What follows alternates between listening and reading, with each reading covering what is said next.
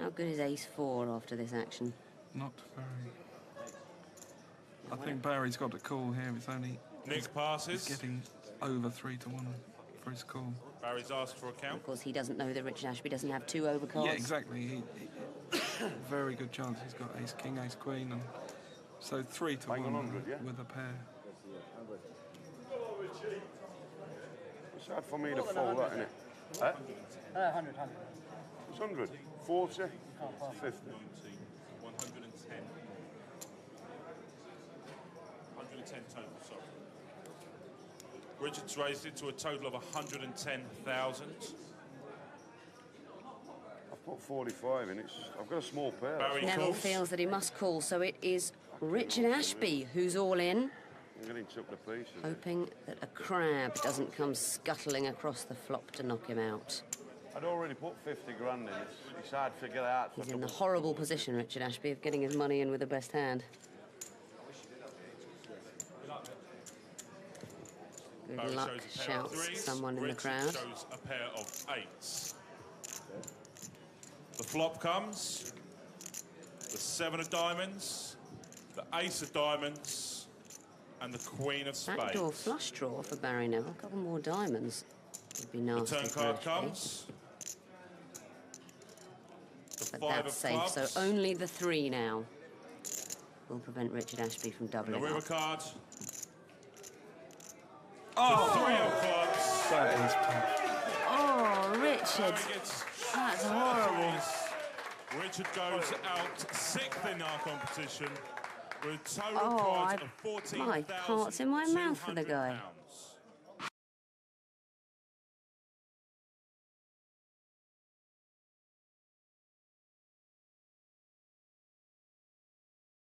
What a lineup, by the way. Andrew Hume. I'm not going to list his accomplishments because we'll be here all night. David Doherty. Same. Jack Hardcastle. Withered reg, but I love him.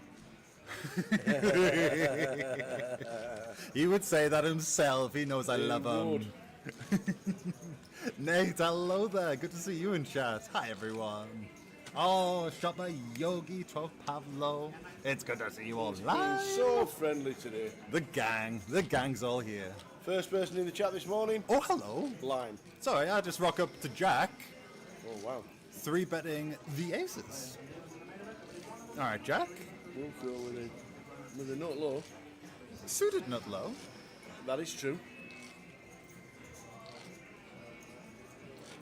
And he's thinking about something here. No way! Alright. Oh my word. Let's just give Jack a what top is shall Jack? we? Look at Jack's face! What's happening here? Alright, yeah. Was that the limp jam with 3 deuce Dave suited? Doherty is saying I'm not expecting them 2 cards. Wow, okay. Dealer, what you got for us? Oh my word. Jack Hardcastle, 80% of the time is up to 1.2 million at 30 big blinds. 40 big blinds in the middle. You know it's never easy. Just a little deuce. You know it's just a never little deuce easy. in the window. You just know it's never easy. Hold your breath, Jack. Oh, the dealer just puts the triangle over Jack's cards there, yeah. The dealer must have thought they must have thought the 3 deuce was in. Oh no way! Are you serious? Oh my! 6, 8 or ace for Jack. 6, 8 or ace. Oh! Final table of a high roller. 3-2 for 40 big blinds. It can't even be a walk of shame or anything, can it? Can I go now? I think I've cursed the stream enough. You've done it. You've done it. Lauren, when the ace come on the river, you saw that one, and the 3 deuce. To be fair, if you stay, we could be over in 10 minutes. Oh, right, okay, yeah, I'll stay. I'll give you guys a short shift, yeah. Wowzers. What is that about? Oh, man.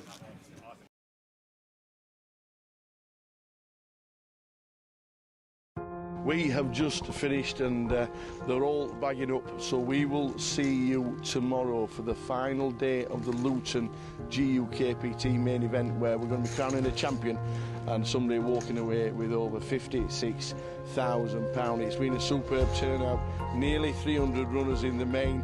We're down to the final 11. And if you want a little flutter, don't forget Grosvenor Sport. There will be a book tomorrow morning, and you can have a little flutter on one of these 11 players who you fancy. Just get yourself on Grosvenor Sport. You can have a little flutter. I'm looking forward to seeing the prices tomorrow. But Seb, probably going to be favourite to win it, but can he do it? We'll see you tomorrow at the tables. Don't be late. 12 o'clock start. 11 to a winner.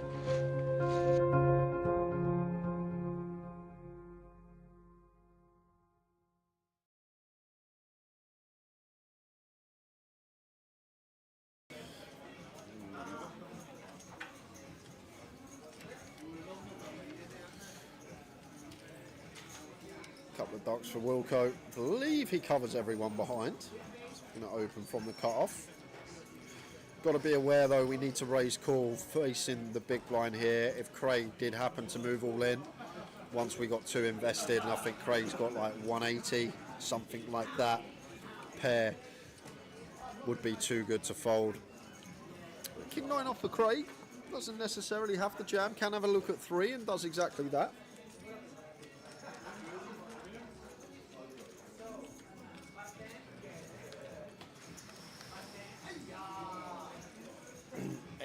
Deuce, King, 2 spades, bottom set of 2s for Wilco, top pair for Craig. Bit of action. Wilco going to bet. I might have checked this back, Tal. I know we can see he's going to get it from Craig regardless. Craig with top pair, but I might have actually checked this one back, just looking at entire range for Craig. You're going to see the bad news that he's drawing to less than 1%, man. Oh, taps the table.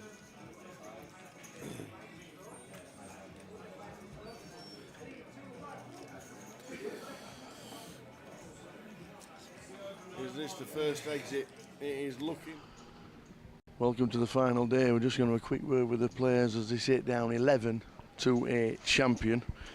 And this guy must have had a 5 on himself. I'll tell you what. Flipping heck. You've got some friends in the old... have you seen your price? Yeah. I'll tell you what, I've had a look myself. I've had a little sneak on the old website this morning. The prices are there. Oh, the favourite in the old Stato. Yeah, stupid. Yeah, no, I've got a chance, but I haven't got a 4-to-1 chance. 8 to 1 fair.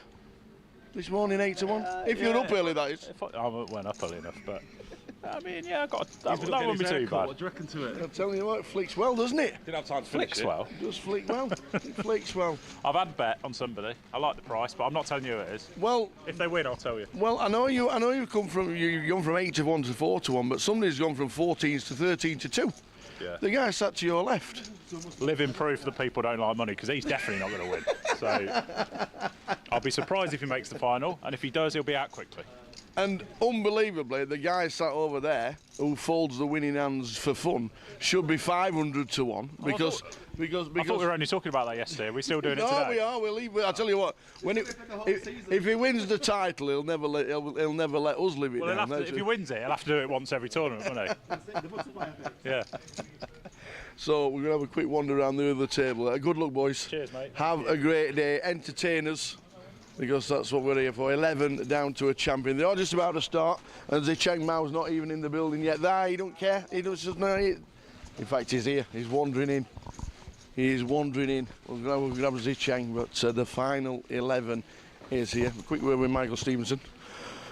Oh, great to be back in Luton. Good numbers. Yeah, very good numbers there. For the start of the week was a little bit quiet, but we recovered by the end, and yeah, very, very good turnout for the main. Yeah. And cups flying as well, but yeah, very good. It has been a good week back here, and well, we've really enjoyed it. Great numbers. We're just ready down, 11 down to a winner. Have you been looking over the field? Have you had a little flutter on the old... No, that would be very, very irresponsible, I think. I don't even think I'm definitely not allowed. I would imagine, but no, I think some good names. Yeah, there are. Yeah, obviously, being like TD, you'll know most of these coming here on a regular basis. So hopefully a good day for us, a good day for you. Yeah, fingers Plenty crossed. going on in the room today. Yeah, lots. We've Full got room seniors later. and in Omaha later, and the closer as well. Yeah, it's going to be a lot of work going on. Yeah, we've got enough room for everyone. Excellent, great job as always. Oh, thank you very much. Mike Stevenson, head of the floor and ready for the game. But these are the final players that are going to be sat down playing for the 11. Afternoon, sir.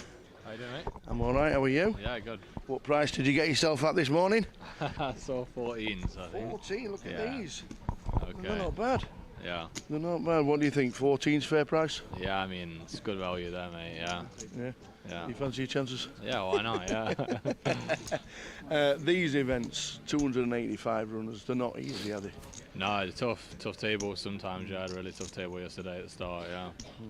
Well, some good players. Yeah. We are down to 11. We're fingers crossed for a really long day. Yeah. And 14 to 1 could be the value of the day. Nice one. Thanks, mate. Top man. Top man. So we are just about to start proceedings. We are we've had a little flutter, a little bit of fun for all the players and for you to get in and watch the live stream. We are just about to start. The live stream is starting for GUKPT Luton. We're playing 11 down to a champion.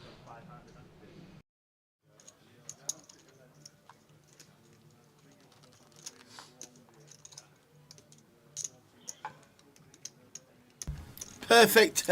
Here we go. I'm running. Like that. Afternoon, everybody. Good afternoon. Sleep well? I did. I slept well. Yeah. Looking for. I noticed you had a trim. Yeah, this was. I noticed yesterday. That was yesterday. Bit late. You didn't say anything yesterday. No. A day late. Was you lying in bed last night? I saw it yesterday, and I thought, you know what? I've never not mentioned that while he was golfing, he also had a trim.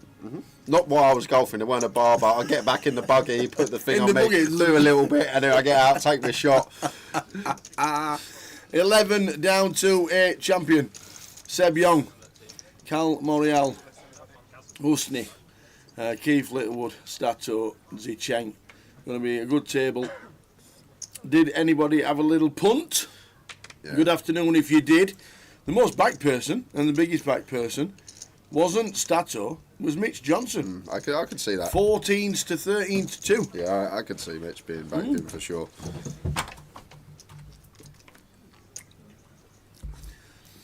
So 11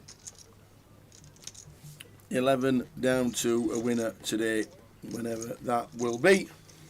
Afternoon, Mr. Go, who wants giveaways and nothing else. We've only got one left.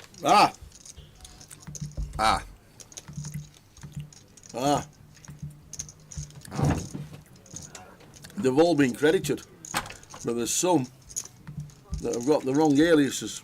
Soul of Black and Tesco Clerk. There we go. And we've got another one, Terry Perks.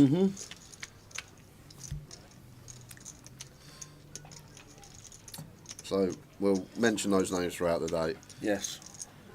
That's 3 not got an alias. That's high. Usually it's just one lonely person. Yeah. So, you know at the top, where it says 110 Vegas ticket, you know underneath, where there's not a credited 50, can you just change that, please? Yeah. To the 50, to another 110 Vegas ticket, please. We've got 2 £110 Vegas tickets to give away today. That's what we've got. Thanks to Tom. Thank you. For the information earlier. You can give away another Vegas ticket. So we've got 2 Vegas tickets to give away sometime today. So stay tuned.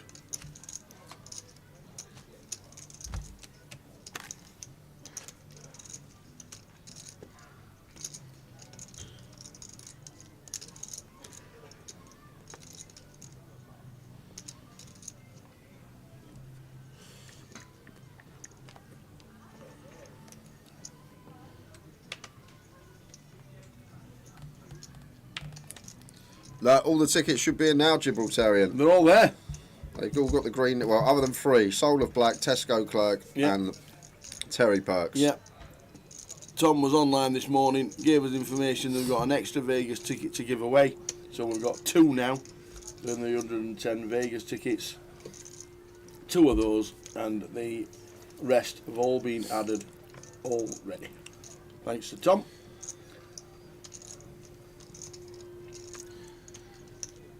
A7 for Zicheng and the hijack opens at 24k.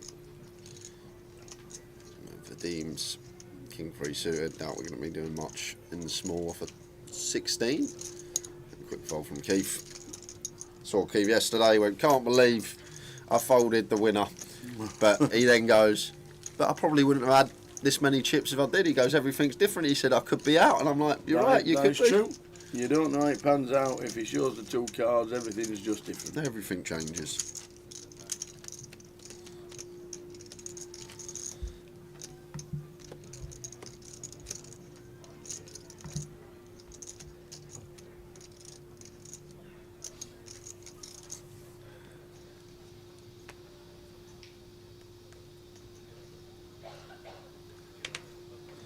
Sean Lewis back Mitch in the book this morning. 14s.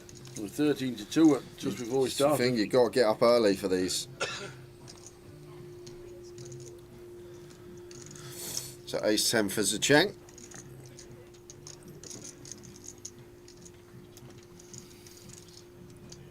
This is 224.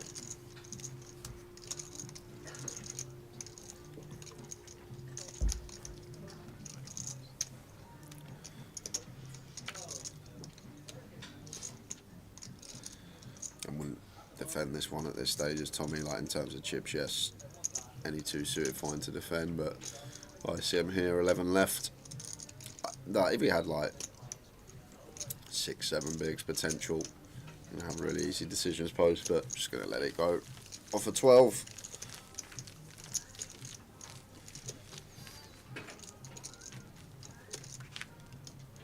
Hey there, Richie Bernard. Good afternoon all. I can confirm that my ticket from last night has landed. Fantastic. Nice one, Richie. How you doing, Guy Taylor? Guy Taylor. Tommy Bingham, facts number 1. Tommy owns 7 cats. He is also fluent in Japanese, such as his desire to visit Ao Island near Osaka, which is also known as Cat Island. Sounds like Barry Whitehead's in the chat. I actually believe Guy. I don't know. He looks like a man that is fluent in Japanese. You know, Tommy. You want to see him back at the tables. I hope the old... where are you at the moment, guys? Is it Cambodia? Malaysia? Usually. Somewhere in the east. Good luck over there.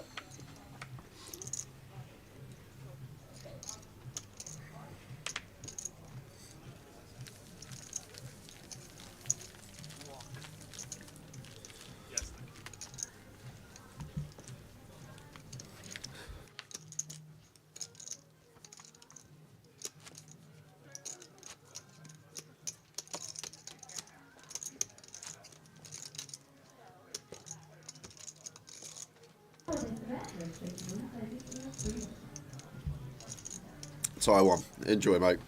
Taiwan, beautiful.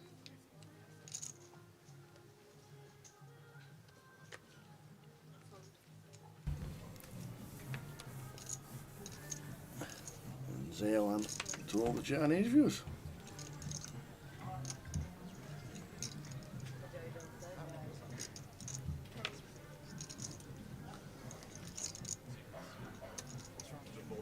Ace deuce for Tommy on the button here. We got an ace. We got 11. All running into it. Officer Cheng here. Ace on the button for 11. Sees fit. Not really much else we can do as Tommy. Just hoping to get this one through, but running into the eights as a Cheng in the small blind.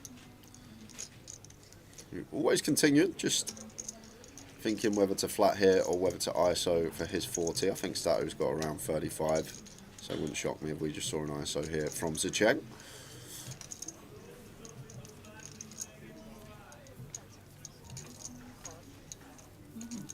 Just a call.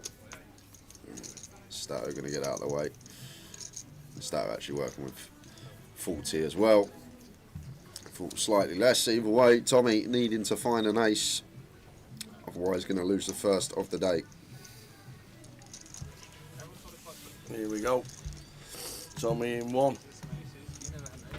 With the ace deuce.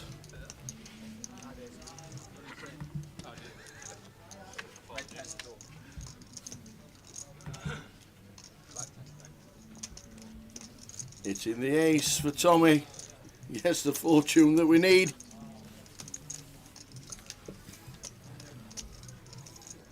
No 8 on the river, and Tommy Bingham will double.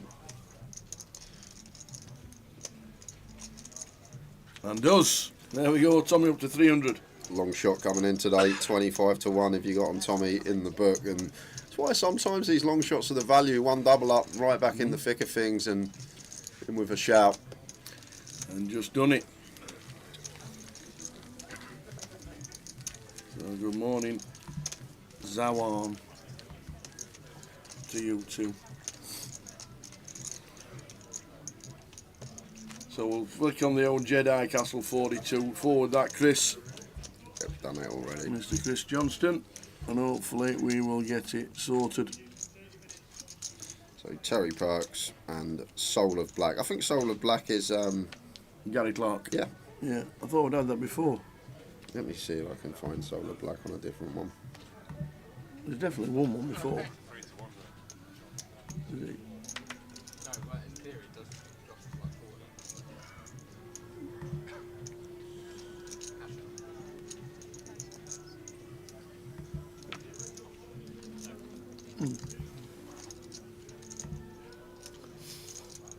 Afternoon, Gilly.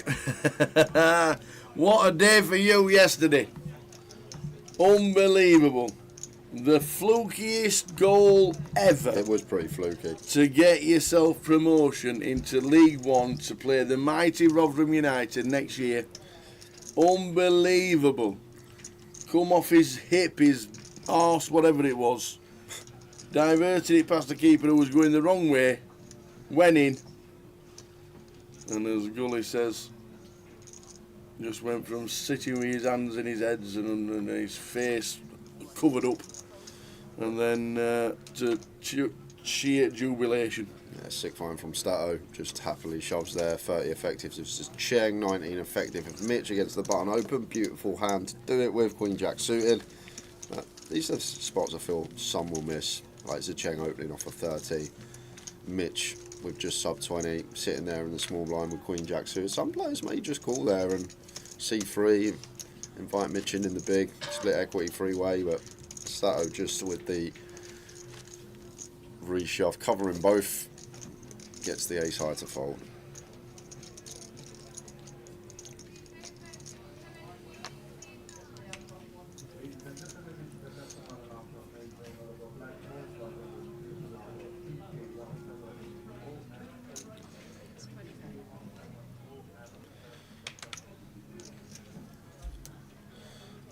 Keith going to treat himself to an ace-5 off from Gum.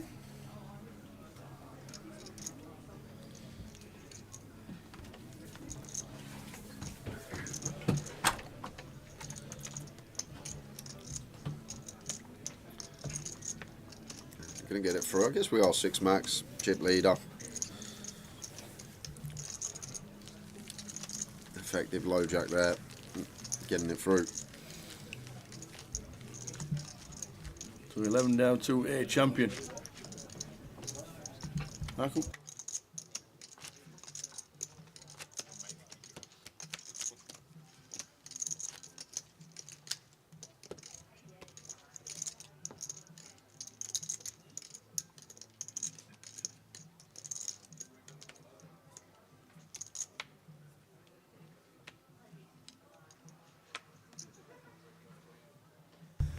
So Tommy gets a double. Nearly 30 bigs.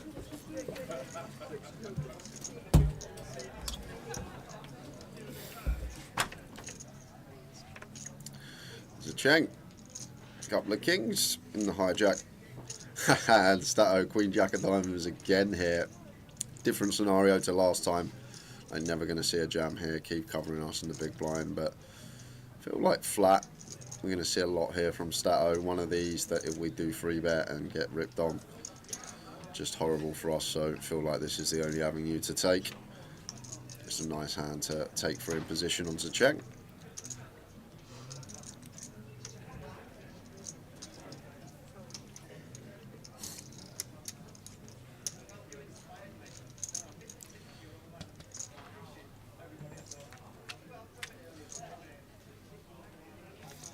Two, 5, 6.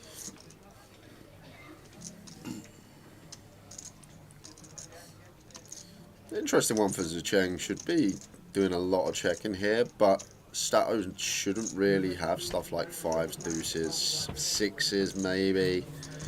But even still, theory check over to the in-position player on our direct left. And the good thing about this, sometimes we induce from some stuff like Stato has, a Jack-10 suited, a Queen-10 suited, a Queen-Jack suited with the backdoor flush draw. Our range looks a lot like Ace-High, King-Highs that potentially is going to start trying to barrel out, as we see here.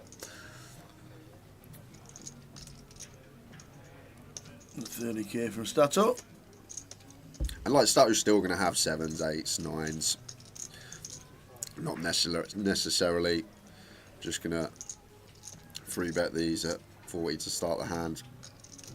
Definitely some stuff to get paid by from Zicheng. He's going to start with a check call.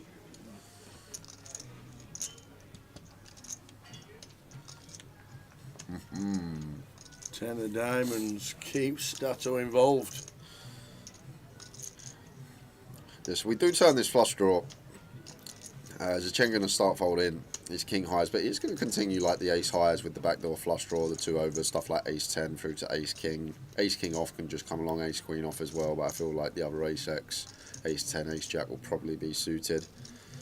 So hands we could potentially knock out here as Stato, but the problem is if we bet here, Zicheng a nice stack to just send it in on us, so then we don't get to realise our equity as Stato. And Stato aware of that, so just choosing to take a freebie. Misses with the 2 of spades, Zicheng with the kings. And nice little check on the flop from Zicheng, got him an extra 2.5 BBs that he wouldn't have got with C-bet. Feel like now, got to go for some value here, some 7s through 9s in there for Stato. Even some turn 10x tower as well, like if Stato's going to barrel Queen Jack, he's potentially going to barrel some Queen 10, some Jack 10, some King 10 on the flop, that turn top pair and check it behind. So not a world where there's no 10x out there to get paid by. Still potentially some stabs that are going to contain a 10 from Stato on the flop. And as well as that, 7s through 9s going to be in there as well. Zicheng goes for 76k. And that should be the end of the hand here, north 60%. It will be. They'll look down again. And Bingham. Afternoon, John Bond. Thanks for the stream, guys. Have a great day. Thank you very much. Afternoon, Bob. So Mitch and Stato were a good price. So Ben in Blackpool. Let's go see Cheng. Afternoon, Ben. Hope you're good. Yeah, just going to pull this up while we're here. Obviously, Keith Littlewood's still in today, so yes. Chance for him to shoot himself back into the top 3. Going to need at least a win, I believe, though, to do that. And then you go down, you've got Stato, who's only got 5 results so far. If he could potentially win this one. Cal's still in as well? Yeah, Cal. Nice. Indeed. Didn't see Steve Barnes this stop, did we? No. No, Steve. I did not. Maybe is it elsewhere? Potentially. Potentially elsewhere. Richie Werner went to a good game yesterday. Orient against Huddersfield. You picked a good one to go to. Orient smashing Huddersfield yesterday to get into the playoffs. Hi guys, could this be an early finish, says Gas. Not now that you've said that. Cheers, Gas. Thanks for that, Gas. That's 12 finish earliest for us. All right, we'll still be on air at midnight now you've said that. But we get to like the sweet spot, as I call it, sort of 50 to 80 big blinds in play around 9 o'clock. So that can change if we get to 5-handed quickly and the clock is shortened. But I reckon about 9, which is fine. 9-hour day.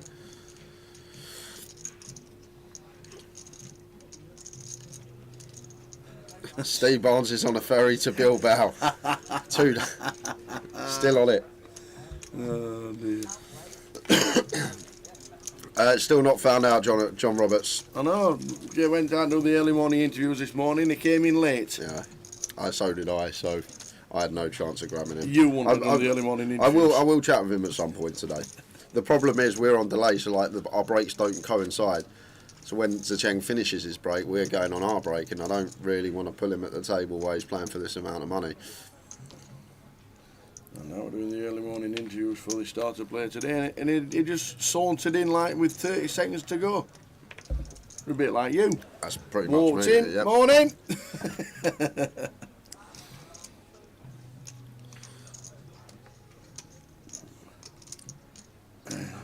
It was a funny old day yesterday on the old football stakes. Unlucky call. I had a dagger to the art yesterday as well, Carl. It was only a small bet, but 10-1 treble, half 12 kickoffs, everything's in. I just need Swansea to beat Oxford. Oxford, 94th minute. 90 plus 4. 3-3, bet down.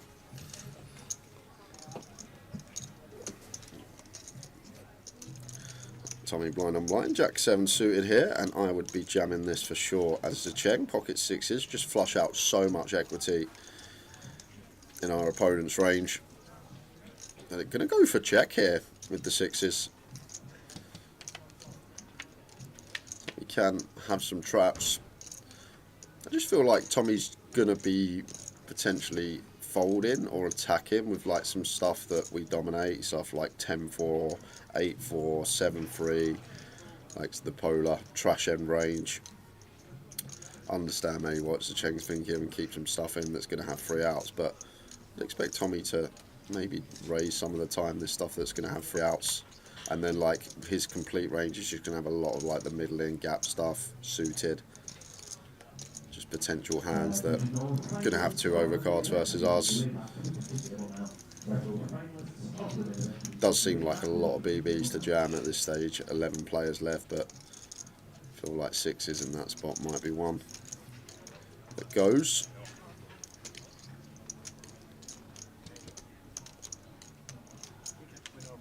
Jack of hearts on the turn. Tommy with a check mark. Horrible card to see for Zicheng as well. Only really beating some ace high stuff now. Tommy's calling range on the flop. It's going to be all the straight draws, Jack 9 down to 8-6, and then 7x and 10x. So from Zicheng's perspective, only beating now the 8-6 and 9-6, which we block heavily. So probably just going to wave the white flag. Some ace high stuff we beat as well as Zicheng. Should know that.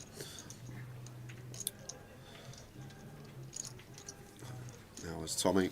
Is he going to go value hunting with his jack here? Good thing for Tommy, shouldn't be too many king highs that want to bet flop for Zicheng. Maybe like king x of hearts, but not too many. So I think we're happy to value bet a jack here, target a 7, target ace high. Yeah, 38. Zicheng just aware 6 is never good on this run out.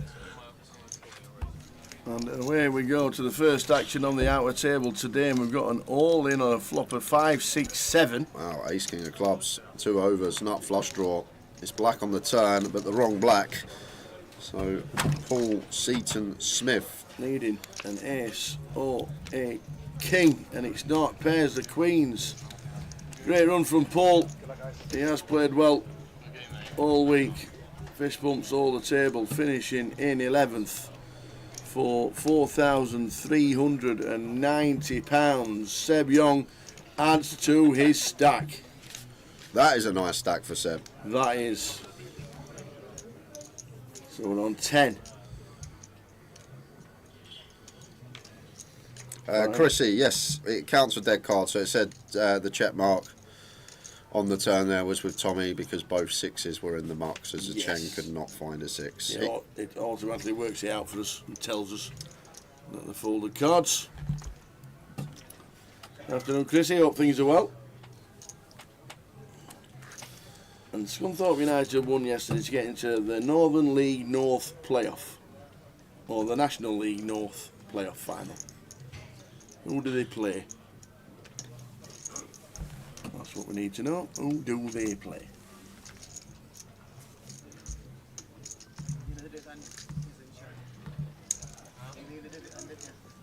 Yeah. I did fancy Rotherham United at even money yesterday. I thought they were a good price. finishing with a win. You also fancied Grimsby. I did. They needed to win to get in playoffs. So did Wimbledon, who they were playing. It's the same Wimbledon logic. were already in. Wimbledon were 2 places above them. But no, sorry, it weren't that logic. It was they needed a draw to get in the playoffs unless certain results went certain ways. So there could have been a time at 60th minute, it was 0-0, and they just needed a draw and they could have parked the bus. It was the worst choice ever. I said it. You didn't listen. Just one day, you just got to listen and go, all right, I'm going to take them out of the treble. Well, when I'm in the lab, I'll ring you up. I'll give you the call. Please don't. We'll have a video call at 4 in the morning when I'm in the lab. Okay. And we'll just have a chat. They're playing Chester or Kidderminster. I think Kidderminster south of Birmingham. I don't look at any of the signs near me, to be fair. How is that north? I don't know. I know we're not far from Stoke. Kid is south of Birmingham, isn't it? I don't know. Sure. No, Coventry's south of Birmingham. Well, so is London. Yeah, and there's a few other towns in between.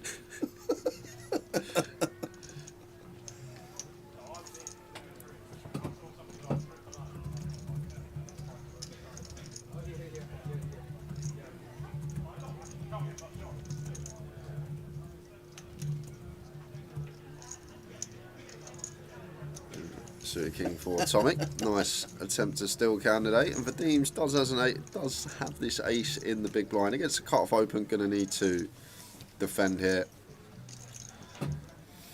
Like Tommy going to open stuff like Jack 10 suited, Jack 9 suited, Queen highs, King highs. Maybe less inclined to defend against Key from Garn, if just going to have more hands that dominate us, but would be getting involved as Vadim's. Maybe he's thinking about reshoving this one with the A6. I feel like at 11, better to just flat, better to shove like the ace deuce, the ace 3, fold out potentially some higher ace X. I doubt at 11 Tommy's folding like ace 8 plus after investing 2. I really hope Tommy Bingham goes really deep in this event, because the facts that are going to come out of from Guy Taylor today are going to be so interesting. Tommy once sold a conservatory to former PM David Cameron. He said his handshake was as weak as his taste in decorative window glass. He was one of ours, David Cameron, wasn't he? What do you mean? One of he ran the country, didn't he? For a bit. David Cameron ruined the country. Oh, did he? Yep. Because he decided that we need a referendum on whether to leave Europe or not. Ah. Enough said on that. Oh, we're near West Brom as well in Birmingham, actually, not far from West Brom. Kidderminster. Kidderminster's slightly south of West Brom. Okay. I thought it was. And how can Gloucester be in the National League North? Gloucester's even further south. That's on the M5. The M5 is definitely not north. So suited Jack here for Vadim's. Just walks Keith. Man's playing tight. The man is playing tight. 11 bigs for Vadim's. Mitch 16, Tommy Bingham 28. How you doing, Sim? Great run, mate. Sim Shah in the Well chat. done, Sim. Good to have you at the tables yet again. Says, really enjoyed playing with some lovely people yesterday. Good luck to all who is left. Love it. Love the way you play the game.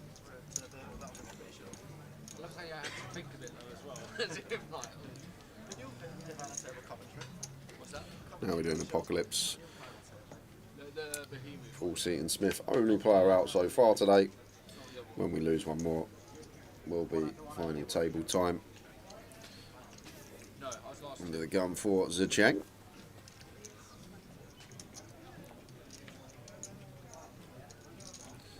Deuces for Mitch. We'll just let this go in the cut-off. We are 5-handed. It is hijack cut-off. For 16 here is Mitch. Probably wouldn't take deuces. Probably like 6 is going to be my line. Maybe even 7s. King 5 suited for Vadim's. Can't really do much here. Just taking his time, slowing things down.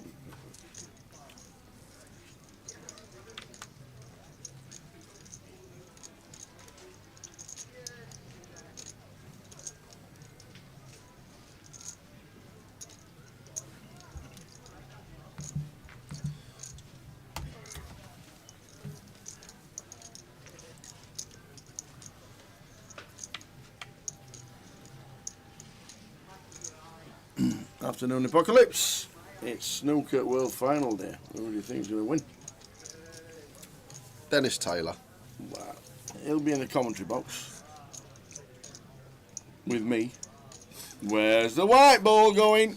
He's the only snooker player I know that isn't like modern day because of Sooty. I don't know if you ever used to watch Sooty and Sweep. Because of Sooty? Yeah, and there was a whole episode dedicated to Dennis Taylor. That's the only reason I know who the bloke is. Sooty and Sweep. There used to be an episode where Sooty and Sue, they go to the snooker hall, they're playing with Dennis Taylor. Honestly, it's an episode. Oh, God. Nothing to do with the 1985 final, the greatest final ever. No, Sooty and Sweep. Nothing to do with Snooker Loopy, not so weak. Magical Jarrett's seen it. Seen that Sooty. And that's how I know Dennis Taylor, I'll be honest with you. Oh, dear. What about Snooker Loopy? Yeah, well, I know the song Snooker Loopy as well. We are going to have a quick spin to the outer table. It's Jack Allen. I spoke to Jack this morning and said good luck to him, and he's got fucking fours. Yeah, good luck winning a flip against Seb the way he's running last couple of days. Well, it's looking good, but some counterfeit outs there. Don't counterfeit. You just hate to see it. Seven's a fun one. Oh, he's already gone and done it. What have you done that for? That's the worst way to get eliminated out of a tournament. If the 4 doesn't... Oh, look at that. That is grim. Spoke to him this morning, wished him good luck. Jack Allen gets counterfeited. He doesn't even hit a card and he wins. Shocking. So guys, we're at the final table, half hour into the day. It's just a quick turnaround, a 10 to 15 minute break. We'll put a countdown clock on the thing. We're going to come straight back. About 10 minutes, we think. No extended breaks. We will see you in about 10. For the final!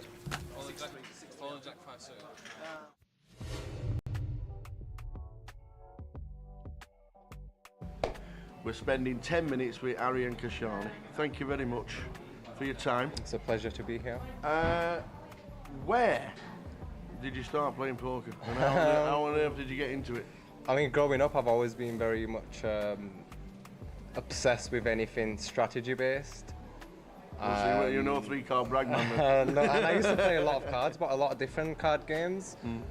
And I've always been a very competitive gamer. Anything with strategy is just... until I came across poker, it was actually during a sleepover at a friend's house. Were you a killer at Monopoly? I used whenever I knew we was playing Monopoly, I used to open the box and slip some of the 500s into my pocket prior to the game beginning, and when people went past the go and got 200, I was getting 600. I love it. The additional notes were coming out. But yeah, where my friend Christian, I think I was leaving college. I wasn't 18, I was 17 years old. He taught me the rules and my mind was blown. I was hooked. I was like, wow, I've discovered this a bit too late. And I was just immediately hooked to a point where when I started uni, my attendance... Where was uni? Huddersfield. Oh, yeah. It's funny because growing up I wanted to be a pilot, then I wanted to be an architect, then I studied accountancy and finance, and now I'm a poker player, right? Well, accountancy, facts, figures, numbers, maths. For sure, yeah. So I joined uni. I didn't really enjoy it. My attendance was very low because I was too busy playing poker in my local card room. It all started with free rolls. I used to turn up with my shades on, hood up. You look back now and you think, why did I do that? Yeah, I was just obsessed, and the obsession, it really forced me to dig deep, and I've just been obsessed ever since coming across it. And when you find something that you have that deep connection with, it just comes natural. Ever since coming across poker, all I've ever wanted to do was to play poker, and I've always worked very hard. I mean, when I was at school, I used to do papers, and I worked in behind a bar, then I worked in a hotel, then I worked in a restaurant, then I worked in a nightclub, then I went and worked in an office. I was a credit controller for a very big organisation collecting £5 million a month. I've always been obsessed with numbers as well, but my heart was always in poker, and all I wanted to do was poker from the minute I came across poker. Well, my first number for you was 2015. Huddersfield. First cash in 25. Yes. That's where it all started. Can you remember much about it? You finished 12th? Yeah, I mean, that was one of the biggest buy-ins at the time. Yeah. I think people tend to forget that we've not always played at these stakes. You work your way up. Yeah. But at the time, yeah, it was really, really big. Was it a direct buy-in? It would have most likely been a satellite win for sure, yeah. Nice one. I like it. The Huddersfield on the map just because it was your first score. But your first big score, 2019, the Christmas cracker. Yes. Like, these fields used to be huge. Yeah, for sure, for sure. Manchester did really, really well at getting the numbers in, yeah, for sure. They did? £12,000. Yeah. I mean, on the final table, I remember the final table as well. I wanted to carry on playing, but financially, I was in a position where the 12K meant a lot to me, and I made the decision to take the money, although I did want the trophy. But yeah, it was a lot of money back then for sure. Absolutely. Running deep in a huge field. Obviously, the Northwest was like one of the biggest ones that there were in all the district, in all the areas around the country. Did you like playing the day ones and then getting yourself into these big fields? Was a big field like? I mean, very comfortable. Everything I play now is intentional, and a lot of analysis goes into the games I play. Back then I was playing anything and everything. Yeah. You need to be very careful. I mean, game selection is an art. It's something that not many people know much about. They literally play anything. They don't really set themselves restrictions on what to play, what not to play, past what point to stop regging, past what point not to reg. But my approach is usually a big percentage of my overall tournaments are in small fields to make sure I'm consistently getting in the results, and then some in medium fields, and then only very small amounts in the big fields, because even if you are the best player in the world and you play in big fields only, you can just go through big periods of not cashing at all, right? So I think it's very important to get the consistent small cashes in, and then obviously put yourself in the big fields. But straight after, more or less straight after the Christmas cracker, which had a big number, you end up in Nottingham at the Grand Prix. Yes, that was a very interesting one. 2,712 runners. That was a very interesting one. That had it was one of the first ever hybrid tournaments where you would play the day ones online, and then you would eventually turn up day two, play live at GTD, and they had this promotion. If you played day 1A online and made the final table, you would get a 10K package. Okay. So when we was approaching the final table, there was 2 tables left. There was another guy who had qualified from day 1A, and I knew that if he makes the final table, he also gets the 10K as well. So every time it was this big blind, all in, all in, all in, and it was just like fumes coming out of his ears. But we both made the final table.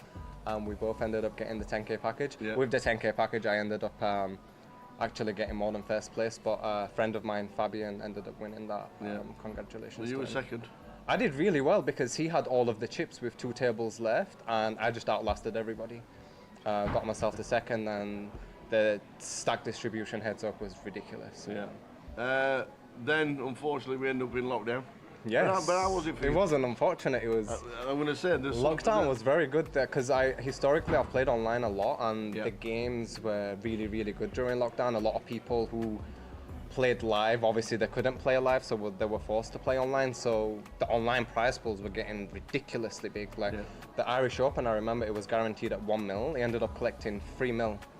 And the winner got 462K. The numbers were ridiculous. Everybody wanted to play. But yeah, the games were good for sure.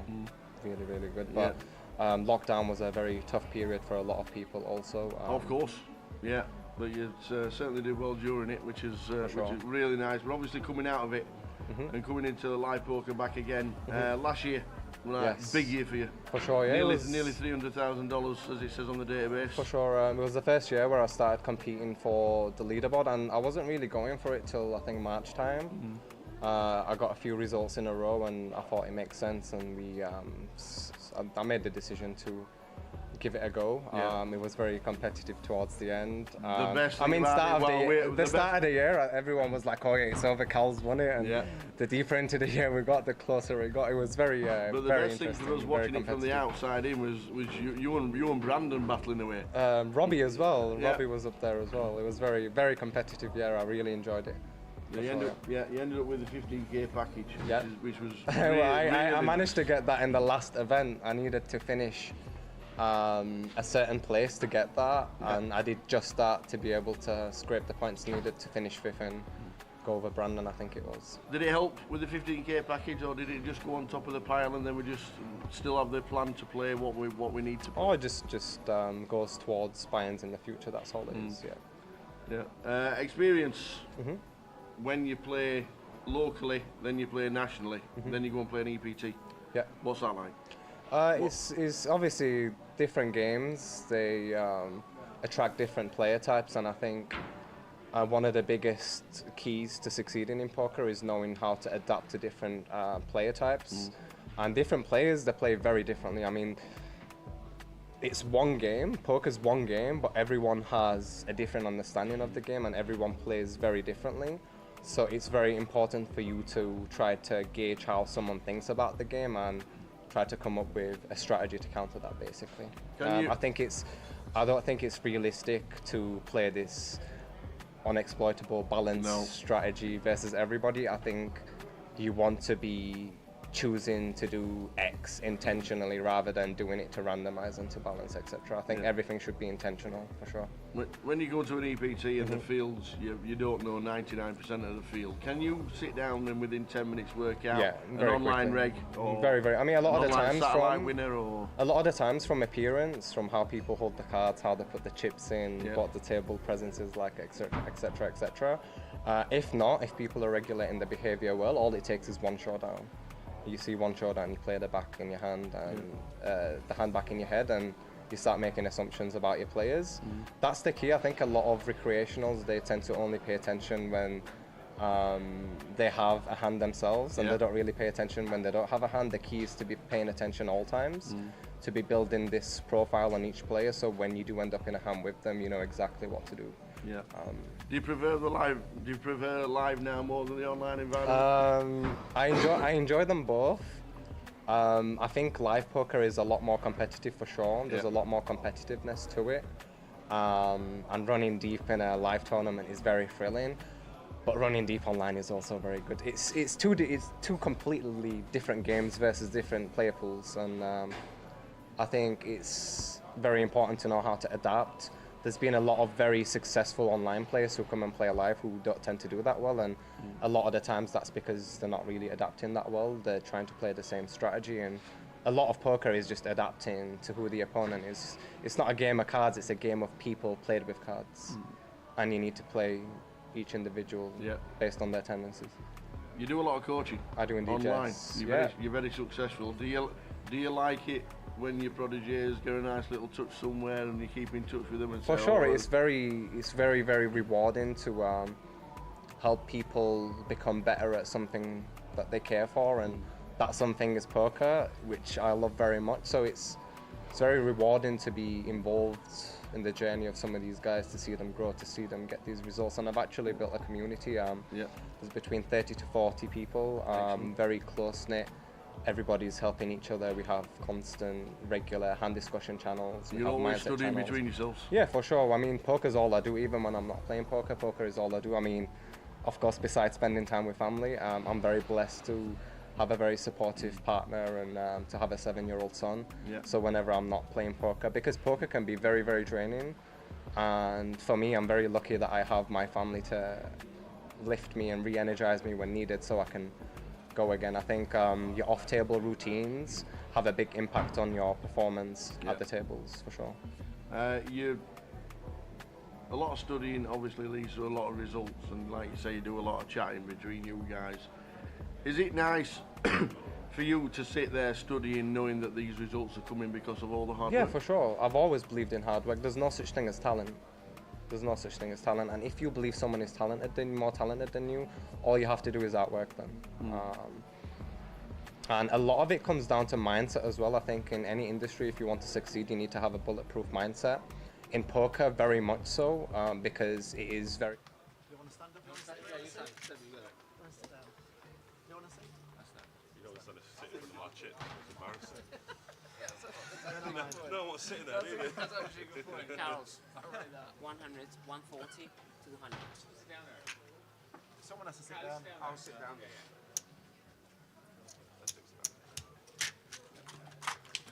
God, you have a small stack. That's okay, as long as I don't have to play this one. If you just come in to the middle there, in between those two, and yourself there, then these two in there, and you get in there, yeah. Grant. Let's do a quick video real quick, okay?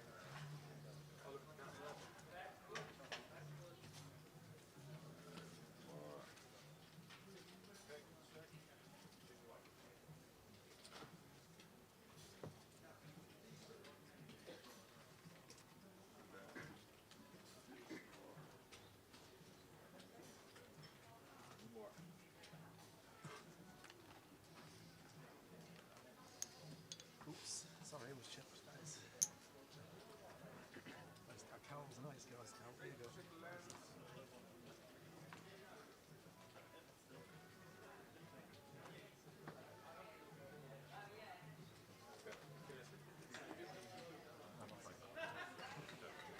That's a good sign, the trophy, you're knocking that chips, hopefully. That's when it all end up, hopefully.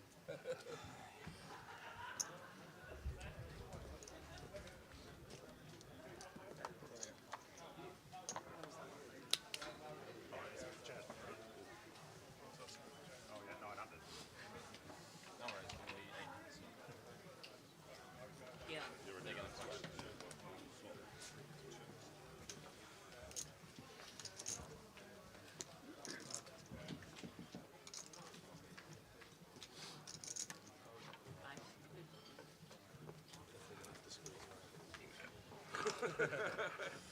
Unbalanced.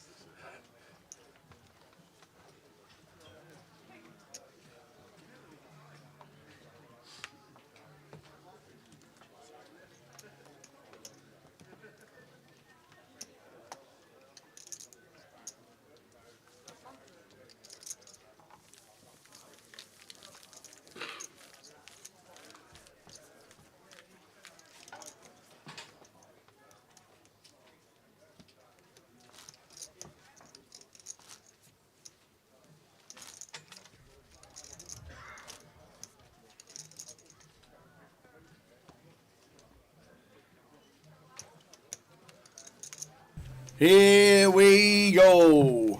Final table time. Here we go. The final 9 to a champion sometime today. Who we got? So run through the players. We'll bring up chit counts afterwards. In 1 is Tommy Bingham. 2 is Husney Al-Khazai. 3 Andy Hume Stato. 4 Vadim's Vexskins. 5 Cal Morial. 6 Mitch Johnson. 7 Sebastian Young. 8 Zicheng Miao. And in 9 is Keith Littlewood. So Keith's still in 9. Tommy's still in 1. It's like they seem to be in them seats all the time. Let's do it. Bookback was watching the interview clips during the break. Ewan McNicholas was on that one. Yeah, he's a top lad, Ewan. Hi, Nim. He did, Nim. We were down to 11 and we lost 2 in 10 minutes. And our final table at 7 minutes past 1. Let's do it. I'm going to kick this off with a fold. Looking forward to this one. Got some real big names. Stato, Mitch, Cal, Tommy, Zicheng, Seb, Keith. Who's who, really, of UK poker. Husney, I'm guessing local to Luton, and same with Vadim's, 2 that I know least about. That's as the chip leader gets to open this hand from early position. Should be fairly active as Seb, especially with some separation between him and Husney in terms of seats, separated by 3 positions Husty second in chips. So Vadim's ace-4 off here, facing the EP open from the chip lead up. Now that we're full ring, might just get out of the way. I think give him a bit of a stick for folding the ace cut-off versus a big blind when we were 2 tables out, but slightly different scenario now. Just going to let Seb take that one. But what a stack for Seb to have. So when you're on the bottom, you always have to think first, right? Does that guy just be knocked out as well? So I just went Go on, Tommy. This is Dean watching on Facebook. Should be a cracker. Brand new faces to us, which is always good.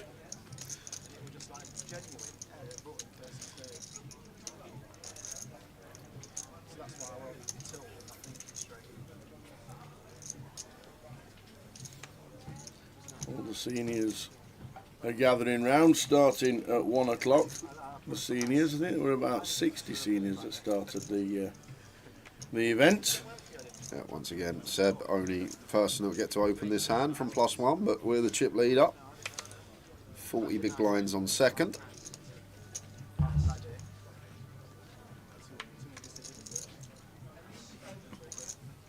Like our final table, you know what the chip leader's up to, but the best way to make the most money is to just let them go about it.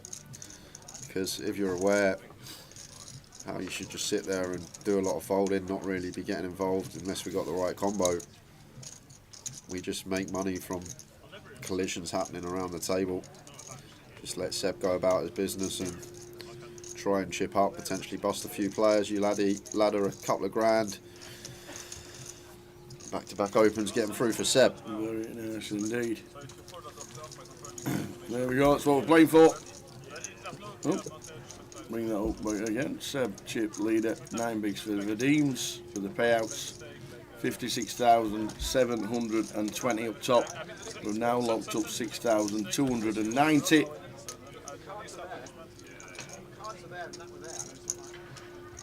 Good event here in Luton.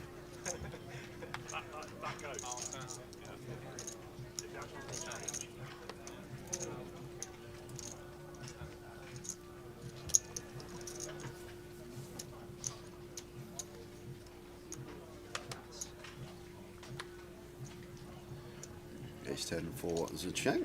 Nice one to attempt to still get some value from big blind defend range. Usual spill.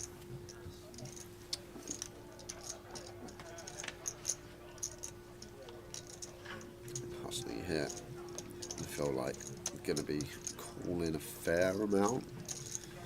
This particular one, but just going to let it go. Second in chips. Gives Zicheng some credit for a strong opening range. Don't actually mind it as Husney. Zicheng's going to be fairly tight here, right?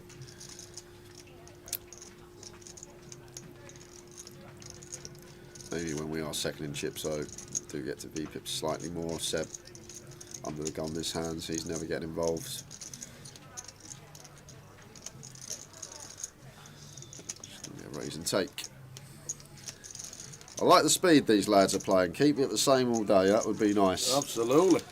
A lot of money for stake, you're going to need to be in the old tank from time to time, but I do like it when it's clear decisions and there's none of this 5 to 10 second dwell up when they're always folding or always calling. We like quick poker, and then you guys do as well watching. Still got a couple of 110 Vegas tickets to give away today, and if you are watching Terry Perks or Soul of Black, make yourself known. Yes, we don't know where Soul of Black. I'm pretty sure Soul of Black 666 was. It's not an alias apparently. No.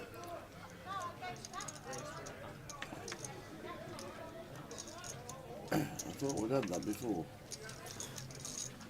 Ace King for Tommy opens to 25k.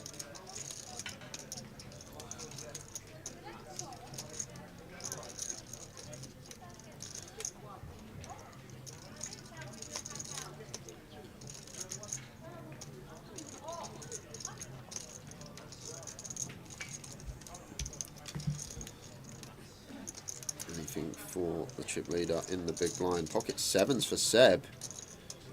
Here we go. This might be just a jam when we cover this heavily as Seb. 25 effective.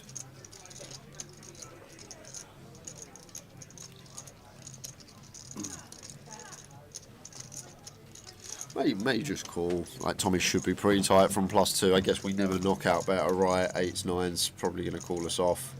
So Seb is going to take this approach.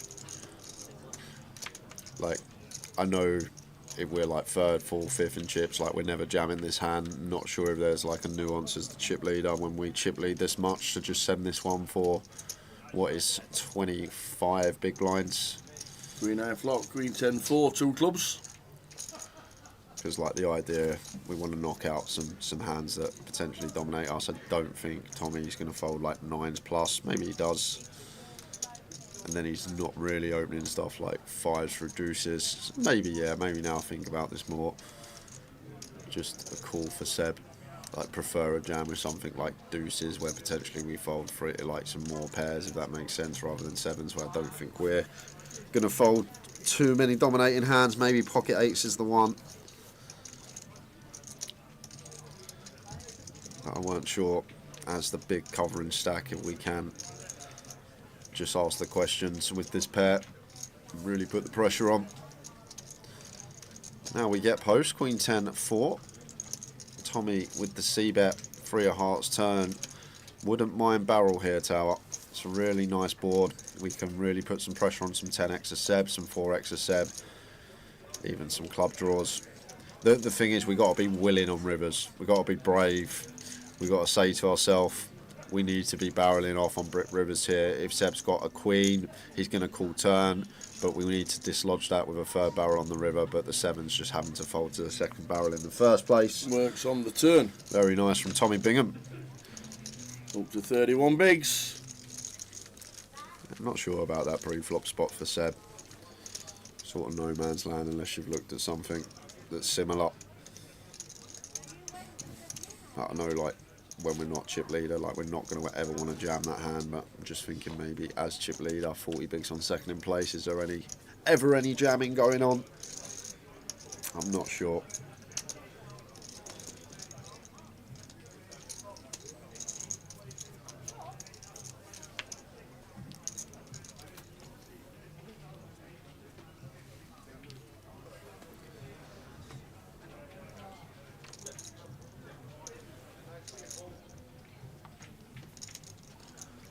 How you doing, Stu? Good afternoon all. New deck being used on the feature. Nice.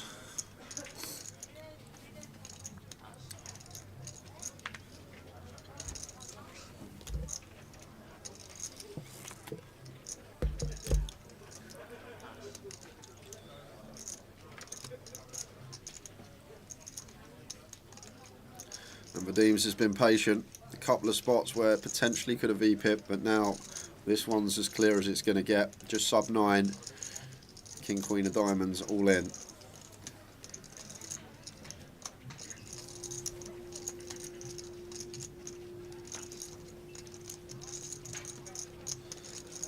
There's Jack, spades for Mitch. Gotta go. The 2nd shorty. Has to go.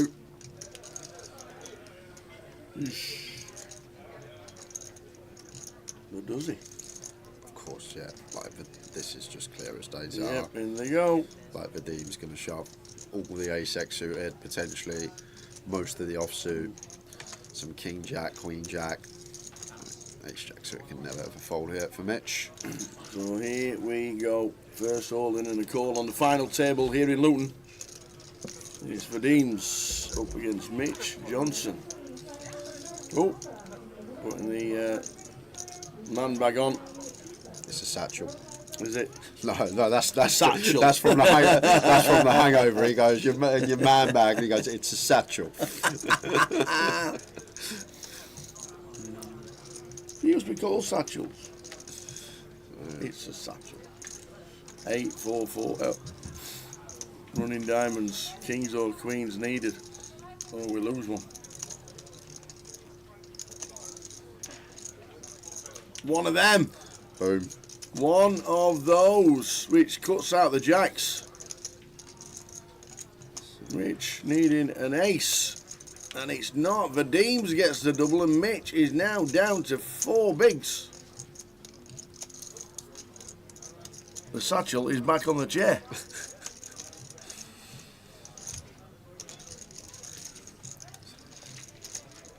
Piano Cat says, I used to have a satchel for school.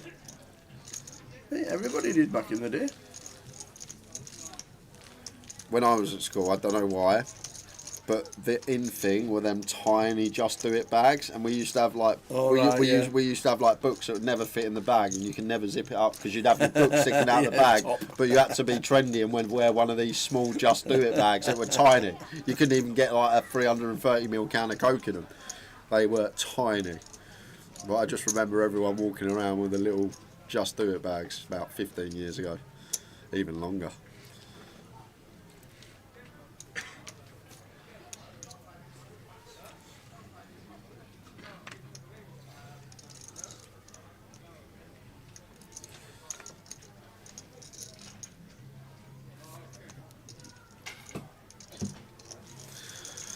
Stato, a couple of kings. There's it up. A lot of money went on Stato this morning, backed in from 8s to 4 to 1. Yep.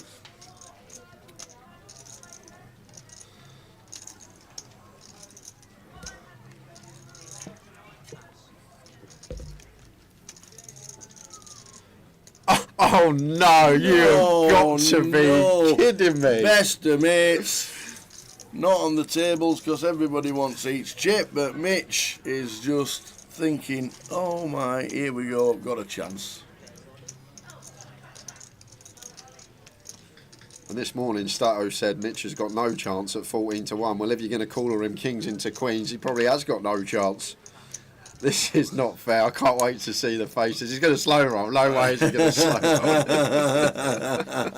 Look at that.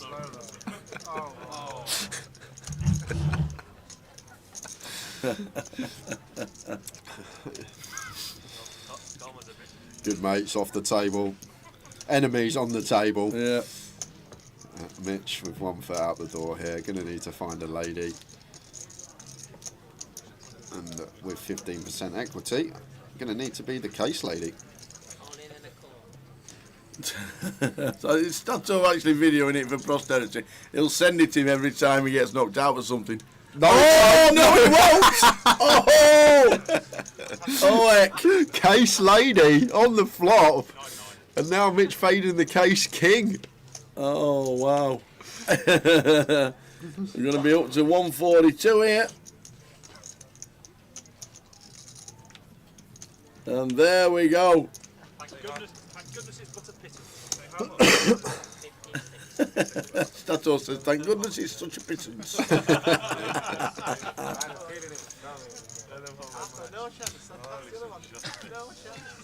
Brilliant. Brilliant stuff.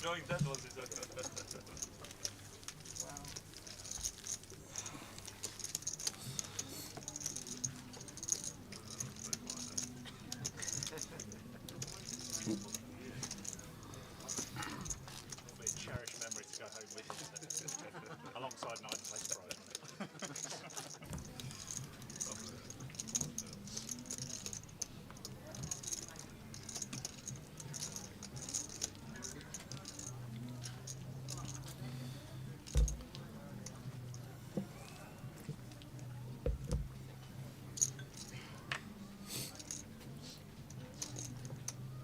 And obviously, we could have been down to 7 with the all-in and the calls and the winners. So whoever said it was an early finish for the lads, it was gas, wasn't it? It was gas. Oh. Obviously, all the shorties are going to double the old gas. Did they not learn?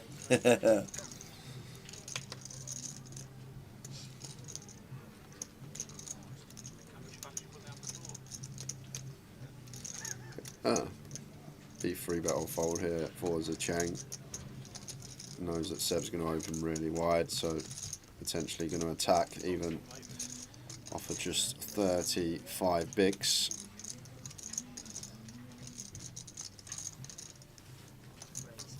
Seb's combo can't really do much. Ace-8 off here. Probably just let Zicheng have this one. Like if we had some potential suited wheel ace, something like a Queen Jack suited, King Queen suited, potential to 4-bet send. But Ace-8 off, we just can't do anything with this combo of 7 in my opinion.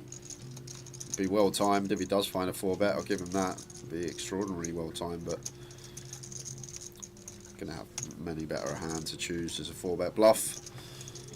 Ace-8 into the muck, well plays Zicheng, finding chips where maybe others wouldn't. Good drawing on the final table. Was that value or was that bluff tower? 3-bet there. Value, bluff, anyone? Value, bluff? When he came in yesterday, he says, I don't know. Everyone was ready, went, well, I've got some new guys. I spoke to Zicheng, and Zicheng said, you don't know either. That was brilliant. No one knows.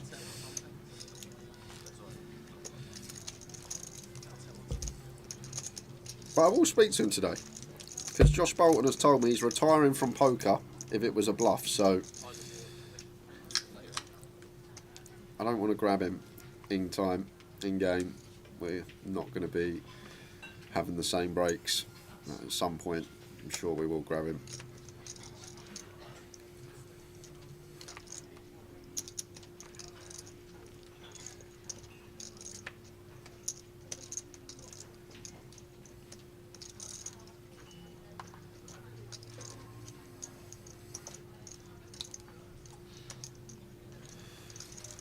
Well, Mitch gets another hand. I'm just going to be all in here. 11 big blinds. Fine to jam.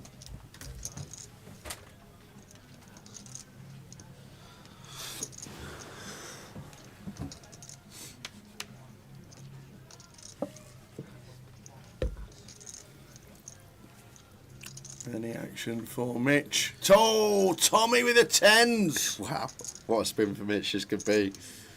But best hand, not really been doing much holding so far on this final table, so it doesn't mean a thing yet.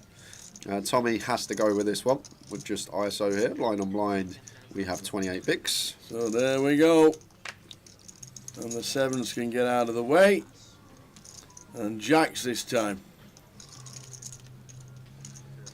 Against 10s of Tommy Bingham.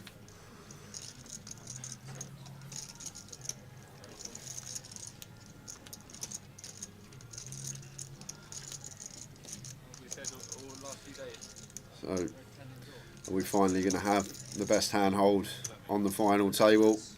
Or are we going to be following suit? And the second best hand come from behind yet again. It's a good start. They're up to 300,000 if these Jacks hold. What a spin.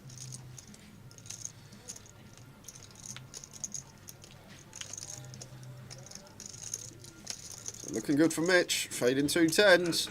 He'd be back to 25 bigs. Does he do it?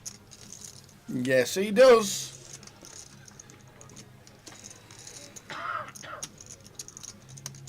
Well done, Mitch Johnson.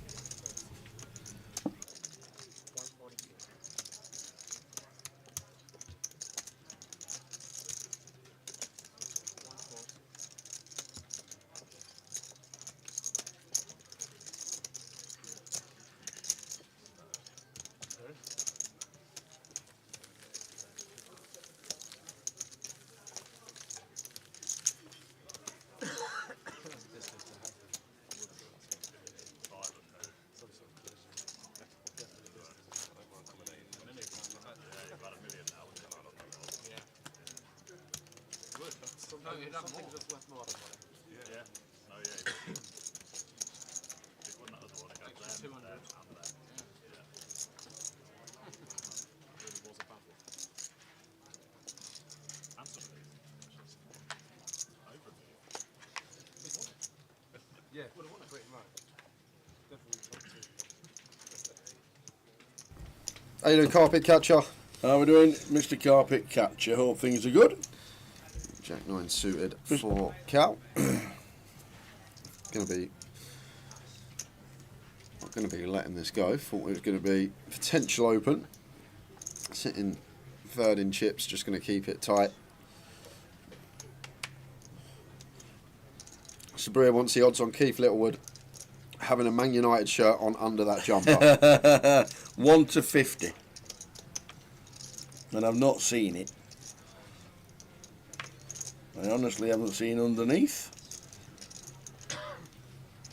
Keith opens. Stato should be defending Queen Jack in the big.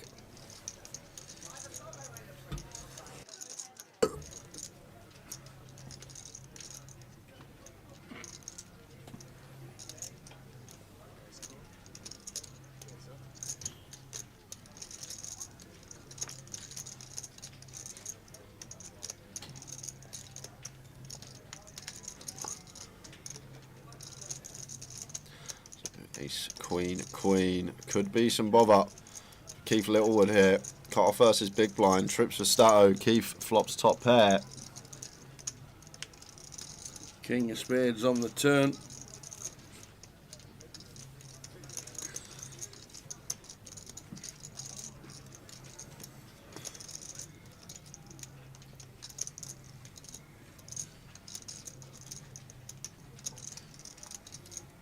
Stato thinking here whether to spring a check raise or potentially start leading himself.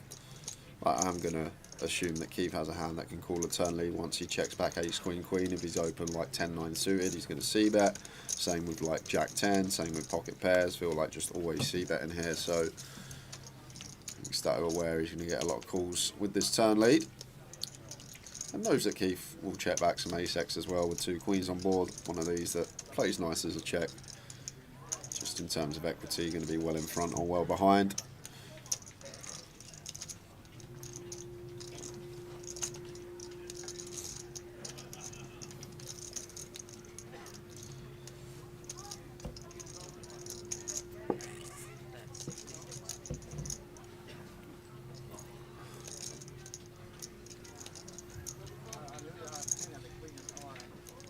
Snap call from Keith. Stato paid with trips.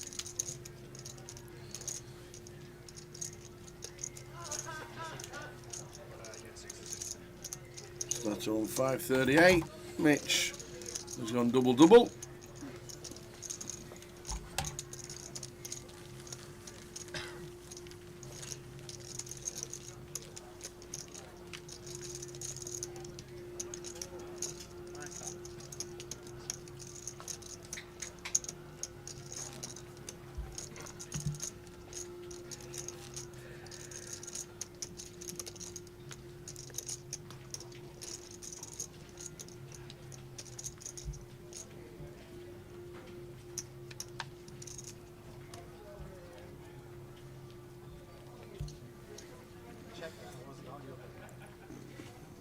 It's not off the cow. We'll just essentially let this one go. Sometimes just in cruise control. Need to assess the stacks all the time. Full ring. It's going to open the ace-9 off. Hussey and Seb both covering.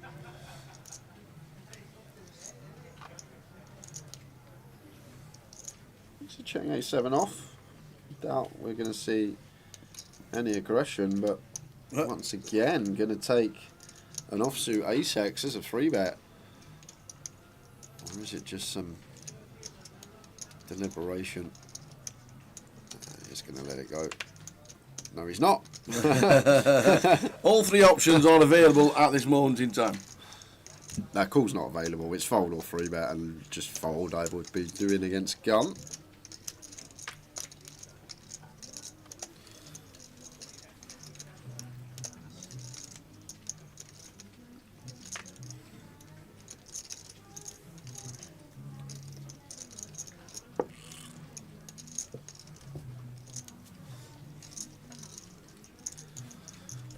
Husney, 6-7 of hearts.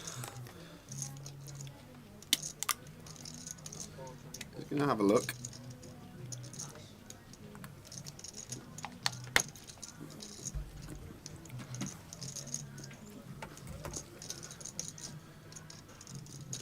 Vadim's shouldn't be going anywhere. King 9 of clubs in the big blind. Nice one to defend in C3.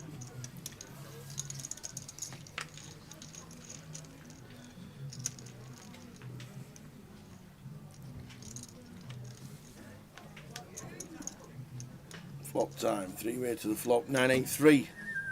Cal flopping best, and Vadim's has top pair and second best kicker, and we're open-ended for Husney. Yeah, what a flop we picked here, 3-way, with these 3 hands. Somehow get the flop where all 3 catch a decent piece here. And Cal with a continue, 26.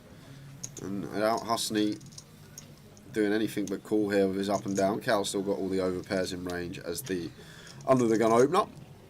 I guess we could target to fold out some ace high, king high stuff, but feel like just want to take our price here as Husney. But he is going to go for the raise approach. Try and knock out some of these ace high, king highs of Cal. And now Vadim's in a real grim spot, because if Husney flatted here, Vadim's potentially may have ran this hand as the outright short stack.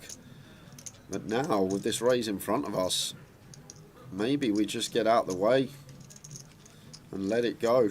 With this action occurring, under the gun opener wants to c-bet. There's a raise on the button here. It's a real grim spot with a king-9 suited.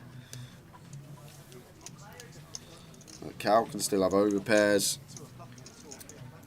I guess Husney, once he raises, repping some like 8-9 suited, pocket 3s.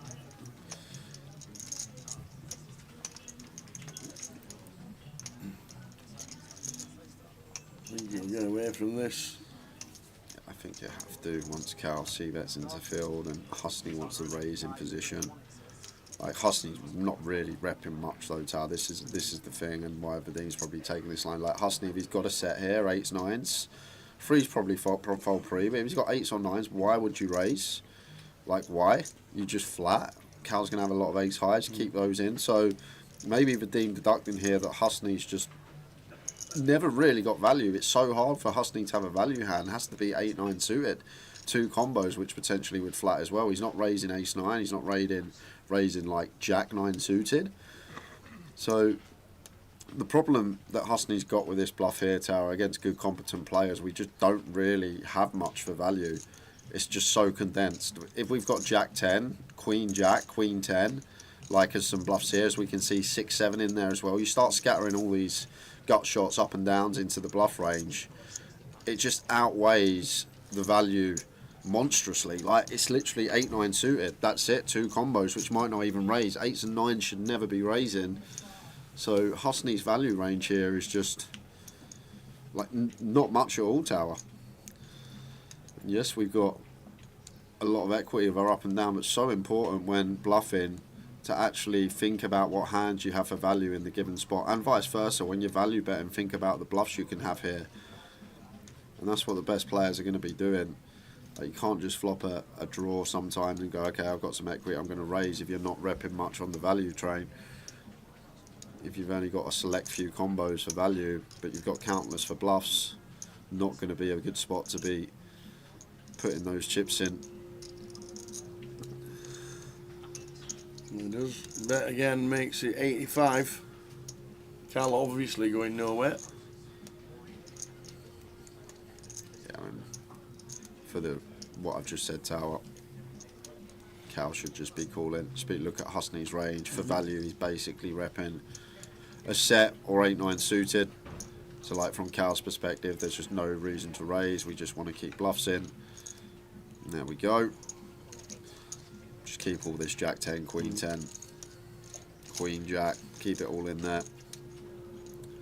And if he's got 8-9, like on most rivers, we're going to get the money anyway. If he's got a set, we've just been cold decked. But this is not a nice one, I'll be honest with you. Because jack 10 does complete. It does. So, one of these bluffs of Husney completing.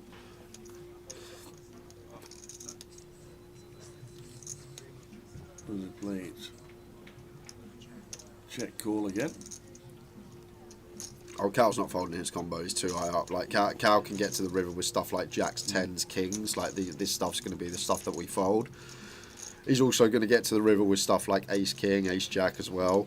So when we're as high up as ace-9 as Cal, we just can't fold this hand. If he's got jack-10, he's got jack-10. Giving up. But he does wave the white flag, shows the 7 high, and ace-9 going to be good for Cal. And Husney will like what he sees, that he didn't unload the clip. But so important when bluff raising or just bluffing in general to think about your value. How much value do you have? How many combinations? Because if you're up against good competent players and you don't really have many combinations of value, and they can deduct that easily, you're just weighted towards bluffs, you are going to get cooled down light up. Just important to tell a credible story.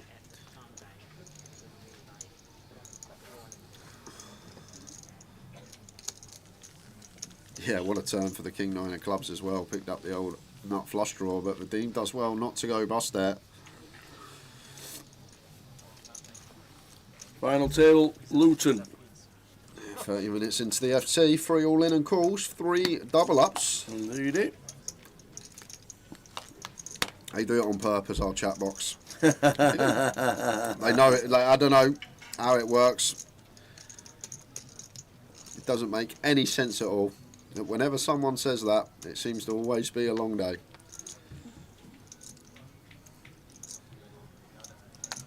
It'll be an interesting and a good day, that is for sure.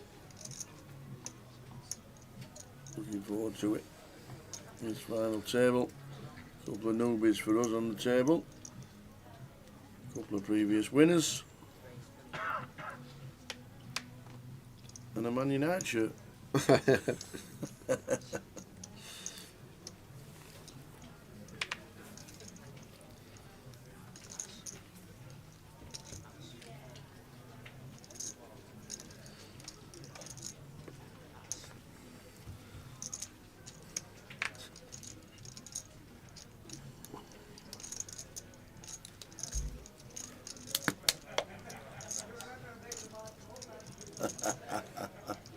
Just so peaky jumping up in the background. Has either been stung by a bee or Celtic scored against Rangers? I'll have the latter. I guess it was the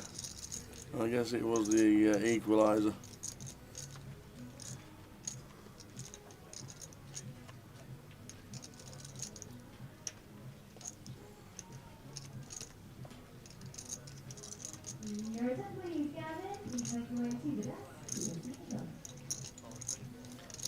So 3 comps running, Seniors Cup and the main event. Yeah, blind's going to be up after this hand, 8k, 16k. Watch yourself there, Keith. I know, careful. Falling down like Manu Fernandez. Penalty, ref, penalty. Oh no, somebody touched me hair.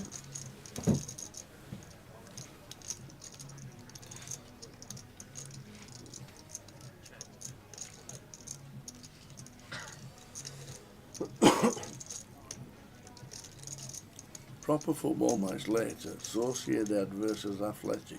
Is that the team Manu battered the other night? No idea who that is. It just shows you the quality sometimes as well. You've got 17th and 16th in the Premier League that are going to be in the Europa League final potentially. Yep. Indeed. See, we could have gone there in the Basque Derby. Could have gone there, could have gone on that boat for 30 hours. Could have been on it. You won't see me on a boat for 30 hours. Only boat I'll be on for 30 hours is a cruise around the world. Nice turn for Cal. Top 2 pair. Not one that Mitch is going to be barreling.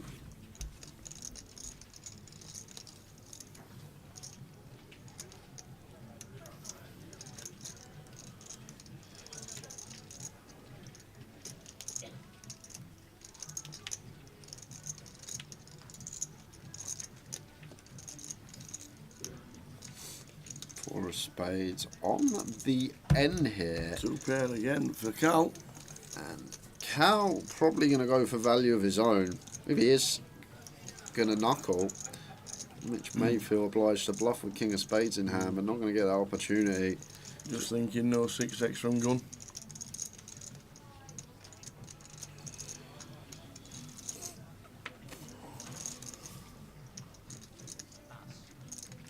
And Mitch out of the way. Which take up to 266 from 4 bigs.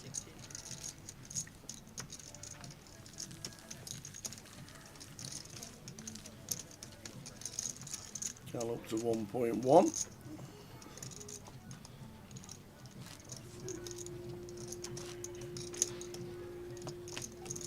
Yeah, blinds have been up, guys, hoping that we get the graphic changed.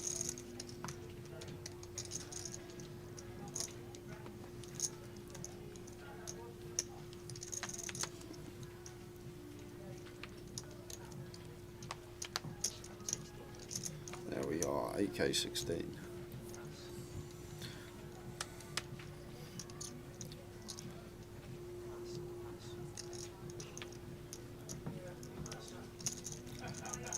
Plus now we're just shy of $1 million, but the blind's at 16K. Pocket 8s for Stato.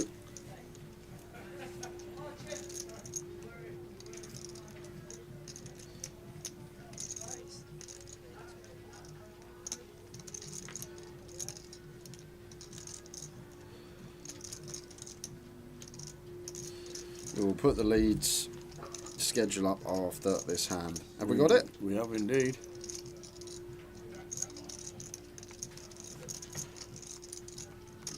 We have indeed.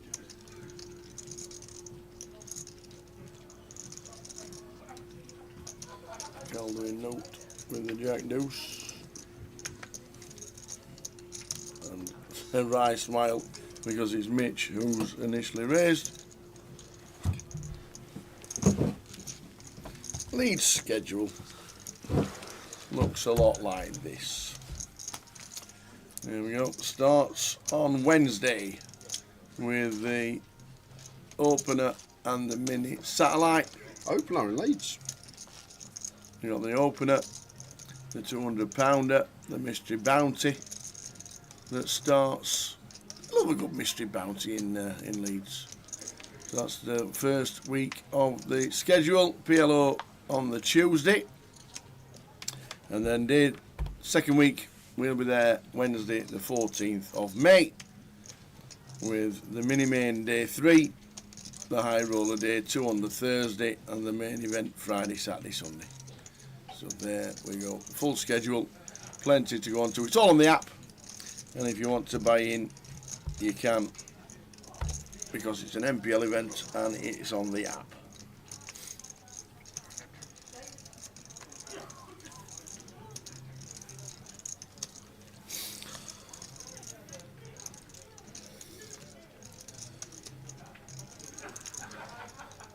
Cal can open Queen 8 off here. I personally wouldn't, because Mitch has a reshuffle stack and Seb is chip leader.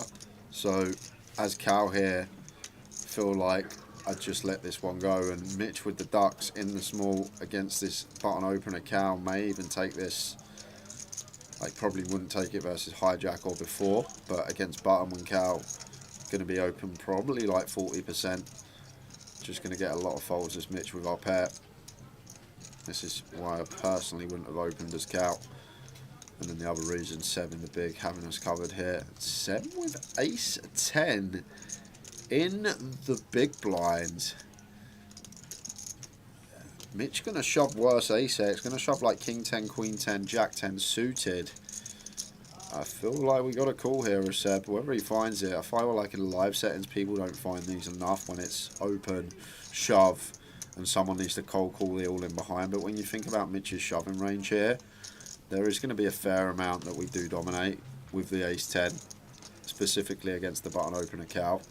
Like he should be shoving ace deuce through ace 9 suited, some potential offsuit ace x in there like an ace deuce, ace 3, good blocker and unblocker versus the button. So Seb looking like a man that's potentially going to fold here, but I think we got to get in against Mitch's range. There he has. There you go, he is going to call. Spot on. As always, Cal out of the way. Yeah, maybe a little one that Cal could have saved a couple of bigs there. So here we go again. All in number 4. Mitch with the 2s.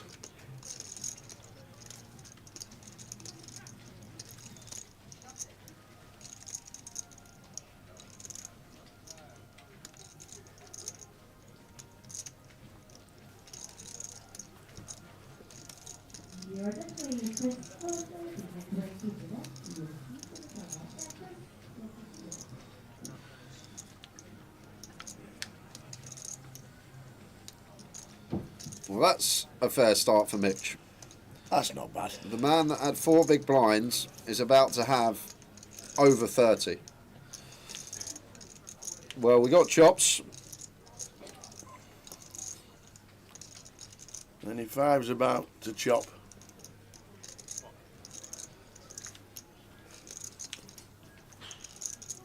Mitch, over 500,000 chips after being all in for 4.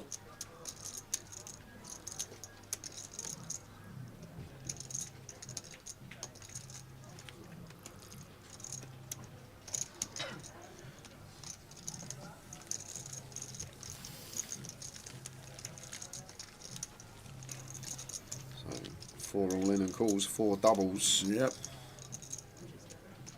Nice one, Gas. It's just like this. I we have to live in a simulation. It can't happen every time.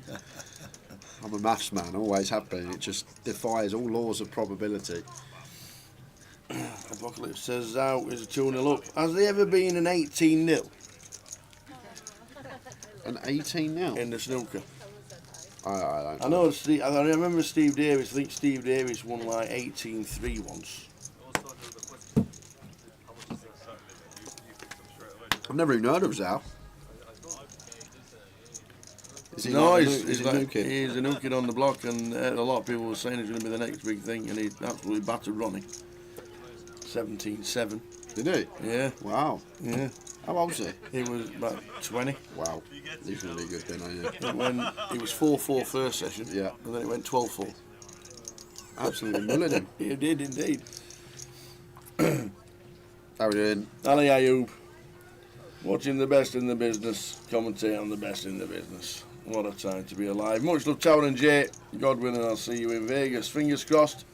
I don't know if Jay... Have you booked your dates yet? I don't know what I'm doing because... He doesn't know what he's doing. I might just go out for the main this year. I need to spend some time at home, mate. I've had so much work this year that... You're taking Alice on holiday tomorrow? Oh, yeah, but I'm going to be in a comms booth. I'm not going to be spending time with her. Just because she's on a beach doesn't mean that it counts as holiday. I'm there for work. But I want to go, but I just don't think I'm going to do the full 4 weeks, 5 weeks I've been doing the previous years. But you got to get out for the main if I go for like 10 days or something potentially. But I need to spend some time at home. Because otherwise I'll come back one day and it'll just be empty, the place. Do your own washing. I'm waiting for that day. You can do your own washing. So Vadim's here.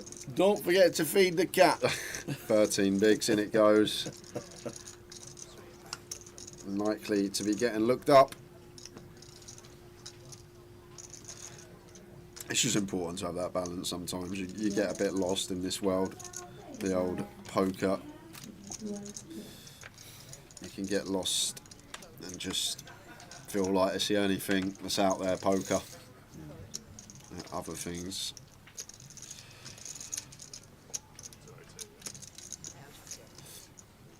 So ace jack for Stato, 13 bigs.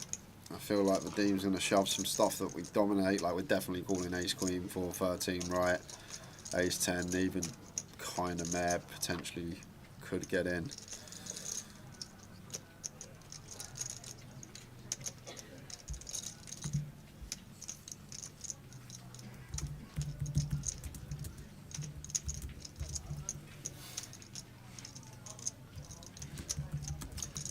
Vadim's with his 200k. Been pretty short most of the tournament as Vadim's. He's not. Yesterday he was one of the short stacks nearly all day. And he's just over 13 bigs now. And we're a short stack on the final table so far. And this is why Stato's so good to I feel like I've called already here with ace jack. And this is the difference. Sometimes in game when you're sat there, you just know, or you got that gut feeling, the white magic. And I feel like I said yesterday, that's the difference between like the great and the elite players. I would have just called here, raising ace jack to call the jam from Vadim. MP versus LP. Looks like Stato potentially going to find a way to get away from it.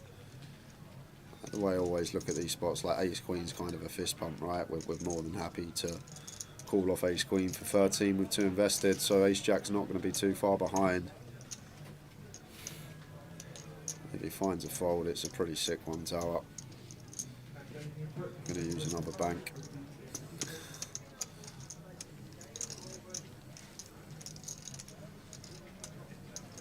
Maybe this is like 16, 17, yeah. Get out of there, I can see it, but I feel like 13. Vadim's just going to have ace 10, he's going to have suited ace X we dominate, he should have king jack, queen jack suited. Do you think he does that, Vadim's? Well, he should, I think. Whether he should or not, I'm not too sure Vadim's has played that kind of way. That's the other thing, you actually made a good point there, Tal. If Stato's seen any of their coverage, Vadim's couple of defend spots in the big blind where he made a tight lay down, blind on blind, where he probably should have defended. So if we are taking that into account, sick fold from Stato, top-notch fold. And I guess that's actually a defining factor. I don't say it often, Tal, but I think you're actually right there with why Stato's let that one go. If Vadim's been playing tighter than he should be, and Stato is aware of that, then maybe we need to call a pip tighter. As I say, maybe ace queen is the line if we feel like this player is playing too tight. If we're against someone that we feel like is going to reshuffle correctly, then I don't see how we can fold ace jack there. 2 invested, just sub 13 bigs, MP versus LP. But Stato finds the fold. Very nice stuff from him. Rachel Ann with a bit of snooker information. Zhao has been banned for match fixing and now returned from the ban, and hence he hasn't won much yet. He has a great chance today. Match fixing? He's 20 years old. He should be banned for life. And Richie Vernon's got the news. I'm going to try and bring you some Greg's tomato soup direct from the factory shop into Leeds. Because you know I love it. Now that's a shout. Oh, he's 28 apparently. Oh, he's 28, okay. You told me he was 20. That's where he looks. Okay. That's where he looks. 28 being banned for match fixing. No place in the game for him. Get him out. Oh, that's even worse. He didn't tell his mate who did fix a match. He didn't tell on his mate who did fix a match. He hasn't fixed a match. It was his friend, and he kept it quiet rather than letting everyone know. He took the dollar. Yep. He took all the wonga. He took the bribe.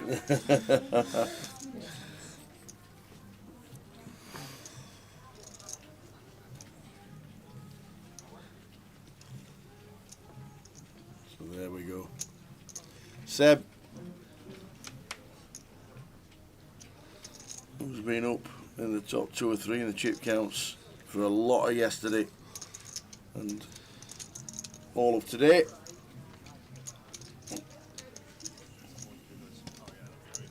He's not 20 years old.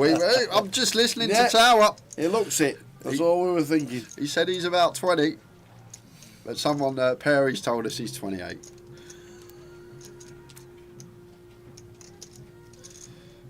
So Vadim's here should be probably pure check, to be fair. Out of position to chip lead up. Not really our board. Like Seba's chippy as well, gets to defend 3s, 4s, 6s from button, like he would call these hands when he covers everyone. However, Vadim's should be folding 3s, 4s, 6s, so Vadim gets stripped of the sets. Seb still has them. Yes, Vadim has the overpair advantage, but he's also going to just have this linear range of high cards, isn't he? All this king high, ace high stuff. So potentially wouldn't have c-bet this one as Vadim, and just instant punishment there. And just shoves the ace-queen, and somehow he's in good shape. Vadim's. Wow. Oh, we now know that's his range. Just didn't even take his time, just a bit of...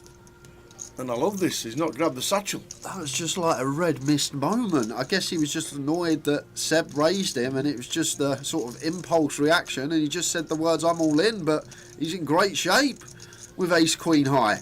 Needs to fade. Spades and jacks, and does, and now up to 600,000. Now will we see him play? Aaron, once again, all in and cool. Shorty doubles. There's 5 all in and calls, and we're still yet to lose one. Yep.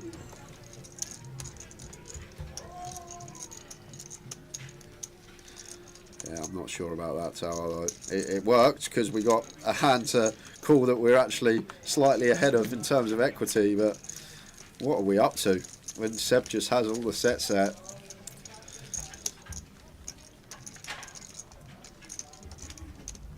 Works well in the given moment. That was a bit of a mad hand from Vadim's.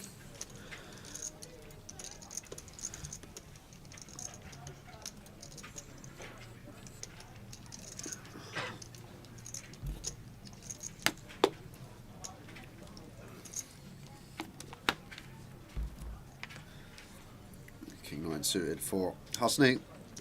Nice one to potentially open. These ones suited kings.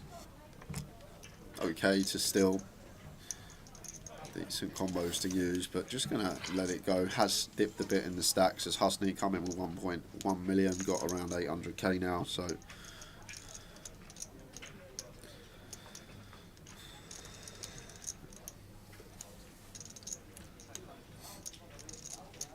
what has happened to Vadim's? Has he got a twin brother when he's just popped to the loo and they've done a switch? No, he's got chips now. This is it.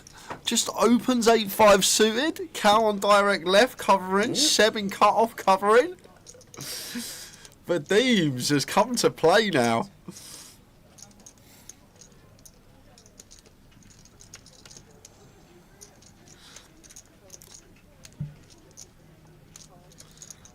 Keith with the 6-7 of clubs makes the call. Tommy going to defend King 9 off here. I'd probably fold this one as Tommy freeway, heads up call, freeway, just likely to be dominated. But as we can see, somehow we are not. We actually have the best hand. And we get a nice looking flop.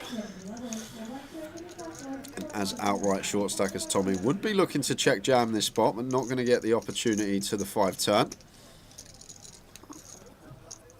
And Keith, who is now double gutted, going to start leading with his 7 high, and that should be a call from Tommy.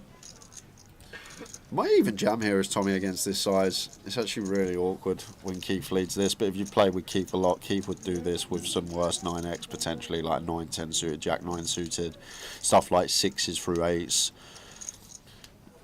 So I feel like against Keith, just too good tower not to run it now. I said call, but just looking at the stack depths here, like what we're going to call and leave half SPR as Tommy, I doubt it. There he goes. That's Vad's out of the way.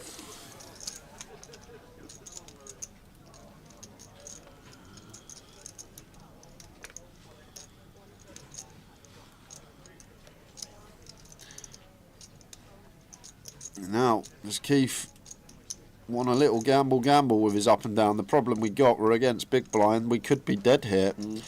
There are some scenarios that we're dead in. Like even if we're up against like a 10-9 with a spade, we're drawing slim. We lose 33% of our outs because can't find the 25% of our outs because can't find the 3 or 8 of spades. So as Keith, tough to do much. He's going to let it go. He is in the bin to go. Massive pickup for Tommy, by the way. 50% stack increase that hand. Tommy, 314k, 56,720, still on 9. Went on gas. Gas says maybe an early finish for Zhao in the snooker. There you go. It's going to be, at least we get to watch the snooker later. Excellent.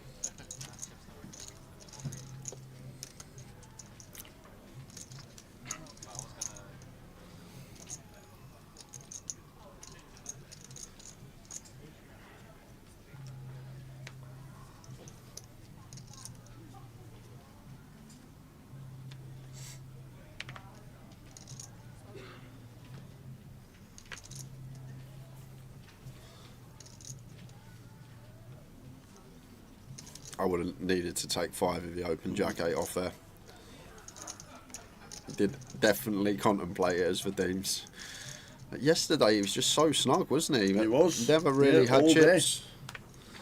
All day. He had that moment where he 4-bet sent 8s.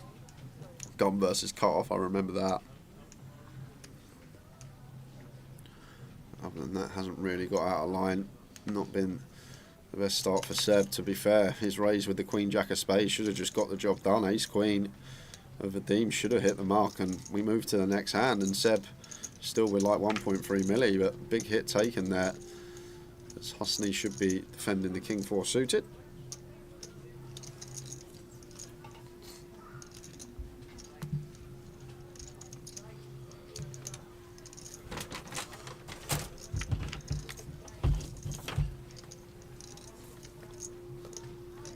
Does flop the flush draw. 5, 5, 9, 2 diamonds.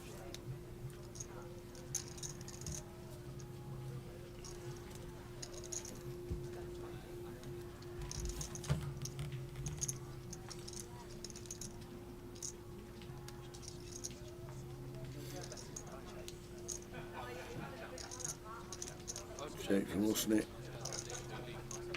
And just a call with the second nut flush draw. And Cal moves into the lead with the ace. Well, not already in front with the ace high, but turning 2 pair. Husney with the draw. It wouldn't shock me if Cal checked this one back once in a while. So just one of these situations versus big blind like 9x may not be continuing now versus this second barrel. Like maybe just get action from the 5 and high equity draws, but it's going to send the second barrel in. Against Husney's particular holding, great to bet. Want to charge him with his nut flush draw. I just feel like we are going to start losing a lot of the 9x. We're already in front of like the 6-7 through to the 8-7, and then potentially induce some bluffs from diamond draws and these gut shots on rivers in the form of a lead. Just go in for the second street with his ace, and in the bin the flush draw goes.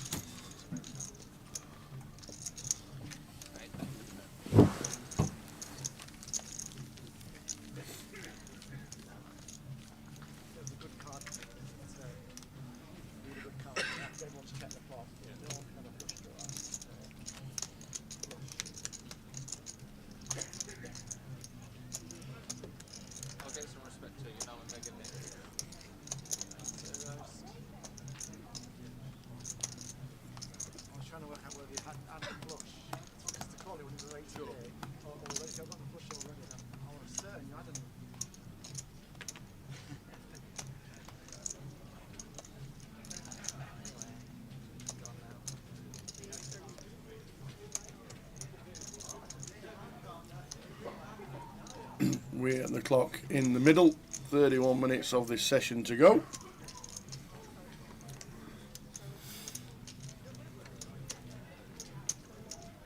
And the start of the next session, I think we'll give one of the tickets away. Yeah, we'll do a giveaway. We've got 2 £110 Vegas tickets to give away, thanks to Tom from online.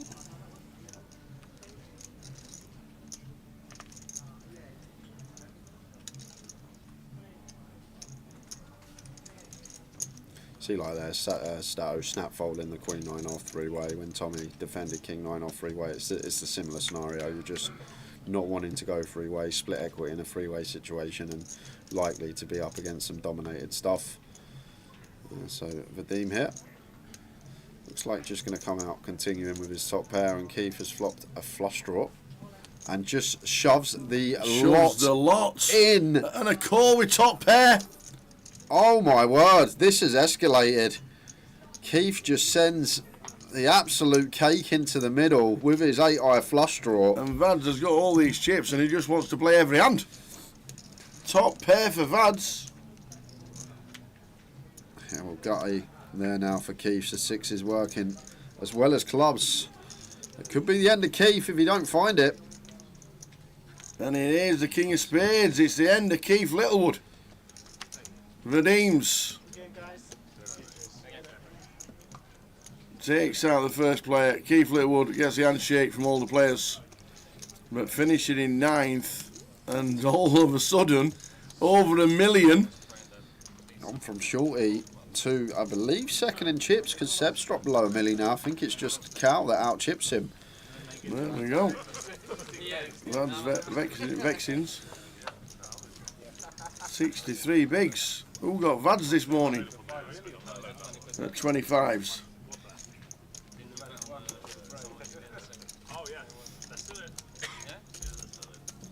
How are we doing? Tree and Gardens. Hi. Tree in Gardens. On the Wirral.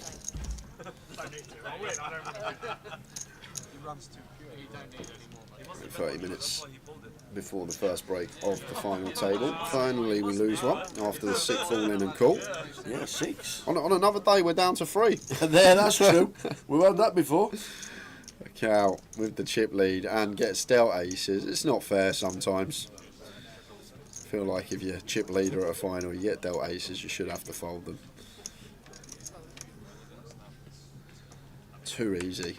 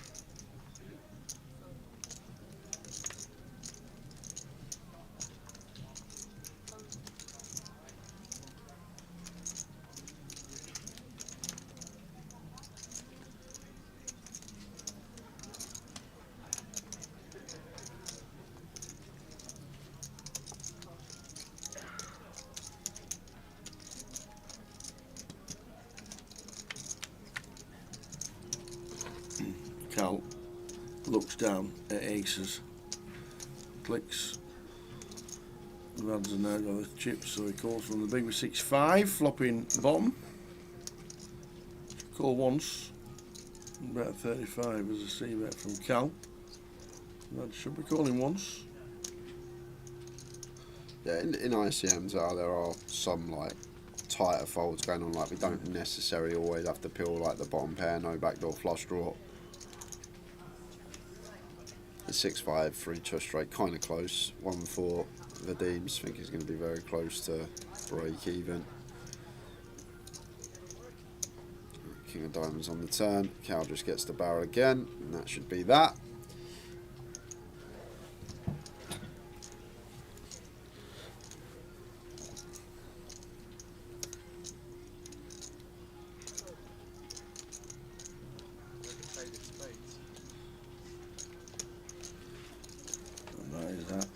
Say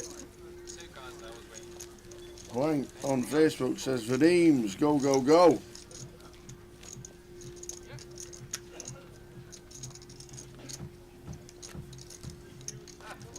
"26 minutes to go until the first break of the final table. 6 all-ins and a call in the end took out Keith Littlewood.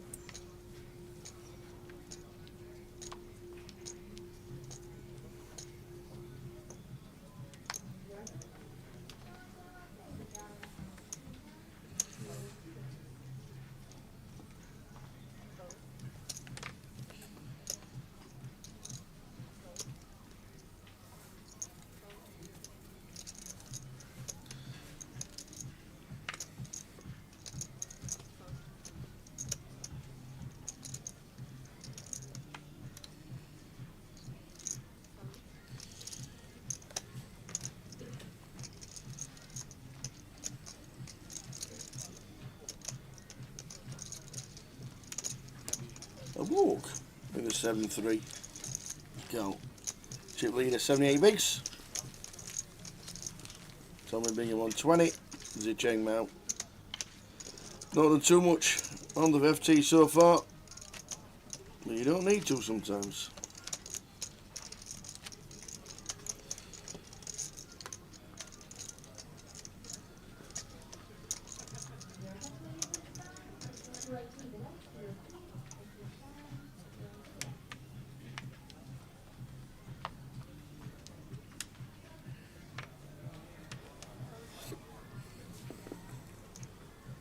King 9 suited for Zicheng. Nice attempt to steal combo. One of these suited kings. It's going to open to 32. Should be losing Tommy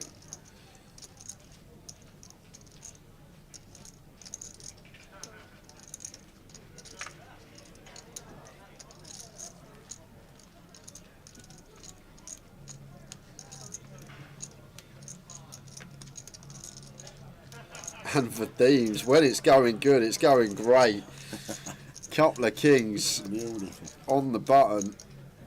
Not going to be getting any action unless the blinds wake up with something, but going to be free betting here. And Zicheng starting the hand at 25 would personally go somewhere around the 80k mark, maybe slightly less, like 78. But goes for 100 at 25 effective.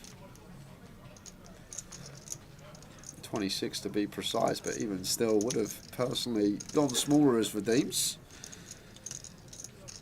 Just to count for as Zicheng's effective stack, 26 to start the hand. ICM there, don't necessarily need to go big, scaling sizes down at final tables. It goes the full 3x plus more. 56,000 up top. Keith eliminated. He wanted to go and watch Man United, says Magical Jarrett. Oh. I don't know why you'd want to go and watch that. Me neither.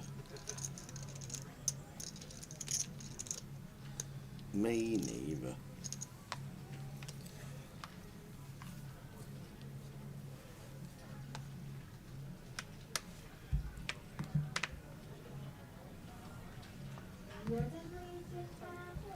And they're winning. They're winning 1-0. Says Apocalypse.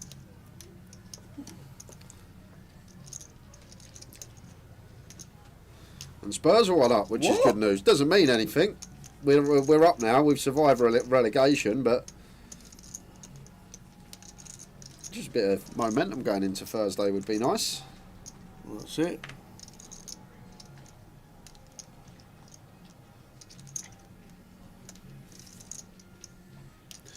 He's check suited for Husney. Should be an open from +2.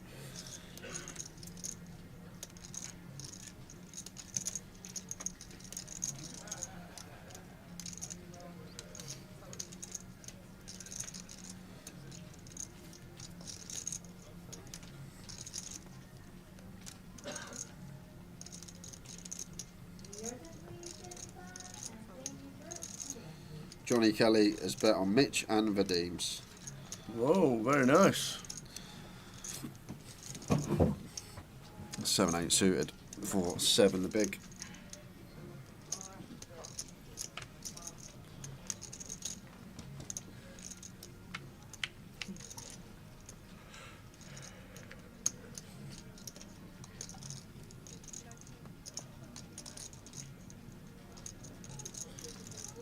Not a fun one. King high flop. King 4-6, 2 hearts for Seb. We've got and a flush draw. Yeah, and deep enough to potentially play some check raises here. When we are at this stack depth as Seb. Like check call going to be perfectly fine, but I feel like one that can go for check raise once in a while when we knock out better hands. We are deep going to turns. Queen of clubs on the turn here, and now is Husney. Ace jack of spades tower. Would personally be barreling this versus big blind. Really get after some 4x, some 6x, and then even set up a triple here versus like king deuce upwards as Husney. It's just a really nice turn to size up. Really put the 4 and 6 in the cage and set up the triple versus king x. And like if Seb's got like a king deuce of diamonds here, he's not even going to love taking rivers. So it's just a real nice spot to apply maximum pressure. 60% from Husney. And Seb does have this gut shot to go along with his flush draw. There are some scenarios though we are up against like an ace x of hearts, a queen x of hearts probably check, so that shouldn't be a thing, but definitely some nut heart draws out there need to be wary about. Jack of clubs rolls off the river. There it goes, check, check. Husney up to $1 million. Vadim's over $1 million.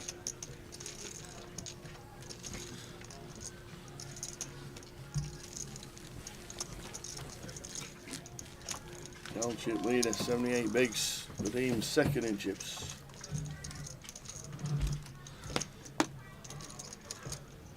Minutes to go until the end of the first session.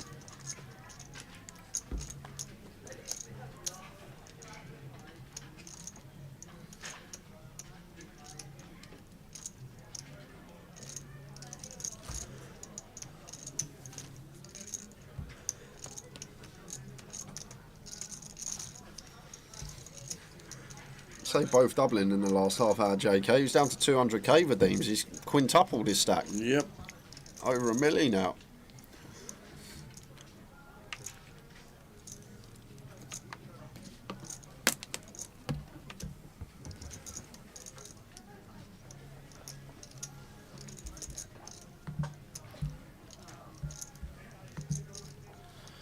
Jack 10 suited at 4. Tommy hit.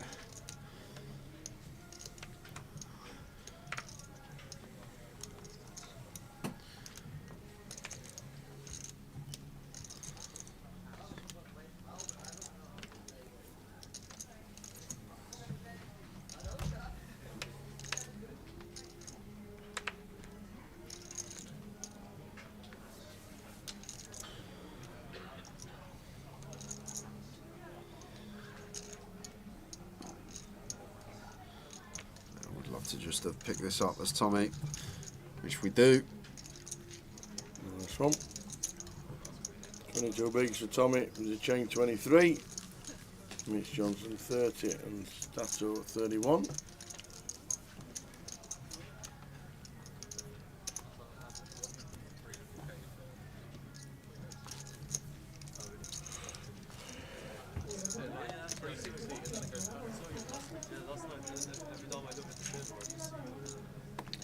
Will the password be around 4 o'clock? Yes, it will.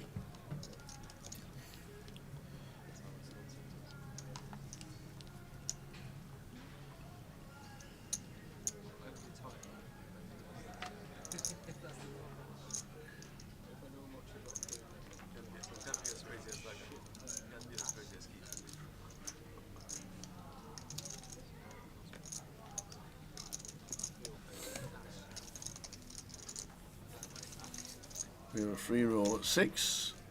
2 giveaways to do after the break. I'd open here as Cal as chip leader. I'd fold King 8 off, but King 9 I would feel like it just wants to get in. Any suited King open, King 9 off plus probably. I would proceed as chip leader in this spot. Who's under the hoodie? It looks like the Grandmaster out of Star Wars. That is Cal Morial. In disguise. Absolutely.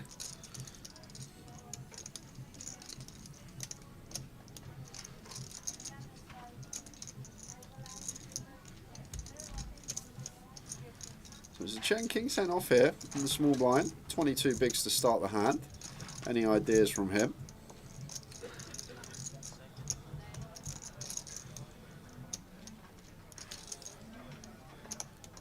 Well, he's taken 3 free bet spots today as a bluff tower and all been against the big stack. So, and they're all going to work. Literally, and all been timed to perfection. Just seems to run into bottom of his opponent's range when finding these free bet bluffs. There's a Cheng Miao going to take another one from Cal. To Cheng start the hand at 22, so just choosing this size where we still have room to fold. Want to do that both with our value and our bluffs.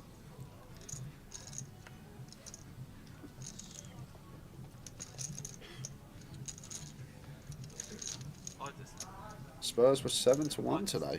No, we weren't. No, -1. To win -1. Oh, handicap -1. The handicap, man. We still must have been what, 5-2, Kev? If we're 7-1 -1, 3-1 maybe. No way we were more than even money against West Ham. You put a weakened team out. Doesn't matter. You made about 9 changes. Our second team's better than most top 10 teams. In the championship. 3-1 we were. Gosh, do you know what? I wish I knew that before the game. 3-1. Wow. 11-4 says Kev. Basically 3-1. Wow, I did not realise we were that good a price. 15 minutes to go until the end of the first session. And United were nearly 4-1. Imagine that for a double. Spurs United double. Spurs United double. 12-1 pays better than most towers treble. Best 2 teams in Europe. Yeah, we are. Why are they that price? Ace 9 suited for Mitch in the hijack. will open. Been a great first session for the FT as we approach the first break. Been lots of all-in and calls. Mitch, you had 4 bigs. Looked down and out. Spanning it back to 500k. Vadim's had 200k. Was the outright short stack with 12 bigs. Next thing you know, he was near chip leader. As Tommy here, just going to have a clean send into the middle. Pocket 10s, no room to free bet, not all in. Yep, he's done the 10s before. He's going to half stack just in case we get that unique situation. It never seems to occur. I think we've only ever seen it once when people do this.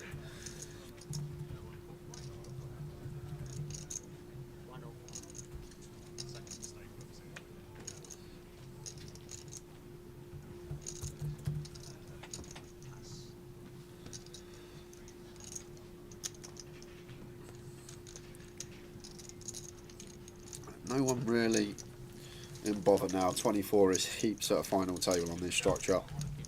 As the short stack of Tommy.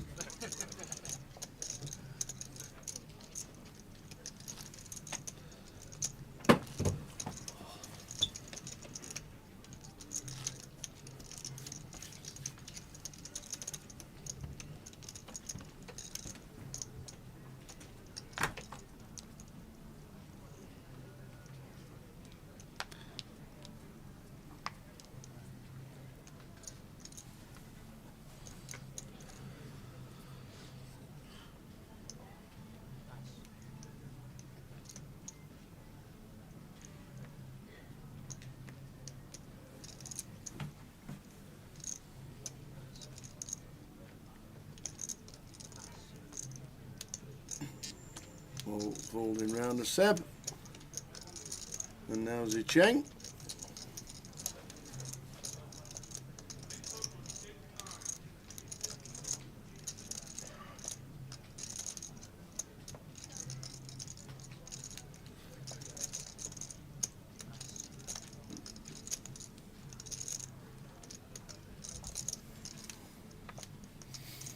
Tommy with the S8 on the button. Open as Tommy.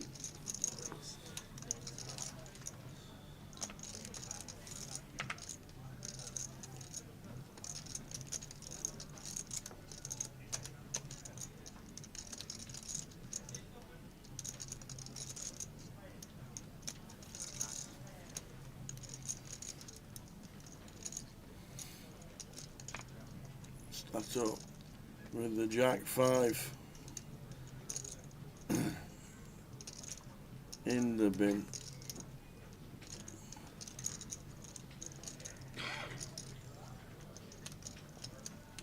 Oh no. Yep, in the bin. Make the mod says, Jay, where you off next to do the comms? I fly to Cyprus tonight. Well, a bit later. Early hours of... Well, it is tonight. I'm not going to go to sleep. So, yeah. I fly Cyprus today. Tower always says it's not a new day until you go to sleep. So... True. I will be flying to Cyprus. Tomorrow morning. Because I guarantee you go to bed. I will not be going to bed. What? You think I'm going to bed for like 5 AM flight? No chance. Oh no, that's true. We're going to finish here probably about, get out of the casino about 11, 12. Yeah. Got to go to my hotel, yeah. Pack up all this stuff. I'm not going to sleep for 2 hours, am I? No. I might as well stay awake. I'm up till 5 most days anyway. Have you got your stuff here with you? Yeah, I brought 2 suitcases, yeah, so I've got me... What's Alice doing? She's bringing suitcases. Coming down tonight? She's on her way in an Uber right now. Oh, no, so, cool. She will be here shortly. Awesome. So, nice one. Good timing, says Stavros. The sun comes out tomorrow. Well, I'm looking forward to it. I don't really like the sun. It's more for her, the sun. I like the shade. Looking forward to a bit of commentary in the sun, a bit of filming. Absolutely flat out the next few weeks.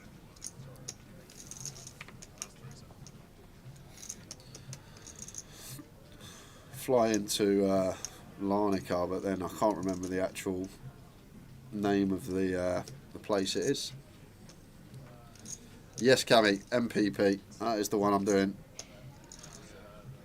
Doing it with Picasso, Dempsey, a new addition. Warbs is going to be joining us this year as well. Stevie Warbs. Ah, cool. As we jump to this one, bad timing from Tommy because Husney waking up with it behind.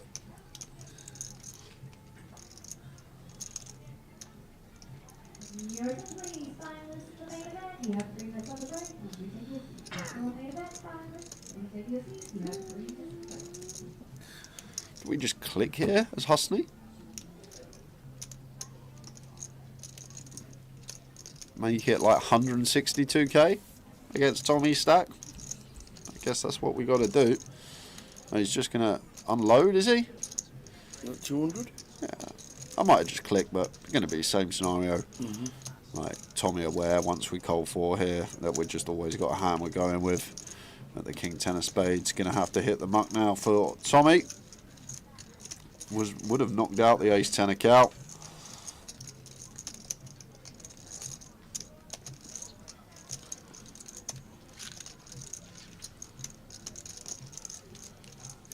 Yeah, it's like 2 hour, ain't it? Not just under, I think it is. Dennis from Larnick up. You go across the board up.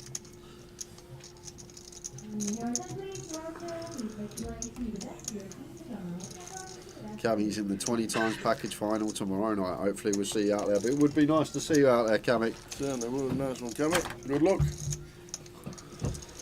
Plenty going online, no matter where you're playing. Jordan have got their Elite Series, plus all the 250 live credits with the live stream free roll at 6 o'clock. Plenty going on.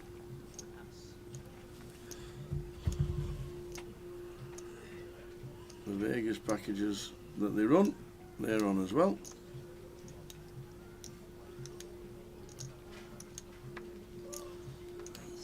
Spurs 1-1, great. Oh, 1-1. Queen 9 suited for Seb. Opens to 32k.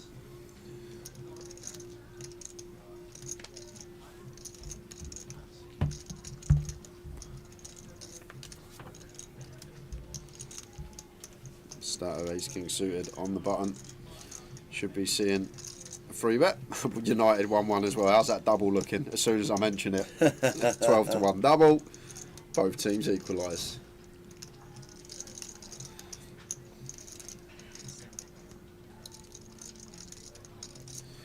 Starts hand 29 as Stato. Can't really see any other avenue but the old free bet. Does go for the full 3x, 96, starts the hand, 29 effective. Seb with the Queen 9 of clubs, doubt he will be participating in this pot.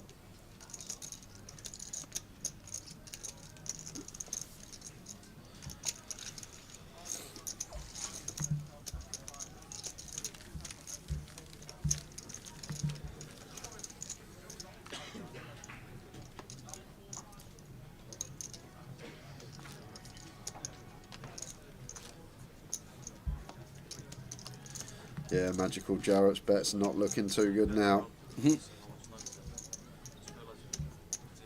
very good, yeah. Genius, isn't it? So that was one of the things as well. Genius. When you were counting out your ways, I was watching. Yeah. It's easy. Yeah. Because you don't need to calculate the pot. Yeah, you don't need to calculate it. It's Good luck on the football bets, guys. Do you want any this afternoon? Indeed.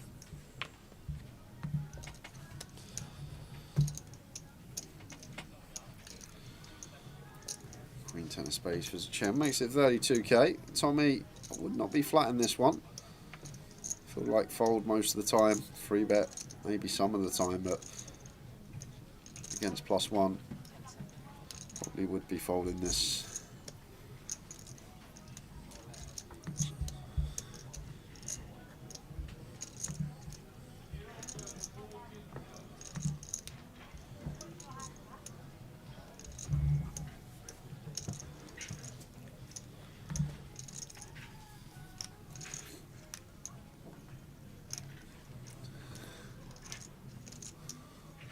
$32 for Tommy to call. In the bin they go, the Ace 9 suited. Husney, ace 6, same thing.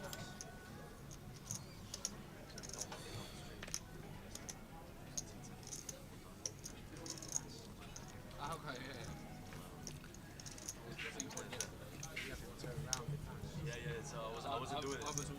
Exactly. Which is annoying. The next time you do it, the reverse way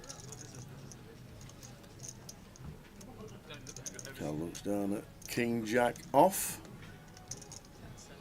Yeah, awkward one in the small. We do cover Zechang. Feel like we're going to just flat a lot of the time.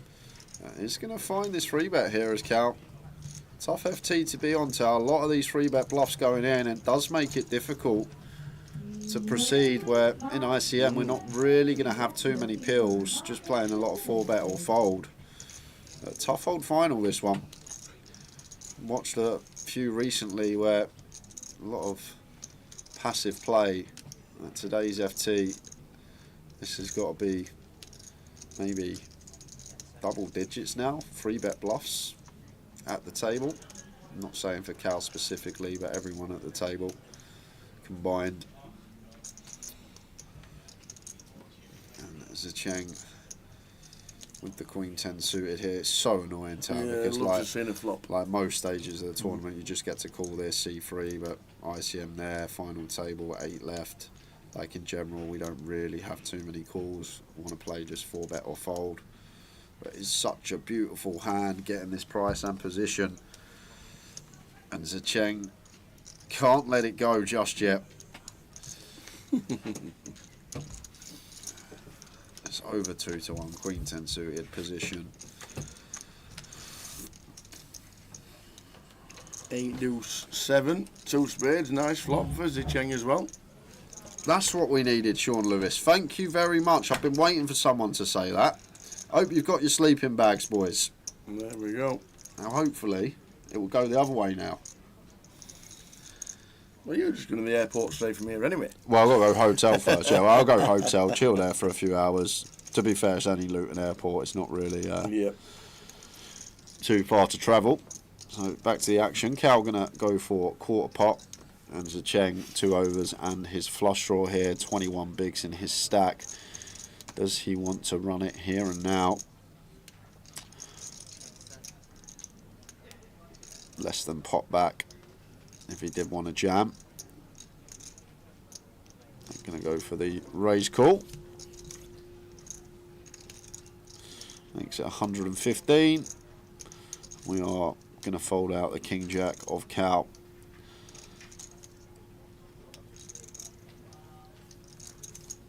And I guess this is just designed as a chain to fold out some ace high, some king high stuff, rather than just calling, letting Cal potentially realise an ace, a king, a jack on the turn. We can get rid of some king highs, ace highs here and now as a check, but we weren't raising there to fold to a jam, would have been calling off.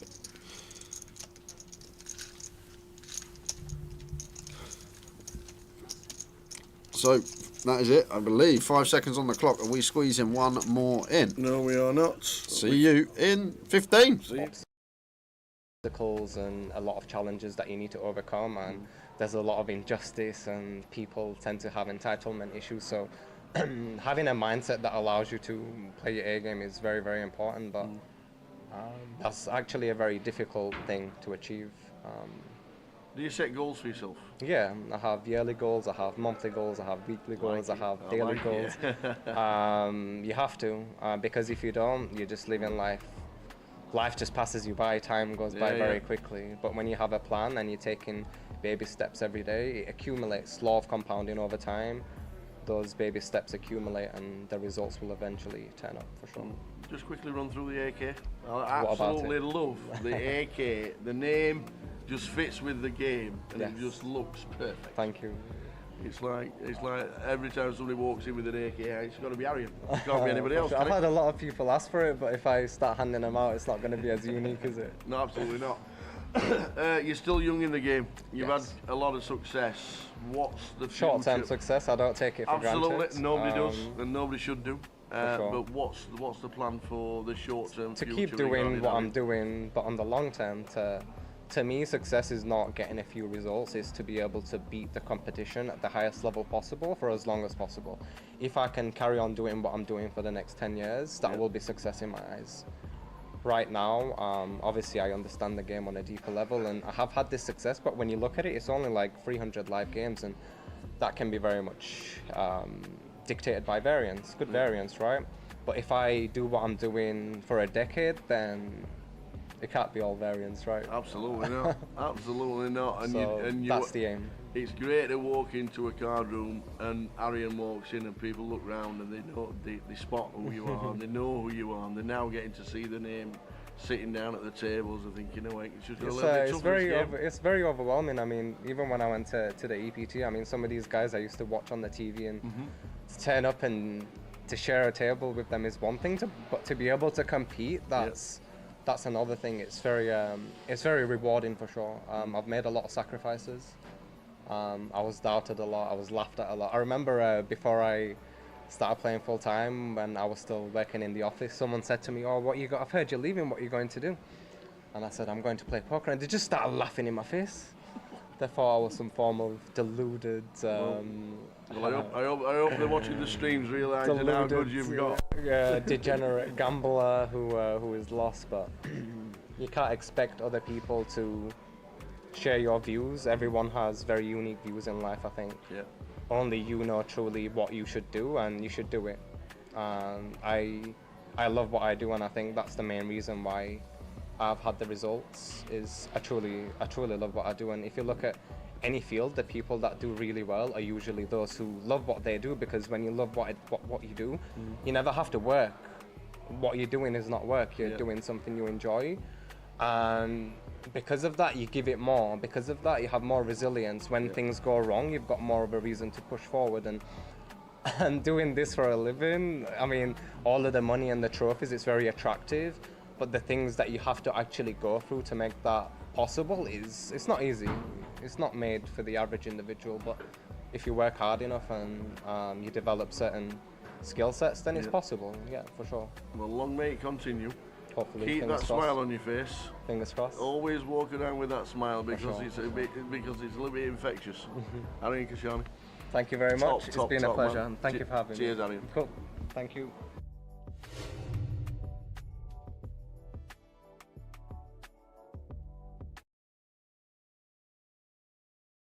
You can just tell he understands like how the ranges change and when we get to lead, when we don't get to lead, and I've been thoroughly impressed with Jean Juan. And not only does he have that tower, he has something that not a lot of people have, and that is the capability to run it when you're playing for tens of thousands of pounds. We saw the huge check raise, 140% all in turn yesterday with 2 tables left. So he's got that move in the locker as well, so that is a dangerous opponent. Someone that has a great fundamental baseline but can really put the pressure on as well. I'm going to defend the big. Brendan has opened 10 Jack of Diamonds. Brendan has opened 3-bet to 200 with 9-4 against Brendan. All aboard the exploit train, this has to be, and this has to be what we spoke about. So David's obviously picked up on what we've picked up. Feels like Brendan's not playing enough hands, he's potentially playing too tight, and he's not going to have he's not going to defend correctly. I feel like that's how David will feel in this spot. So if David feels like that, maybe he feels like he just gets the 3-bet deck. But I'm not sure about 9-4 tower. To be fair, I'd never take it myself, but it has to come from that baseline. I feel like this is where David is coming from here. He feels like Brendan's not going to be defending correctly. He's going to be overfolding. So he's just decided to roll in the old 9-4 off. On the flop for Brendan, 8, 9, 10 flop, top pair wrapped around it. David scored a piece as well. Yeah, I think David though, just aware now, like once Brendan does defend, going to tread carefully. Jack 10 of diamonds. Top pair up and down.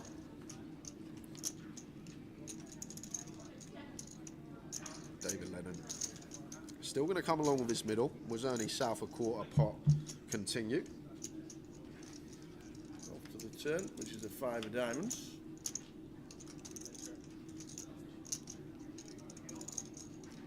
Yeah, and now it's Brendan, maybe where we do check back. Like, it's horrific if we get check jammed, and we're not going to against David's particular hand, obviously, but if he ever has some hands that potentially want to go for check jam, it's a free bet pot, like value bet threshold. I don't think we get to go bet with a 10, so great junction to check perhaps here is the turn, but not going to get that option. We are going to go for bet instead, so finds quarter again. 150. Now, as David, no real sort of straight draw or anything to go alongside the 9. Is this where we're just going to see him get out of the way? Isn't 9-4 part of the deck? Yes, it is. That's what I'm saying. Maybe David thinks he's gonna free bet deck, but I personally wouldn't free bet deck. That's what I'm saying. Even if I think the person is playing. What's David's plan on the river? Well, call with the 9. Oh, that's grim. Wow. What a river card for David Ledden. That is ridiculous, Tower.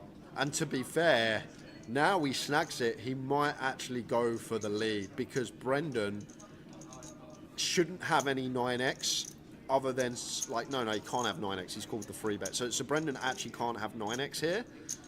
So therefore, like, even 8-9 suited, 10-9 suited, they're not going to call at this stage. So therefore, he's probably going to check back a lot of his range on the river as Brendan. So we're going to take this away from him as David Ledden decides to donk jam the 9, just sort of realising this is a river card that's going to be checked back heavily from Brendan. So taking it away from him.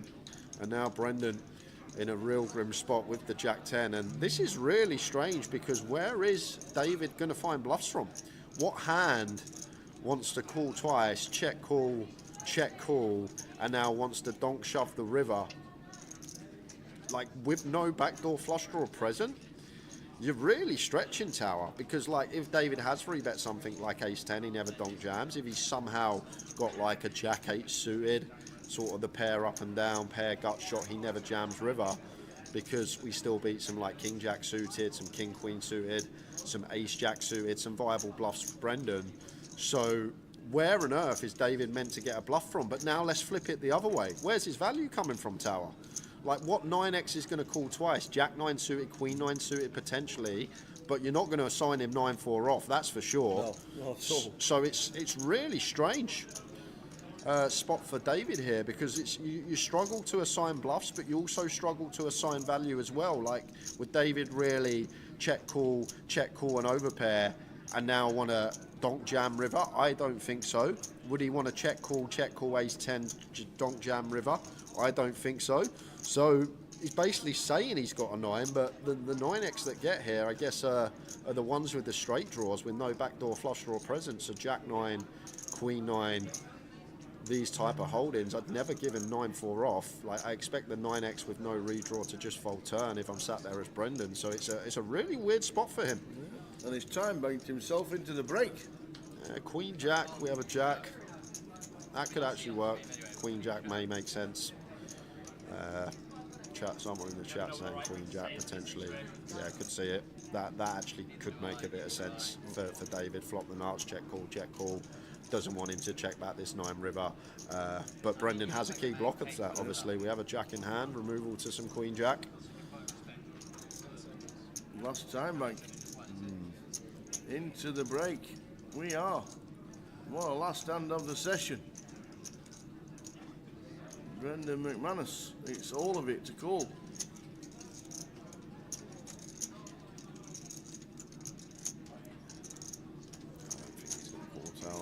I feel like he's made the call to see the bad news that he has just been rivered. Brendan McManus. Just finishing.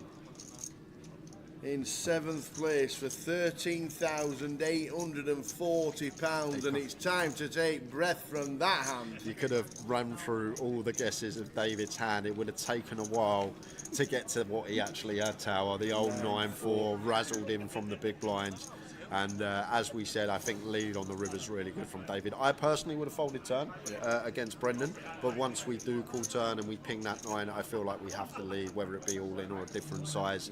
It's just one of these rivers Brendan's going to check back high frequency. We'll see you back in 13 in a little bit minutes with 6 players. Brendan just been eliminated in a bit of a whopper. See ya soon.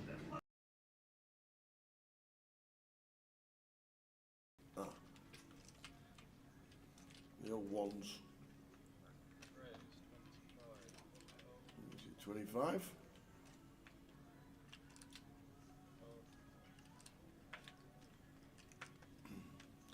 Could easily be a defend for Mitch. Yeah, it could be Tower for sure. King Jack in the small here. Like, I don't think we're ever going to do any free betting. As Mitch here, what is it, 20 of Reese. Looks like Ewan's got about 25. I think probably just call or fold here from Mitch, Tower. But he is going to go for the jam. All of it. And the aces, perfect timing. See the good news. Oops, says Mitch. Yeah, to be fair, Ewan actually a lot shorter than I thought. He only had 20 bigs as well, so Mitch just deciding to rifle this in for just north of 20 effective, 21 effective of Reese, 20 effective of Ewan. And did just see Reese open A7, so maybe thinks that we'll get it through enough of the time with some blockers in there, but running into the boots, can Reese find the hold?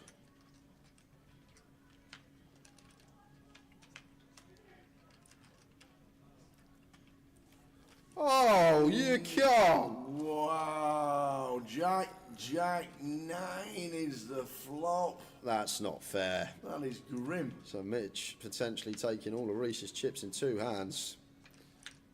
No spade either. He needs one of the 2 live Barrys. Wow. Barry! One of them. There it is. Oh, Barry on the end for Reese. What a hand. What a run out. God, dear me, man. I feel like the people making these decisions don't see it from anybody else's perspective. Don't see it coming. And then they had the... They expect people to just lie down and take it. They had the A-game tournament and something else, and like 3 dealers in the house follow me to actually win dealer. No way. Yeah. And then I'm like, so how do you expect me to hear this shit? Literally. Now it's not treating people like shit. You know, you get... And I'm like, come on. And then I went to play the Eastern tournament instead of that. And they asked me, what's going on with the contract? Where's the contract? I'm like, here's my contract. Here's my contract, yeah, literally.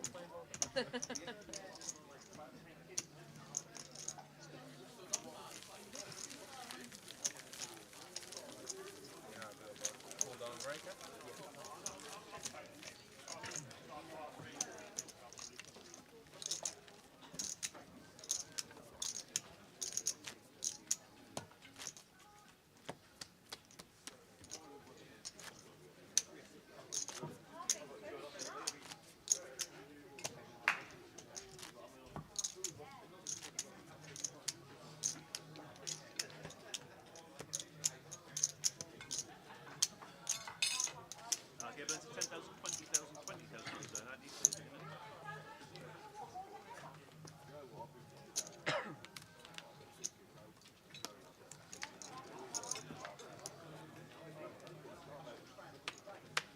Here we go, back with it. Jay's just having his lunch. He ordered it to come just on the lunch, but they've got a little bit busy with the food coming out for the players as well. So we're back in 10-15 minutes.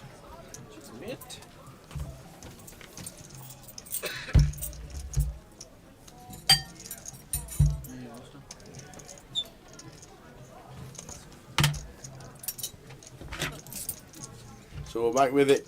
8 players left. We've had 6 holding and calls. We lost Keith Littlewood.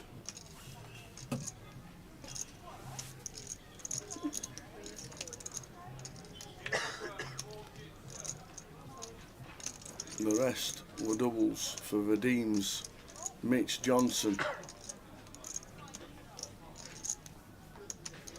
Tommy Bingham. It has been a great watch so far. Really enjoyed it.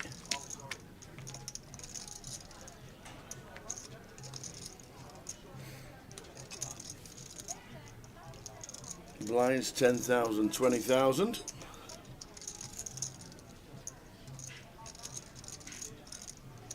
Our clock is top left.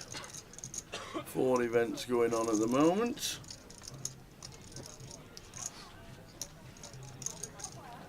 Usni, Alcazai, chip leader. Vadim's Vexins. 3rd in chips. Cal Morial splitting them. Seb Young.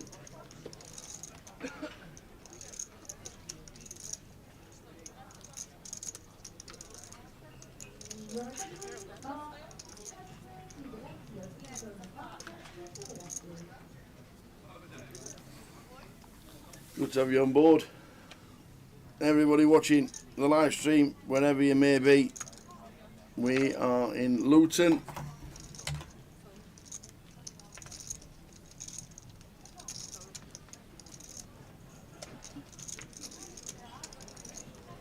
Hello! Oi, oi. So Dave, the cameraman, coming in. Top lad, out Dave. Puts all the videos together for Cardroom Direct.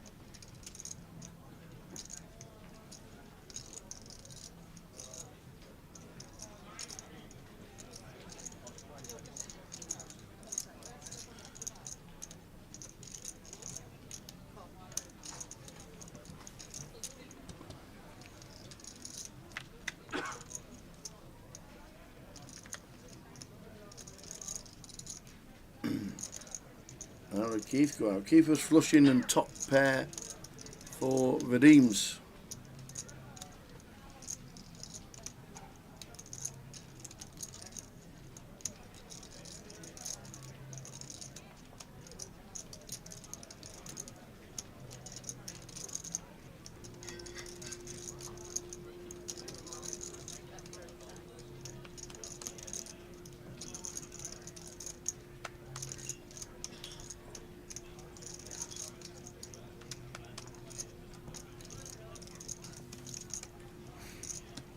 So King Jack 5 flopped, second pair for Zicheng, bottom.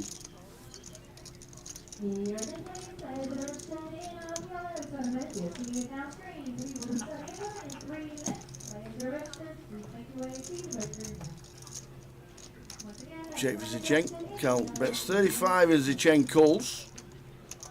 Checks again on an ace turn. Cal turning 2 pair again. I think that's the 3rd time that Cal's turned 2 pair.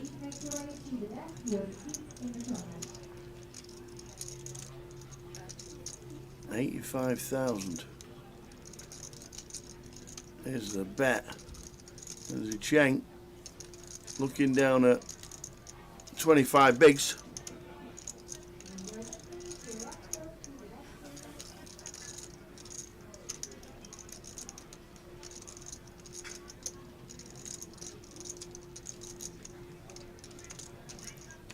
In the bin they go, and Cal adds to his stack 1.175.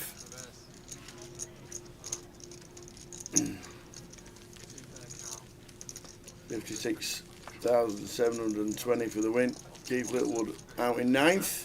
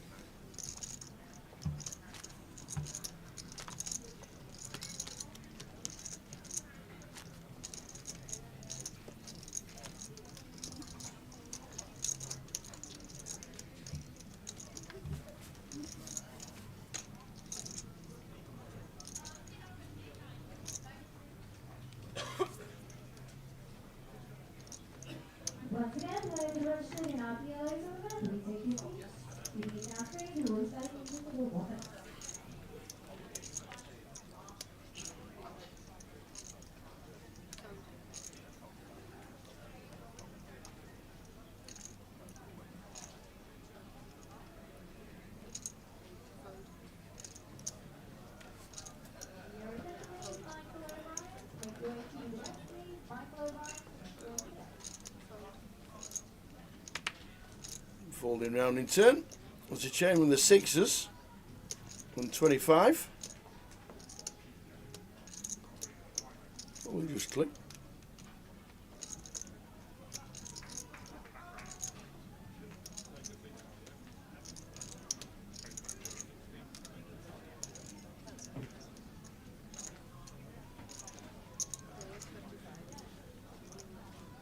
A little bit chunkier. Makes it 55. And in the bin they go. It's Charlie Reid's dad's first day to the 20,000 guaranteed in Liverpool. Good luck to Mr. John Reid.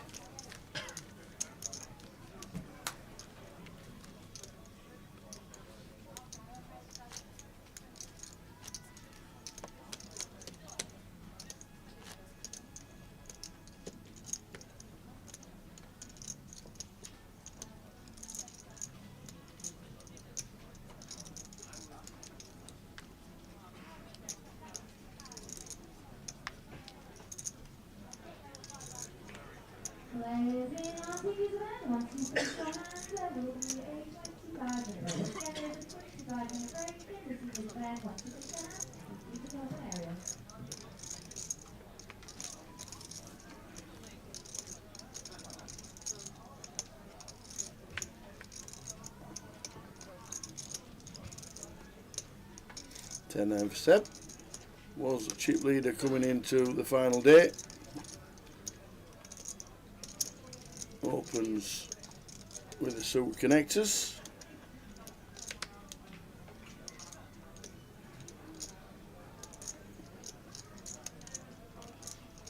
Afternoon, Mal. Joined us on the final table of 8. Keith Littlewood out in 9th.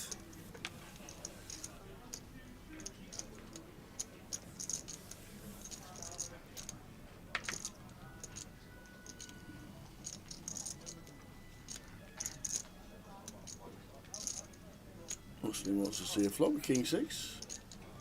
So off we go. Queen 9, 3, 2 spades. Seb flopping best, second pair.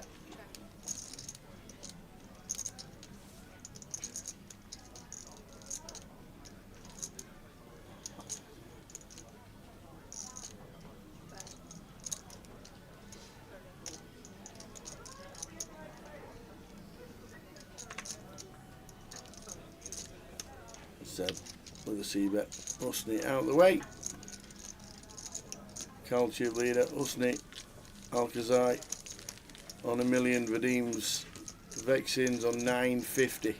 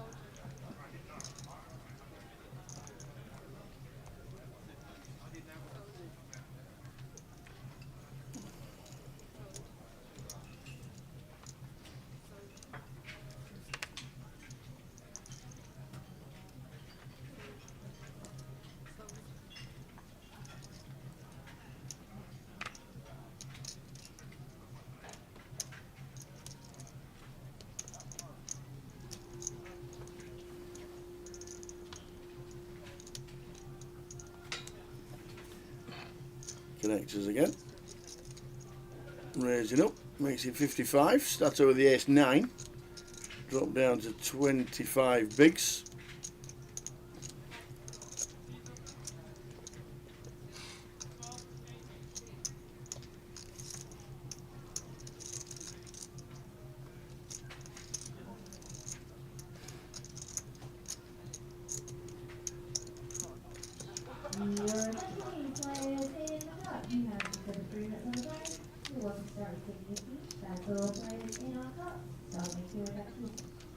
All players in the cup.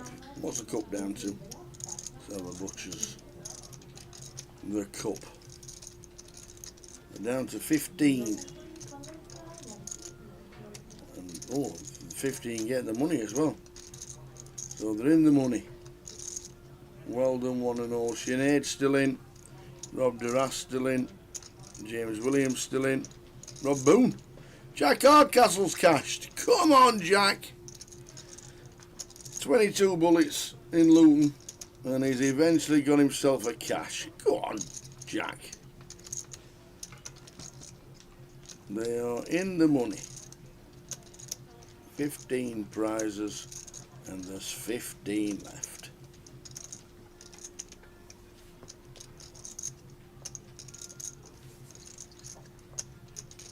Inside flop for Stato. C-bet from Husney and a call from Stato. And Husney here trying to get a bit fruity. I think he's 110.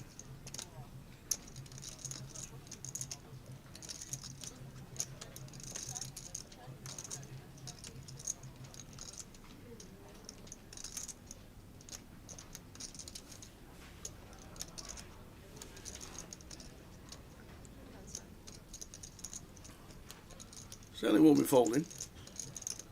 Just wondering whether to call and then see what the river will bring.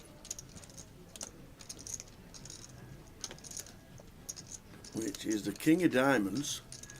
So the flush draw actually completes. Is Husney going to rep it? He is indeed. He has announced it all. All of it.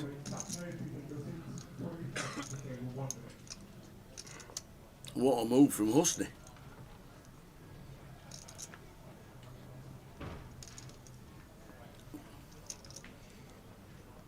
Yeah, Mr. Stato, 300k behind the line and 15 bigs. Is this the line Husney's taking? You see, bet the flush draw, bet the turn.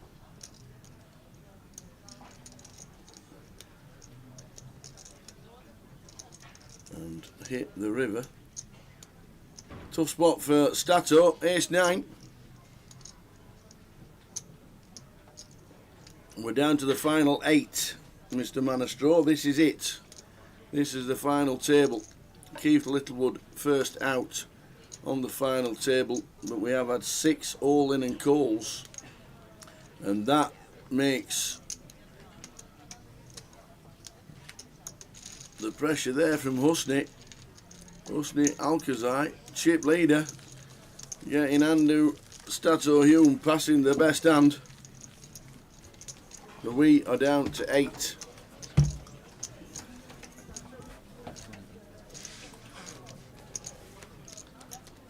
Just Keith Littlewood busted out. We lost Paul Seaton Smith today, and also Jack Allen.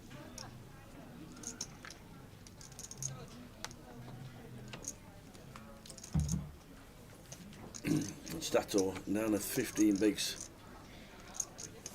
Couldn't find the call.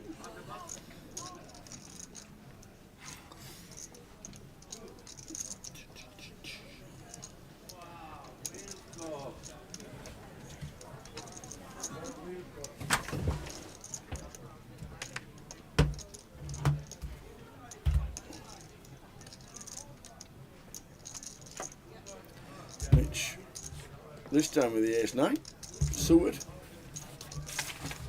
raising up, as he Chang out of the way from the hijack.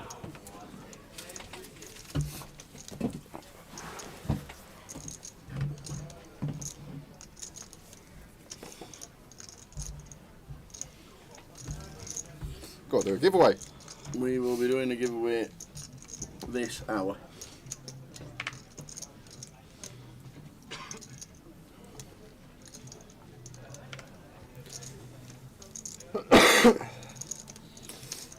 Ace Queen for Vadim's. Now he's got the chips and up to 910k. Clean jam. 20 effective of Mitch.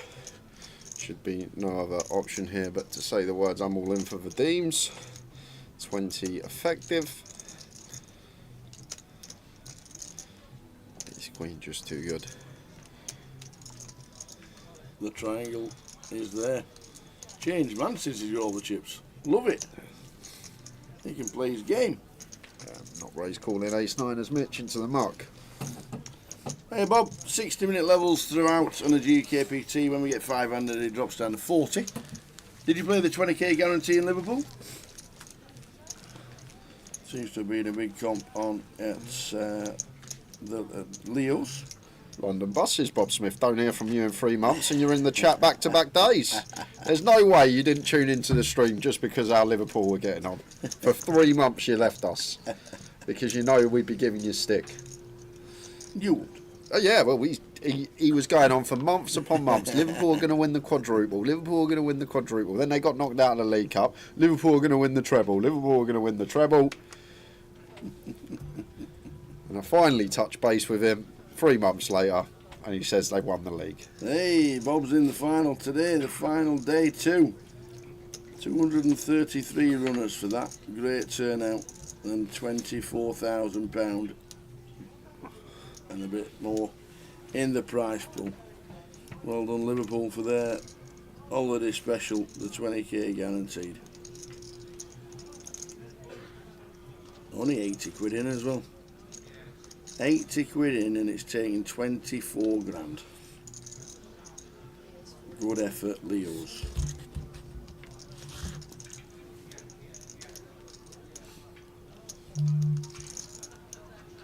Vadim's here with the ace-9 off. Stato, 15 bigs to start the hand. Opens on the button. We'll have some shoves with Stato. Also, we'll have some 2 bigs opens.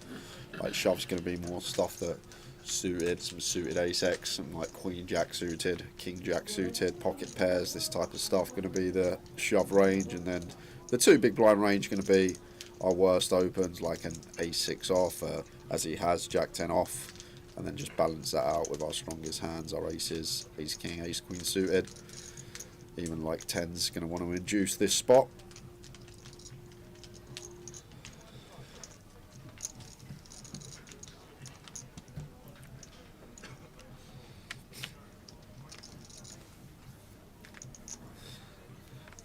Ravi Chef, how's Monte Carlo, sir? Guys, I've just randomly tuned in and heard Tower say no 6x from gun. Jay, you're rubbing off on him, sir. It only took 7 years. Just the 7 years it took, Ravi. But eventually he's getting there.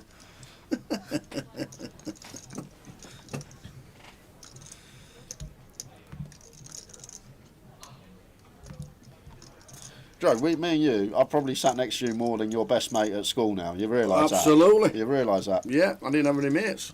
Because I went through school and the way they done it in our school, you used to pair with someone and you'd sit next to them and then you'd have 2 girls next to you and then 2 boys and stuff like that. So I had like the same person I'd sit next to most of my school life. But I feel like you've surpassed that now. Do you know what? I couldn't, if I sat here now, could not think of the person I sat next to in school.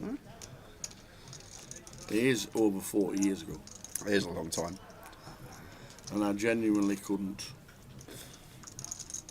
Would you have a look at this from Cal, going for the lead with just jack high on the turn, like Stato potentially going to check back some king X as well. There are some scenarios we can be drawing dead here as Cal. 55k into 110, Stato up and down here.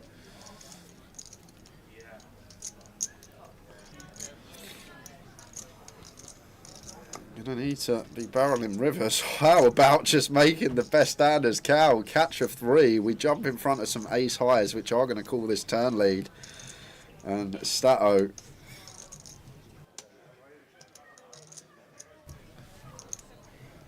gonna be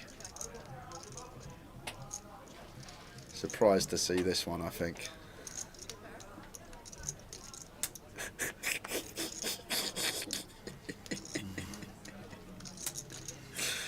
Gotta laugh.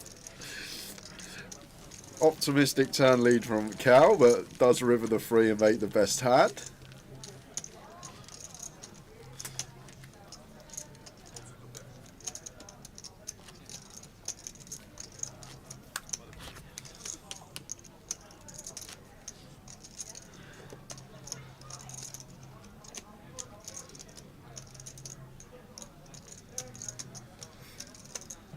20 minutes in to level number 23.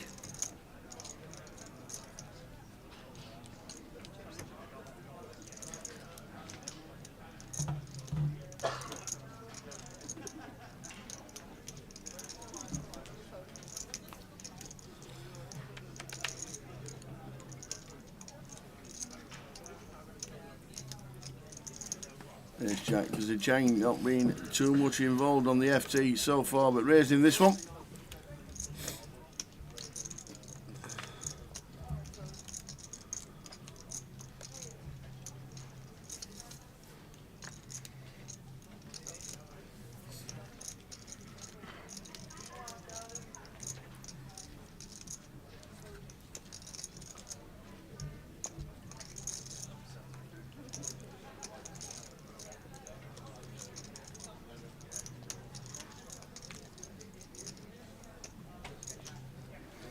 Does Cal need a haircut? Is that why his hood's up? Maybe. Because I've never seen him with a hat on.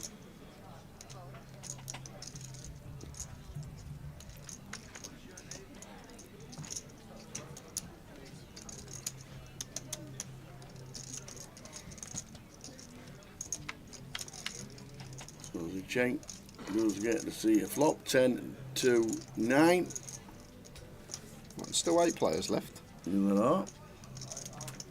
Only lost Keith.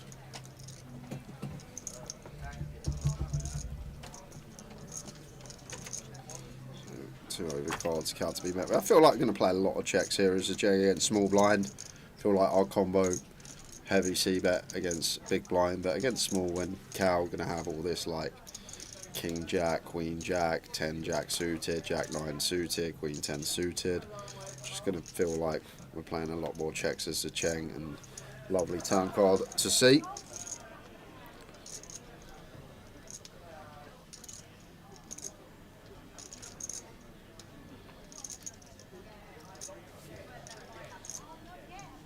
Go be checking.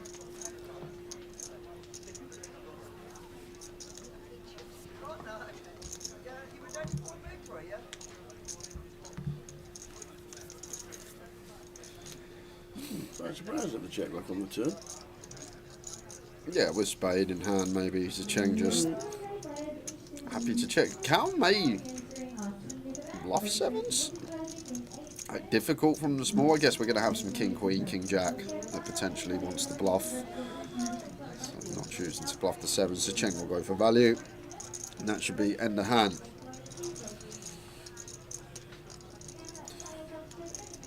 Charlie says, Jazz Ace Queen here, a pure jam, as when called, we're always dead. B-Bry versus gone nice in for the all-in stack, get some pairs to fold, but no option to defend and keeping dominated stuff off 20 BBs. If it was the other way around, Charlie, I'd definitely... Cal's never calling here, so I'm forgetting about this hand. If it was the other way around, I'm never shoving.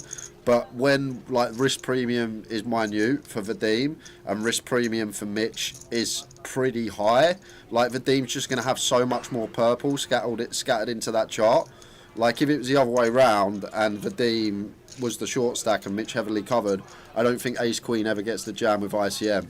But I feel like when our risk is that low, you see so much more purple in the chart, and then when it's high, there's not much purple in the chart at all for the all-in. So if it was a switch of stacks, yeah, I wouldn't be jamming. But the other good thing as well, you say we keep in some dominated stuff, but even flushing out 40% of like the King Jack, the Jack 10 suited, the Jack 9 suited, which probably don't open actually off Mitch's stack, but just flushing out King 10 suited, King Jack suited, pocket 8s, pocket 9s, all this stuff's going to be a win within itself. But I'd never jam it if stacks were reversed.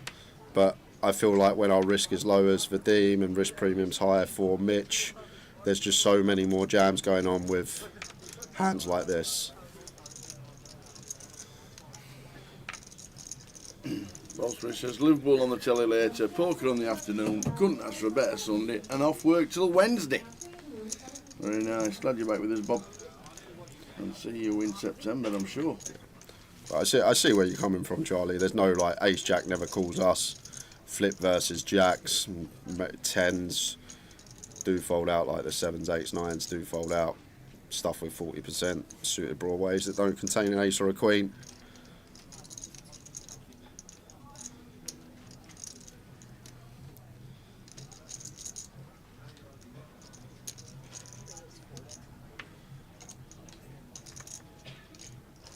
as I say, roles reversed. I would just play flat, like you say. I feel like as the big stack, we get so many more jams with these type of hands facing players with high risk premium. They're doing the Spand. Nice one. So Andy back in Dublin. The Spand. Is Stato never not on an FT. He's had a good couple of years, Andrew Hume.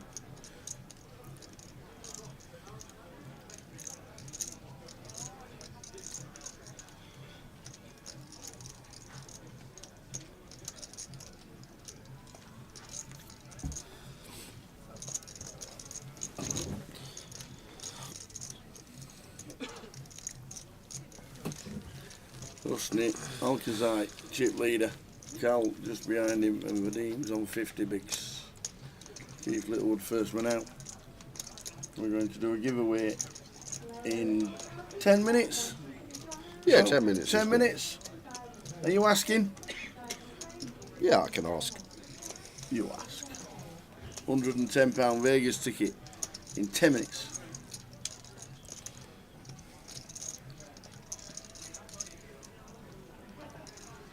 Jake, you commentate on the poker like the football game for 10 seconds, please. How would that work? 10 seconds. So Nixon with the deck here, going for his 1000th deal in the row without a missed deal. Cards are being pitched out. We're halfway round the table. Can he get the full pitch in without a missed deal?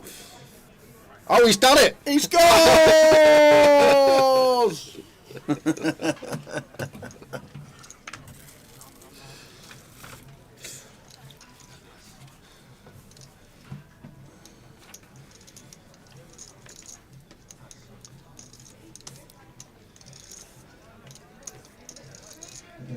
I always think with like football commentators, because there's certain stats that they'll say that you can't just Google. Like you can't Google and find them. Like they must have to like get proper into the archives to find some stuff that they come out with. Like some of the little stats. Yeah, that this bloke scored 47% of his goals with his right foot, 30% with his left, and the rest with his head. I don't really know how they know so much.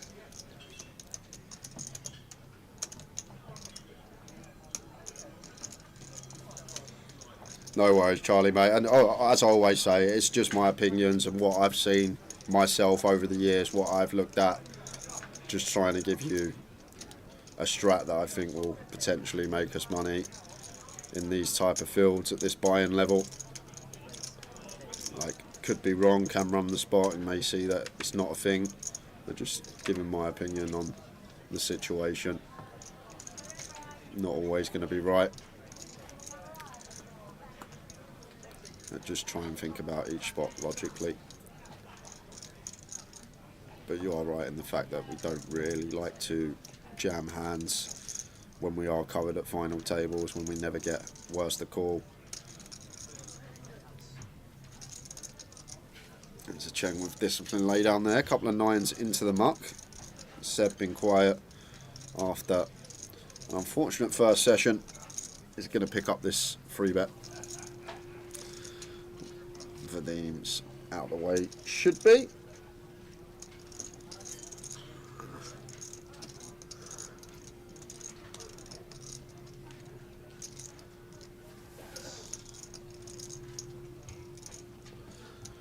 How we doing, Gary Howe? Great coverage as always, guys. Really enjoyed watching the stream.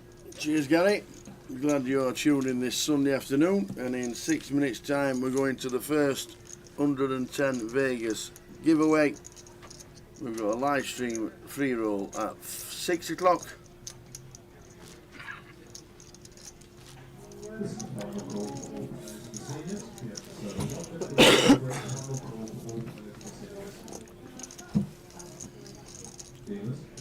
We're on 8 in the final table. We got to the final table within 30 minutes of the start of the day today. Around about 12:45. We started the, was it about 10 past 1? We started the FT.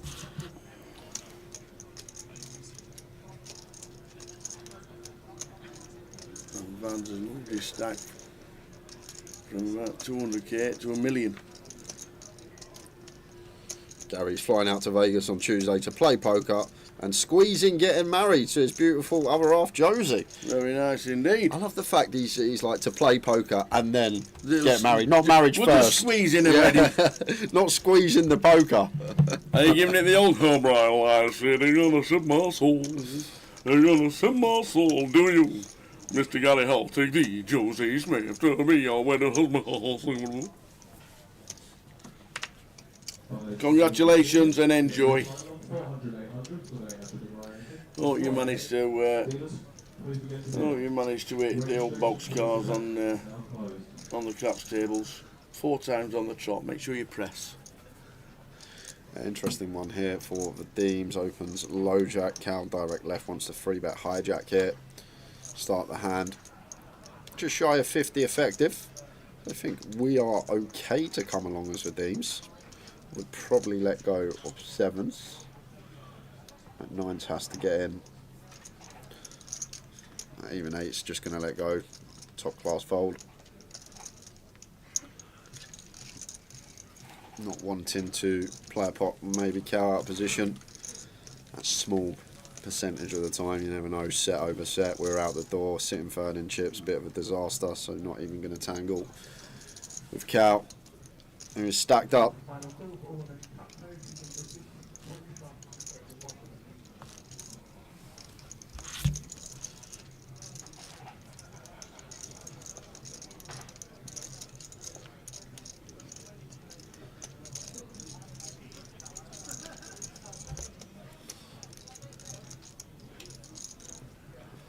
There you go.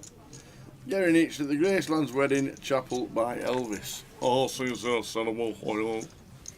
Sing it to my baby. We're going in the truck. Congratulations, Gary. No pizza cracker. Deems, ace 10. Opens to 40.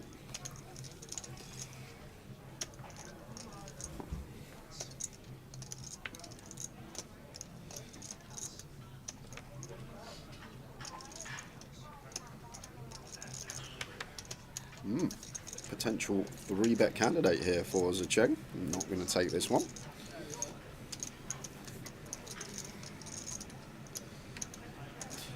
To be fair, we now actually got Tommy on 11, and I think Stato's got between 10 and 15.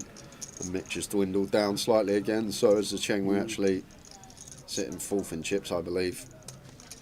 One of these positions and stacks that are too incentivised to get involved. Hoping for collisions to occur and ladders to happen.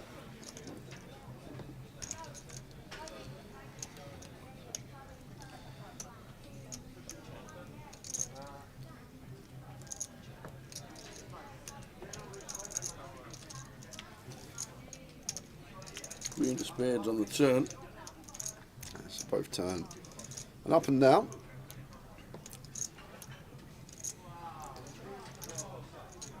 Check once more.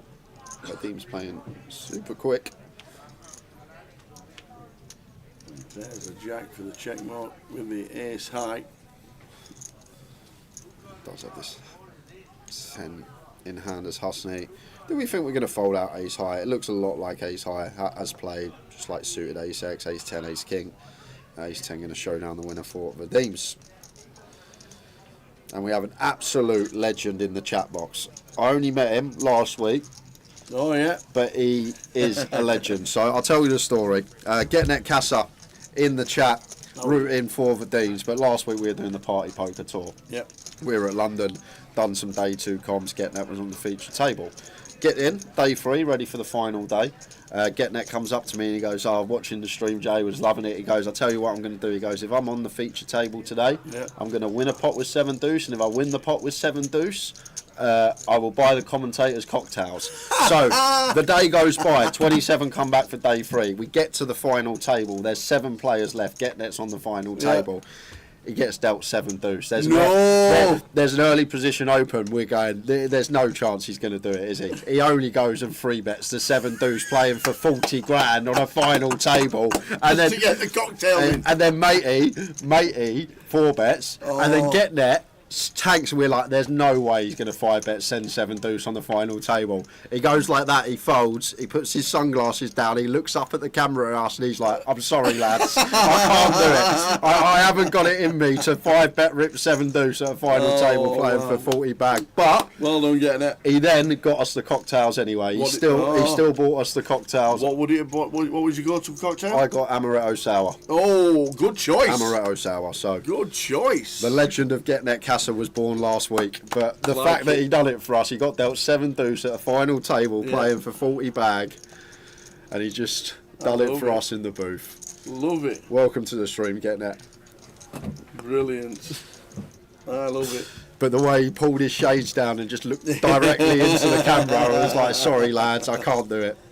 Oh dear. Back to this one. Husney pocket jacks here in the small blind. Open from Mitch. Starts the hand with 20. Just a jam here for Husney, right?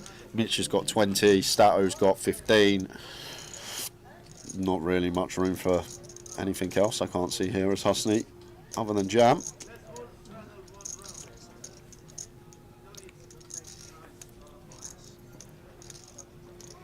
Love it. Nice one getting it. Was all getting it? He was. I used that on stream. I actually said that on stream as well. I changed his name. I said it's not Getting It, it's Getting It Casso. Yeah, that's it. Love it.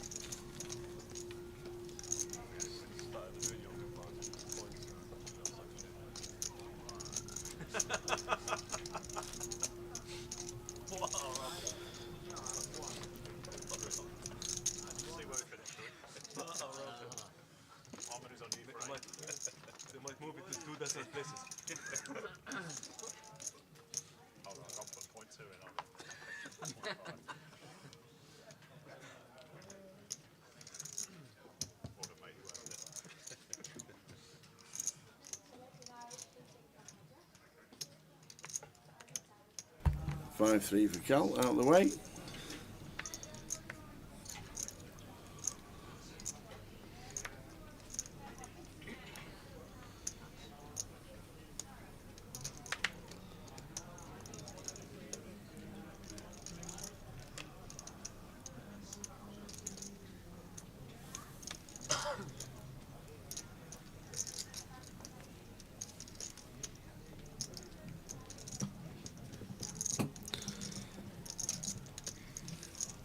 Minutes of level number 23.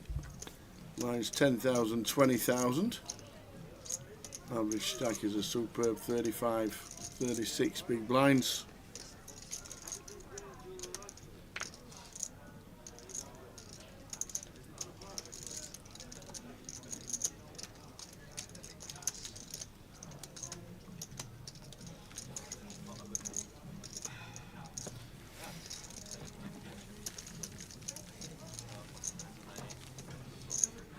When are we doing the giveaway, Tower? We're doing it straight after this hand. Straight after this hand.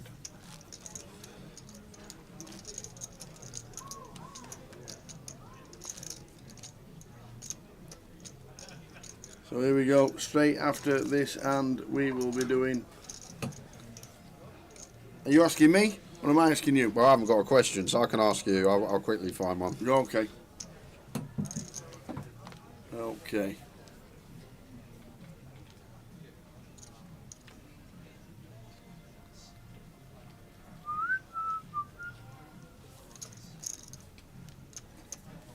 That's how you're watching Getting It as well. Tuning in to the live stream.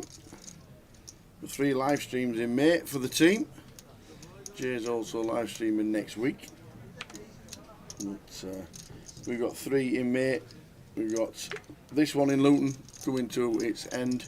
We've got Leeds in 10 days' time. And then we've got Reading the last weekend in May. So 3 for us to get into in May. We've got 2 in June. And we've got 2 in July. And the big one, the Goliath, at the end of July, is a corker. Right. We are ready. Oh my God! I've just heard you snigger. For a tower finch. I've just heard you sniggering then. I've just heard you, and I know that snigger, it means you're just going to do me like a No, kipper. I'm not. This is quite a fun one, because you can figure this out. Oh, I can't figure anything out in 10 seconds. So, guys, it's Tower Finks time, and this one's for one of the biggies. We've got a £110 Vegas ticket to give away to our viewers. So, a £110 Vegas ticket. Get yourself over with the team. Paper right there. Potentially Empty at the minute. in the summer. I have Rules my pen right there. are as simple as this. I'm going to ask Tower a question. He'll write his answer down on that piece of paper. Yes. Closest to Tower's answer is going to win themselves the £110 Vegas ticket. One guess per account, please, guys. Any multiple guesses, you will be disqualified. You don't want to get DQ'd on this one. No, you do not. This is a biggie. And please do not guess until I say go. Please do not. So, Tower. Yes, young man. All I would like to know 11. is what is the most amount of Skittles thrown in the air and caught in the mouth in 1 minute? Hang on a minute. What, so you can have an handful and go like that? Yeah. Really? Yeah, I don't know the rules, but I'm looking for the world record for the most Skittles thrown in the air and caught in the mouth in 1 minute. So we'll let Tower have a think. Where'd you get this? I don't know. I didn't even Google this. I don't know. No guess just yet.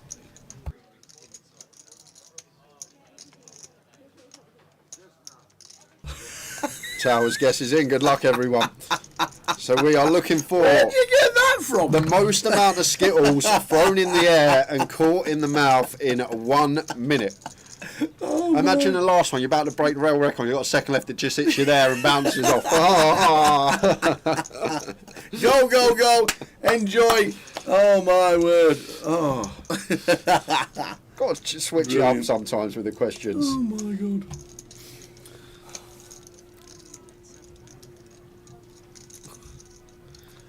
Oh dear.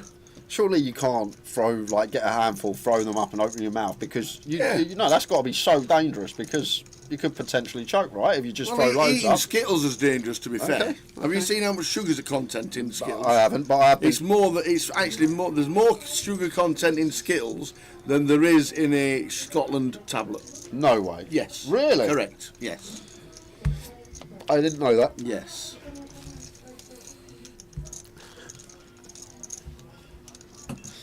Yes. So one guess per account, guys. Don't get disqualified. Please do not. This is for a £110 Vegas ticket.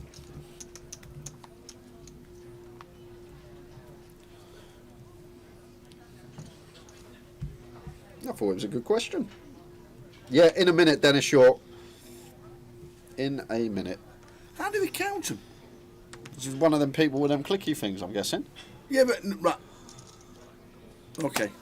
I'll hold on. No. Right. No. Or what you could do, you could get 1,000 Skittles, count them before the contest, and then take them out of the bowl, throw them up in the air, and then you can count how many are on the floor, and then mathematically you can count how many are left, and you can figure out how many went in their mouth. Yeah, but you could go like that. Yeah, Right, but you then count. go like But I'm saying throw you one count. away. But you count how many's on the floor as well. That's what I'm saying. If you had 1,000 Skittles, you do the thing. You count how many's on the floor. You count how many of the 1,000 are left. Unless and then the, you the can ones figure that it out. land in your mouth, you gob into a bowl. I don't know. I don't. Or do you eat them? Who knows? The question is, What a guys. question.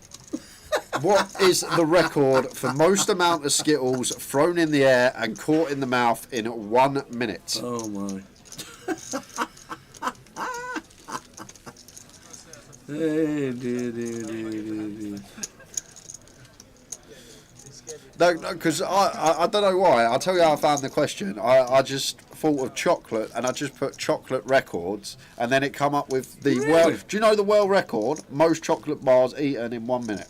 Pardon? Sorry, it weren't chocolate. Most Snickers bars eaten in 1 minute. World record. About 11. 3. 3? It is 3. I'm having a go at that. Go, you could just skip to B&M's for me, will you? Get to B&M's. I was looking, I was like, I can't ask that. It's too low. So, and then there was one on Skittles, and I was like, that is perfect. 3? 3? Get to B&M's. I'm having a go at that one. They're hard to get down, you know, Snickers, aren't they? They are. Well, you might be all right. You might be all right, but Surely you can swallow a Snickers whole. Yeah. Honestly, okay. 2 bites, 2 chews, and you not 2 chews. 1, 2, swallow. I'd like to see. Do you know what? We're going to get 3. I'm actually going to go out on my next break and buy 3 Snickers bars, and we're going to do it in the booth with It'd the be tower. good telly. It'd be great TV.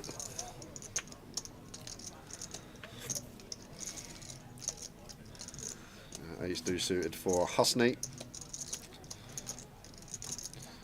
Opens the 40k. Chipped up nicely so far this session. I'm not doing it, Piano Cat. I've already had my cheat food today.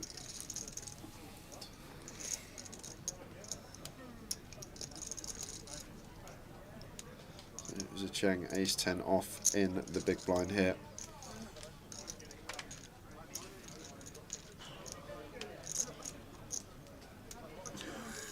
Treeing Gardens has put his guess and his account name at side. That's confidence for you. For sure. Nice one, Treeing Gardens in the Wirral.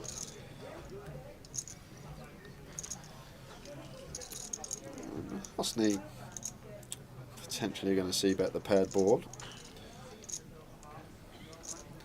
I'm definitely going to see bet 4-4-8 a lot more than 8-8-4. There's a Cheng. Still will have some offsuit 8x here that want to defend in the big. 30k, just south of 30%. Should be a call from Zicheng. Ace 10 high. Ahead of worse ace highs. Ahead of king queen, king jack, queen jack suited, jack 10 suited. Backdoor nut club draw to go alongside it. Does make the call.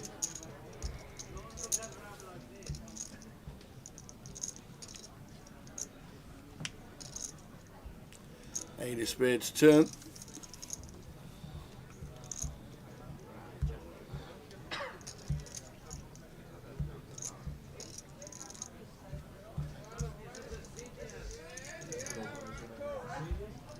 After this hand, I'll be giving the correct answer.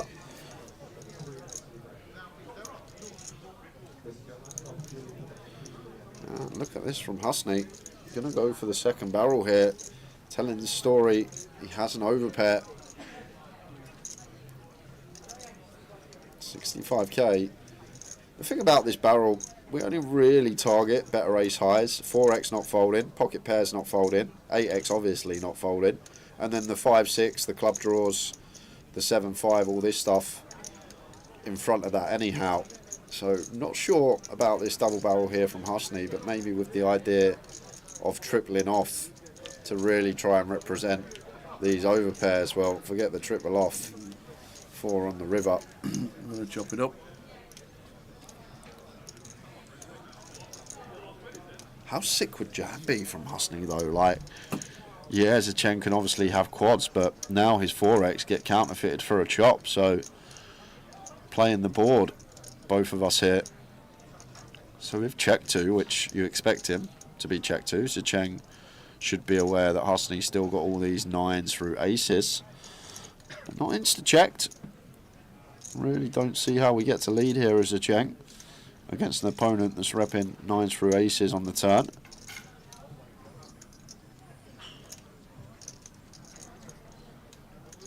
I don't think we ever fold these out either, that's the question. Like, they're never folding with 3-8s on the board.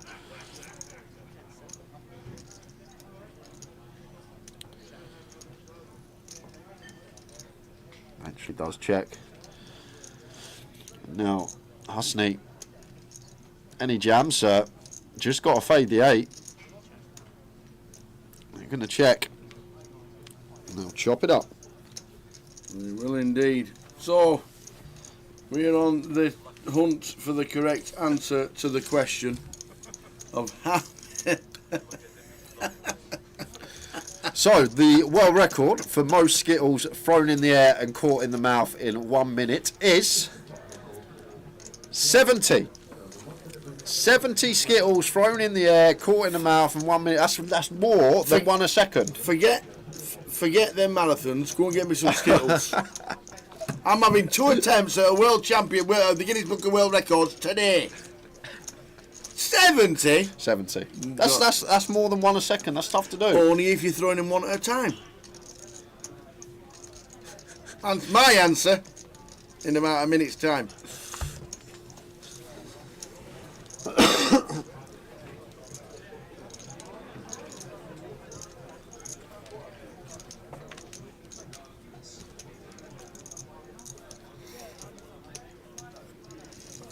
Oh, Stato +1, sub 8, King Jack off here.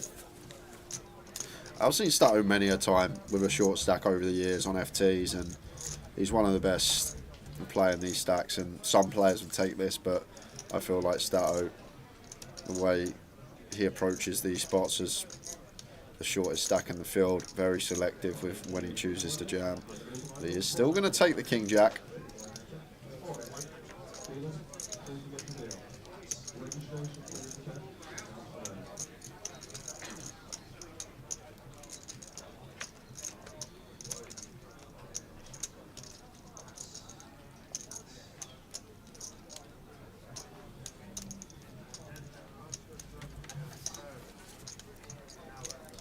So get your final guesses in to the guessing how many Skittles somebody caught in a minute. We'll give you 20 seconds to get your guesses in. 20 seconds and I will reveal my correct answer. 70, my arse. I'm on it. I am on it. And I'm going to be in the Guinness Book of World Records by this time next year. You said today. Well, I'm sure that'll be by this time next year. But the thing is as well, I just thought about saying, if you're throwing loads of Skittles up at once and you're going like that, you could lose an eye. No, but you catch more than one at a time. Yeah, but what if it takes your eye out? What about catch 10. But you throw them up, you're going to have them coming down, you're looking where they're coming, you could potentially take your eyes out with Skittles. You could nod them away. Yeah, like, I'm just saying, it's... and depending how far back your head's tilted, it could go up your nose as well, so maybe it's got to be one at a time. Orcas, nailed it. Safety glasses. There you go. That's what I'll be wearing. If there's any action this hand, we'll give it you. Other than that, we've got 10 seconds before we close the comp. 10 seconds. 9, 8, 7, 6, 5, 4, 3, 2, 1. Nose plugs, safety glasses, sorted. But you can just go like that. And do you know what? The competition's now closed and nothing's happening this hand, and that's exactly what I have based it on.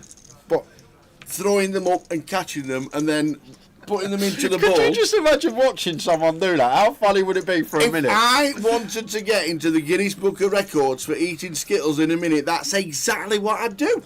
I'd go like that. Okay, I think next break I need to make a trip to the shop, grab a bag of Skittles, and we need to get the camera on tower. And also, how far do you need to throw it up?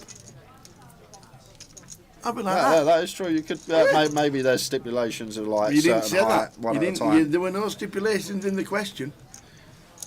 So this bit's easy. How does the adjudicator count? If you start with a bowl of 1,000 Skittles. No, but how far does it have to go in the air before you catch it? Because I would get a handful of 50 lasers, throw them up, catch at least 10 in my mouth every single time. Not 10. Gob them into a bowl and do that. I would get. Honestly, I could nail more than 100. That is my. Could you nail that many? Forget. Yeah. Okay. That's what I based it on. All right. What, you based it on you? I based it on me. Okay. So 70 is, I reckon, a lot of people get more than 70. I really do. So I went on the basis that you can have a handful, you can throw them up minimal, catch more than one on a regular basis.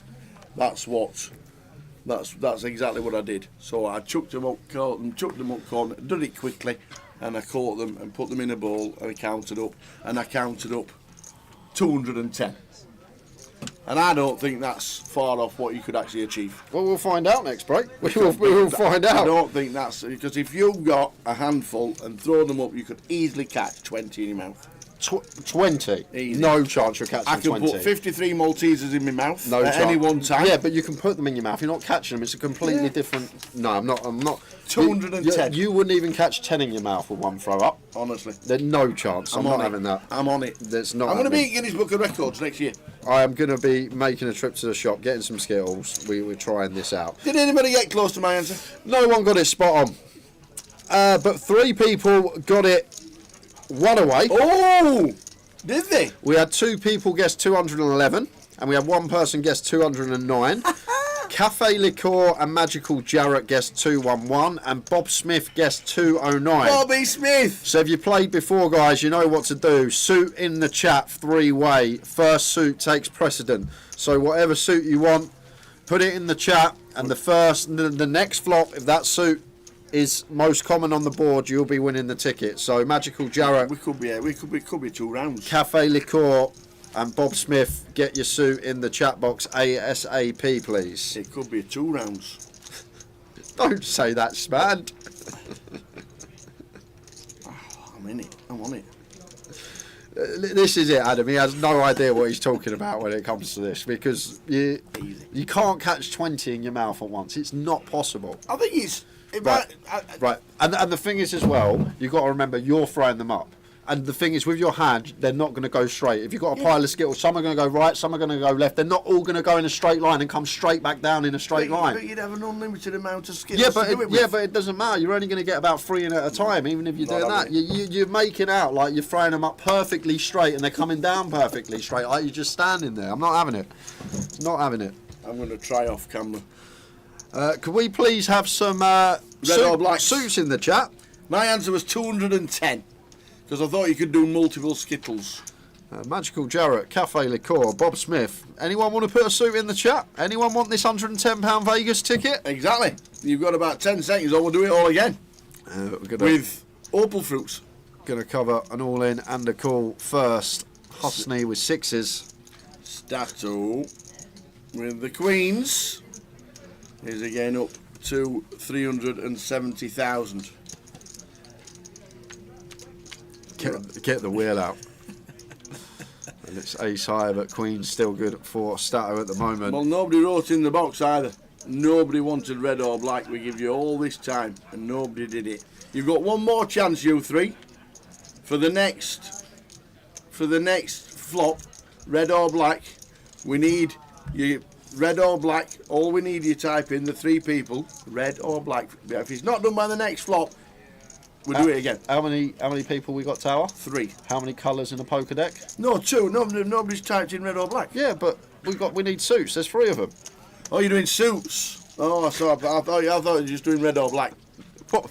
And then doing 2. So if 1 went red and 2 went black. Suits, please, guys. There's 3 of you. You can't share a colour. And I'll tell you what, if you're not in, because you can't guess and you can't disappear, we always say in the giveaways, don't guess and disappear, stay tuned. We're giving you till this flop comes out. Cafe Liqueur, Magical Jarrett, Bob Smith, I need a suit in the chat. And if you're the only one that puts a suit in the chat before this flop is dealt, you win. Not red. Red's not a suit.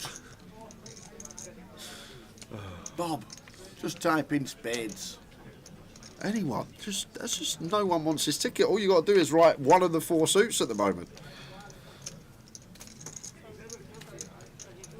We're just trying to give away money. Literally. No one wants it. Tom, you're not in it. Tom, Tom, you're not in it. There's 3 people.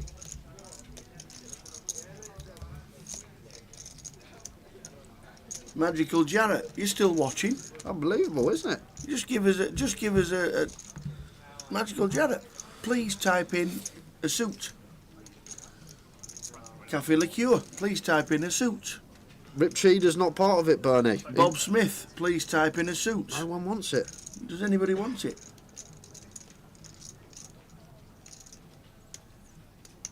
How can 3 people get 1 off and not a single one is watching still? Bob Smith, Cafe Liqueur, Magical Jarrett. Robert Smith, can I sub in?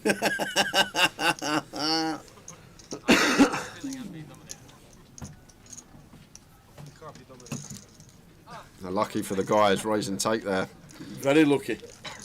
You got an extra hand.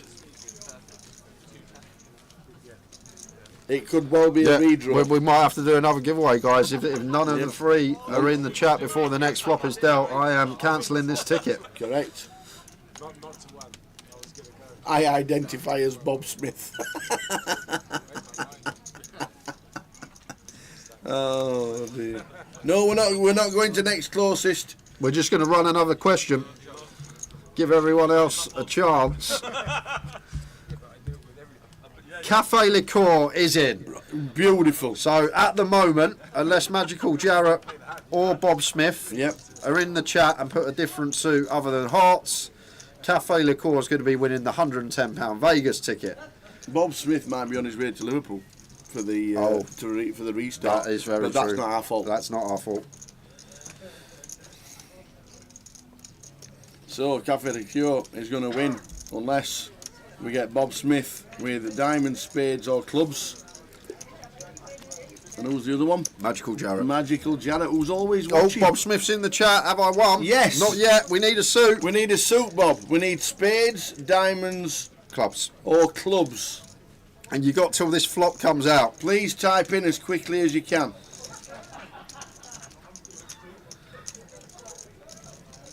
Well done, Bob. But you need to be quick. I was behind. I was in the shower. Well, likely to not see a flop here. Hopefully. Spades for Bob. There we go. Spades for Bob. Cafe Liqueur is hearts. Magical Jarrett is nowhere to be found. Magical Jarrett, you got 10 seconds. You might not see a flop, to be fair. We're not seeing a flop this hand. Just a jam from Mitch and a fold from Husney. Oh, look at these players.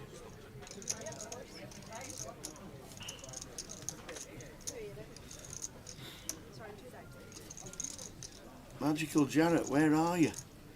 You've got another chance, because Husney's just folding. Shouldn't even be thinking about it. Just in the bin, Husney, on to the next. There we go. So, Cafe Liqueur has got hearts. Bob Smith has got spades. Now we just need a flop. Yep. And we're not mentioning Magical Jarrett anymore, but if Magical Jarrett is still listening, you've got diamonds and clubs to play with. And we will play to... So now what's the adjudication on the winner? Oh, well, now technically it's red or black, isn't it? Magical Jarrett's not here, so I'm just going to say Cafe Liqueur is red, because they chose hearts, and Bob Smith chose spades, so Bob Smith is black. Simple as that. Okay. Happy with that? I don't mind. Because I don't want it to roll out a diamond flop 7 times in a row. Now we can do red or black. So there we go. So as we need to get this ticket out, guys, next flop. Cafe Liqueur is red, Bob Smith is black. There we go. How are we doing, Sam? I'm not having it, Sam. There's no chance he can catch 20 Skittles in his mouth at once. He has claimed he'd get 20 in with one throw up in the air. I think somebody could. You said you could. I think I can do more than one. Oh, what? Now the number's dropping. Suddenly it's dropped from 20 to 1. I could definitely get more than one 30 times. I think there has to be a stipulation with that record. That's what I'm thinking. How are we doing, Sam? Hope things are good.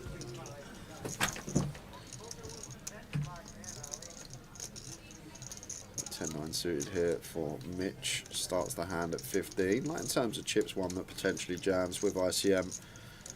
Not too sure. Still going to take it. And it will be working. No flop again. We leave the 2 in the wings waiting for a red or black flop. It's been about 5 hands. You could have caught 20 Skittles in your mouth by now. We got to buy some Skittles on the break. And marathons. The world record for most Skittles thrown in the air and caught in the mouth is 70 in 1 minute. Tower claims he could smash that out of the park. He also claims he could do 20 at once. He reckons he could throw up loads and catch 20 in his mouth at once. And I want to see it, So I'm going to the shop on Do my you break. think 70 is a lot or not? Yeah. It's not. It's a minute. It's more than a second. When you read that world record, that has got to be one at a time. Because I could throw a handful up and catch 10. The most Skittles thrown and caught with the mouth in 1 minute is 70. It was achieved by Shrita Furman, who also holds the records for catching lemons, marshmallows and beach balls in his mouth. Beach balls? Beach balls? How do you catch a beach ball in your mouth? Shrita Furman. I need to see this guy. Oh dear. Beach balls. Like lemons, yeah, marshmallows, yeah, beach balls. I wasn't expecting that. Are we going to see a flop? Tommy's all in with 8s. Seb, are we calling with the ace jack of spades? Of course we are. We're going to see a flop. We have to with the ace jack of spades.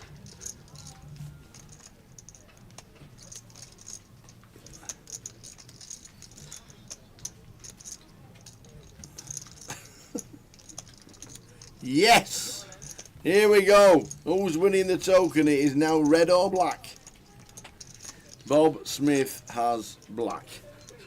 Cafe Liqueur has red. Rossa, that's a great shout, mate. It's probably 4 to 6 on for Tower, and then I'm probably like 9 to 4. So that is a great shout. Back to the all-in. Here we go. Who's winning the ticket?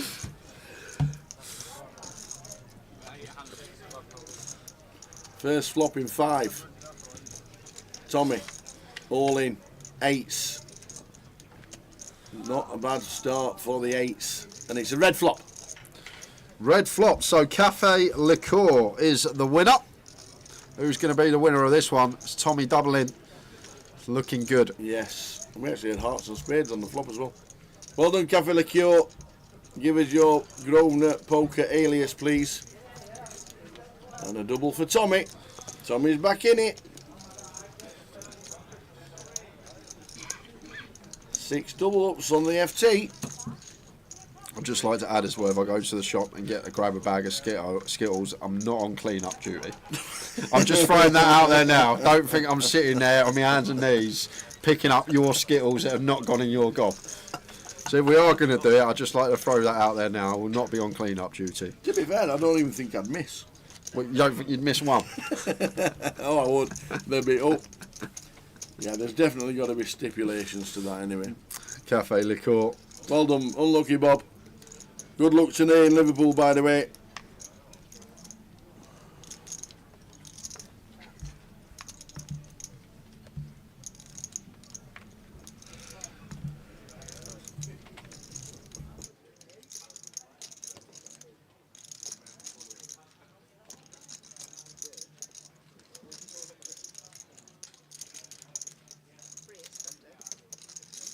Ian Neilman just got home, flopped a set of 5s and run into a set of kings, onwards and upwards. Nice to see you today, Ian.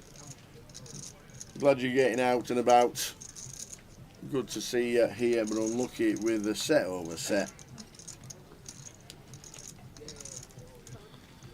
I actually really like that fold there from Vadim. I don't think a lot of people find it. EP open from what should be a fairly snug range of Stato and like 8s here, just out the way. Always speak about the spot that I saw probably over a year ago now, where there's a situation where there's a gun open and you're sat with 9s from +1, heavy ICM, and the 9s just fold. And I remember seeing that spot and feel like that's a very good fold there from Vadim. Cal with the King Queen, going to put the pressure on. One of the prime free bet bluff candidates here.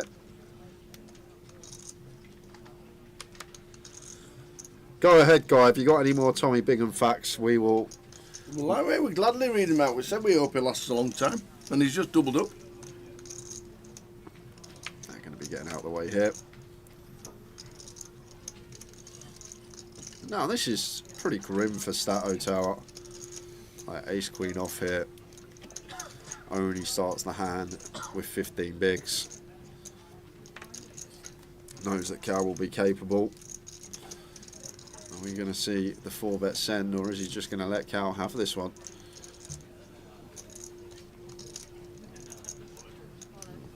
There's the jam. And love to not be snapped off here. As soon as we don't get snapped, we are fine. Ace King snapping. Any pairs. Queens for aces snapping. So now with Stato, we don't really mind what happens. We know that Cal's going to be folding.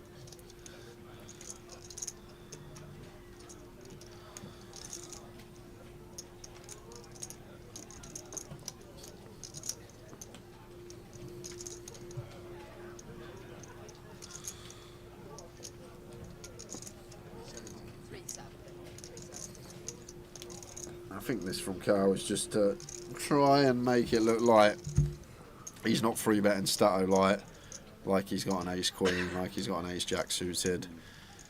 But we know and he knows that this is always hitting the mark. Cafe Liqueur, wherever you may be, I need an alias for you. The alias you play on Grosvenor Poker. Thank you very much. So we can stick it in and you can get into the £110 at Vegas packages.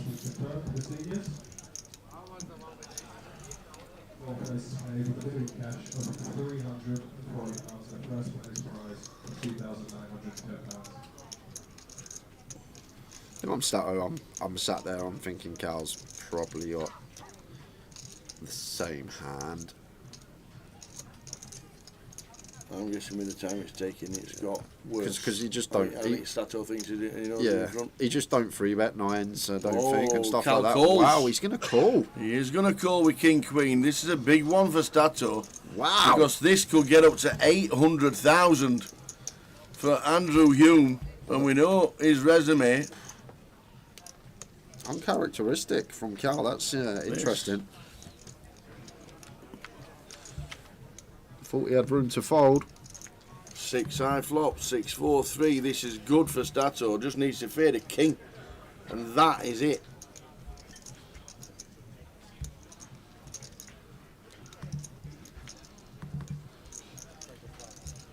And now a 5 for a chop.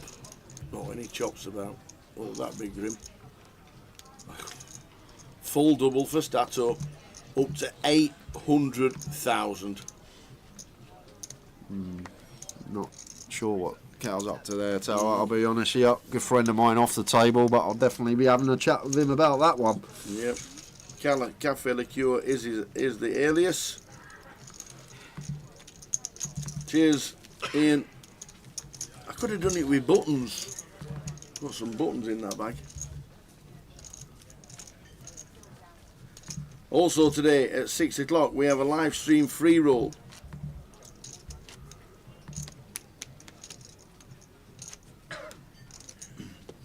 The live stream free roll winner will get an £110 entry into the UK, into the closer, the 25,000 closer, and the password for the 6 o'clock free roll is an easy one. Hatters. For Luton's nickname. Luton's nickname. The password for the free roll at 6 o'clock is Hatters. Get yourself onto Grosvenor Poker and log in. Hatters is the password. I think it's all lowercase. And get on it. How you doing, Sam, mate? Mr. Goodman tuning in. Cash yesterday. Says Prob's fault he had way too much equity versus Jack/10s now. Should have just gone for 4/4.2 BBs pre instead of 5. Yeah, potentially go smaller. 3-bet size when Stato opens off of 15. Like we can just go 4, can't we? When 15 opens, rather than the full 5 BBs. Maybe just thinking, not wanting to fold that hand. The time Stato's got Jacks or 10s. That's Zheng. He's been getting after it today. I don't think I've actually seen him free bet for value once. Once again, picking a nice little combo. Fold out some better ace highs. But we're not folding out the pre-flop nuts.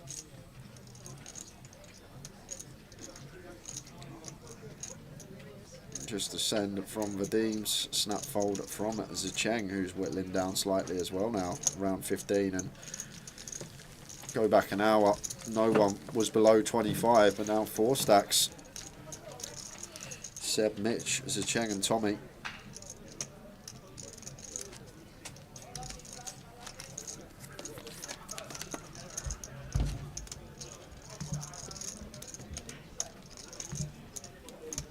So Hatters for the free roll with a ticket to the closer and other prizes as well. Hatters is the password.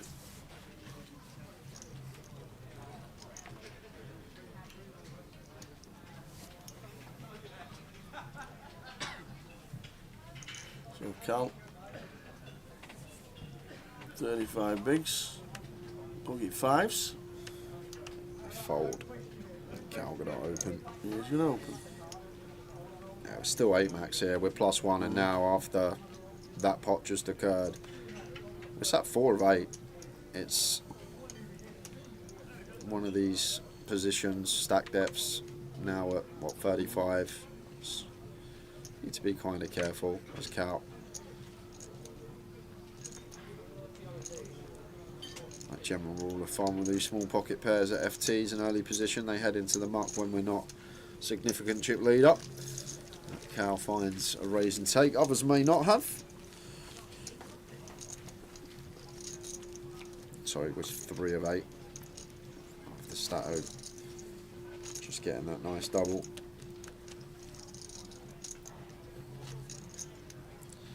And started the FT just after 1 o'clock, guys, so 3 hours in, only 1 casualty so far. Keith Littlewood first out today. Exactly 3 hours we have been at this final table and we have lost 1. Can we spell the password? Hatters, H-A-T-T-E-R-S. Thanks, Damien.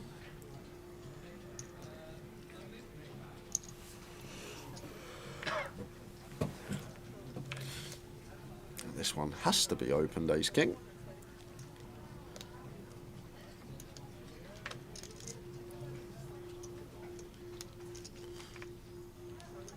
Anything for Vadims. Queen deuce off. Into the muck.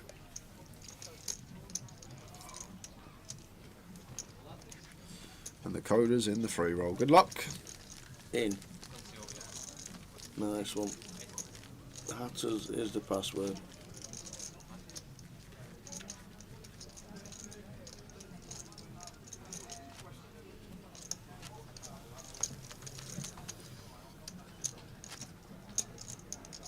Recorders off to play the 125 Sunday at Walsall. May as well play the free roll as well. £125 at Walsall, is that right? Or is that a misclick? Seems a bit chunky for Walsall. Just on a random Sunday. No, it is. Super Sunday. Dealer dealt. £125 in. There's 30 seats, there's 40 playing it already, it's just started. Very nice. Good luck everybody who's playing.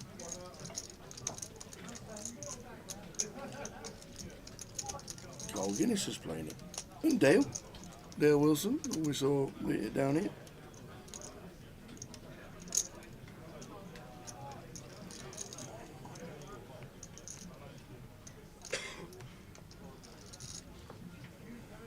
Every Sunday, says the coder, usually gets about $7 grand. Very nice. We've even got an Omaha event tonight as well. 60 quid in. 2 comps running in Walsall today. Very nice.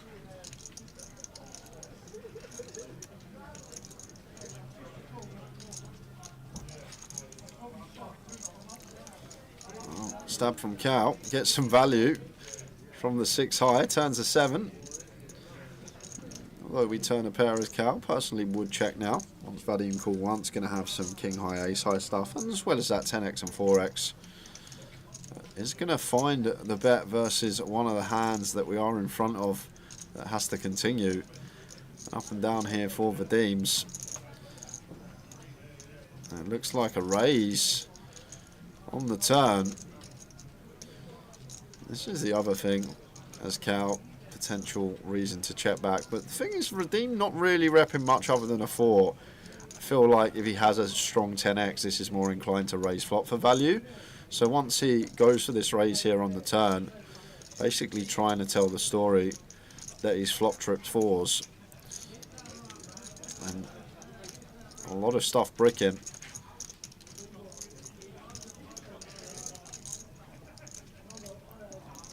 What does Cal's range look like to Vadim's? He's bet flop, he wants to bet turn.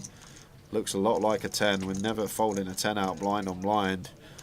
So I might have shut this down as Vadim, but against a 7, potentially could work here. Hard to have many bluffs once we call 10-4-4, but blind on blind we are need to mix in stuff like Jack 9. We need to mix in ace highs and king highs, like a 5-6 of clubs. So it's not a situation where he only has a 10 or 4 pocket pairs ace high. He can still have like Jack 9, Jack 8 suited, 5-6 suited, even 5-3 suited. Against one big on the flop, so tough spot here for Cal with a 7. I wouldn't fold a 10 blind on blind, but 7's kind of tough because Vadim, I don't think making the assumption raises a 10 on the turn. I think that's more inclined to raise flop, like the king 10, queen 10 stuff, rather than turn when Cal double barrels. But may work against a 7 tower, but I'm not sure about this from Vadim because whatever 7's always calling, a 10's definitely not folding either. And gonna see how makes the hero with second pair. Very good. Sick hero call. Just gave him a bit of stick for the king queen call off, but that was a tasty little hero on the river there from Cal. Well played. And now back up to chip lead. Husney, the only other one over $1 million with the blinds at 25k. 36 minutes of this level to go, and then a break of 15 minutes.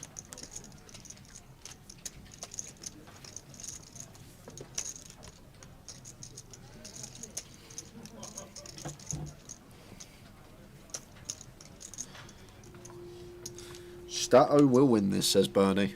Oh, he's had a big double up to 800,000.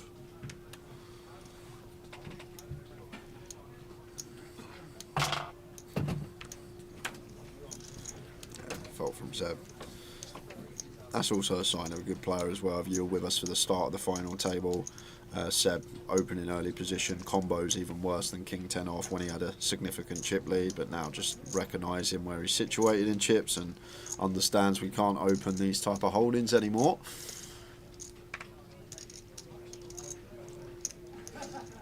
Husney. He's 5 off here. Wants to open in the hijack. I guess Cal is in the small blind, the position he's probably less likely to attack from. And then covering everyone else other than Cal. Well, I say he's less likely to, but as Cal against second in chips here, wouldn't shock me to see a free bet. Starting the hand 40 deep, so probably fine to just go 7-8 big blinds as Cal. Between 350, between 150 and 200. Yeah, very nice. Now Cal got a bit of extra chips, able to put them to work and going to get this one through versus Husney. Yep, Husney won't be calling with the ace 5, or shouldn't be.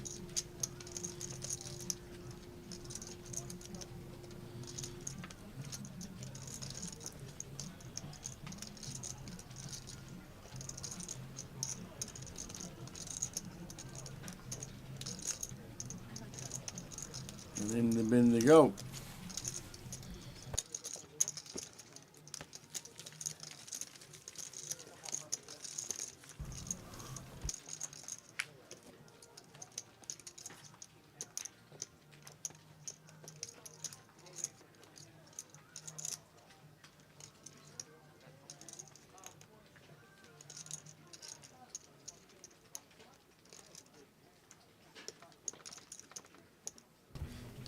Sabria says, thanks guys, got my £50 ticket. I'm in the 30k opener at 4:30 PM. Good luck in that, Sabria. Keep us updated how you're getting on. Always nice when someone has a decent score off a stream ticket. Don't forget as well, guys, just regarding online, I know we do the giveaways, but plenty happening at the moment on Grosvenor Poker. Elite Series kicks off today. 8 million in tournament series guarantee, so that is going to be a huge one. Road to Vegas running now every day. The satellites for that if you want to join the team over in Vegas. The closer tomorrow, as always, 25k guaranteed on that. And if you're one of those that maybe some of the bigger satellites a bit out your price point, don't forget you've still got the old steps to get yourself in all the way up to the live event credit finals, where potentially you can win your live event credit from a £30 buy-in, or for the bigger one, the 110 buy-in, spin it to £12.50. Check it all out. Grosvenor Poker online guys are great to give us the tickets to throw at the chat box over the course of the weekend. Vadim's with the A7 in the cut-off, just going to be a raise and take. I wouldn't defend this one as Seb in the ICM. Seb is going to have a little look. Wants to see a flop. If we are going to defend it, better to be heads up than multi-weight. Still may have let it go. We're not going to get in too much bother. Just the extra big blind that we're going to lose. C-bet from Vadim's on a board that we're going to see higher frequency bets on. And a quick fold from Seb in the big blind.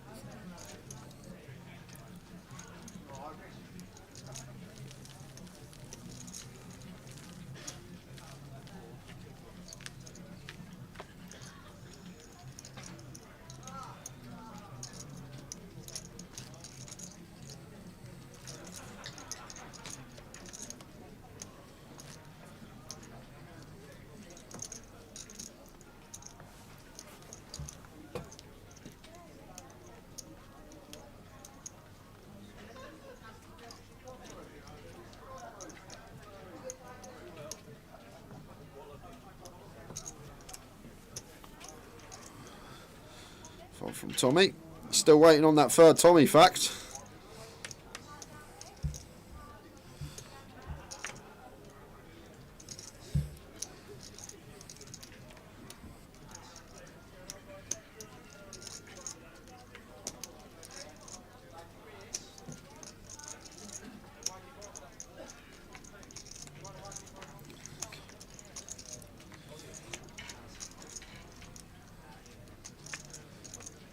Ladies from Mitch on the button. Was down to 4 bigs at the start of the final table. It's doubled up twice since then. And we'll be looking for some action on the button here with the ladies.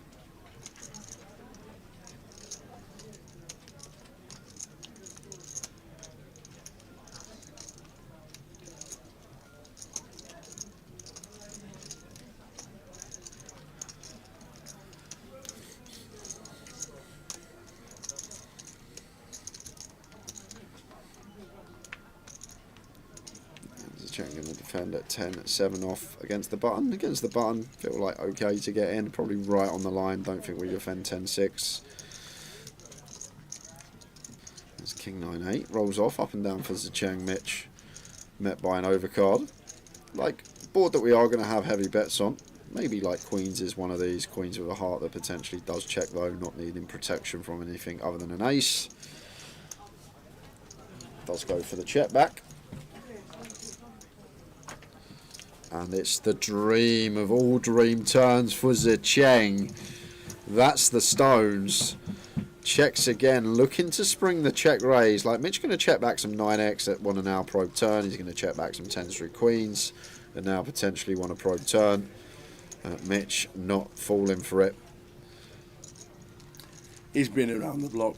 Could potentially try and extract from some stuff like 9x, 8x, 6x, get some value from an up and down 7x, but ace of hearts on the river, and Mitch is going to do terrifically well not to do a penny here. Not doing nothing. Because now we just check back. There's no real reason to bet. We're not getting called by a 9 or an 8 anymore on this river, so We're essentially turning our queens into a bluff if we bet here in this spot.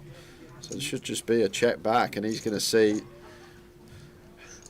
Flush draw complete, straight complete, aces out, kings are out. I'm just checking back my queens. I've not done a dime. Mitch Johnson doesn't lose anything. Does too big, so he opened pre-flop. Unbelievable.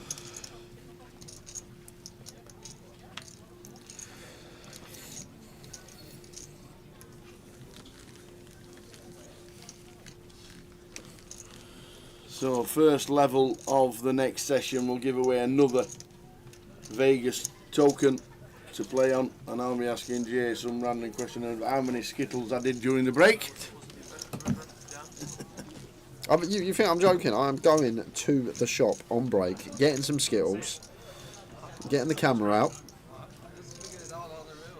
There has to be a lot of stipulations with Guinness Book of Records. I'll let you do it however you want. I think you could easily have a bowl of 10,000 Skittles and just chuck them up and catch them, and in a minute you do more than 70.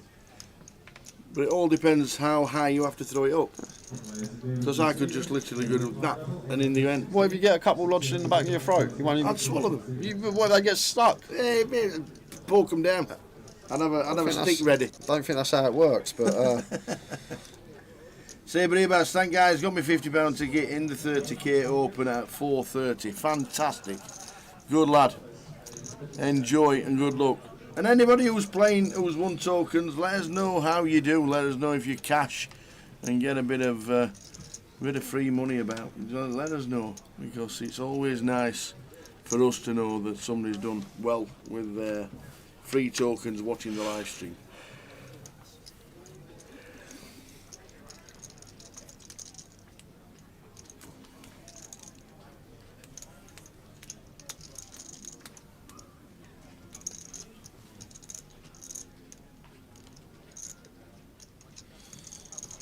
I said this, Michael, that the way they must do it, they must have X amount of Skittles to start, and then however many are on the floor, they take them away from X amount of Skittles, and then the difference is obviously what's landed in your mouth. Or the only other thing is that you have to do it one at a time, and then it's obviously a clicker. So. It's got to be one at a time, 70, hasn't it, you'd think. But even so, that's hard to do 70, one at a time. Less than 1 a second. Zhang, spicy, but works.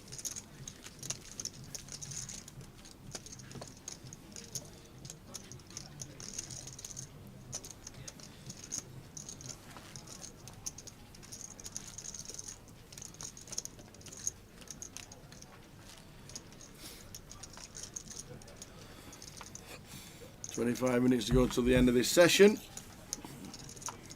And then a 15-minute break. No extended breaks, we don't think at the moment, but the players might want to eat at some point.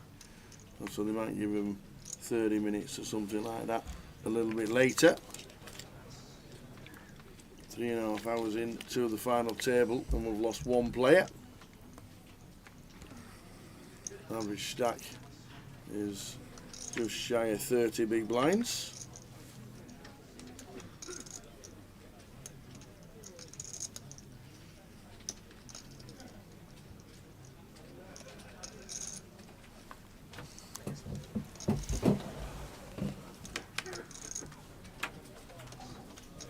All in for Mitch with King 10, down at just over 10.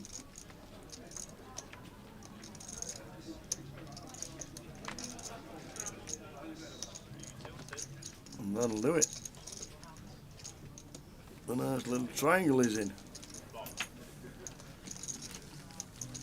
Tommy on 11, Mitch Johnson on 13, Seb Young on 21. Carl, chip leader on 60 big blinds. Chris, yours will probably be tomorrow because we've got yours because we thought we came back with the spreadsheet, and Tom sent a message saying everybody had been credited today apart from the ones that were not down as an actual alias, which was one of yours. So that will be credited tomorrow because the guys are not in the office on a Sunday.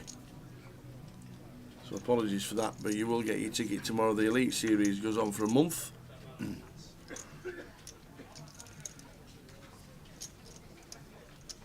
then once it's in, you'll be able to play. But the Vegas tickets today, the two of them today, and yours should be credited tomorrow. I don't know if it's Bank Holiday Monday in Gibraltar, because I actually think mainland Europe celebrate May Day on the 1st of May, because they were actually off on the Thursday, I do believe.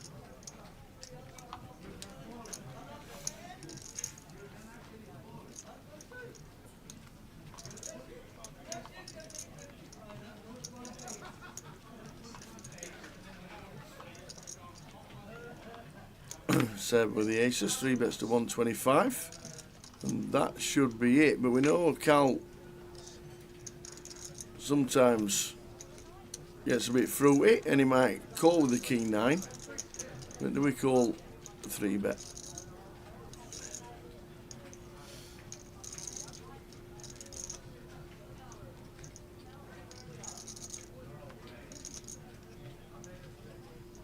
No, we do not. King 9 in the bin.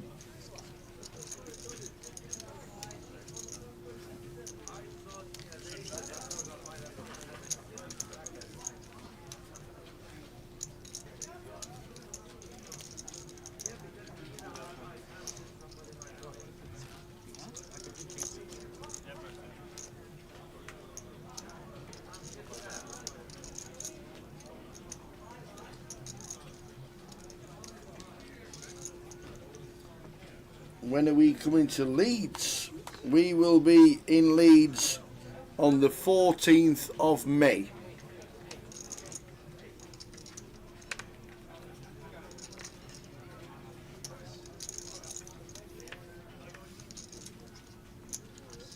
We will be there literally 10 days' time.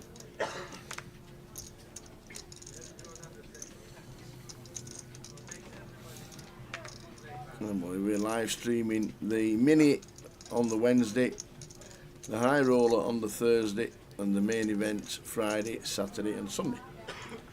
Gibraltar celebrates Labour Day on the 1st of May. Okay, well they might have 2, who knows?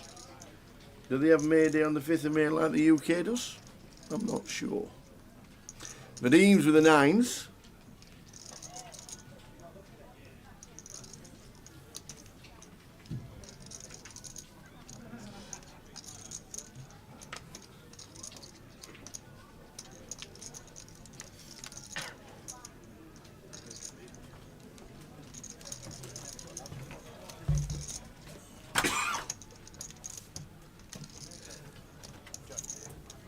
So Vadim's just go. We see Queen 9 flop, Queen 5 7.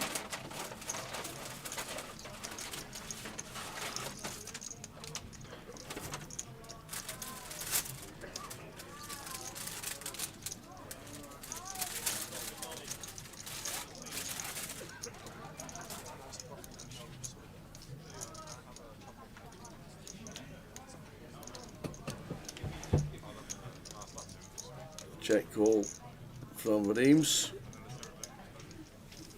Wasn't it? Turning trip queens.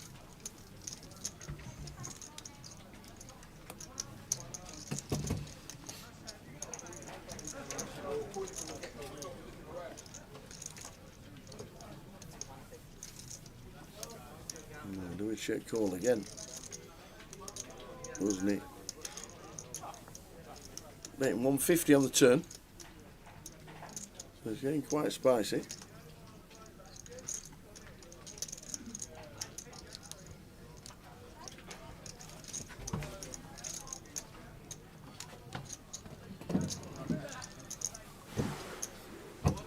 We do call with pocket 9s.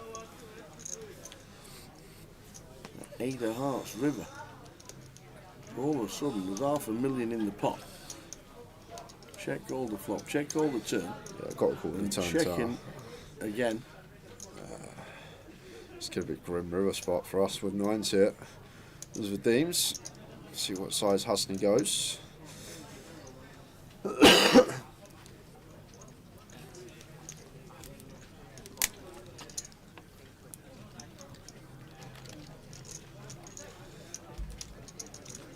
James does pay it off with the pocket nines against the small size. He does, down to 380.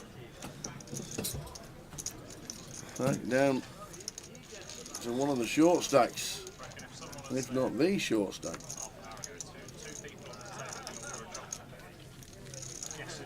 Guess who they are? I don't think anyone's got it. So we'll see Lisa Wilkinson in Leeds. See you there.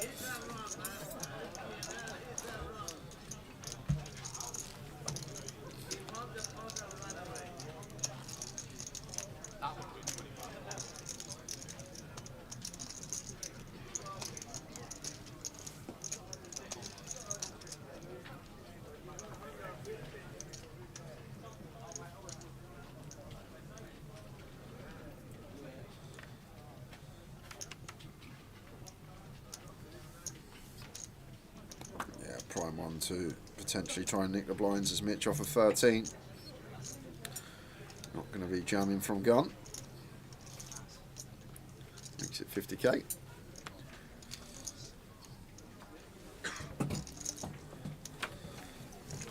We've got one more Vegas ticket to give away after the break, guys.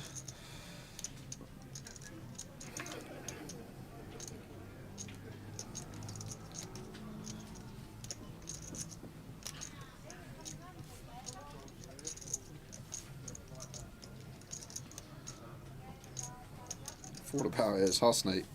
That would have been outrageous to take the Queen Deuce suited. Round to Cal in the big blind. 9-7 of clubs. Clear defend.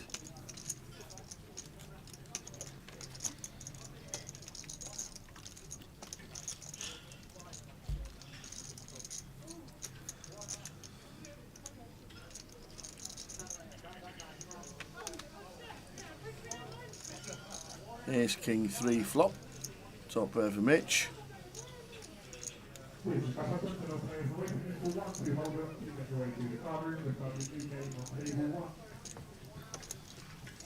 Check from Cal. Stick in quarter. Yeah, quarter seems nice to out. Agree.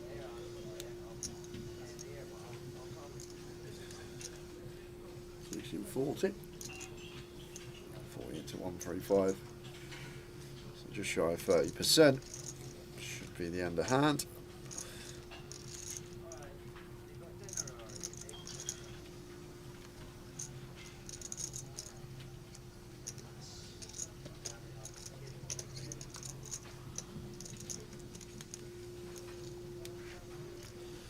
Three and a half hours into this final table, guys, and just the one bust out so far. Yep, just the one in 3.5 hours. Things have shallowed up, as they will when you're not losing anyone. Talking of final tables, the cup's on the FT. Already? Yep, the cup is on the FT. Wilco? No Wilco. Keith Littlewood? No Keith. Alex Risby? Nope. He's not here, is he, Alex? Nope. I don't think. There's got to be someone else up in the league. The Mad Turk? Nope. Oh. Thomas Clack? Nope. Matt Davenport? Nope. Dale Wilson? Close.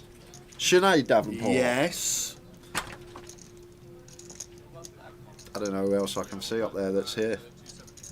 He might get out of it for the week. Jack Hardcastle? Correct. No way. Correct. And Albert Sapiano. Sorry, lads, we got to cut the main event. We're putting these lot onto an outer table. We're going to grab the cup final and we're moving the cup over to the feature. So we're going to throw the main to an outer. Yep. Going to concentrate on the cup. And also, Marta's on the final as well. Marta, is Yes. she? She's had a good week. Yep.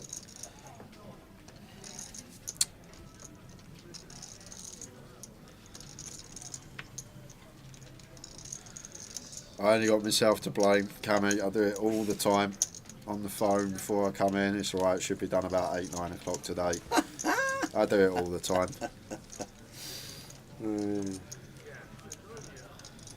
Password for the free roll is Hatters.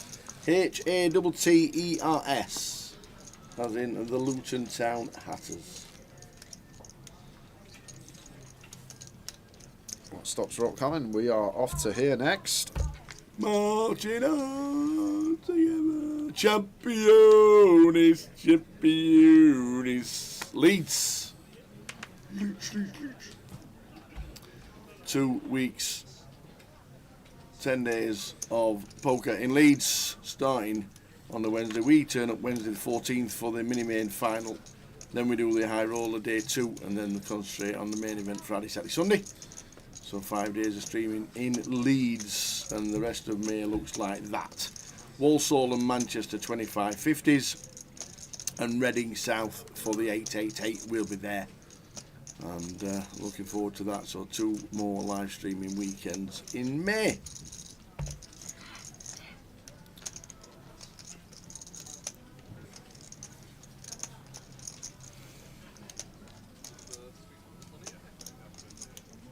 Well, those iced coffees look nice. They do.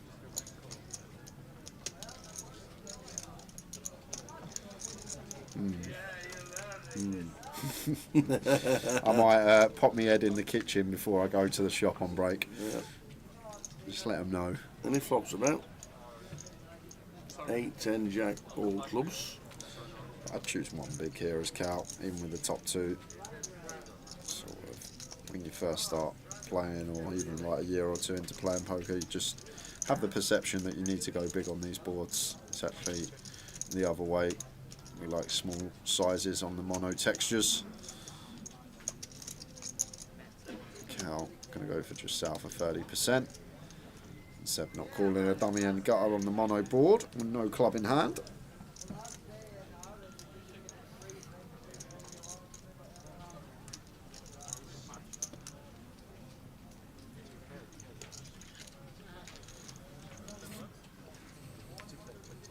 When we come back after break, 30k BB, it is going to drop everyone but 5 players. Sorry, everyone but 3 players below that 20 big blind mark. So, although it has been slow up until now, I feel like next session is when we are going to get some entertainment, maybe a few all-ins, some bigger pots. We will have a giveaway.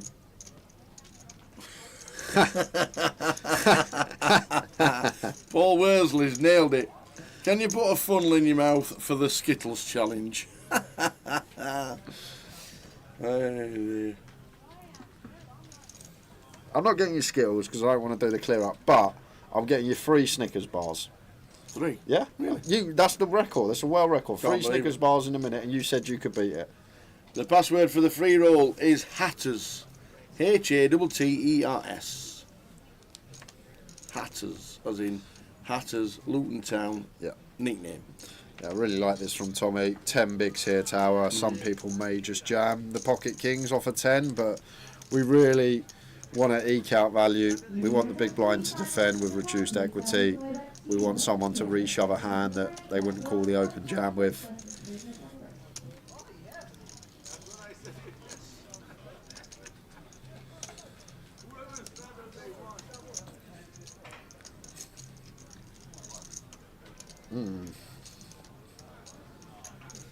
Into the muck. The freezer Seb. King Deuce suited here for Zicheng. I would still defend the suited King Deuce.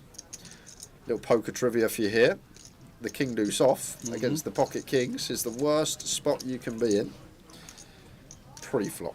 You can't have worse equity than King Deuce off versus kings pre-flop than any of 2 hands against each other. Yes, Zicheng is suited on this occasion, but well, just a little something for you guys. King Deuce off against kings, worst spot you can be in pre-flop. Kat says, I better get you 4 Snickers just in case. Imagine you break the record on stream. Imagine it. We have a flop. 4, 5, 6, 2 diamonds for Zicheng. Donkedy donk, I like here a lot. Like Tommy, not going to open 4s, 5s, 6s, not going to open 7, 8. Like he just has the overpairs here, right? He has a lot of ace highs, king highs that potentially we dislodge straight away here and now on the flop as Zicheng. And even if Tommy shoves, we just get to call off anyway. So I might have gone for Donk as Zicheng. Either way, we're going to get the same result. All in from Tommy and Zicheng. Just looking at his price here, we got a gut shot on overcard. And a flush draw is going to make the call. And away we go. All in and call number 8. Or is it number 7?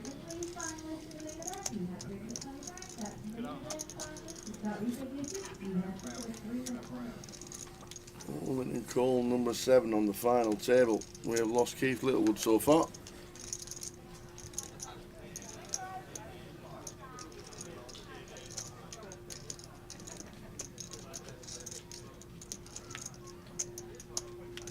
Oh. Whoa, check mark on the turn.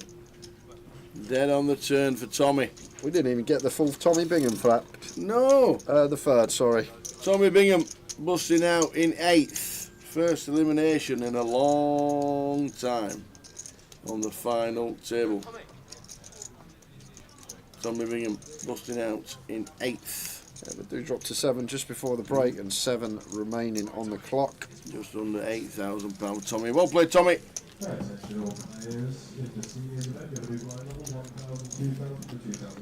Why is Stato not in Monaco? Because he's in Luton.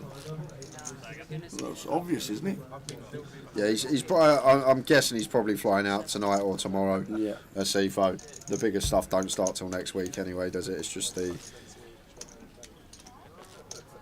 Is it a 1K on this week or something? They always have a 1K before the EPT. Australia's FPS, UKIPT. I don't know what it's called in Monte Carlo. Is it still the FPS because it's France technically? No idea. South of France. I don't know.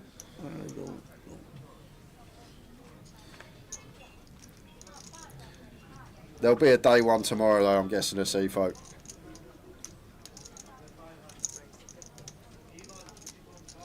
Okay, thank you, Span. It's all just one brand name these days. Got rid of the Australas and stuff. Fair enough. Ian Roberts says, so much for minimum equity.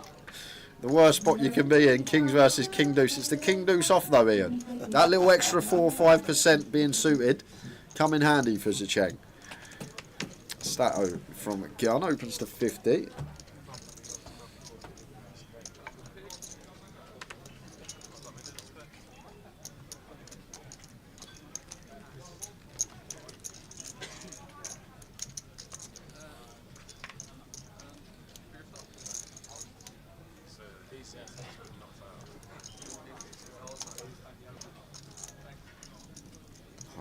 Got to defend Queen 9 of clubs.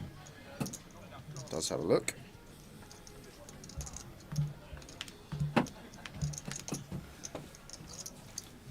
Ten-9 flop, 10-5-4.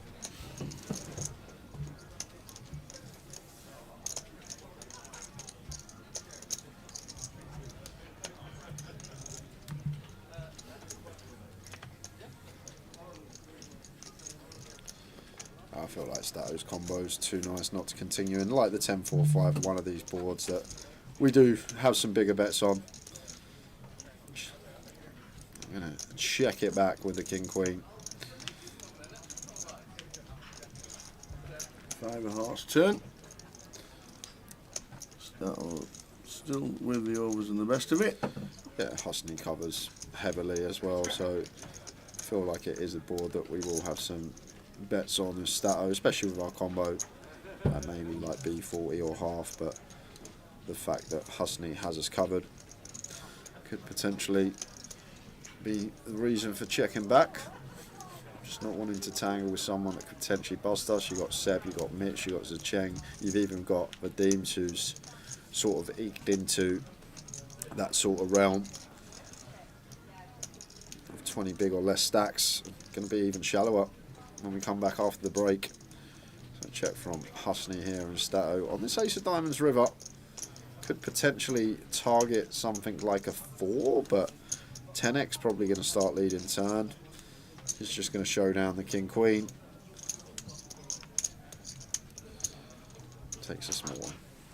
Couple of hands left at this level. Cal chip leader Husney right behind him. Zicheng now up to 33 bigs.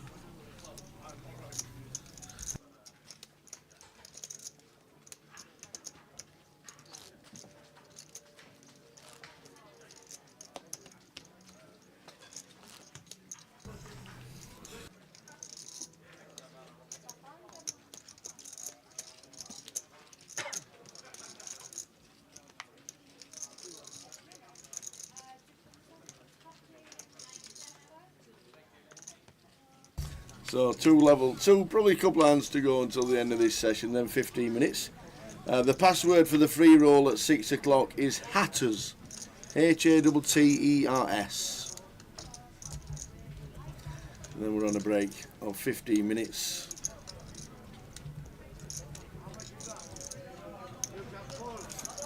Jack 9 suited for Mitch in the hijack.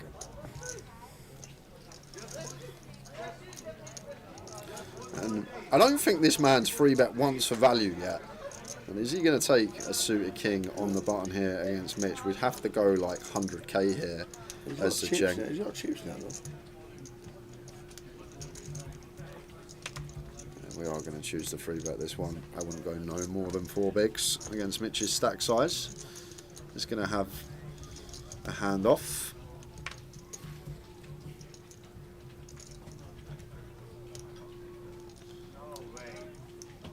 Toughy for Husney here, but when we cover the big blind and the opener of Mitch, feel like always getting involved.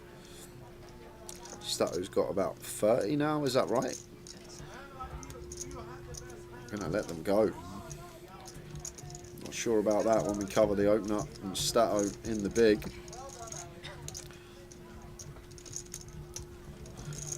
And now Stato, not necessarily a clear one here. Queen 10 of spades, always continuing. It's just whether to take our price and see free or potentially set this one in.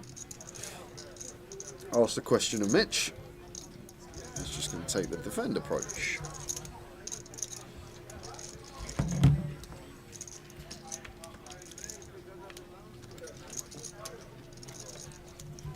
Seven, 9, 10, 2 clubs, both flopping a piece of the action. Stato top pair, Mitch with middle pair and a good shot. Yeah, heavy check here for Mitch with a lot of his range. I feel like on the 10, 9, 7, our hand actually a nice one to check in itself. Gut shot, middle pair, backdoor flush draw to go alongside it. But nice to have some of these in there because we're going to be checking back some ace queen, ace king, this type of stuff. Nice to have some pairs in the check back range. And Mitch drills it on the turn. Yeah, not the turn we're really looking for a Stato here. Still some jack X in Mitch's range. He'll have jacks, he'll have queen jack, king jack, jack 10 suited. And ace jack going to be in there for all 16 combos. Well, this is definitely the last hand of the session. 15 minutes to go and grab a cup of tea. Yeah, going to be seeing rivers as well. Feel like Mitch needing to go for 2 streets here. Try and get the lot in by the river. Stato can still have some 6x from the big blind to potentially pay us.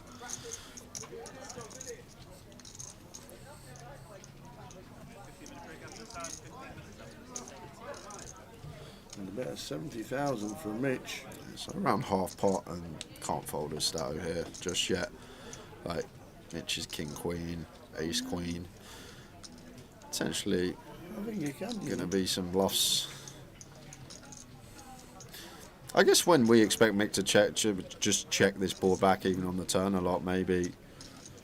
Because like Mitch doesn't bet sets, he doesn't bet 2 pairs, so he's basically saying he's got a straight now or a bluff.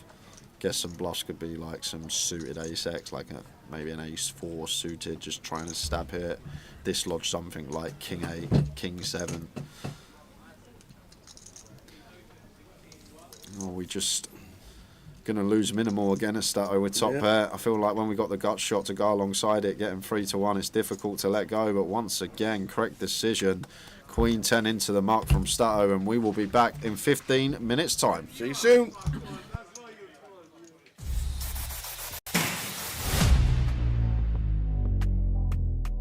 One of the most consistent players that we've seen in probably 10 years of the GUKPT. Bouncy. Good to see you. How you doing, buddy? Yes, good, thank you. Poker. Yep. Where did it begin? Ooh, long time ago. long time ago. Yeah, I think it was about 2005. I'd seen a little bit on TV, what's the kind of late night poker and things like that. And there was a casino some £10 rebuy tournaments. Yeah.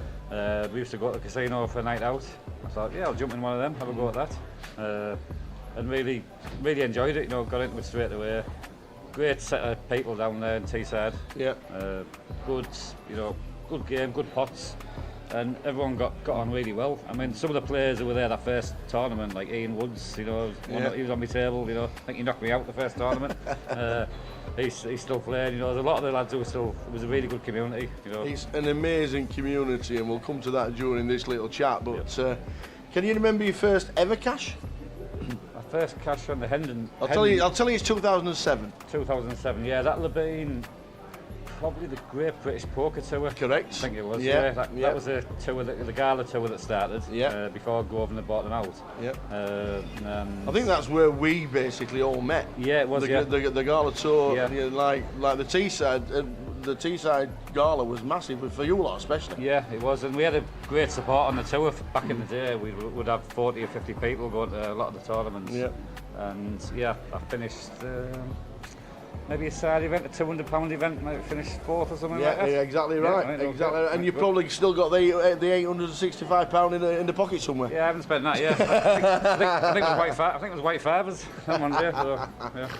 Obviously, that was the year that the GUKPT came along. Yep. Did you look at the GUKPT and think this tour looks pretty good? I'm gonna have to start travelling around a little bit. Yeah, they both were running like side by side. Yeah. And the first festival I went to before that was the Northern Lights at Blackpool before the GUKPT took it over, and I was blown away. I walked in the casino, the atmosphere was fantastic, and still the same today. You know, I still love that feeling when you go there. Yeah. I think because as a kid we went there on our holidays, and it always reminded you of having a good time. So when I first walked in there, everyone was taking the mick out of each other, you know, and the banter was really good, and so I really loved that. And I thought, yeah, I want a bit more of that. Yeah. Did you play much of season one because you actually cashed in it? No, I didn't. I didn't play much. No, I played at Blackpool. And maybe Newcastle. Was it Newcastle like? I think there was. Yeah, I think I played the Newcastle side event. I didn't play the main event, but I played Blackpool and then Newcastle. Yeah, it's obviously that's where it all started. It's where all the friends started going. Yeah. I think from the Northern Lights in 2006, you knew what kind of people were going to start playing the GUKPT in 2007, and it literally was nearly everybody, wasn't it? Yeah, it was. Yeah. 2008 Gala Tour. You started winning a little bit bigger. I think 6,000 was your next one. Yeah. The tour at Teesside, it comes around, the community's there. Did you find the play was getting tougher? Did you find that the regulars were regularly cashing, or was it? Did you find more people travelling to these kind of events thinking, I've never seen you in my town before? I think back in the day, it didn't get tougher straight away. There was a good few years where I think a lot of new people were coming to the game at the same time, and some of the people were getting better, and there was a lot of new people still coming to the game, so it probably wasn't tougher for quite a long time, you know. I didn't think, you know, and then obviously the standards looks like it's improved a lot over the last few years, you know, in general, but back in the day there was a lot more like gamblers who play, you know, and they'd come and like try and have a spin up, you know, and like not be bothered about winning or losing, they just want to get in, get in and have a good time, you know, and so your first main cash in a GUKPT. Yep. Probably your favourite stop. Yep. And you're probably your favourite casino for a GUKPT, isn't it? Blackpool? Blackpool, yep. 2014, finished 10th. Yeah. You know, is Blackpool, obviously it's there every year. Is it like a synonymous stop that everybody just has to go to? Yeah. For me, I mean, it's like it's the party atmosphere. It's, you know, as well as a lot of serious poker played. But there's something for everyone. You know, there's cash games at all levels. There's small buy-in tournaments, bigger buy-in tournaments, and a lot of the lads. I mean, last year, back from Teesside, a lot of them come and played one tournament and had a few. And they come for the holidays. You know what I mean? Absolutely. Nights out, you know. So they really enjoyed that. Yeah. And it's still great to this day. You know. Yeah. Same season, the grand final. Yep. 10th. Yep. Gutted not to hit the final table, I'm guessing, especially with the first prize. Yeah. Lost. I remember. I mean, I was short stack, believe it or not. I played my short stack very well, so nothing much has changed in 15 years. Played short stack really well, and then doubled up right at the end of day one, and kind of got in the game. And there wasn't many of us come back to day three. Sorry. Yeah. There wasn't many of us came back, and I got in a big flip, 9s against Ace Jack with Charlie Cabell, who ended up, that was, I think it was his first live tournament. I know, yeah. He ended up going on to win it and winning about 84 million, and I've had about 300, 200 pound cash since, yeah, so yeah. Brilliant. Obviously the grand final and the Vic, it's got that thing. A lot of people say it's one of the toughest fields assembled in Britain. Yeah. Would you agree with that? Yeah, but I think there's a good mix of like kind of local like businessmen who play, you know, as well as like the tour regs, and occasionally get people coming in from all over playing, you know. So that was. I mean, the other thing was as well, I was working quite a lot then, and that time of year I got a lot of time off in November, December, so I would play Blackpool in the grand final. But yeah, I would say there was a really good mix of standards. You know, there were some really good players. You know, and you look at the fields. If you look back through the time, you know the ones who've won it. You know, yeah, absolutely. And keep on coming time after time. There is some class players go there. Yeah. We move on to Vegas, 2016. Yep. Was that the first time you ever went? Because that was your first cash. Yes, it was. Was it? I only went for a week. Everybody goes to Vegas for the first time at cashes. Yeah. To be honest, I only went for 4 days. Really? Yeah, I was going for a week, and my daughter had a show in London, so but it was organised after I'd booked the trip. So I had 4 or 5 days there, and then came home. So played one tournament, cashed it, and this is easy. Left me all the dollars. Vegas is easy. Yeah, I'll come here again. Hasn't quite worked since, but yeah. Brilliant. We introduced the National Poker League. Yep. And I'm just going to quickly run through what you've done in it. Yep. 2019, second. Yep. 2020, you won it. Yep. 2021, 7th. Yep. 2022, 4th. Yep. 2023, must have been a shock to finish 9th. You know what, I'll tell you. Yeah. I want the stewards' inquiry for that. What is it about the NPL that just like brings out the best in John Bassfield? I just like league tables and league points, and like, so I've always been the same. I mean, the Gala Tour actually had the leaderboard back in 2007, and I won that. That's funny enough. So I kind of always like, when that, I've got something to aim at throughout the season. Yeah. And when the NPL was first discussed, I kind of heard a few rumours behind the scenes, and I just knew I was going to give it a good go, you know. It's obviously a big commitment it's been the last 5 years, but I've loved it, and of course each year you get new players, new faces turning up, and kind of giving it a go, and then some of them drop by the wayside when they realise how tough it is the stamina you need for the full season, you know. Yeah, absolutely. So. If you put a list together of the NPL over since 2019, you're top. Yep. But you're not just top. Yep. You're top by an absolute margin this wide. Yeah, testament to yourself. Yeah. But it just shows, with the NPL as well, it just shows how the players take to it. Yep. And obviously you do see the same faces in the top 10 for a few of the years, but it just means you're still going to be playing and getting results. Yeah, you have, especially the way they changed. I mean, I know I've got quite a big lead in the NPL, like overall leaderboard, if you like, but it was a couple of the years you got points for cashing, so it's a little bit of a cheat, 'cause I got a few extra points there when you were just getting points for playing rather than cashing. They've changed it to cashes, which was a lot better, a lot fairer, you know. And obviously a lot of people have stuck to that as well and give it a good go. This year they've added more stops, which has been tougher again for a lot of people, but we'll kind of see how that goes, you know, next season, see what it's like then. 2022, your biggest cash. Yep. 31k, the mini main. Was it disappointing not to get the win, or is it all about the trophies at the minute? Yeah. Obviously 31k. I like money. Yeah, I like trophies. I like the fame, the press. But no, it was. I was well down heads up, so it was a little bit disappointing because he had a 5-1 ship lead, and I managed to get just in front. Right. And then lost hands straight away. So it was like I took about 3 hours grinding back the level, got in front, and then I bluffed it all off. Yeah, which I don't do very often. So. Favourite stop? I know we've touched on it a little bit earlier, but where is your favourite stop in the UK? Yeah, Blackpool. Yeah. Blackpool without one doubt. Blackpool and London have always been my two for the grand final. The Vic's like a great card room, you know, and Blackpool is definitely up there. Yeah. Leeds, but I love Leeds as well. We're here now today, Leeds. It's my most local one, so it's very, very friendly. You know, you get a lot of the same faces turning up for that. I really enjoy coming down here, and we still get a lot of the Teesside lads who don't travel as a group. We still get a few coming down here. Look, it's closer. A few weeks ago, we posted like 20 faces on who would be the picks for the GUKPT Hall of Fame. Yep. Would you have any inclination of who would you, if you had three, if they came to Bousey and said, Bousey, give me three names? Yeah, I would have to say, I wouldn't put me in it, so I did get a couple of mentions, but I wouldn't put me in it with the main event. I haven't done well enough in that, I don't think, but I would say, looking back over time, Kimber for his record, Jeff Kimber for the record he had for so many years. Ben Windsor for them. For, the grand final wins and the three, And I'd probably put, I mean, the third one's close because you could put any of 10 of them, but Matt Davenport has kind of been around for a long time. Like, last few years been brilliant, and he just keeps he's really consistent. It's amazing with Matt as well, because he stopped for a few years. Yeah, he did, He wanted the hiatus, he wanted to leave it for a few years, come back, and has absolutely smashed it. Yeah, I think again, but that's like the NPL has kind of helps people kind of, you think, well, I'm going to give it a go, and so you do get that commitment, and when you're playing more, you get to know players, you get your confidence builds up, so there's a lot about it that you kind of, once you're playing week in, week out, so I mean, Matt's having a great one again today, like the Leeds, and he's well up there. There's a few like Cal is probably going to be in it, and if you ask me in 10 years' time the way he's going, but obviously he's done really well the last few years. You know, as a few, there's a few older ones, maybe like Simon Deadman, Trigg, you know, we could put in there. Absolutely. They're all really tough to pick from, but yeah. Do you know what happened 16 years ago?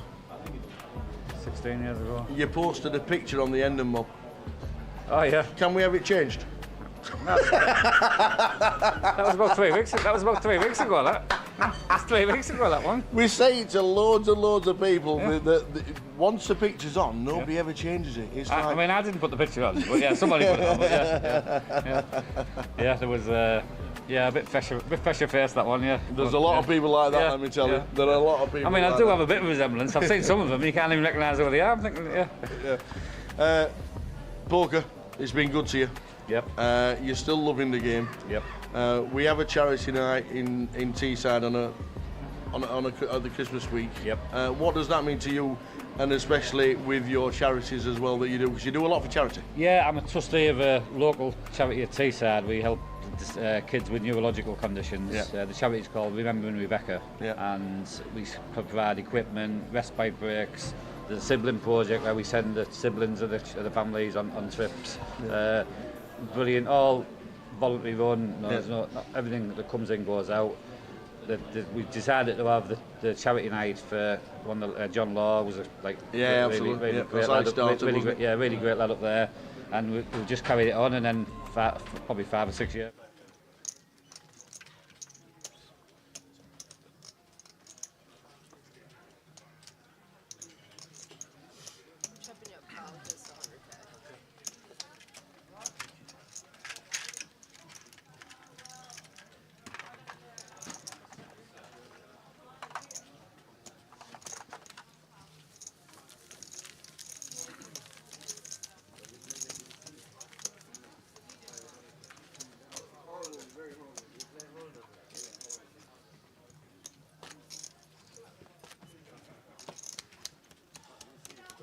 Let's do it again.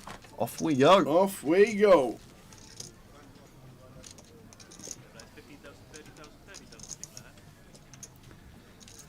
Line's 30k. I got a bit sidetracked on break. I saw a few people I haven't seen in a while, so I was chatting. All right, okay. So lucky for you, I'm going to give you 2 hours to not eat anything, so you save more room for the Snickers for next session. Okay. Well, I'm going to the shop. Might not make good television watching me eat Snickers.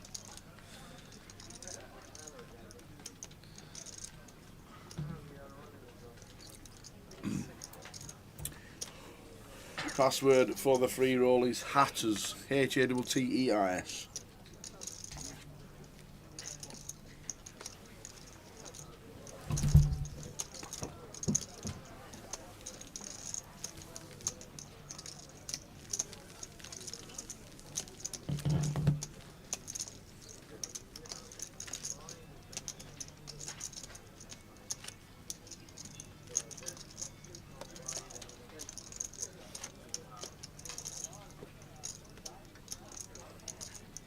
Hello, Scarlett.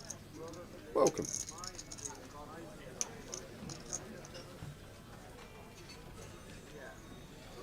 That's a good point. Does the challenge include actually taking them out the wrapper, or would I take all 3 out the wrapper, put them on the plate without a wrapper on them? Or does the wrapper, is that part of the challenge? Do you know what I'm going to do? What? Because there's no stipulations. Yeah. I'm going to take them out the wrapper and I'm cutting them up into inch squares. Yeah. And then I'm going to eat them. No, it's got to be a full Snickers bar. Well, it will be a full Snickers bar. Yeah. I'll have just cut it up into 8. I think it's in the wrapper. How are we doing, Scarlett? Good afternoon. Giveaway within the hour, Mr. Go.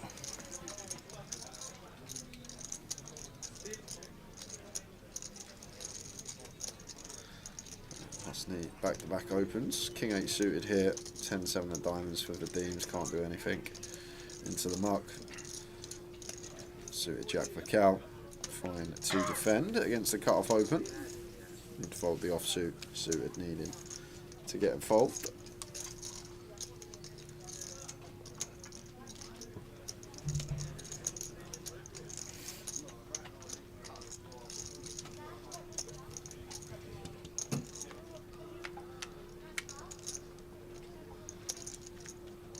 Jack 4. Great flop for Cal.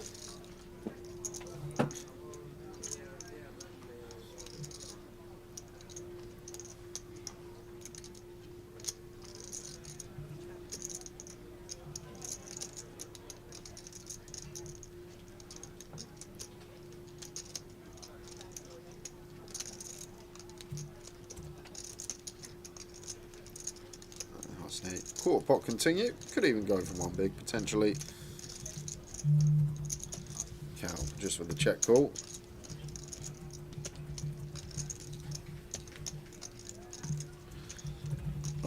Just the quads. Imagine seeing a king on the river.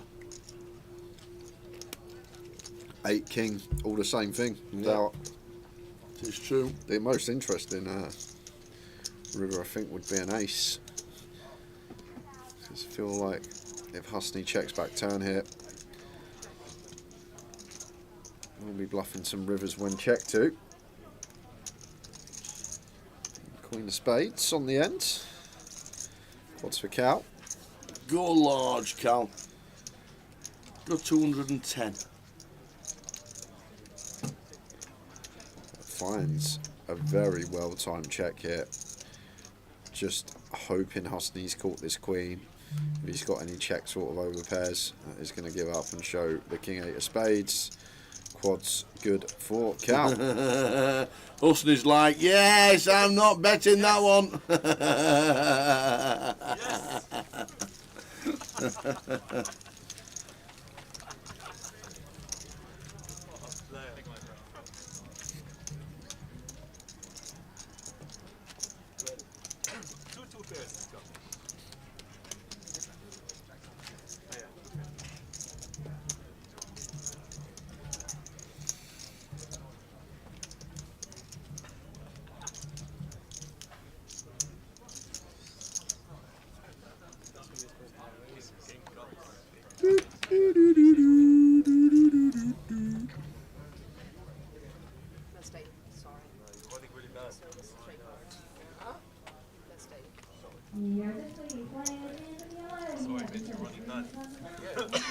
Sorry for you because I'm supposed to have aces when he has quads. Yeah, it's really bad. Well, he's supposed to at least come to on the rear. But aces is the best because then you think I've got 3 and you just pay me out.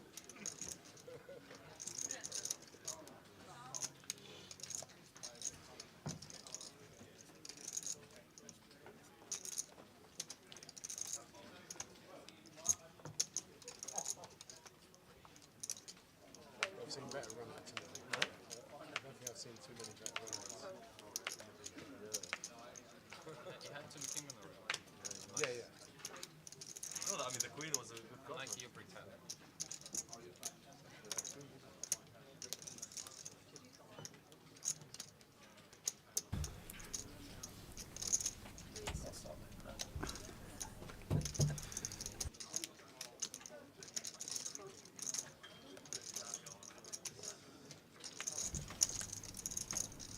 Ace 4 suited here for Cal.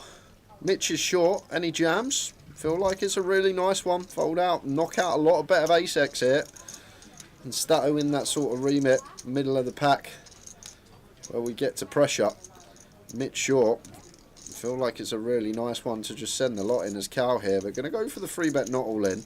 I might have assigned these to some offsuit Ace X.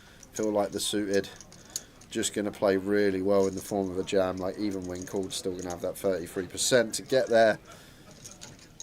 That free bet gets the same result anyhow. How are you doing, James Gill? The password is Hatters. H-A-T-T-E-R-S.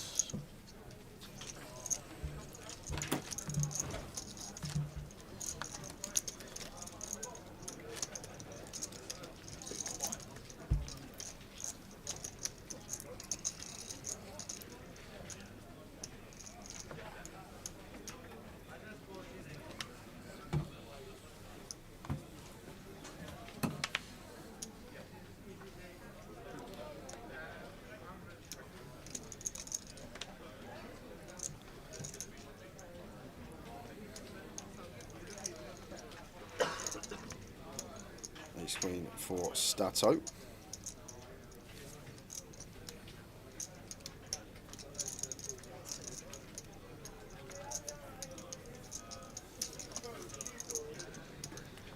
This is 260k and this is going to be a jam tower. Clean as you like. Pocket 7, sub 10. And we'll be getting snapped off. There we go.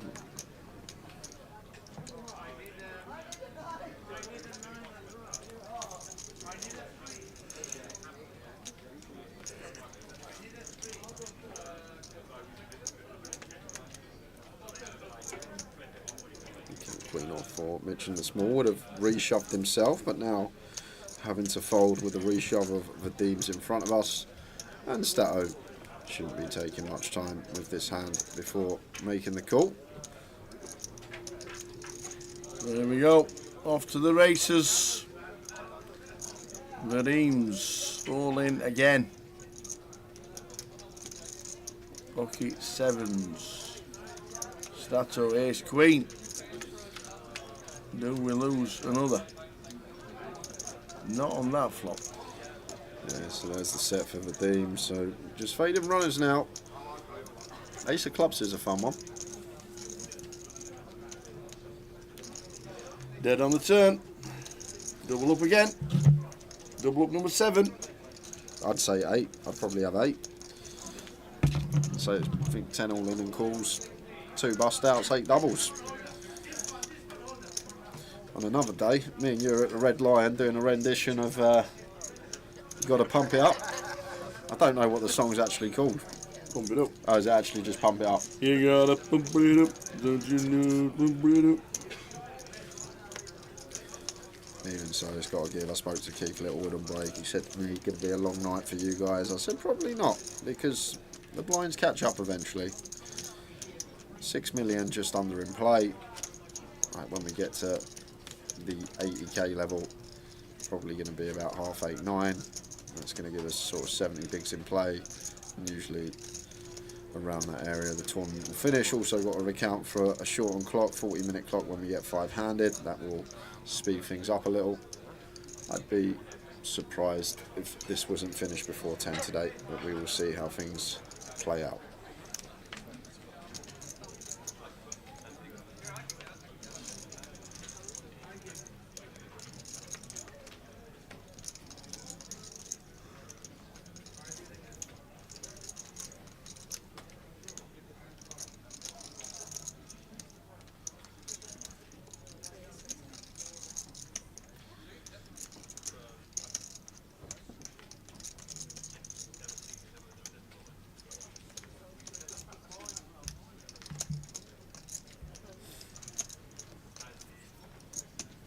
I like that, Mr. Go. I like the optimism. I will take that right now. It will finish at 8:45 p.m.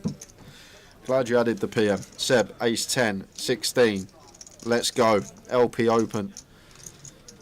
Maybe time to run it.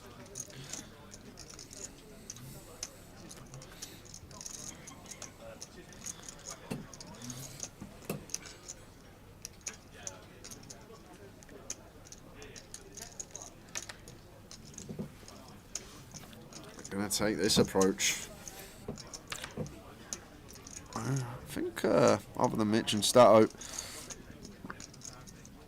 only one really around 15, a lot around 20, 25. Seb just feels like going to make more money by folding and let some collisions occur.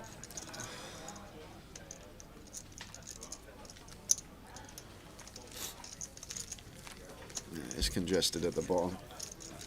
There's Cheng and Vadim in the middle of the pack, almost identical stacks. And then Husney and Cal, the two that should be asking the questions.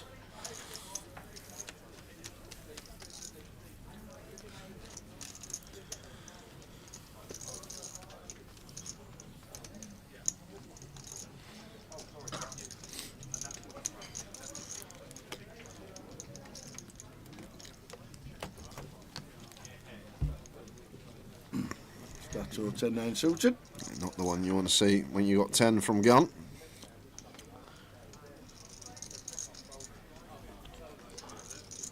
Jack 10 suited though would probably jam here tower. That's the funny thing.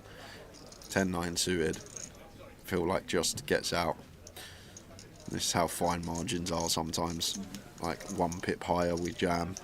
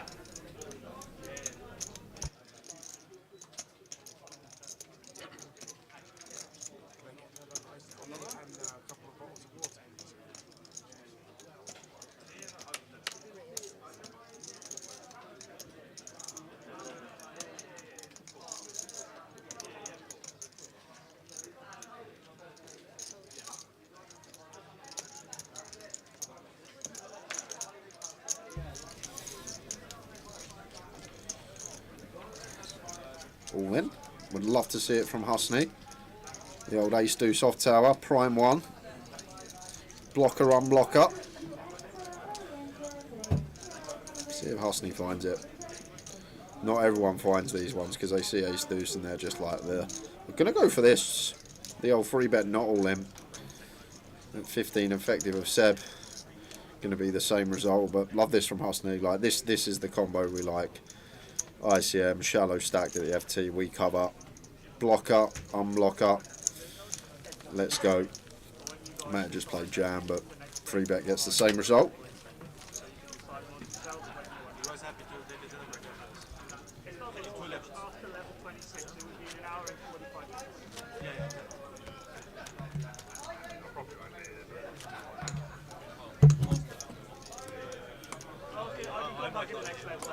I'd actually rather not, to be honest, but I'm not going to.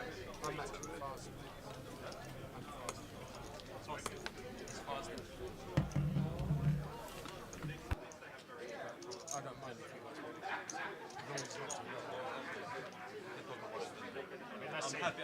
Let's see who's in at the time. Yeah, absolutely. Right, we can discuss it in 45 minutes. 1 hour.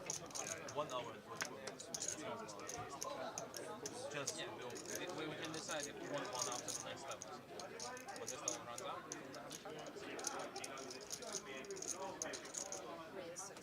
Jacks for Mitch.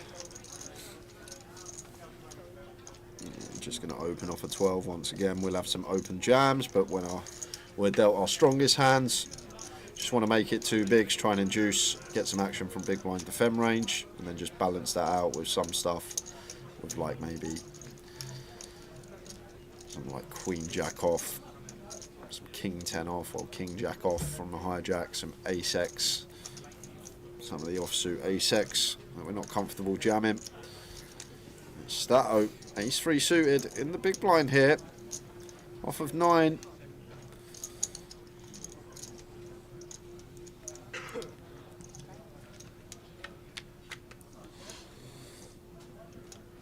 Queen 2 9.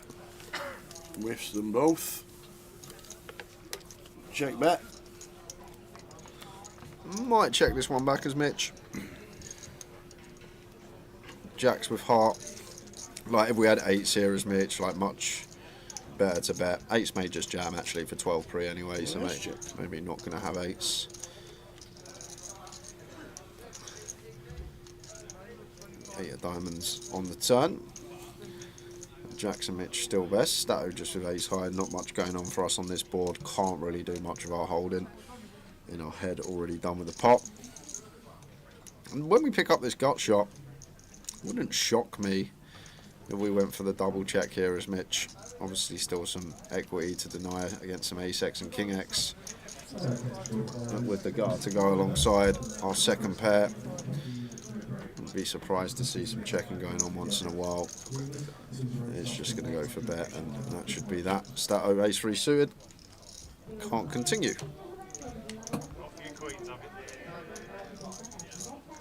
So have you got 3 queens? Says Stato. Nearly. No. Nearly.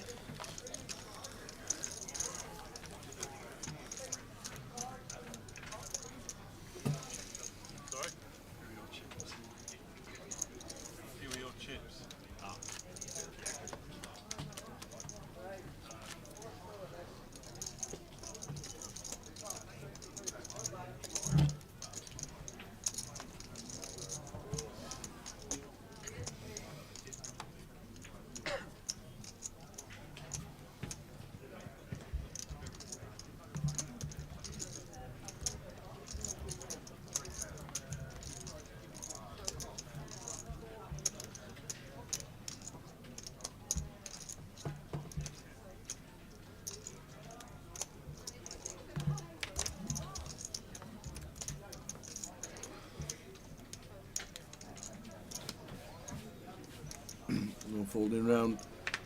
Looks like a small blind of Stato. Andy Hume, Queen 9 of clubs.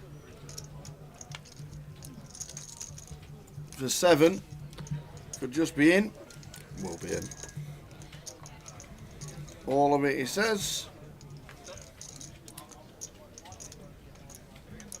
7, 8 of clubs. In the bin, please.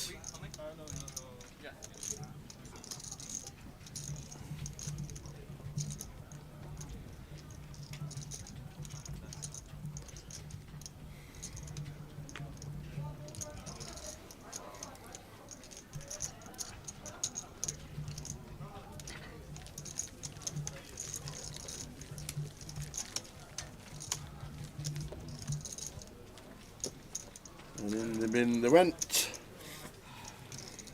Still on 7, 20 minutes into the session.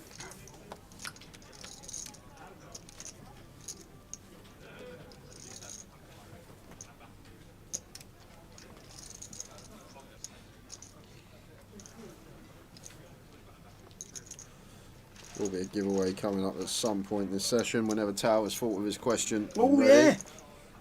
Oh yeah! Ooh, ooh yeah! Oh yeah!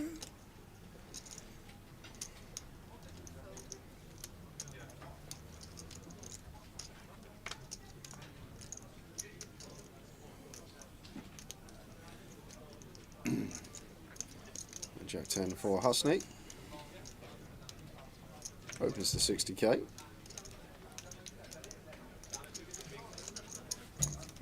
Seven boost off the cow. Into the muck. Raise and take, gonna be getting through.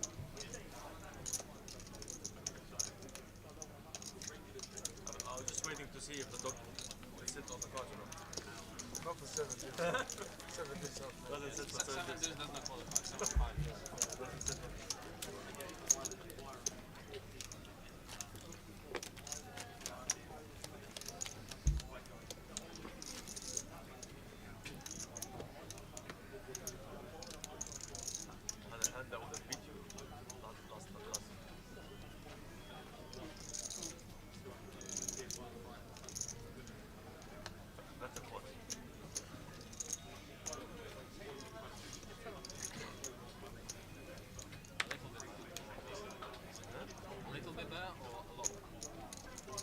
Husney would open here with cow in the small.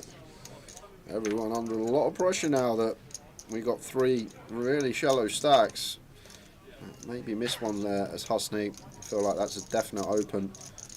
Us now as the chip leader and second and chips in the small blind.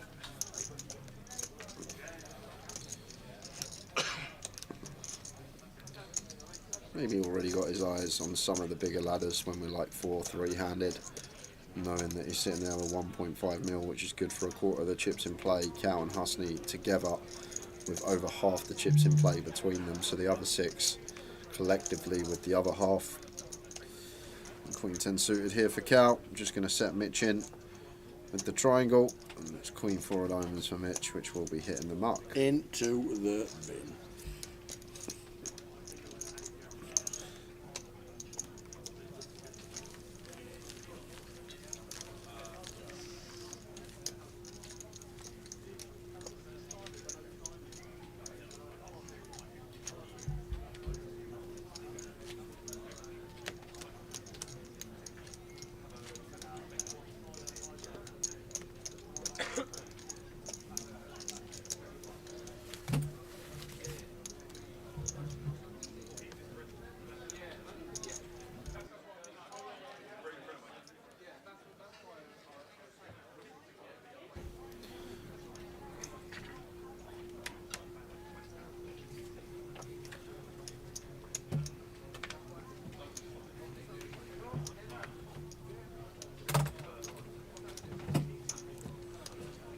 Should be folded to Cow on the button.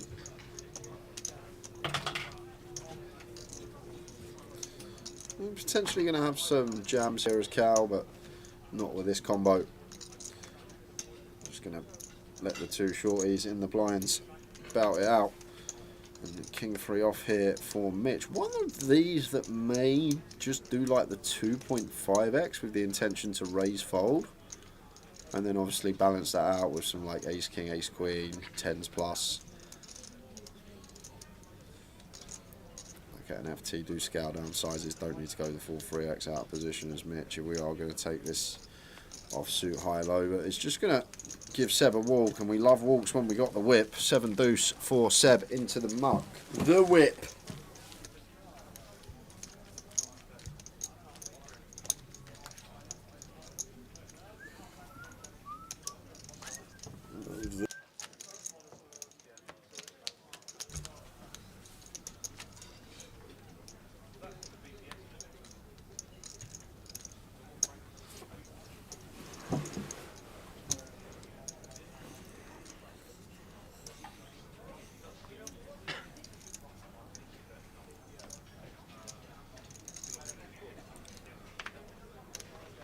King Queen for Husney. Has to open.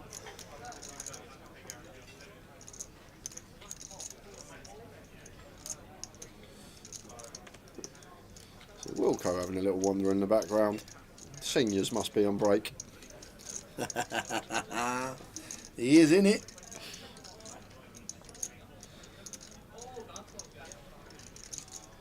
A fold or 3-bet once in a while as Cow. Never going to be flattened though. It's an aggressive route, or just get out the way. Do slightly cover Husney. He's going to go for the 3-bet. Haven't seen too much of this from Cow with the chip lead. Just being selective with the timing that he goes. Interesting size though here, Tower. Yes, like as I say, we usually scale down with ICM and the FTs, but when we are 50 deep with Husney, we can still just go for the full 3x here as Cow, just to count him for stack depth. It just goes for the 2.5x sizing. I remember earlier at the FT against Stato, where Stato opened off of 15 bigs and Cow went for this exact size in 2.5x, and now he's also choosing this size against the 50 BBs. But Husney with the prime blocker hands, King Queen, gonna find this 4-bet here. I actually love this from him. Just fights right back, making it 4-2-5. And that should be end of hand.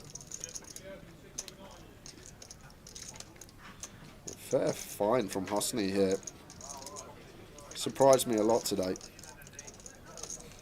Really tough day 3 he's come into in terms of names and what people have done in their life playing poker. Yep. Husney, new to myself, but has held his own and has been playing some fantastic stuff. Lovely little 4-bet find there from him. And he is chip leader. We're going to get into the free roll. The password is Hatters, Hatters, starting at 6 o'clock. Winner will get a £110 token into the closer. Vegas packages running all week.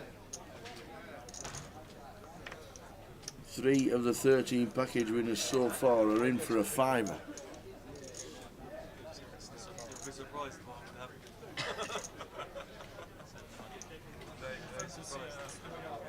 These guys would love it. These guys would be jumping.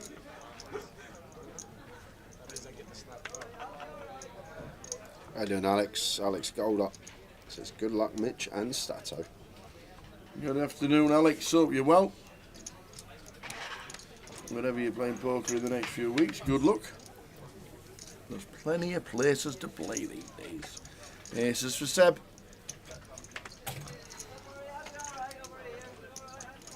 No action. Damn, he says. Damn.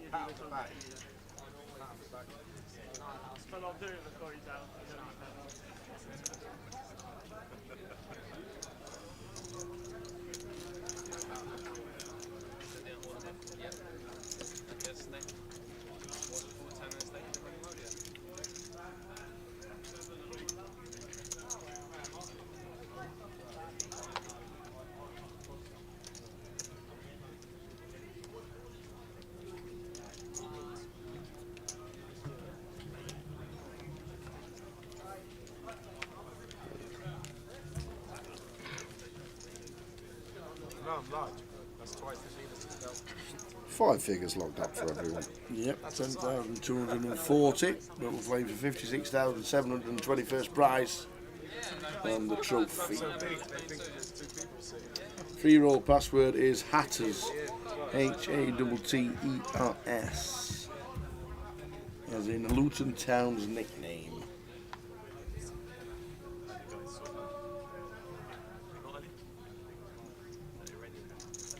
Who's Carlo? Michael says the final 3 will be Stato, Mitch and Carlo. Excellent. You mean Cal? 85, 86, 87, any day win. Calogero. Calogero.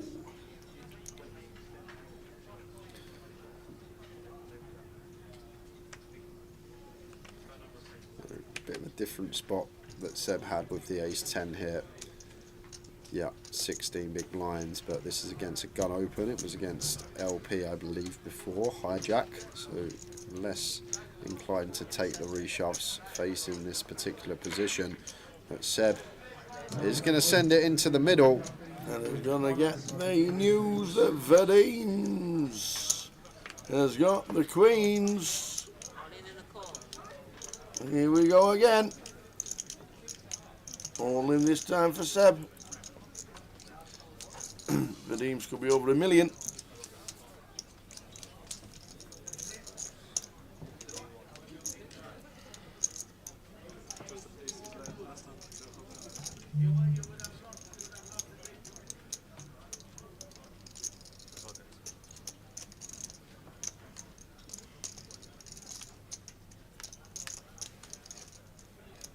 No waiting around for Seb. Absolutely not.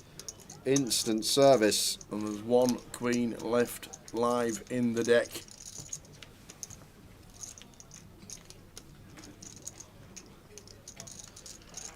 Just fading ladies. Seb will double. There's another double. Must be getting close to 10. Yep, I think it's 9. 8 or 9.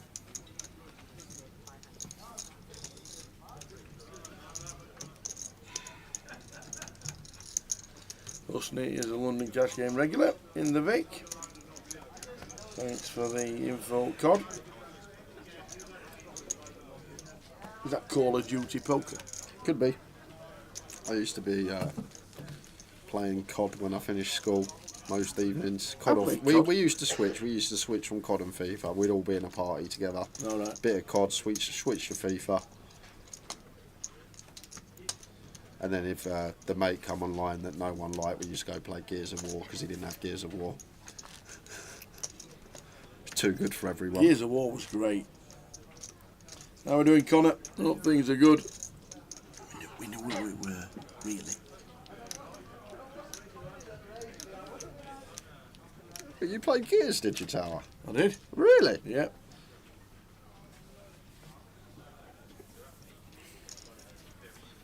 Is the Luton? What we want to know is the Luton Town shirt in the bin? Or do you keep the receipt, Connor? And walk back and sell it. Yeah. I don't like the colour. Can I have my money back, please? I don't like the colour.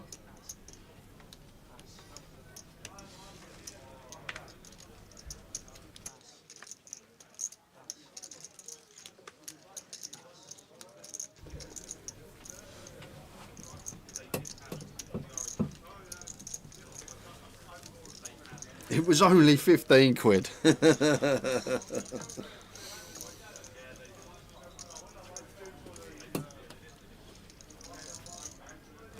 wonder what the plan is with the new stadium now. Are they going to rush to get it done? As they're in League One again.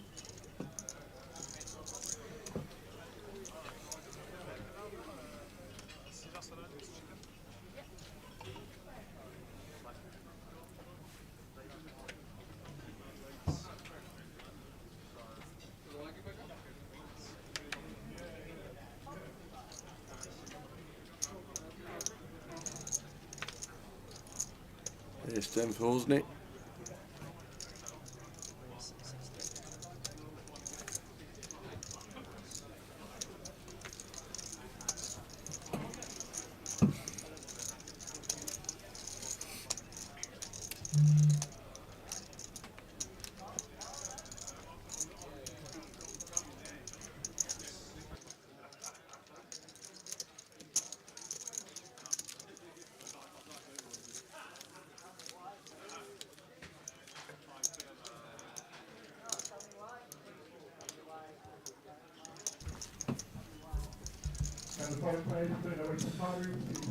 Dead-eyed one.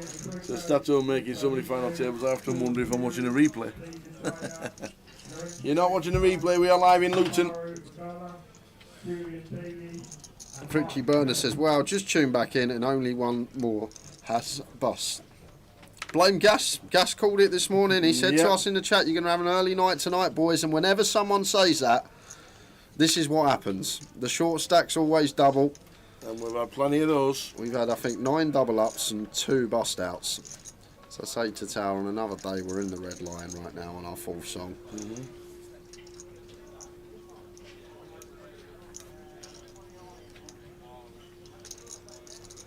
Pocket 10s for Stato. Finds a decent hand when he's just got 7 BBs.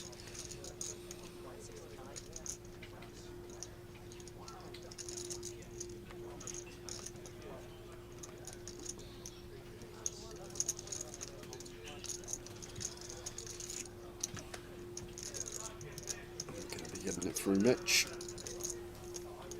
Very nice. He would have got a walk.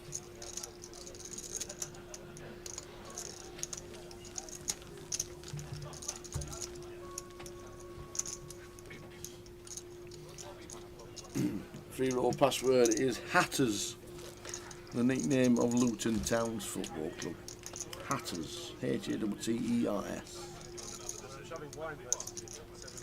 Good luck when you play. Come on, you Hatters. I think that's what it means.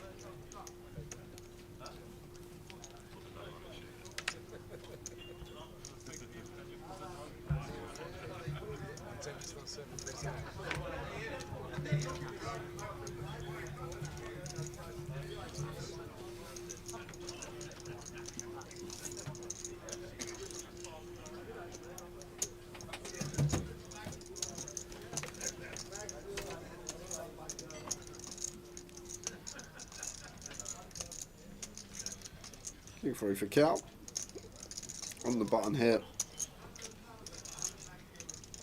Not going to open. Mitch does have one of these reshuffle stacks.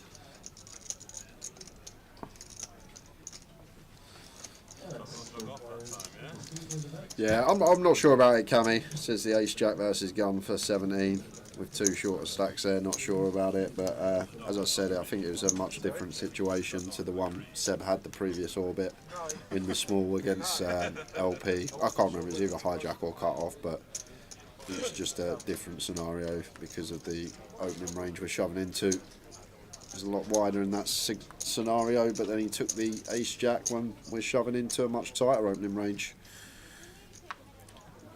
Would have had his reasons. Did find the ace.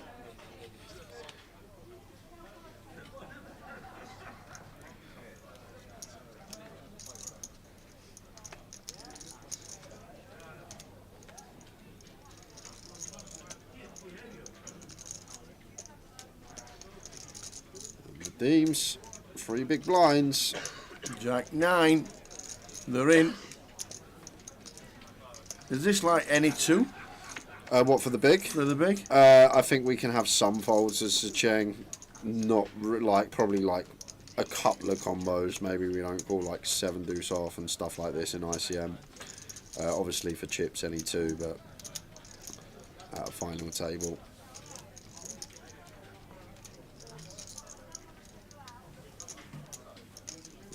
Pair is more than good enough. Absolutely. In they go. Let's see the cards. Jack 9 for Vads. Can he stay in the tournament? He's been, what was it, 3 or 4 times now? All in today.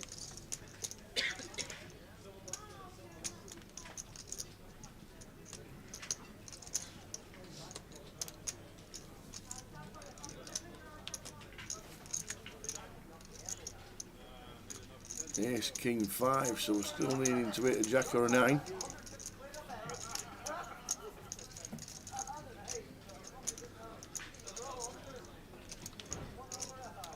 Does bring in an additional 6 outs, counterfeit central available. Oh, again. Oh, we finally gonna lose another one. It would be grim if we get another counterfeit. Oh, we have as well. Wow. Well, chop it up. Kings and 5s with an ace. We're gonna chop it up. We're gonna chop it up. Still on 4 bigs. He made a small blind there, Vadim. Going in the right direction.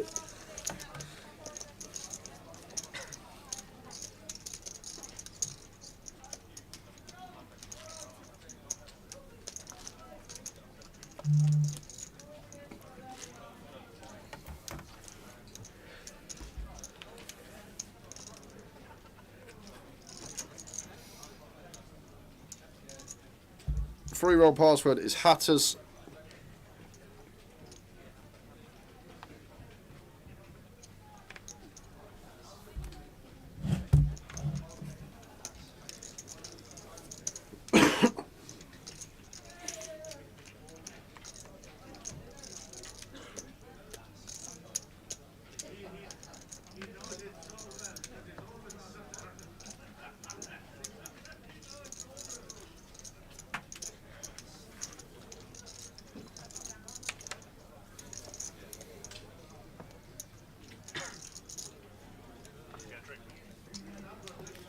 Random lines, a Cheng. I'm just going to walk the chip lead up.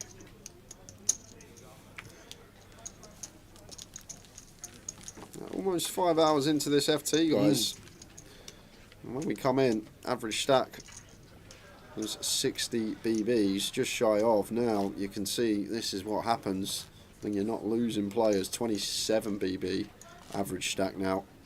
So that average stack more than halved since we started the FT. Nearly 5 hours, just 2 players gone.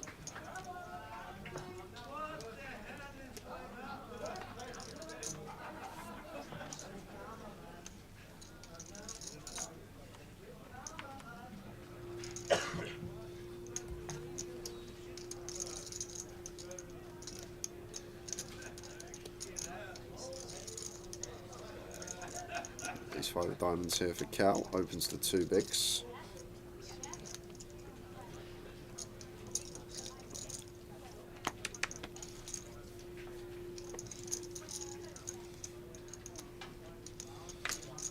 Stato dwindling in the big. Anything that we can find to work with?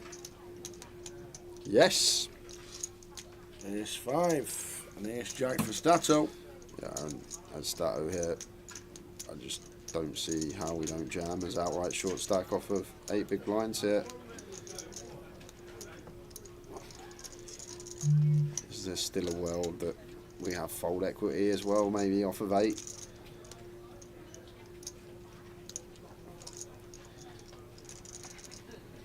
Because it's kind of interesting, because like off of like 5 or 6, maybe this is like when we flat because there's no fold equity, we're always running it against Cal. I feel like off of north of 8, we still got some fold equity, and Stato is going to send it in with the Ace-Jack. 8.5 BBs. The problem Cal's got is he should be getting a near 2-to-1 price. 1.75, 1.8 to 1 on a call. And he's going to spin Stato with the Ace-5 suited. Feels like the price is too good with this particular hand. Knows he's going to have 33% against everything other than aces.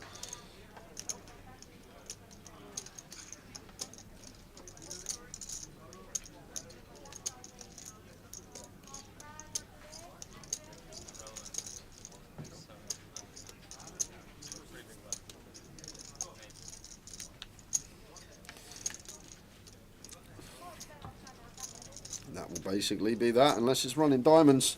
Stato going to be the next one to double.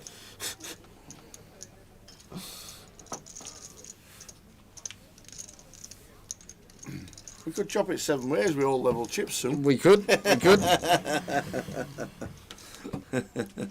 There we go.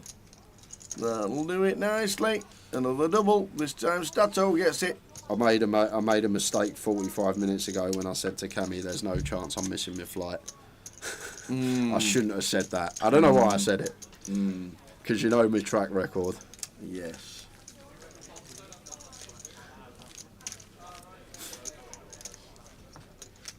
Did you ever tell the story on stream of your last time you were Mr. Have we got 5 minutes? For the greatest story of somebody's trip abroad. I just missed my flight to Ireland. I was busy. I was in the airport. So, he's on his way to Dublin. Ryanair, half an hour, flight, straight across, easy. How much time did you give yourself? I gave myself plenty of time. I got to the airport about an hour before my flight. And that's good. Got through security straight away. Easy. Went to have some food. Just sat down, had some food. As you do. Wait until I always do, until it's Bing bong! yeah, till the old the last call for the flight. Head to the gate. Get to the gate. There's no plane there. No plane there. They said it's delayed. They're waiting for a plane to come in. Could be up to an hour or something. Okay. So I disappear. I walk away from the gate. As you do. And then about 40 minutes later, I walk back to the gate. There's 2 gates. There's one there, and there's a queue going there. I'm like, oh lovely, they're boarding a plane. So I queue in this queue, get to the front. Sorry, so this is Aer Lingus. The gate next to me, I go over, there's a bloke standing there, goes, oh, you've been offloaded.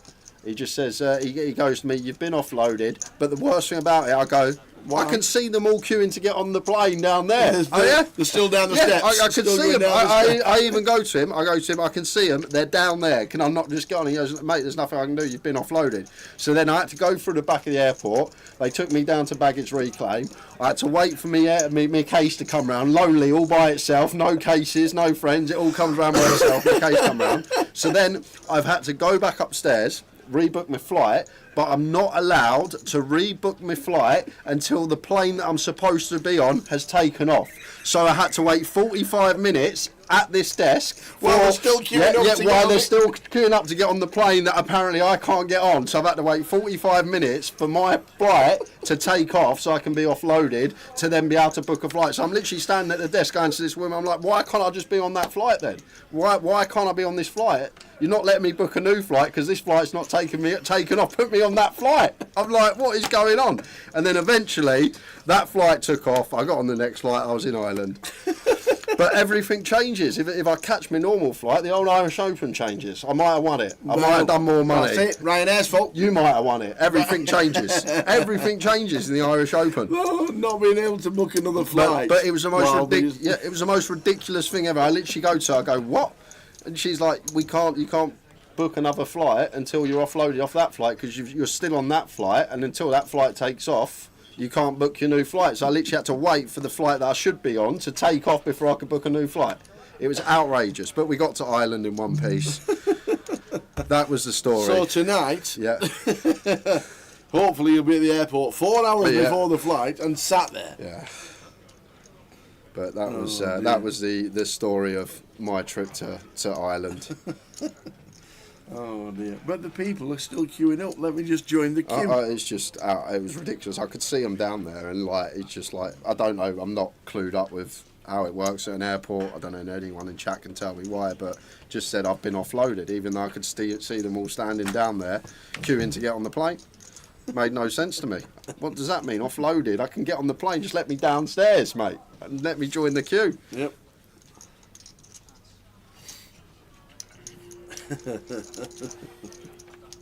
But it was the fact of the matter. I was still stood at front of the tickets desk. Like, I'm not even joking. Maybe an hour later before I could buy the tickets. It was still like another hour until that flight took off. Crazy. And I could have just got on that flight anyway. It was just madness. Yep. I don't understand it. But back to the poker. Little off tangent. Story time. About planes that we might not catch again if this carries on the way it does.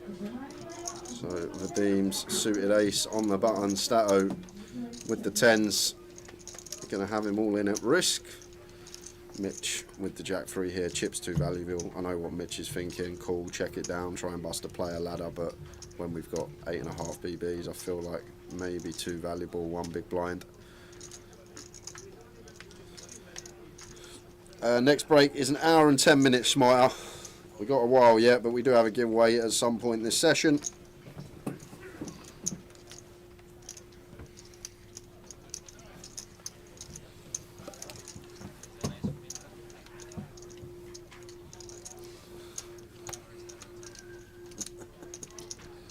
It's just when he told me the story, I'm like, so you can't get on the flight that you can see that nobody's got on the flight and they're queuing up to get on the flight. Literally, you can't join the queue to get on the flight. You got to wait to book another flight, and you can't book the other flight till you see the people that are on the flight have got on the plane until they're in the air. It was the most outrageous thing. So back to Vadim's, who's all in with his final 40,000. Stato with the tens. He needs an ace from space, or we're gonna lose Vadim's, who's I think survived 4 times already. And it's not the time this time. Vadim's, well played, sir. Good effort. Finished 7th for £10,240. Well done.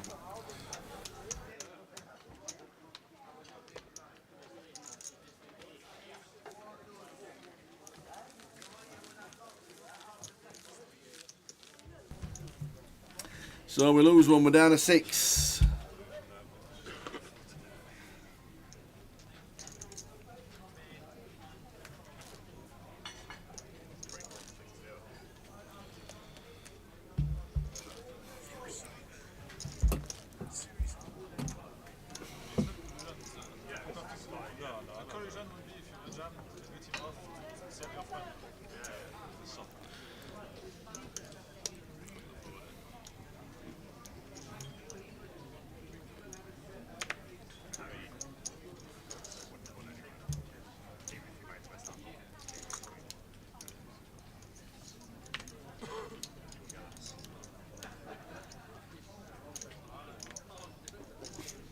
Ace 6-4 Stato in the cut-off. Reshuffle, Stack and Mitch in the small blind. Chip lead up, or second in chips on our left as well, so not opening that one as Stato. Going to leave some room for some blind on blind confrontation, and Queen 7 of clubs good enough to go. 8 big blinds for Mitch. And there they go.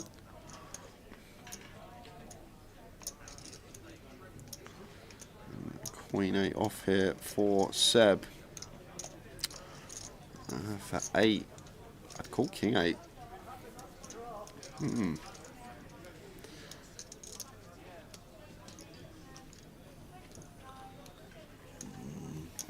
For 7 and I'd probably just fold this one as Seb. I'd call like Queen. I'd probably call Queen 9, Queen 8 suited. It's actually probably really close here for Seb. Queen 8 suited, I'd call. Maybe Queen 8 off goes into the mark. Ugh. Definitely call King 8. Well, Seb feels like Queen 8. Yes. Going to be good enough, and going to love what he sees. Oh, look at that. Who needs friends when you got? Who needs enemies when you got friends? Stato laughing at Mitch being dominated. I don't think that's nice. I don't think we should be laughing at that.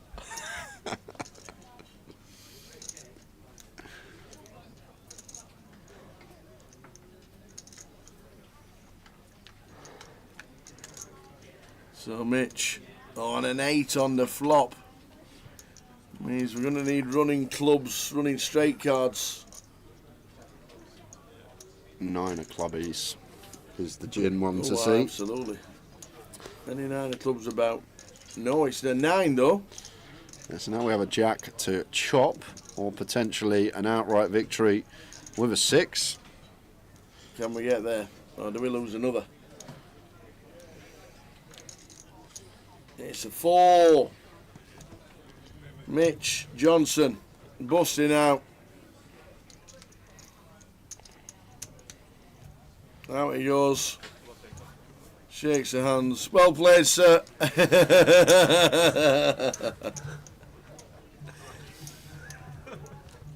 Unlucky, sir, he says. Unlucky. Best of mates. We finally get. Still can't believe they knew there was a dartboard in the crackdown and they fixed their own darts. Oh no, unbelievable. Hustling everyone. Yeah. Amazing. Free roll password is Hatters, Hatters.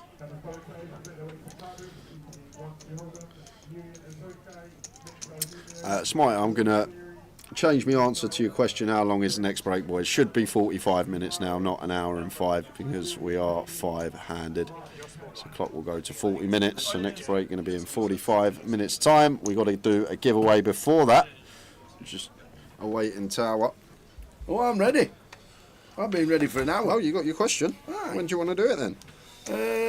We'll do it at the start of the next. We'll do it shortly. What happened there? Alright, telling you the clock's now 40 minutes. We'll do it in 4 minutes time. We'll get ready, we'll give away the final token today. Another £110 Vegas ticket.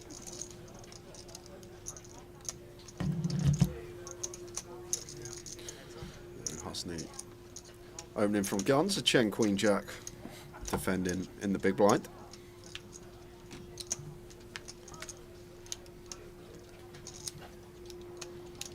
8-4 deuce. 2 club board here. Just going to be Husney's pot. C-bet hand over.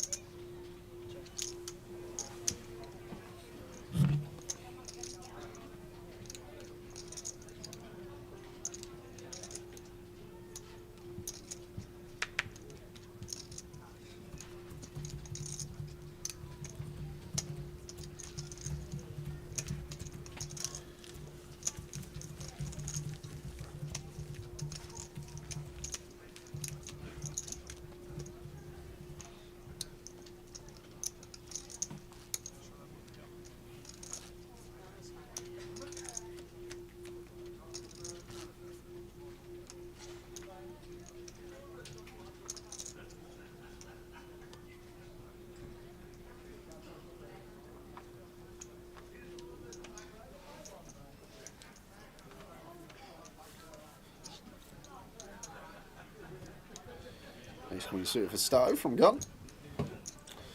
Opens. 2 bigs.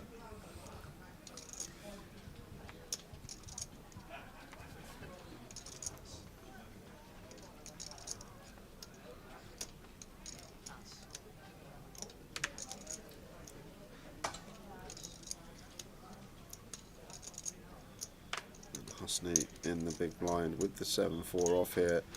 Does get to defend widest when he covers everyone at the table. Doesn't feel like playing that one.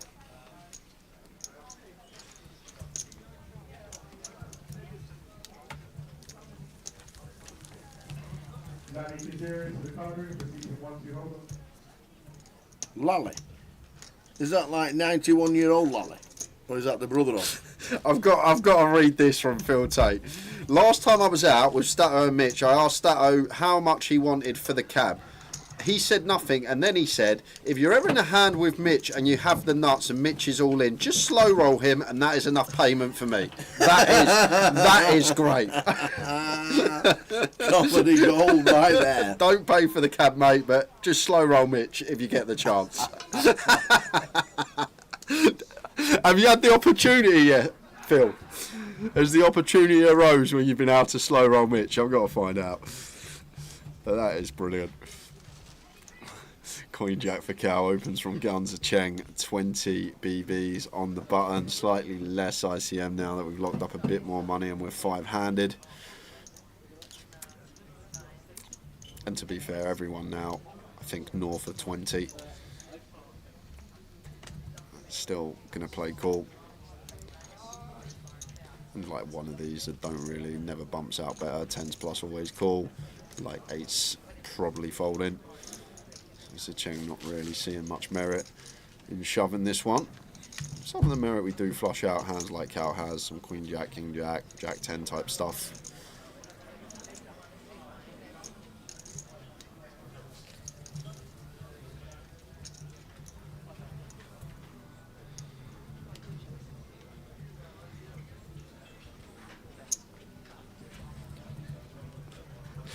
It's not happened yet. Can you imagine when it happens and Mitch goes, what do you do that for? Go, I'm paying Stato for that cab a couple of years ago.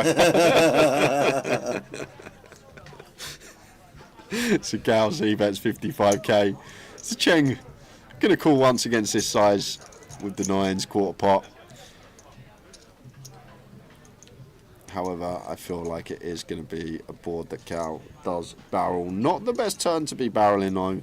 The 5 of spades, not because the Cheng has much 5x, but now all the ace-x of the Cheng, we're probably not folding out by river, just chopping with all other ace-x other than ace-king, so probably going to be shutting it down on this turn as Cal. And the thing is as Cal as well, the hands we do target to fold out, King, Queen, King, Jack, like blocking this as well, holding Queen, Jack in our hand, so I feel like check is in order. Now we can see double barrel would have worked the delight against 9s. And just think about Zecheng's entire range here. Can have a lot of suited ace-x, stuff like ace-10, ace-jack now that we're 5-handed. 6 of clubs river, and still difficult for Cal here because Zecheng feel like is going to check back a fair amount of ace-x, not needing protection on this particular board. So it's difficult to bluff here as Cal. Does he even feel like he folds out a king now? Cal is the last aggressor, is first to show. And 9s is a Cheng going to be best.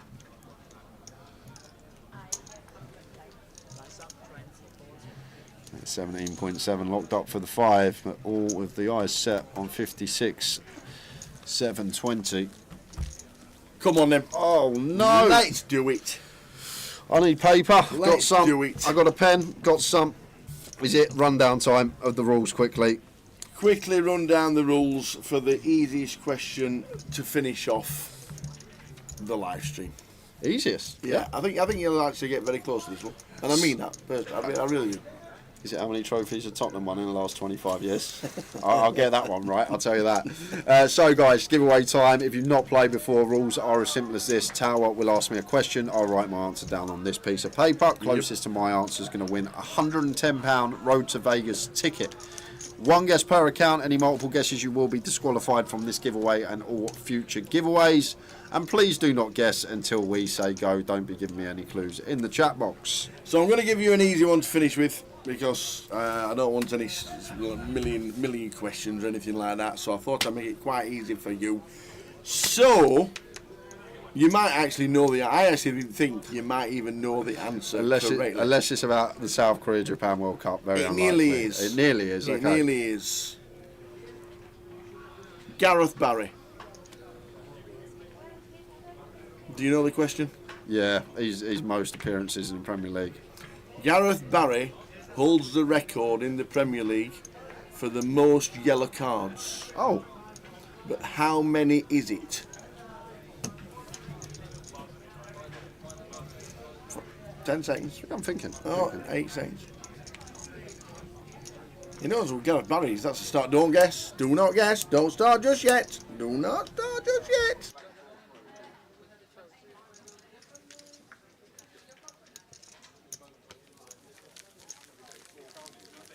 Nice, easy one to finish. Gareth Barry holds the record for the most yellow cards in Premier League history, but how many is it? Away you go.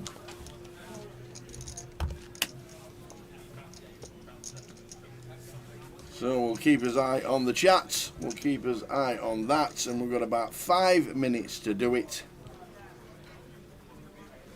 I'm not sure yet, Mark Taylor, if I will be there in Bilbao. I'm not even sure if Spurs will be there in Bilbao, because if you haven't noticed, we still have a second leg to play, mate. You do. I got a quote for some tickets the other day, extortionate prices. I've looked at hotels, they're like ridiculous as well, and even the flights, although someone did actually tell me about the 30-hour ferry I could get, which is a lot cheaper. 30-hour ferry. Yeah. And Asif worked out that there was a hotel 143 miles away. For 900 quid. There you go. That weren't bad, was it? Or an Airbnb in Barcelona. Yep.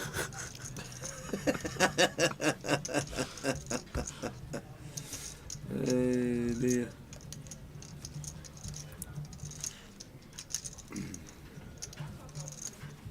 So Gareth Barry holds the record for most yellow cards in Premier League history, but how many was it?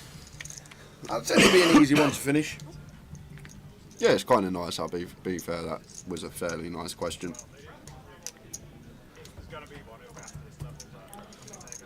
Top pair for Zicheng. Seb with middle and the back door, not flush draw. Should just be continue here from Zicheng with most of his range, especially top pair, decent kicker. Starts with just south of quarter.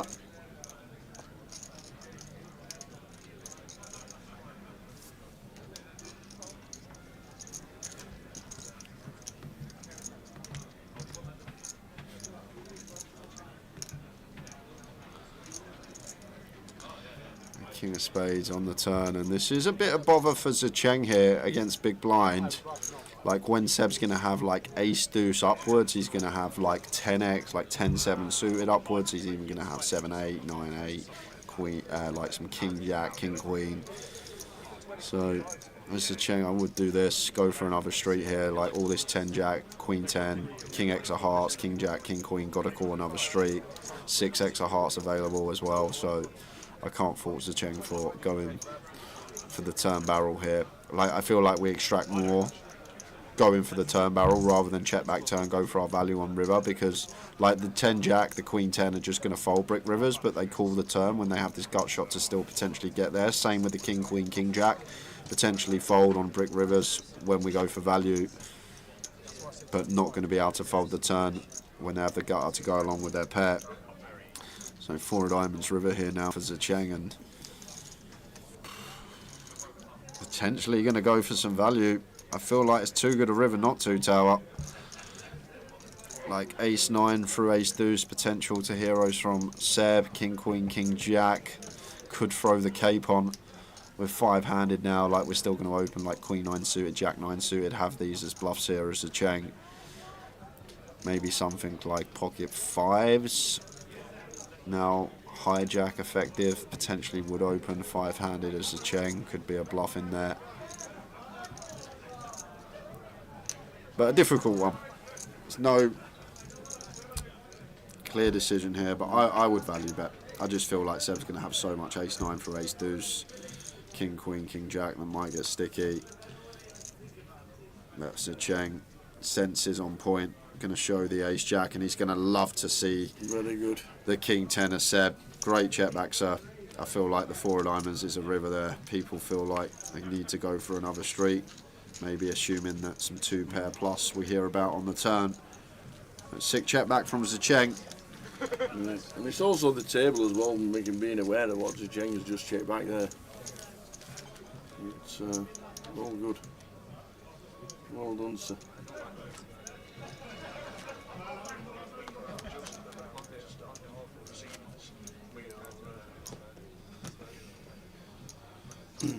So 1 more minute to go, and I'll give you the correct answer. How many yellow cards did Gareth Barry get in his entire career? It is a record in the Premier League.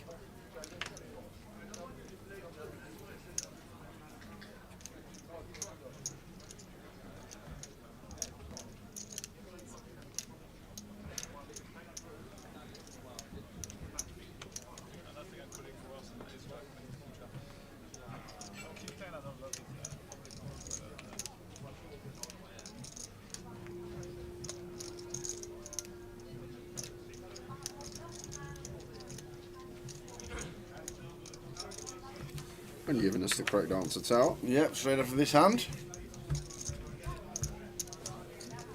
Straight after this hand, which is round about after this flop. Husney. Itchy feet. Jack 5 suited. Just wants to open from gun. We are chip leader. Probably would have just left this one alone and let it go.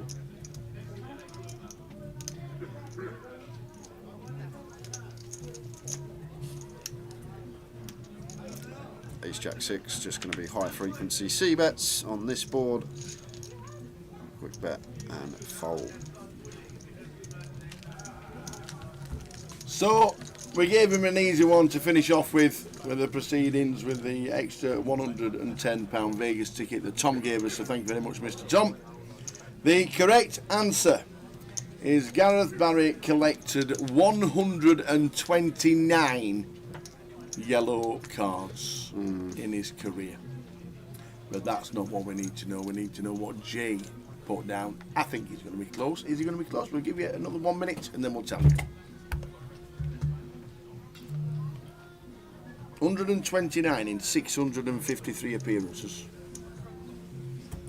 Wayne Rooney got 104 in 160 games less.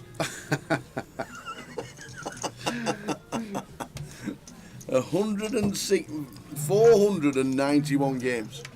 160 games so, less. Rooney was getting a yellow card one every 3 games, basically. Yep. That is. Yep. I didn't actually realise Rooney got booked that much. 104 yellow cards, Wayne Rooney.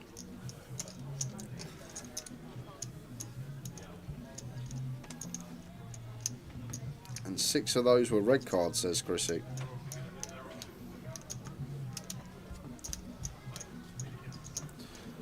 Jack 6 suited for Zicheng in the small blind. Husney, King 4 of diamonds here. Does choose to check.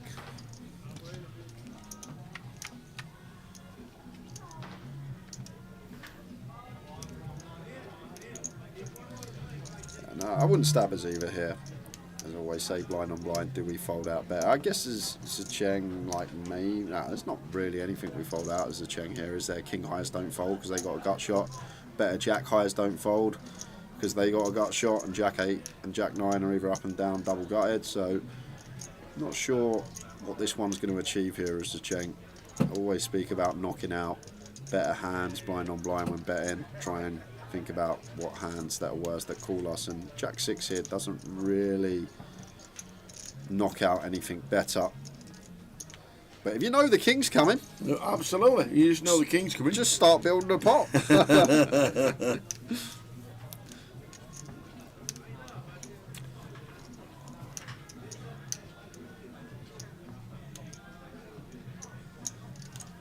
check it over to Husney, and once we pick up second pair good enough to showdown, should be checking behind.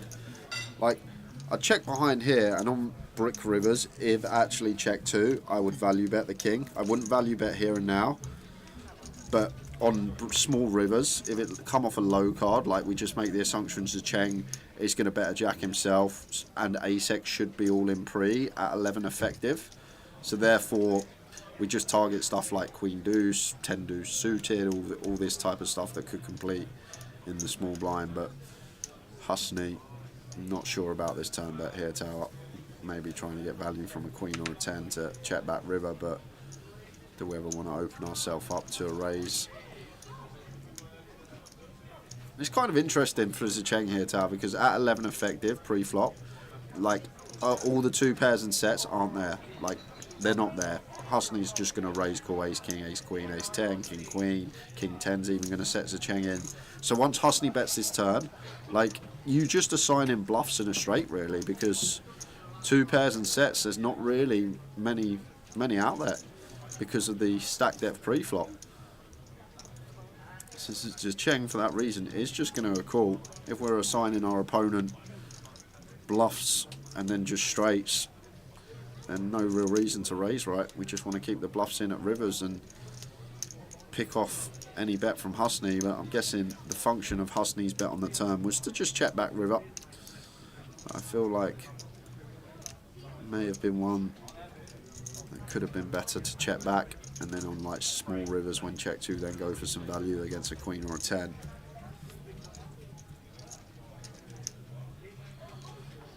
That would be Stato, man of straw, who has the most earnings at this table. By a country mile. That's Stato.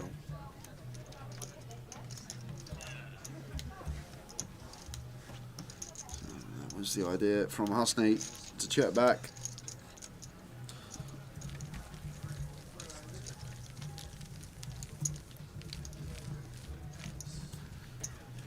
So we just, I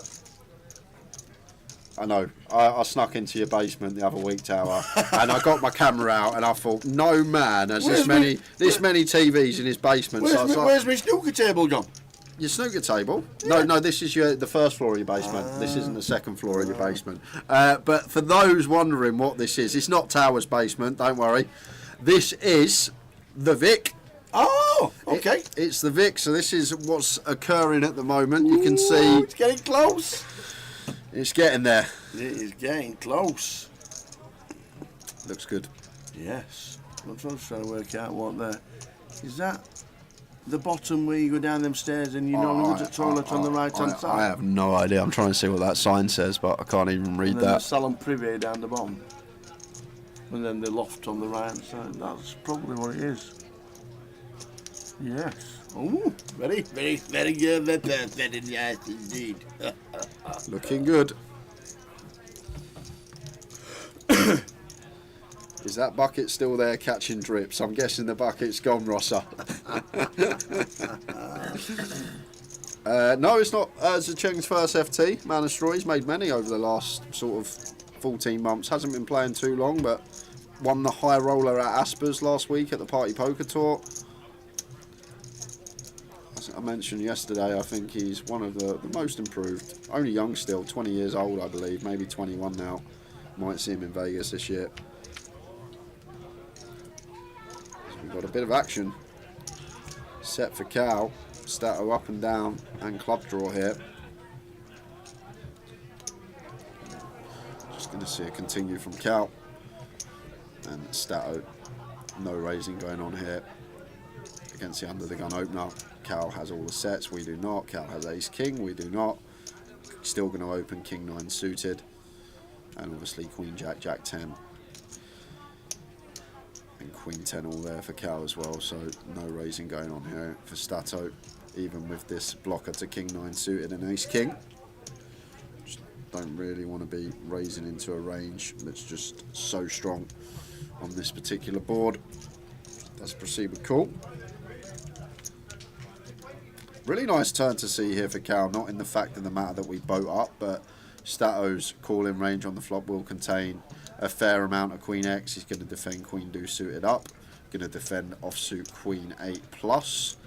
So lots of combinations of potentially turn troops of Stato, which can never fold. So as Cow, I wouldn't be trapping here. Would be going for a small size to set up a river jam.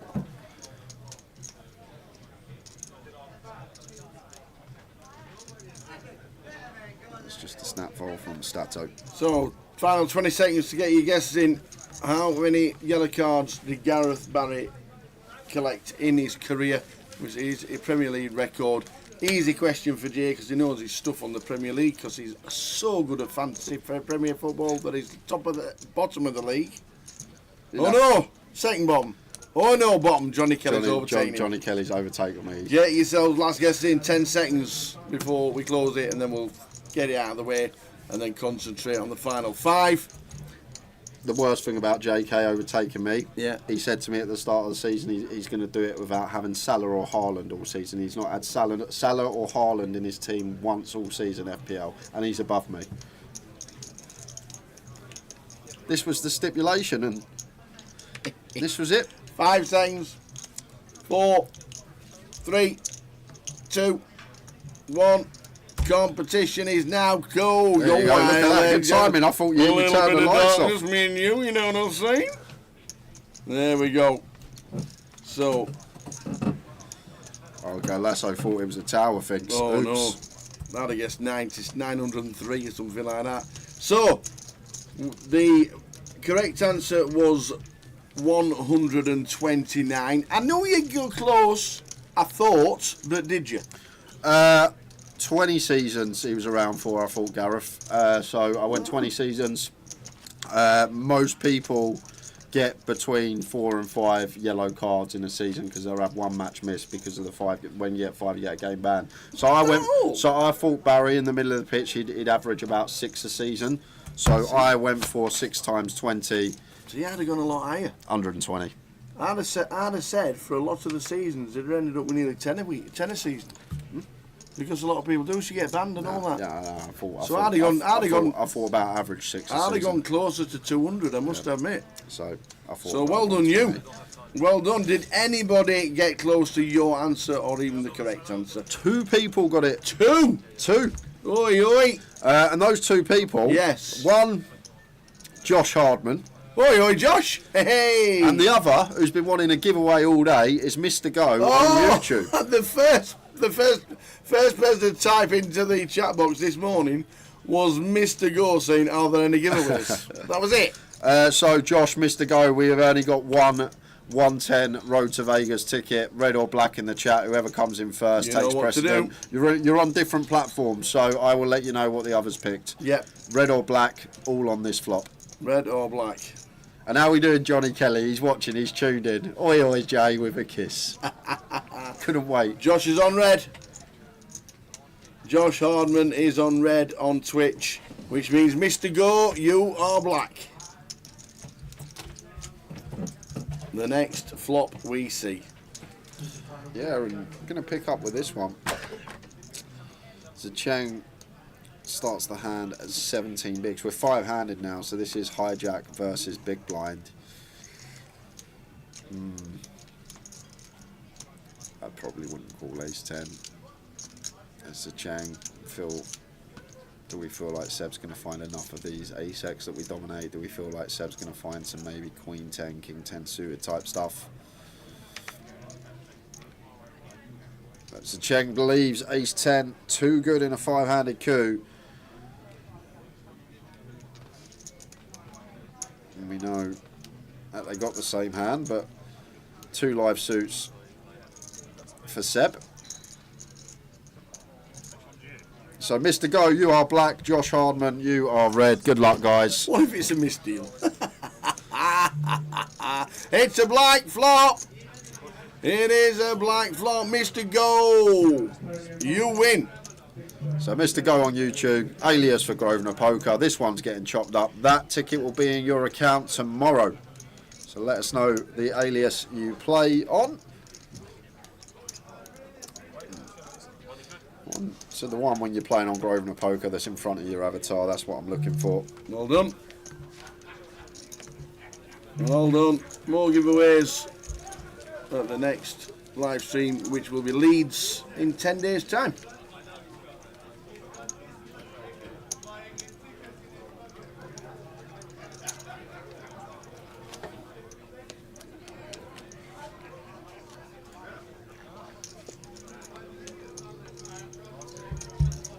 No worries, you need to check it out. Stick with us. Yeah, going on break in 17 minutes, just a 15-minute break though. I'm going to make a trip to the shop, get some Snickers. You think I'm joking? I want to see this. You said that would be a walk in the park to beat that world record. I've eaten too much today. No, already. you haven't. I told yourself to save yourself a couple of hours. No, but I've not. I'll do it in Leeds. 100%. Okay, 100% in Leeds. 100% I'll do it in Leeds.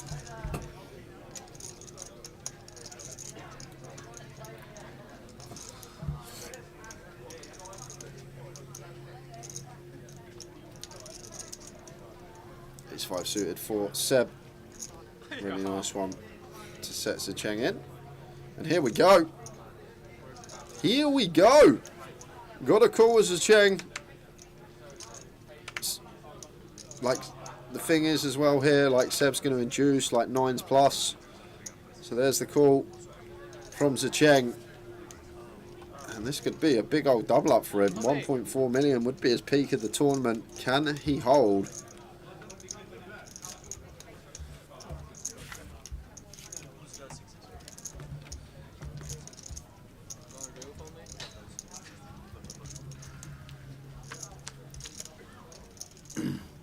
Nice one, Mr. Go.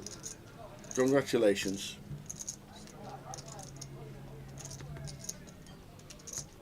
Ian Roberts says, Harry Kane has won a trophy.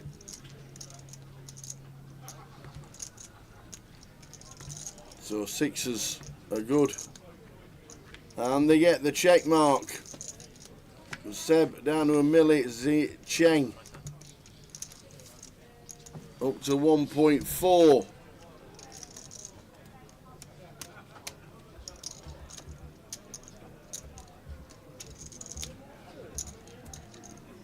Yeah, that's what I need, Mr. Go. It's all on the spreadsheet. They should be credited tomorrow.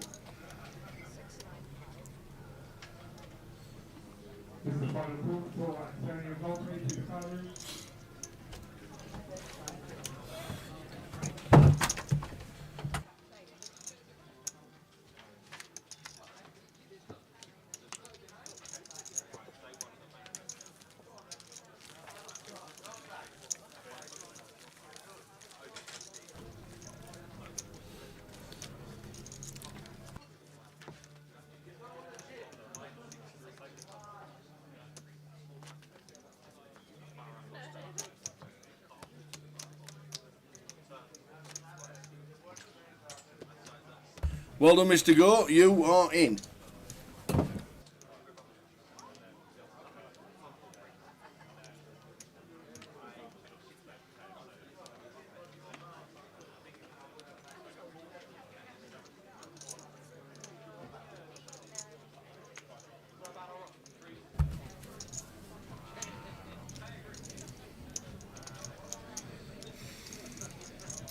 The ticket is for the Vegas playoffs to go with the team. The Las Vegas playoffs. Win a £4,000 package and join the team at the World Series. Now he's got chips as Zicheng. We saw him get after it even when he didn't have chips. I saw 3 free-bet bluffs against chip leaders. So if he was doing that when he was one of the middle into short stacks, I wouldn't be surprised to see him go through the gears the next sort of hour or so. Going to take that one off in the form of ace-9 off, and Cal happy to get a raise and take through with ace-4. If I win, I'm buying Jay a new hat, says Mr. Go. Nice one. What do you think I'll get? Snickers. Snickers. The £110 flight. The £110 with two £4,000 Vegas packages guaranteed at 8:30 every day. Every day at 8:30. There's £5 feeders into the 110. And on a Sunday, there's two £4,000 packages guaranteed at 6 o'clock. And at 8:30 daily, there's an £110 flight with 2 packages guaranteed. And if you can't make Vegas this year, guys, and you want to play the biggest poker tournament outside of Vegas, it's here in the UK. Coventry! The Goliath, back end of July through to the start of August. We have a 10-seat guaranteed satellite running tonight on Poker Stars, which is a £22 buy-in. So 10 seats guaranteed for the Goliath main event on Stars tonight. That starts at 8 PM. If you fancy getting into the Goliath for cheap, you can find that on their website.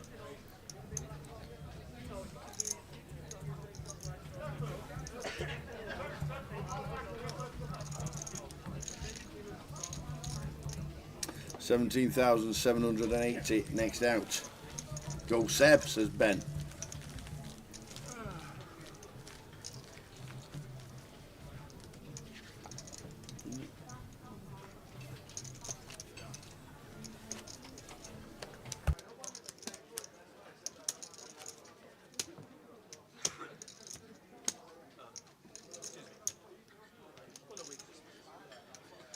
$11 minutes to go until the end of the sesh.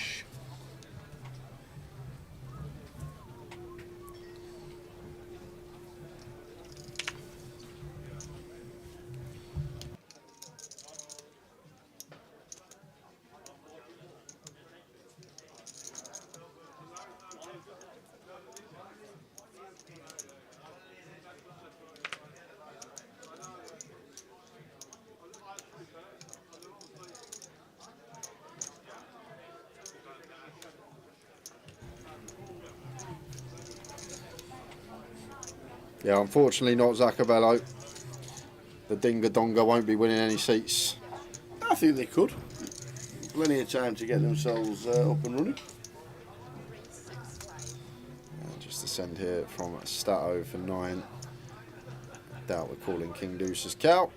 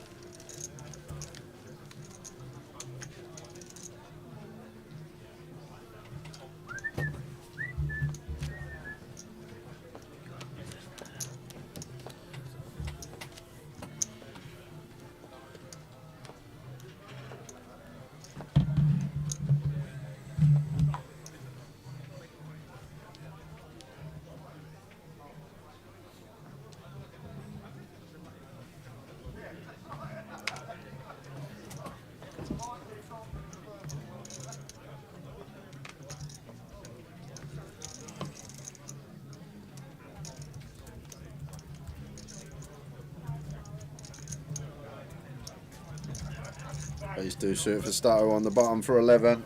Here we go.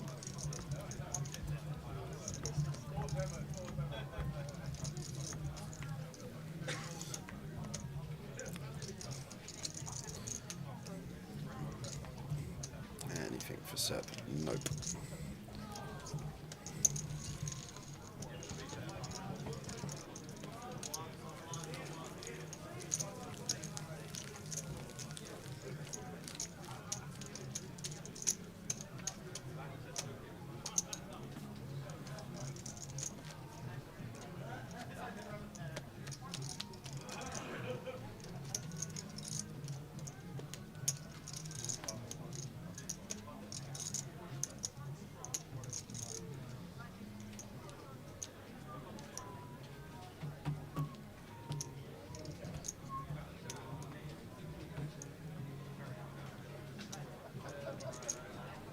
Under the gun, getting out of there. King Jack for Stato in the cut-off. What we we got here? 13. Wouldn't shock me if this one went.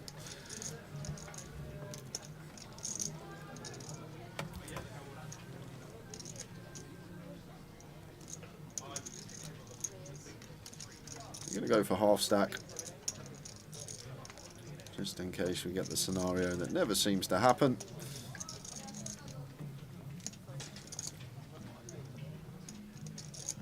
Good at the moment for Stato, just got to get through Zicheng.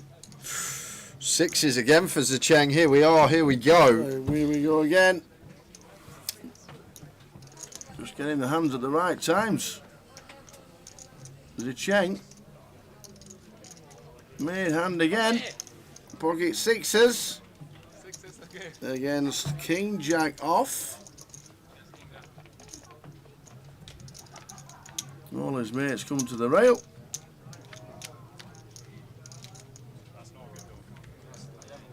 That is not the best start for Stato. Good luck here, Stato. Any tens, any queens for a sweat? No. Dead on the turn. Dead on the turn. Stato finishing 5th. Well played, sir. Obviously it's the king. Well done.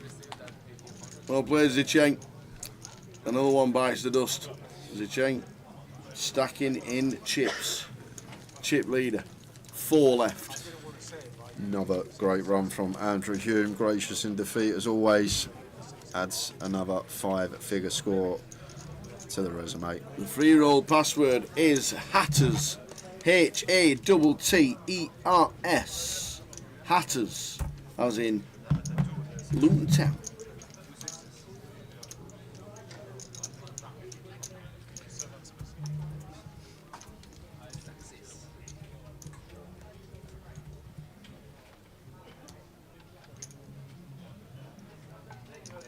Just going to pull this up tower. So Stato going to add 20.4 points. So that's going to put him to 153, which will be just outside the top 10. But he's still got 14 results to go. You look at the top, you've got Alex, who's only got 2 results to add on, and then he can only make X amount of points for each cash. Extra. So,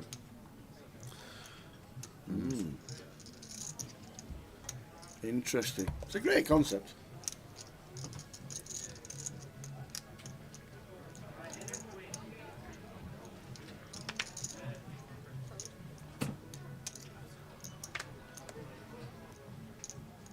So less than 5 minutes to go, and then there is a break.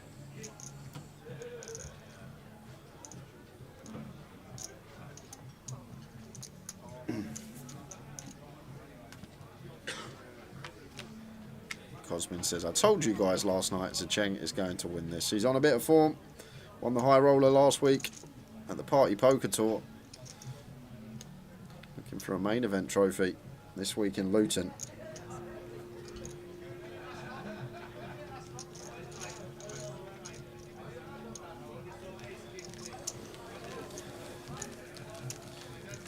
So Rossa says, Zicheng said to me earlier, if he gets free-handed, he's going to ask if they want to deal. But the deal he's going to ask for, if they can play winner takes all, that would be a watch. Could you imagine watching that? That would be some watch. I'd say I'd miss the flight for that. Winner takes all, so you just could still leave with absolutely nothing. It's the best 20, Dan, so your worst score would come off if you had 21 cashes. That's why I say at the moment, similar to MPL last few years, I feel like the guys that put the volume in early on in the year are going to be at the top, but I've been saying last coming months, when we get to sort of October time, September time, I feel like there'll be like maybe 5 to 8 players that we see in the top 20 now that are still in there, and then we'll see a lot of new faces that have had obviously cashes over the summer. Whoever wins the Goliath's going to be up there naturally. Obviously the players that are putting in more volume and can fire more billets are still going to have the better chance because they play more tournaments, more chance to get bigger points, but it's not the fact that they can just play relentlessly and every result goes on this year. So the people that can't play that higher volume still got a decent chance if they can cement 20 results. Aye. And how things change so quickly. Zicheng been short most of the FT. Been snug, picking his pots nicely. Got 3 nice free bet bluffs through as the short stack. And now I'm going to go for the free bet here with the pocket 4s.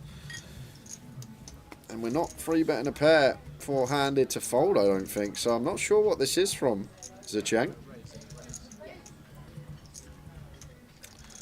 Like in general, you don't really see many pairs in the free bet not all in range tower. In cash games, yes, you will have some like 4s, 5s, 6s when you're super deep that want a free bet.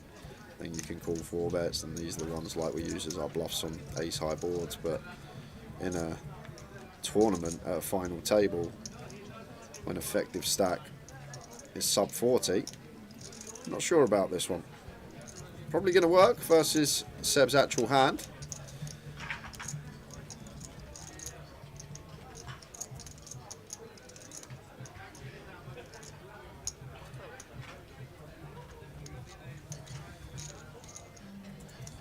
$23k locked up. So what would it be? 73 plus 56, 130k. Potentially, we're going to be playing for free-handed. If the deal, imagine if everyone just went, yeah, let's do it. Let's do it. Play for the lot.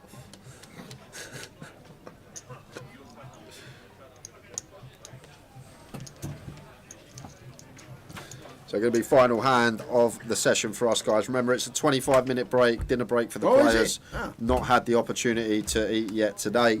25 minutes. So 15, not long enough, giving them an extra 10. So we'll be back at around 7:15, just before 7:15. Coming back at big blind 50k. And I don't think it's going to finish next session, but I think we could definitely go close. Husney opens to 80k. King 3 suited here for Cow in the small blind.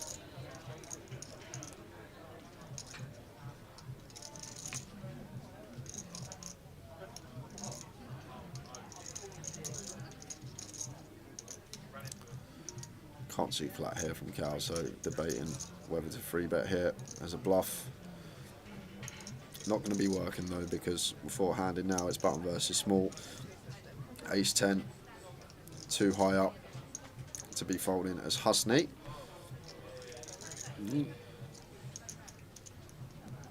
Now you think of our button opening range tower, we're going to open like 10-9 off, we're going to open Jack 7 suited.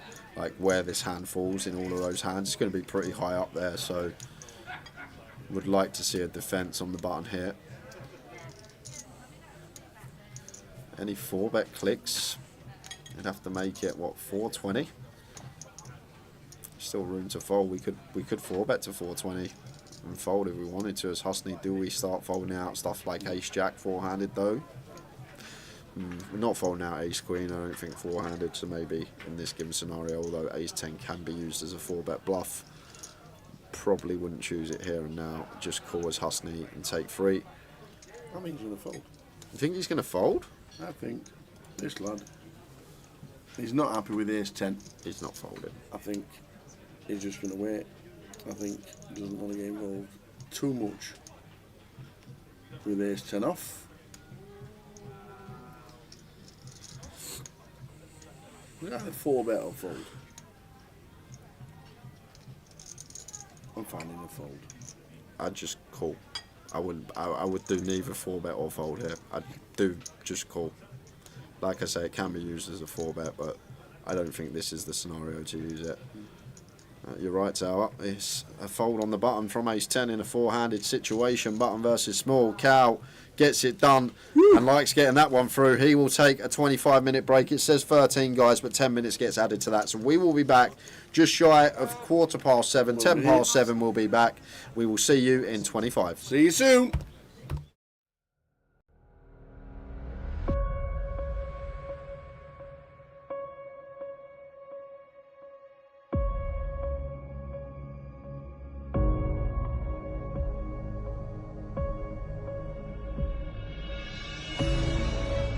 We are just about to start.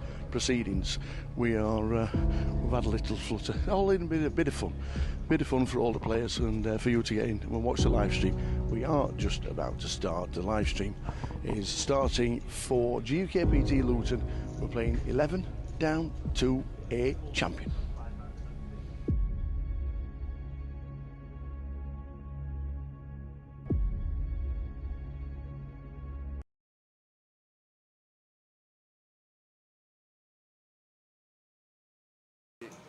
Does so much for charity as well.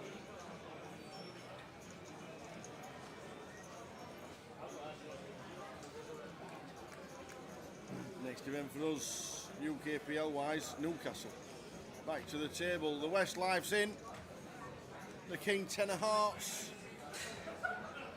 Yeah, pretty clear one for Westlife. Gavin with the Queen 9 out of the hijack. Around 8 bigs.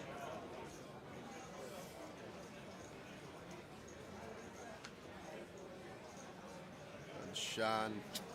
Boy, this is a call all day long. May even ISO tower only working with 24 here, so ISO probably in order from Shan.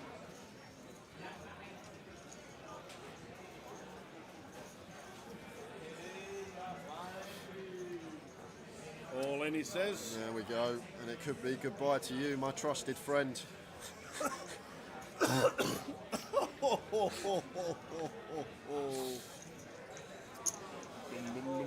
Yeah, goodbye to you, your trusted friend. He won't want to see. He'll want to see a king, but not a 10. Goodbye to you, my trusted friend.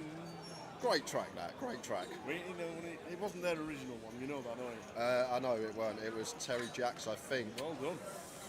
As it comes 9-8-4, so it's looking bleak for the Westlife. It is indeed. This is it. Bop, bop, baby. We're off. Well, we got some chop outs. Any queens or sevens? Oh, Queen! Oh, wow, Queen for the scoop. The Queen gives him the straight and valley up to 300,000. The Westlife. Back doors into the nuts. Whoa. He had a dream. He did have a dream, and now he's flying. Absolutely flying without wings. Barry Greenan turned some chop outs, but found the Queen on the end for the scoop.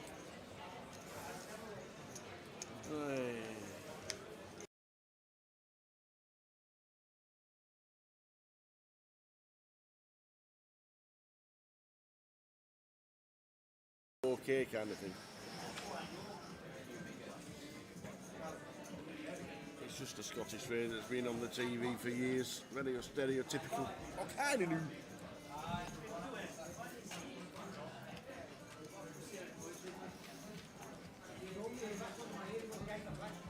So we are on 8 on the FT of the high roller, 32,000 and change to the winner.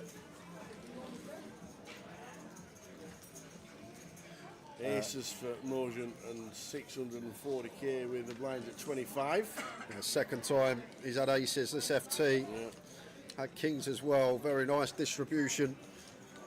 Now as Dan. Wouldn't shock me if he went for jam here, Tower, but we're never folding nines.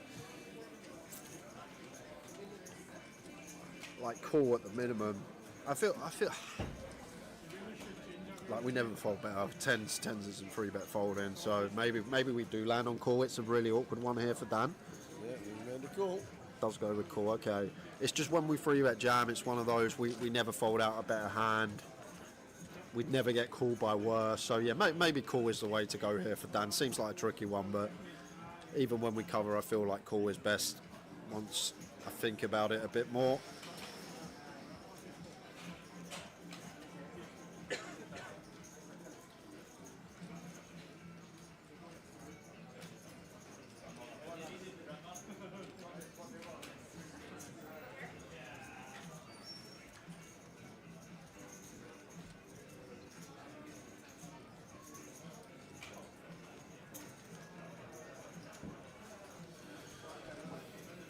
Ten jack, 4 flop, 2 clubs. Yeah, against quarter tower, nines with position, 3 to a straight. I'd definitely continue nines with a club here as Dan. I wouldn't even fault him for continuing 9's no club, to be fair. There you go. Okay. How are we doing, Gumel? Welcome to the stream, sir. We're on the final 8 of the high roller, playing for £32,000. Well, that's just got a bit interesting for Dan. Picks up open-ender. This is so annoying though, Tao, because we're just going to be met with jam. There it is from Malgen, and now with 9s. Like, we've obviously got this equity of an up and down, but the key element here, as Dan, we're not calling to hit our straight, we're calling because we're also ahead of hands. Do we think Maljan has some ace-queen that's now double-gatted? Do we think he has some ace-x of diamonds that's now nut flush drawing? Ace-x of clubs that's now nut flush drawing? Like, it's a real tough one here for Dan Gormley, but it's a situation where we can actually still have the best hand. It's two-tone, ace-queen we're ahead of, ace-king we're ahead of. Ace-x of clubs we're ahead of, ace-x of diamonds we're ahead of, and the times that our opponent does have this ace-jack, queens, kings and aces, we can still find a 10 outer. We can hit a queen, we can hit a 7, we can hit a 9. So it's a real grim one for Mr. Gormley. On such a draw-heavy board, there are some scenarios 9s are best here, and when they're not, we're still going to have 25% to hit that 10 outer. Tough spot.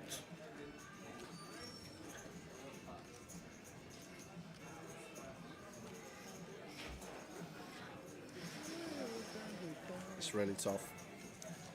Such good 9s to call with as well, Tower. The perfect 9s to call with. But then saying that, you say the perfect 9s to call with, no 9 of diamonds, no 9 of clubs. There's not much in the 3-bet range of Malgen at this stack depth that's going to contain 9x anyway, so maybe less irrelevant than first glance. But here we go, has paid it off with the 9s. And Malgen well out in front. 7s, 9s and queens for Dan Gormley. Anything else, we get a full double up from Malgen. And it's a king on the river. So Malgen doubles to 1.3 million. Dan down at less than $500,000. 20 bigs for Dan Gormley.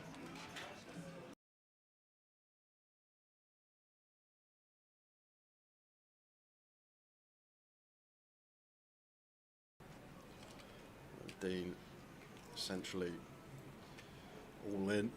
2/3 of his stack, and he's going to run into the ladies of Wilco.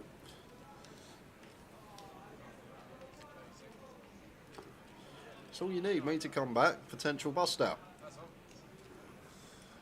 Tower was the wrong energy.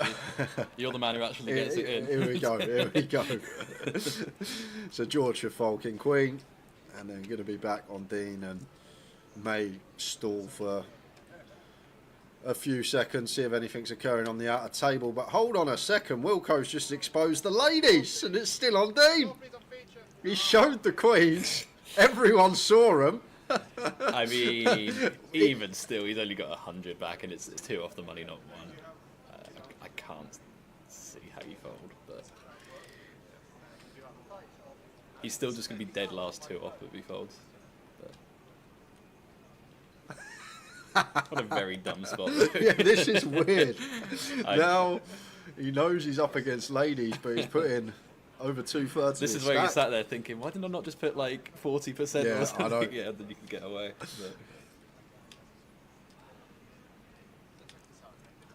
Look at the price Dean's getting. Take out the 510 and Wilco, 325 in the pot, plus is 110, so 435 in the pot. So he's getting 4-1, Dean, literally nearly on the nail. way more than that, no? No, because it's accounting for Wilco's stack in the pot down the bottom right. Well, you had to call 100 to win 110 700 or something. No, I don't know. It's less, I think. No, it's going to be more. He's got 385. He put in 270 of his stack. 270, 110.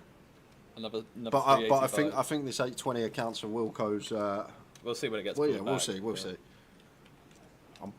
Yeah. You might be right, actually, Jack. Makes sense. Might be 385 something times a bit 2, of yeah. actually, but yeah. Oh, but Dean finds the ace anyhow. Does call it off. Ace on the flop. Chop it up. It would be fun, wouldn't it?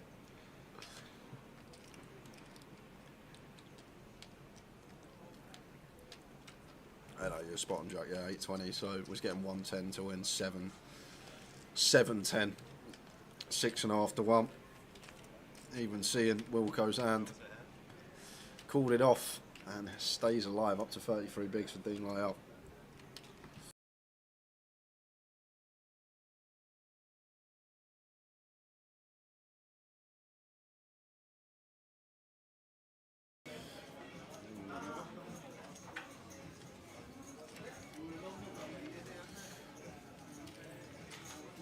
Couple of ducks for Wilco. Believe he covers everyone behind. Going to open from the cut-off. Got to be aware though, we need to raise call facing the big blind here. If Craig did happen to move all in, once we got 2 invested, and I think Craig's got like 180, something like that, pair would be too good to fold.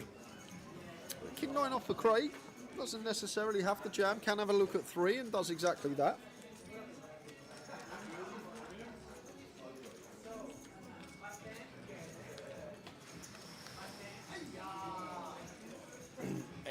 Deuce, king, 2 spades, bottom set of 2s for Wilco, top pair for Craig. Bit of action. Wilco going to bet. I might have checked this back, Tao. I know we can see he's going to get it from Craig regardless. Craig with top pair, but I might have actually checked this one back, just looking at entire range for Craig. You're going to see the bad news that he's drawing to less than 1%, man. Oh, taps the table.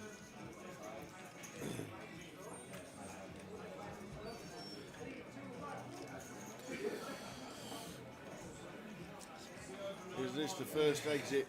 It is looking likely. It's probably dead on the turn 95% of the time. Oh yeah, absolutely. £3,080 locked up. But this could be it for Craig. 95% of the time on the turn. Yep. There we go. So taps the table. Meaningless river and just quads. Just quads. So we're going to lose Craig Conway out in 9th. £3,080 for Craig. Well played, Craig. When there's a will, there's a KO. Down to 8.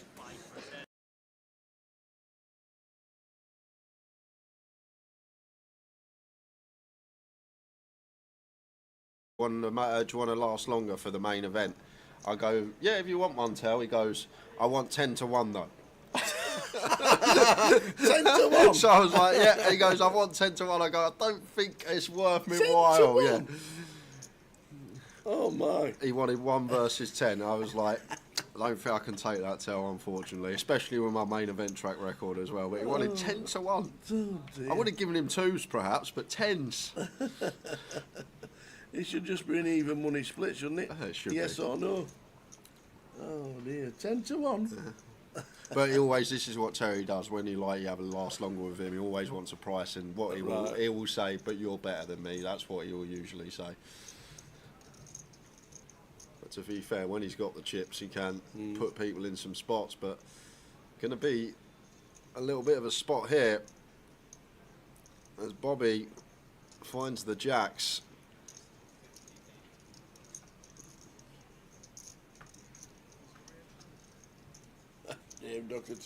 I remember meeting Terry on the first break of the World Series one year. Starting stake of 60,000, he had 210,000 after 2 hours. Oh dear, imagine making up 210 at the end of the day. Yeah, you'd love that, wouldn't you, for Absolutely. day one? Well, it might be short and sweet for TJ because... Real hand. It has gone in pre. A proper hand has all ended up, it's ended up with like 400 bigs in the middle.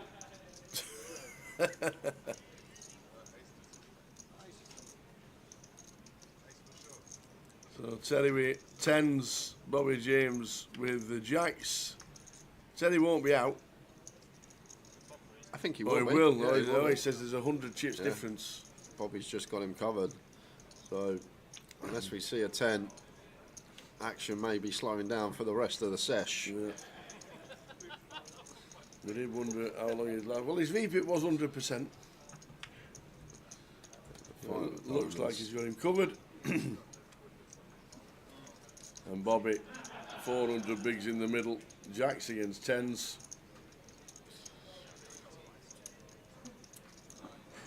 Just working it out, see if he has him covered, and he has by, like I say, 100 chips.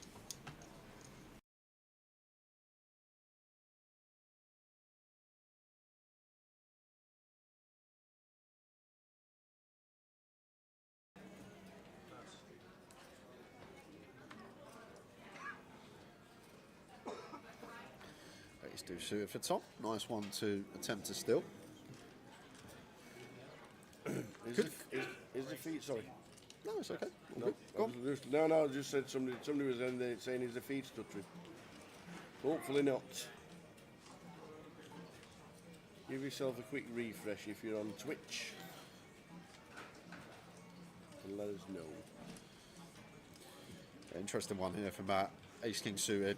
Slightly too much to jam, such a strong hand. 30 bigs. Yes, we're out of position, but want to try and induce something here from Tom, like against an ace 5 suited, against like a queen jack suited, like hands that can potentially go for the 4-bet rip in terms of a bluff LP versus blinds. And ace deuce of hearts, maybe not like the prime combo, but if we are going to pull some 4-bet bluffs in the form of a jam, we do like choosing some suitable ace stuff, but we prefer having the ace 5, the ace 4 suited. Maybe if we just shove any suited wheel ace, we're definitely going to be overdoing it. So we'll see what Tom comes with.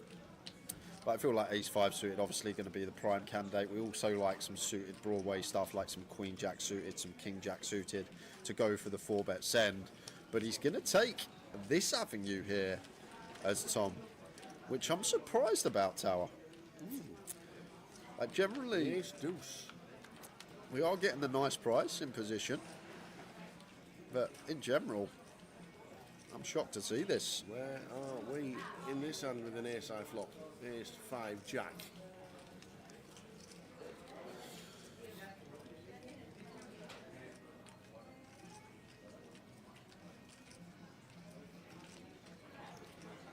Not much Matt's worried about here, Tal. I'm going to be in a bit of a quandary as Matt's sitting here thinking about hands that Tom's just going to call here. Maybe like some stuff that wants to take his price, like a jack 10 suited, like a 10-9 suited.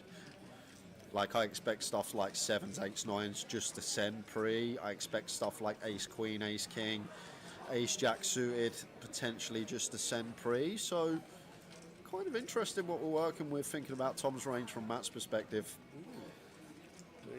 Like I'd never assign him this tower. I'd never give him the ace deuce suited, the ace 3 suited. I expect these hands to just potentially fold, or maybe once in a while go for that low frequency 4-bet. But now we get here, going to be a real problem for Tom Hall, because we have top pair facing a capable opponent, and Matt will find some bluffs from stuff like king queen, queen 10, king 10, something like a king 8 of spades that now turns a nut flush draw. And then obviously Matt's value range just going to be the ace king, ace queen, ace jack, pocket jacks,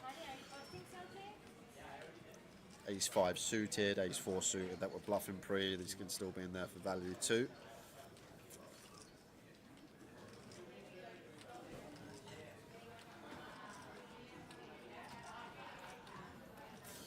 Let's see what Matt's got in mind. Less than a pot size bet tower here.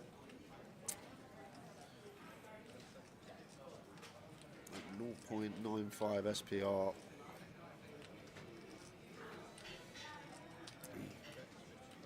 I'm a bit like you. Where is Tom in the hand with the ace deuce? This is why it's kind of interesting, like from Matt's perspective, because we know Matt, we know he'll think logically about each given spot, and when Tom peels the 3-bet off of this stack depth, it's kind of interesting what we're trying to assign him as range.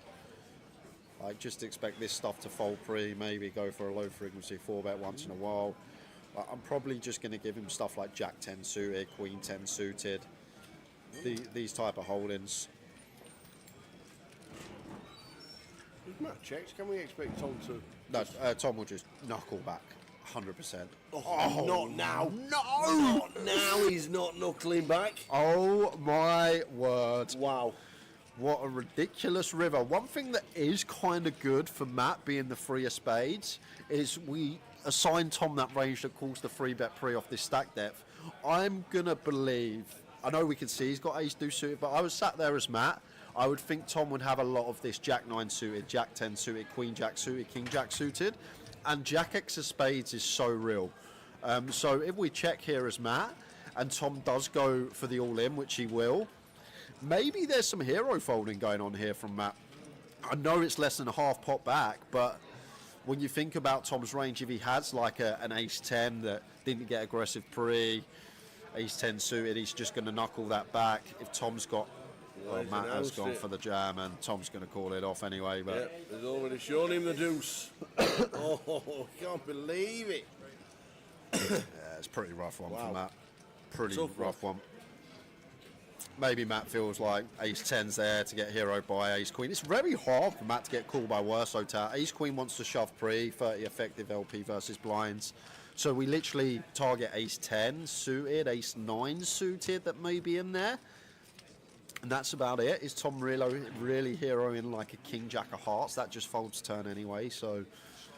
That is leaving Matt pretty short, 29,000. Pretty grim run out for Matt Davenport. Really interesting river jam from him though, Tower, because where are we getting paid from? Ace-10 suited, is that going to hero? Ace-9 suited, is that going to hero?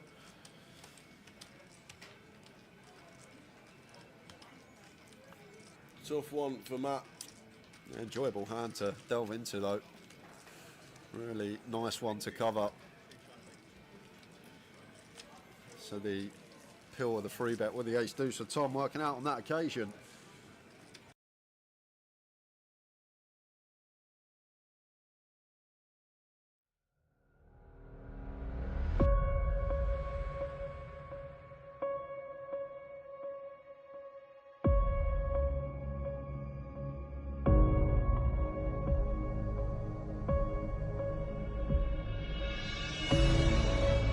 We are just about to start proceedings. We've had a little flutter, all in a bit of fun for all the players and for you to get in and watch the live stream. We are just about to start. The live stream is starting for GUKPT Luton. We're playing 11 down to a champion.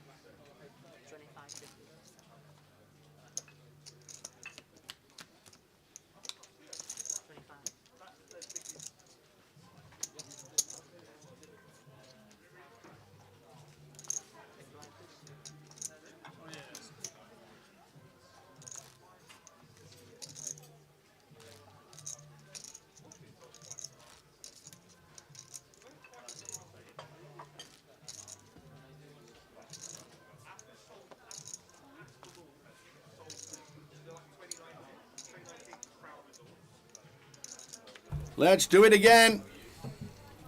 Let us do it again.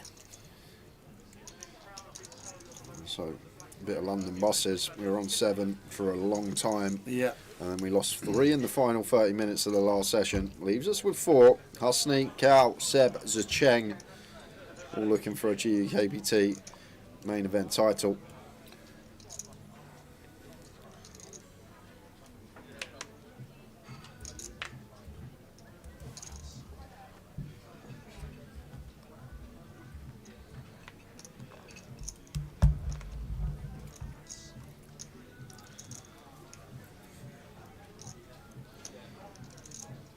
King 3 off here for Seb. Off of just shy of 15. Once again, maybe one of these that can go for like the 2.5x out of position. Balance it out with our strongest stuff, aces, kings, ace, king.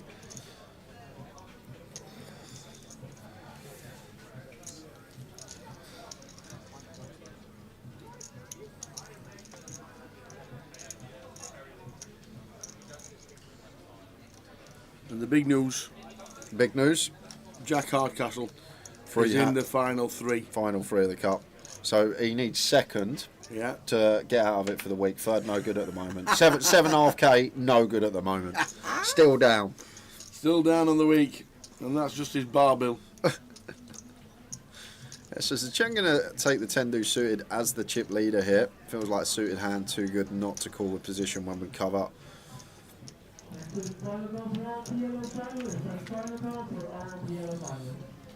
Welcome back, one and all. Final four here in Luton.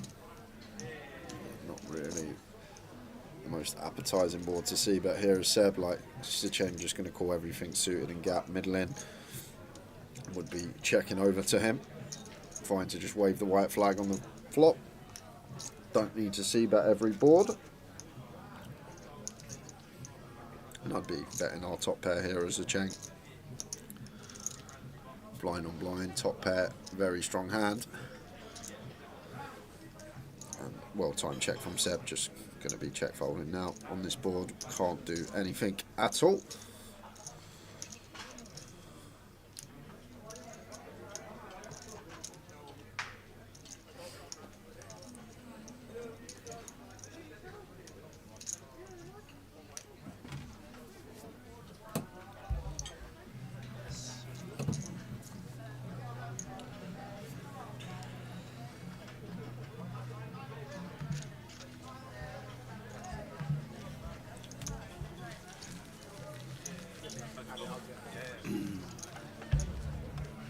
Good luck if you were in the free roll. Won't be able to join now. Do you know what? I just thought of someone who Aye. I've not seen in like 2-3 years, maybe 2. Okay. Where's Paul Siddell? Paul Siddell? Paul Siddell. Used to play up here low cash games at the Vic all the time. Maybe we'll just see you in the Vic. Maybe because we've not been to London. He used to play Luton, didn't he? Yeah, that's why it comes to my mind. I'm not seen him in about 2 years, I don't think. I'm going to have a little end of mob, see if he's been playing anywhere. Maybe we'll see him when we get back to the Vic, as it's nearing completion. Last cash 2023, maybe taking a bit of a break from poker. There you go.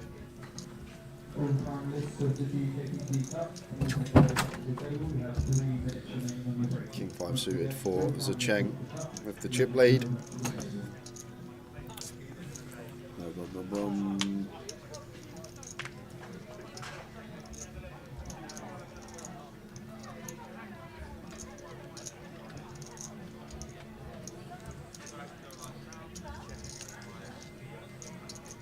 Yeah, I agree. Willy Wanger. Just haven't seen him in 2 years. It's one of these games where people sometimes do take on other ventures for a year or two and then come back. Poker always brings you back. I don't care who you are. It's so hard to just stop for good. There'll always be a tournament. Yeah, you're right. Like you'll be on holiday, there'll be a little tournament. Oh, I haven't played poker in a while. I might as well go give it a go. You start running good and then you get the bug back again. 10 deuce of clubs this time for Husney. Flops top pair. The same as the Chen. One that I would definitely just bet here now, blind on blind. Good on blocking all the calls as well, like 8-9, Jack 9, 8-6. 5 for the Chen. Got to continue. Yeah, keyword and chip leader. He had about 600k to start today. Welly didn't come in as chip leader.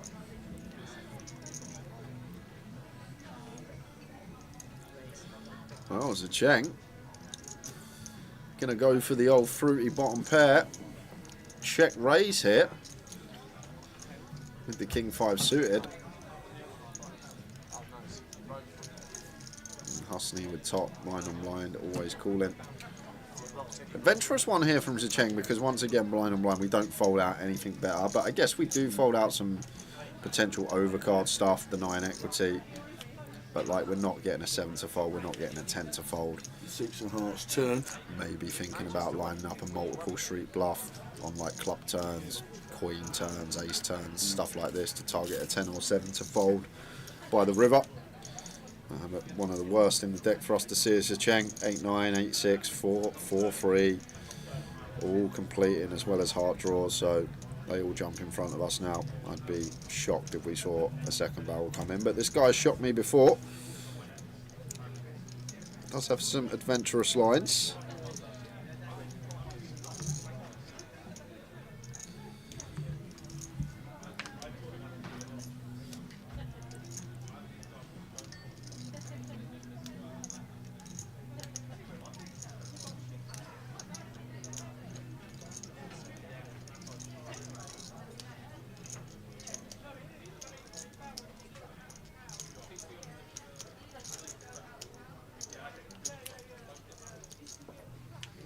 King of Spades on the river. Zicheng with the check mark. River in 2 pair.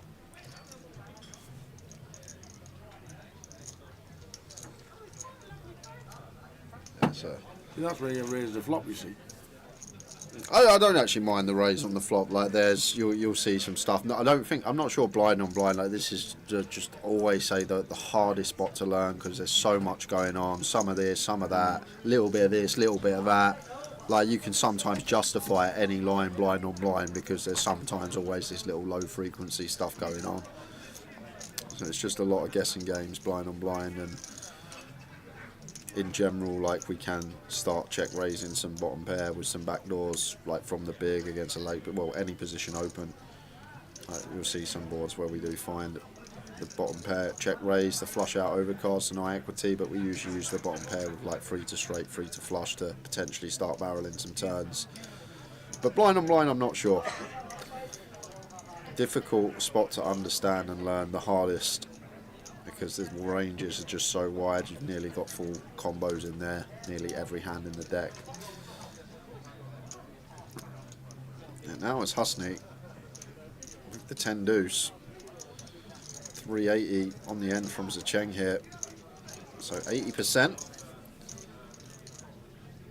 And Husney is going to pay and see the unfortunate king on the end. And the bad news. And that is a big mover, Tower, because now Zicheng at 3 million, over half the chips in play. Husney down to 14.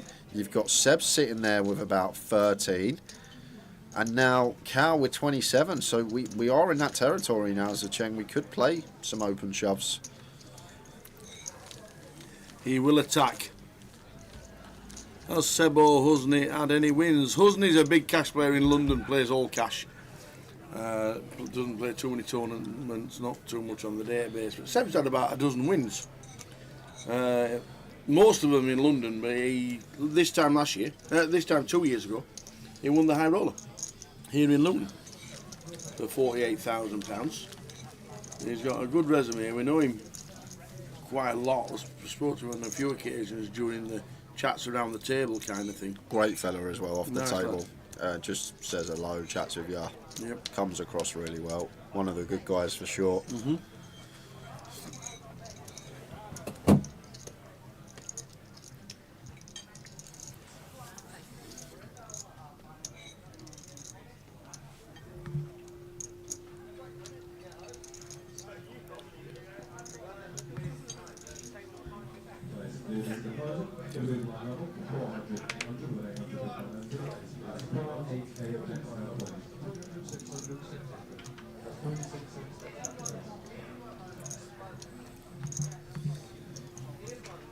They say suited 4 as a check. I'm not being funny, I've just seen a picture of the final table of the seniors. It's not the final table of the seniors, believe it or not. It's the final table of the Omaha, which contains Keith Littlewood, Ryan Fronda, Wilco, Rob Boone, Ali Sarkashik, Steph Dorey, Willie Tan. I'm not sure if he will. There's some money on that Omaha table that's been won in the past. Willie Tan, the only man that's name is a question.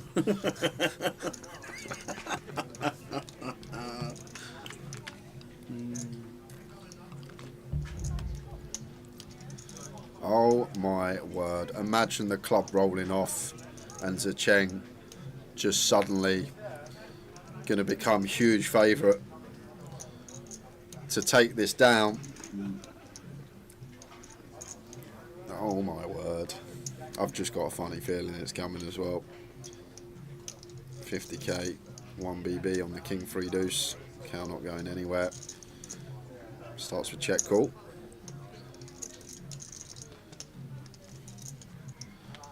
9 of diamonds on the turn.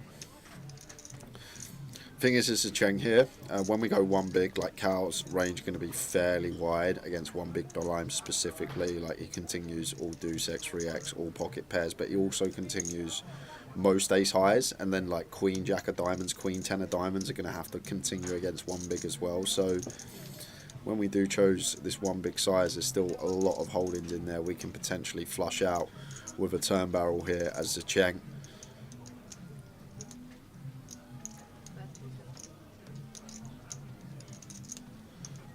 215, the size of choice, just north of half.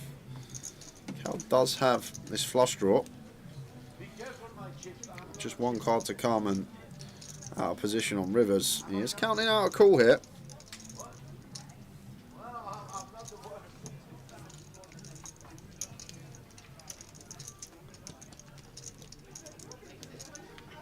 King of Hearts on the river, check mark again for Mr. Zicheng.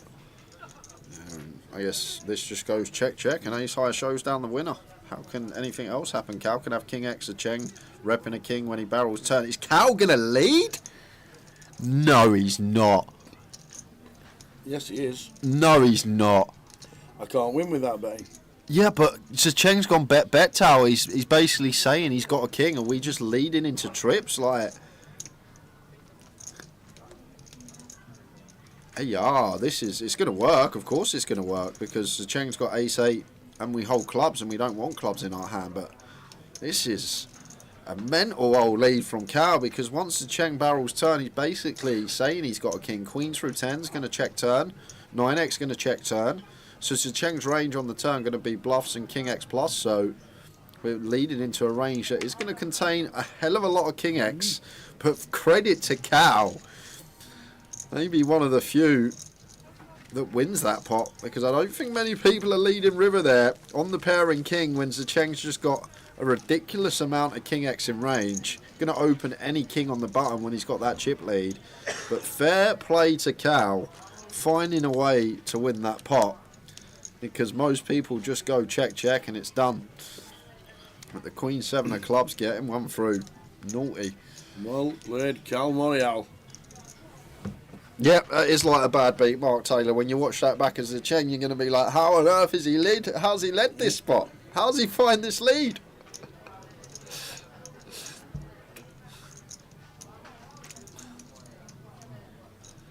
That's a crazy lead from the man in seat 4, but fair play.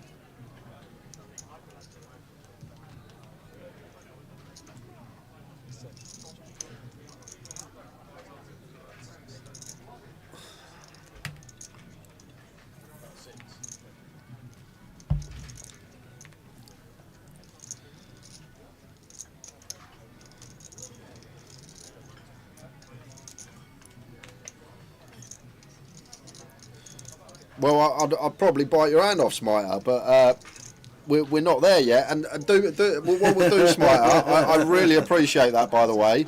I think I've got you on Messenger. Is it Messenger? The Facebook one? It is Messenger. Yep. Messenger. So I'll drop you a message on that, mate. But if you're not trolling me, obviously I'd sort you out.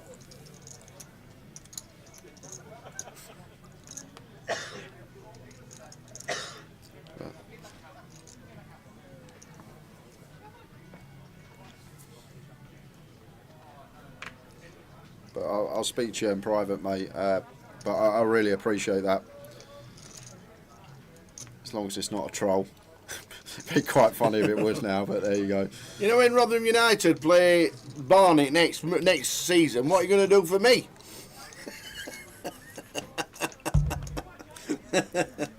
Make sure I'm away so I don't go.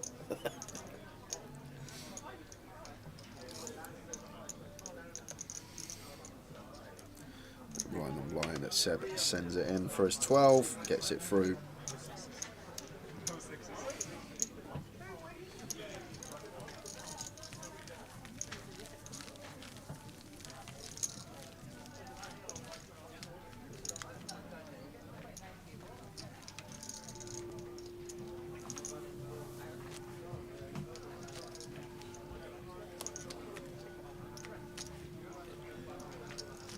So 40-minute clock all the way through to the end. And now 4 players are left.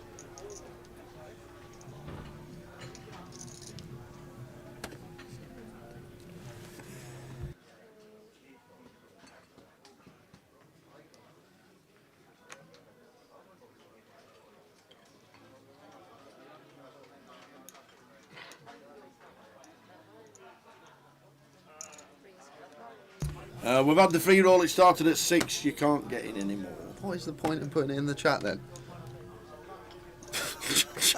I haven't got one, I was just wondering what you would say.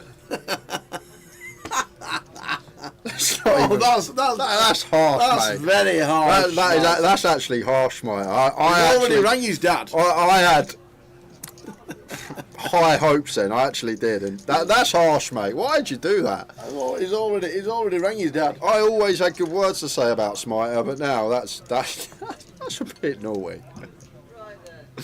I was so grateful, and you're trolling me. The free roll's in the money, well done Maroon Poker. Melissa Hill says he's missing the poker and can't wait to get back into it. Cal opening the ace-4 here, flops top pair. Not much been going on for Husney. Last sort of couple of hours, momentum not been going his way. Started the final table terrifically. Just leaking at the moment. Have to defend Queen 9 there and check fold flop.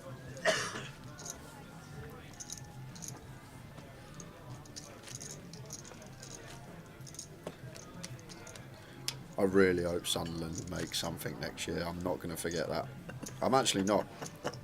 I'm gonna, or when we do the next Newcastle stop when he's there, I'm gonna get you back, Smiter. You wait.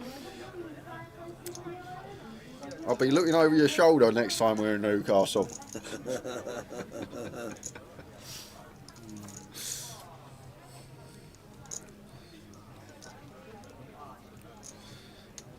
Nice one for Seb to attempt to steal. Wouldn't be jumping this one. Can have some jams once again off of 14, but I feel like this falls into the range of just 2 bigs. Try and pick up blinds and ante.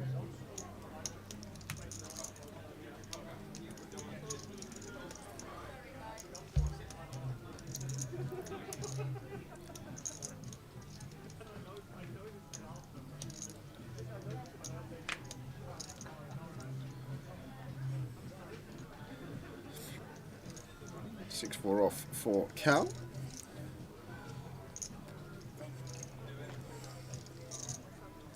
Doesn't defend.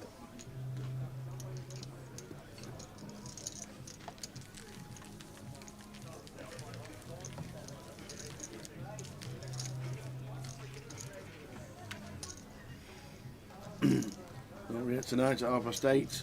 Vegas packages going up. 8:30. There's one running at 6 o'clock on Grown Poker as well.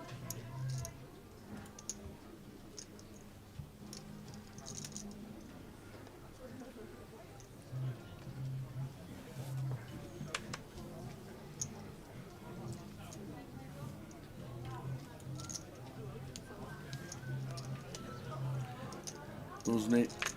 With $500,000. And the lines at 50, so 10 bigs.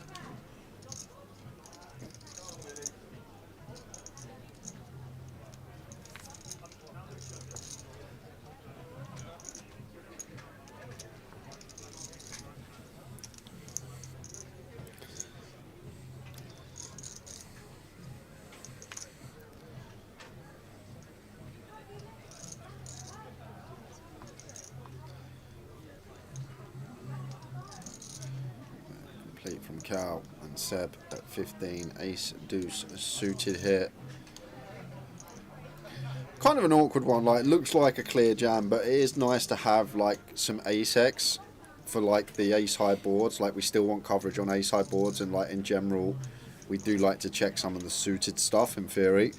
Like ace deuce off we'd 100% send as Seb, but I've seen some stuff where the suited ace X at this stack depth and the big do actually like to do some checking back, and the offsuit we take. just because we still want that coverage on ace high boards. If we just shove every ace here and it comes ace high, like Cal just knows we've never got an ace, it's still nice to have a little bit of coverage at 15. Either way, Seb does just take the jam, gets it through. Just before the break, Stato, Andy Hume busting out in 5th. Mackems can lend me a Sunderland shirt, walk around the tomb wearing that. Now that's a prop bet. I done my own version of that when we were in Glasgow on the Sunday night. Ended up in a karaoke bar with loads of Scottish people singing an England football song. Jeez, how'd you get out of that? I don't know.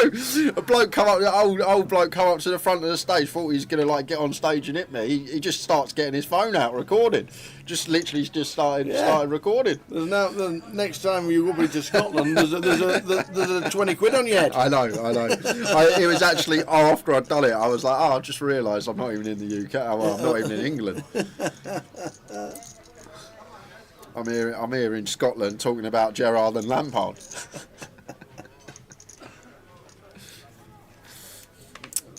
6-7 suited for Cal on the button. Should be getting some defence from Zicheng.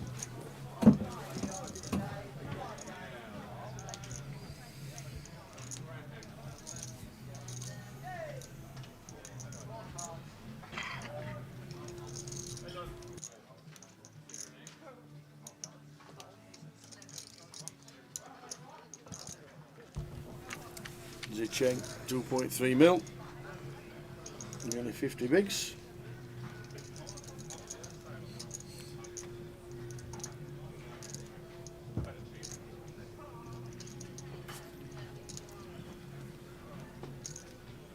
No, it wasn't Football's Coming Home. It was a spoof of Puff Daddy's I'll Be Missing You from 2010 South Africa World Cup.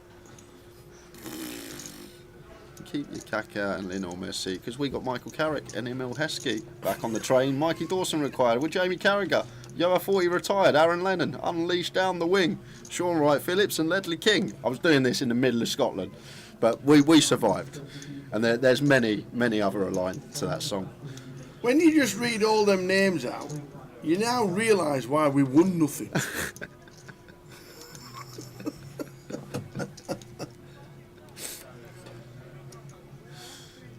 What a nice river for Zicheng. That's a boat. And potentially we can get paid here by even some ace highs, because still some potential bluffs we can have. Some 10-9, some queen 10, some queen 9. Ace 10 probably not going to get aggressive pre, keeping the dominated stuff.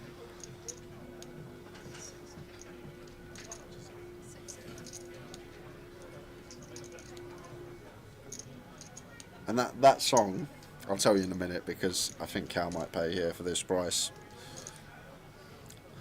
And that actual song that I done is how I know who Diana Ross is, because there's a line in that song that goes, "Finally, Frank Lampard, you can show them who's boss. Just stop taking all your penalties like Diana Ross." So that is how I know who Diana Ross is. Thanks to that song.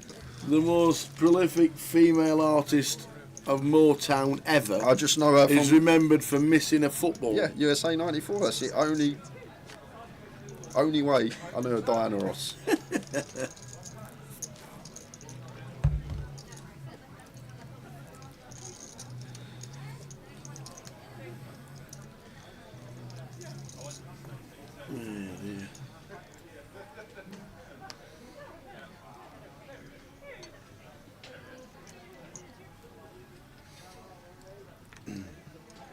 Frank Lampard changed football. Goal line technology. Correct. Yeah. Goal line technology came in the next major tournament after England were robbed of a goal. Not only robbed, but the referee should have been banned from football. Just always seems to be England or Spurs. Pedro Mendes against United. Yeah. Against Roy Carroll over the line, and then it went the other way. What, 2010 maybe against Chelsea in the quarters of the cup, when Gomez saved it and they gave it over the line when it was definitely not over the line. Always on the wrong end, the old Spurs. Yep. Husney down at 8 big, Seb on 20. Cal and then Zicheng. Can he get his first GUKPT title and get over the line? Heskey getting a call up was a shock even back then in 2010. Mikey Dawson was there. Michael Dawson got a shout, didn't he, to come up. Jamie Carragher was in the 2010 squad.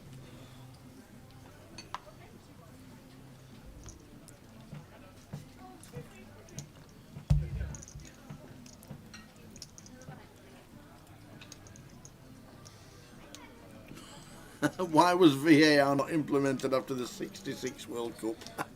Do you imagine the technology then of 1966 and VAR? Well, can you remember the sticks? The guys with the sticks? The guy with the sticks? Yeah, I remember this was like 10, 15 years ago in Europe, because we used to have it in the Europa League Spurs. So I remember a game, and you used to have, like, not linesmen, but you used to have, like, the people that stood behind the goal with just a stick. You remember them? There was definitely a thing. I haven't dreamt this. There was like, so you had the ref, you had 2 linesmen, you had another 2 linesmen, but behind the goal, and they just had the stick, didn't they? Yes. You remember that? Yeah. I forgot about that. That was before goal line technology. They were just stood there, weren't they? Just standing with a stick in their hand, like memory unlocked. I totally forgot about the blokes with the stick that used to stand behind the goal.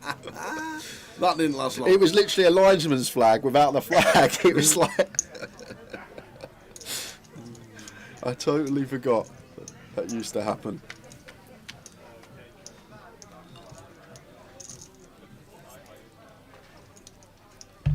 The chain with the 4s. Ace King 5-2 spades. Cal going nowhere. In my mind, as the chain here already, could be one of these that we potentially triple off as a bluff against the big blind range. Like fold out the bigger pairs, 6s, 7s, 8s, stuff like this. Start targeting like the King X and Ace X already. Just imagine Cal's here with like Ace 6, Ace 7, and he's got to call 3 streets down on a board that's much more favourable for the opener. And always speak about these small pairs. They're sort of the bluffs that are there that not enough people find.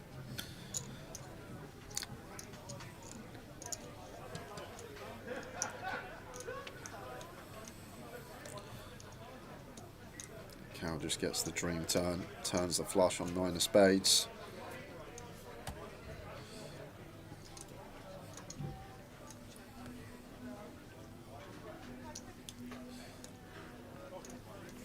Still wouldn't mind a barrel here as a Cheng. Going to be some 5x. Like, imagine Cal's just got like a suited king, King X of hearts, King X of diamonds.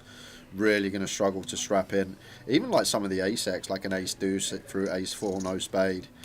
Going to struggle. I really like barrel here from Zicheng. I know we're barreling into the top of Cal's range, but always trying to take these whole cards out of account. It's easy to say we shouldn't barrel when we can see Cal has a flush, but I think barrel is going to be really nice here with this particular hand. 4s with a spade, target of 5, no spade, target of king, no spade, and even like Ace X, no spade already in the cage.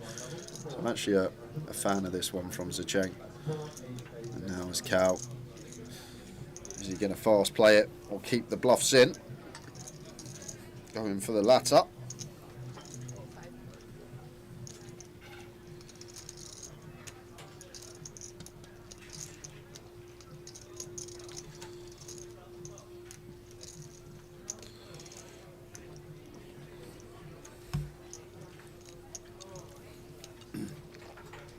I feel like Cal's going to win a huge one here, Tower. I am not checking this back as a Cheng. We've got here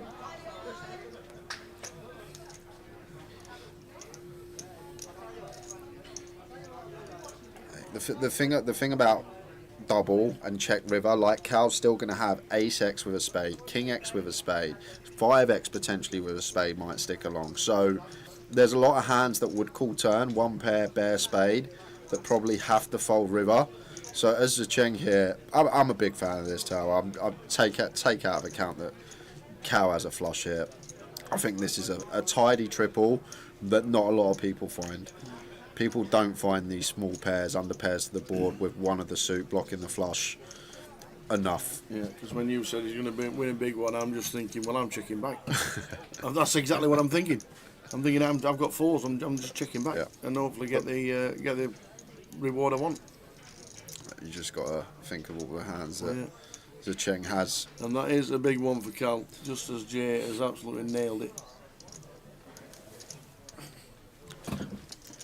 For people that haven't been playing long, it may look like what's he up to there with pocket fours, but imagine if Cal sat there with something like ace-7, ace-8, if he sat there with like king 10 with the 10 of spades. He is in a horrible spot. If Cal doesn't have a flush there, or 2 pair plus, like his entire range of pairs is just binned, literally binned. Even like the ace-X, like ace-7, ace-8 with a spade, really going to struggle to call that river bet. Unfortunately, you will just run into the top end sometimes, and doesn't necessarily mean it's a bad bluff.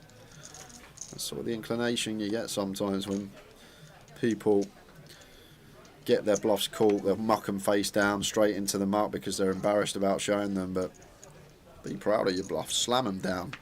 And you never know. We saw yesterday when Husney span his cards over so quickly, Keith Littlewood actually mucked the winner. That is true. That's the other added benefit some of the time. That can occur. Just because you get called or you run into top end of your opponent's range doesn't necessarily mean it's a bad line. And vice versa, just because you get a 3-barrel bluff through and you get your opponent to fold X part of their range doesn't necessarily mean that it's going to be a good bluff. Just because we get it through on this occasion, we're looking long run.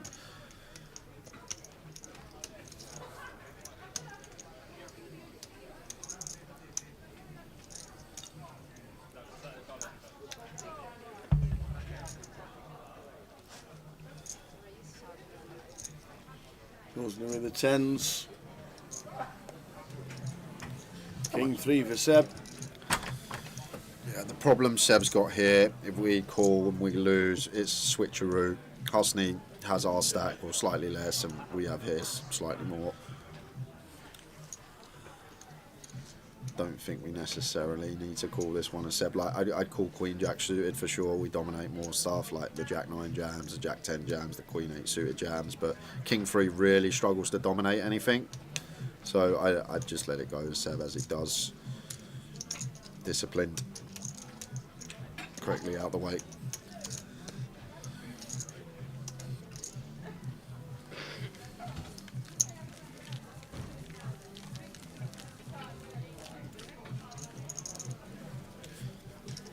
Blind's going up in 6 minutes. Will take us to 60k big blind. Means there is less than 100 bigs in play.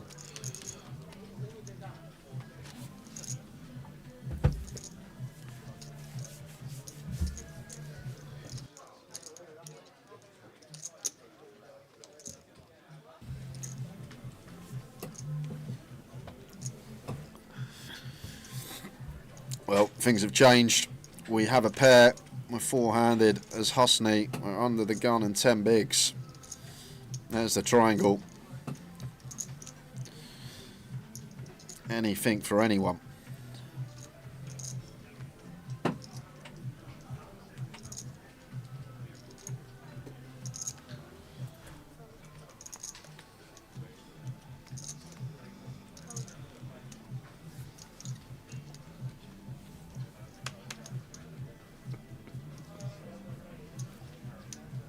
Going to get it through.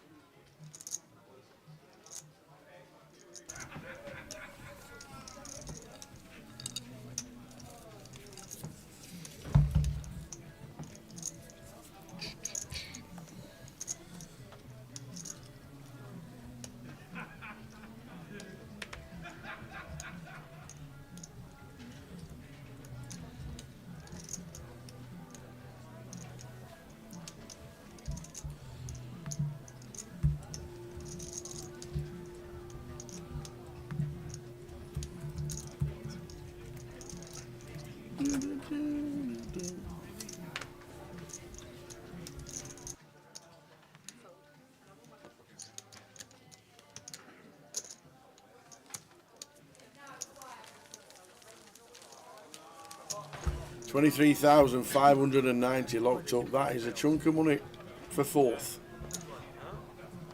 Very, very good. Chunk of money for fourth. You don't have to put the belt after every hand. I'm not changing.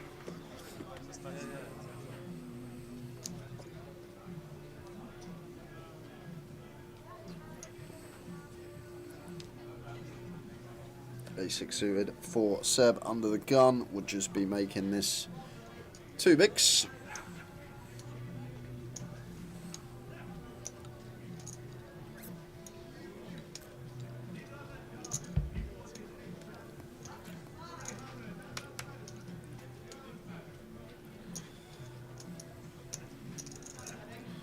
Can't really see much for Zicheng here. King 4 off. King 4 suited, potential to just make north of 4 bigs, but King 4 off. But as Zicheng here, probably choose like some offsuit ace X as 3 bets and then suited King X. But Zicheng gonna take the offsuit.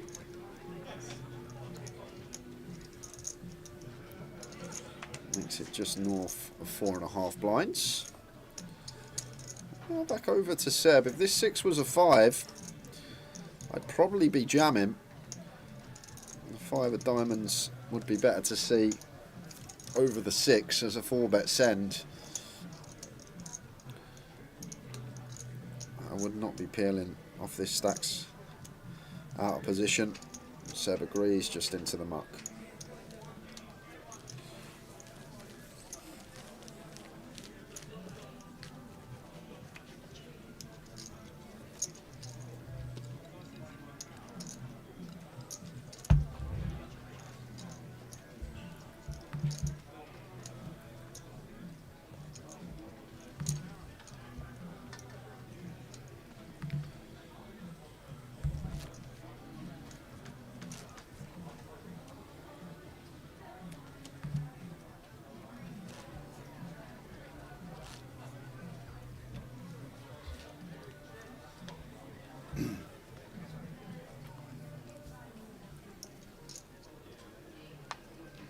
So 4 players left. Zicheng ace 8 from gun.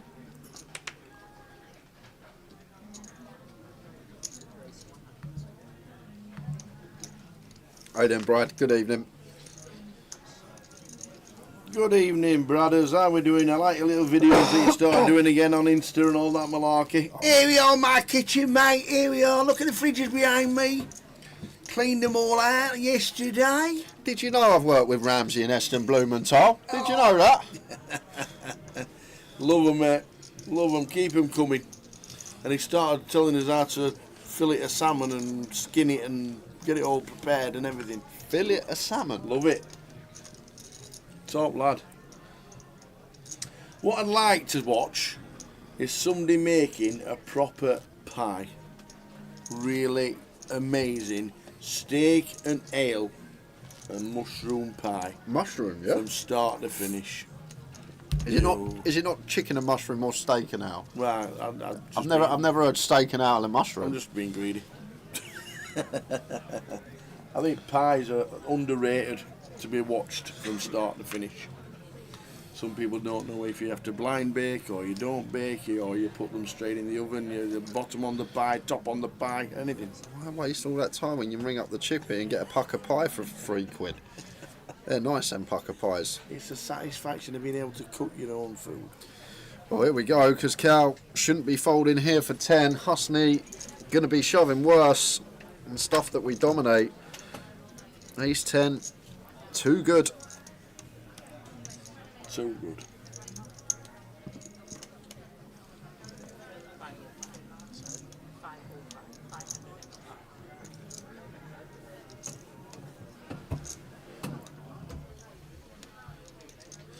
Nothing better than perving at a good short cross. I don't even want to know what that means.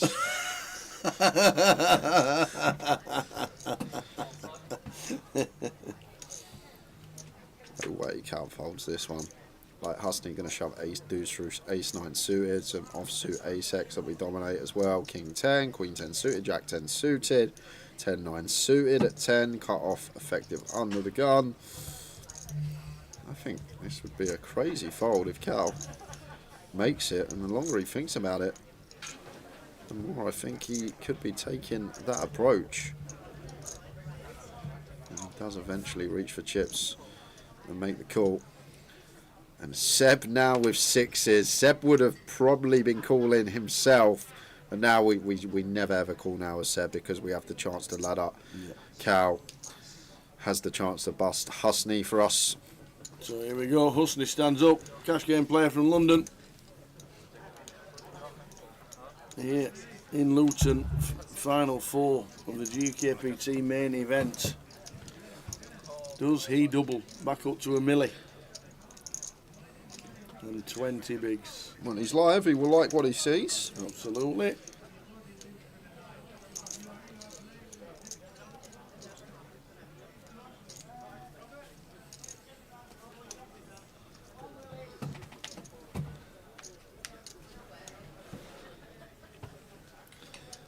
That's not too bad. Oh, that's great, Sarah. That's not too bad at all. We're suddenly 70%. We've gone from 30% to 70%. Not too bad. That's not too bad a flop. I like them flops. So fading aces and queens. And tens. Tens also working. Oh, fading ace, queen and a 10. We're up to a milli and 20 bigs.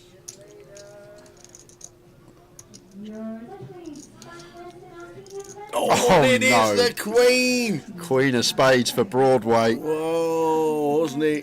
High fives, fist bumps, and everybody else. Well done, sir. 24,000. 23,509. Well done, Husney. Husney Al-Khuzai. Played well. Fantastic. Well done. So down at 2-3. How you doing, Stato, in the chat? Hey, Stato. Cheers, lads. Really enjoyed playing the last couple of days. Well played, as always, mate. You had a good laugh with Mitch on the table as well. I like how he came over and shook your hand. Well played, mate. Well played, mate. And if you ever want to carpool or get a share a taxi anywhere, Stato, let me know, all right, mate? Because I'll also take the same payment that you offered Phil Tate. I'll pay you that way. So, ever want to share a cab, let me know. That's a great story. Poor Mitch though. Like imagine Stato telling that to someone that doesn't know Mitch, and they slow roll Mitch, and Mitch is like, "Why has this guy just slow rolled me?"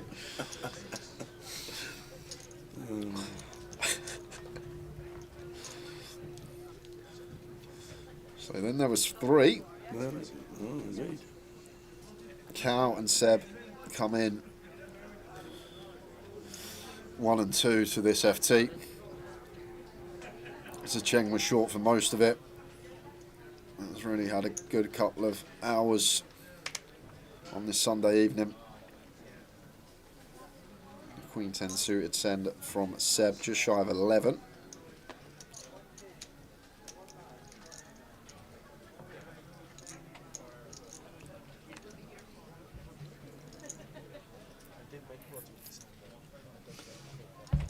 And he's also got a couple of quid on Zicheng as well. Very nice. Tens, wasn't it? I don't know what Zicheng was. It was tens. Yeah, 10 to 1. 10 to 1. Very nice. Seb, Cal, and Zicheng. 10 to 1. Very nice. Start of the day. We had a couple of quid on the players.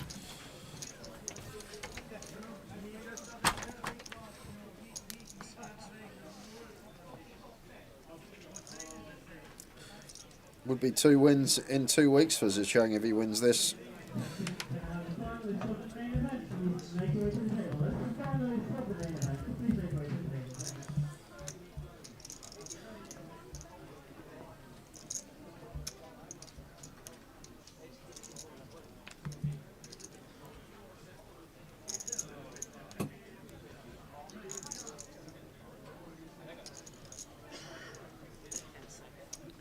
10-4 off here for Cal, and we are continuing, probably going to be raising. Wouldn't complete here, just fold most of the time. Maybe once in a while, bump it up, balance it out. We're doing it with aces, kings. You're going to get the 6-7 off of Seb out of that.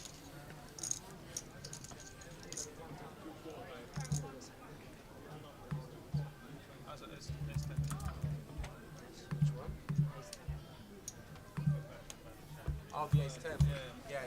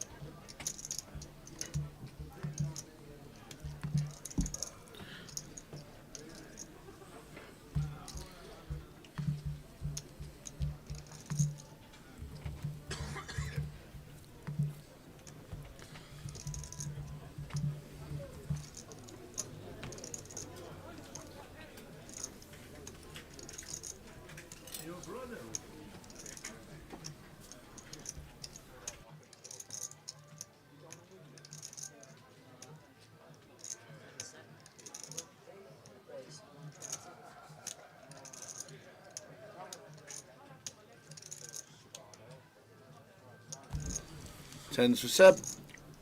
Clean as you like. 11 BBs.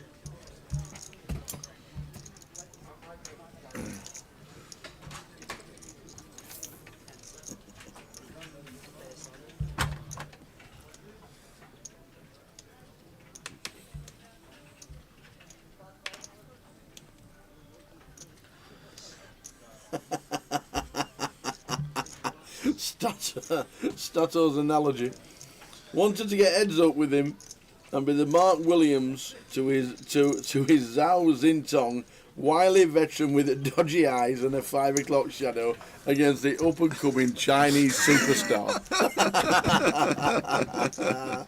That's brilliant.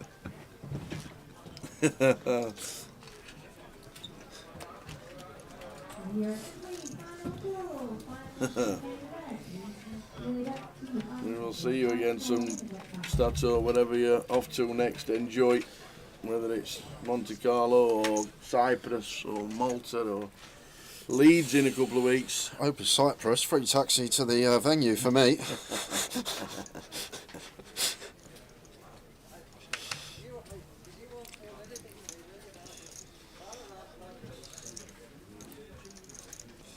Blind on blind at King 6 for Zicheng. Going to need to continue a king high here, blind on blind, and once again, one of these ones, high card, low card, offsuit, can potentially attack with, and 7-4 off a cow straight into the muck.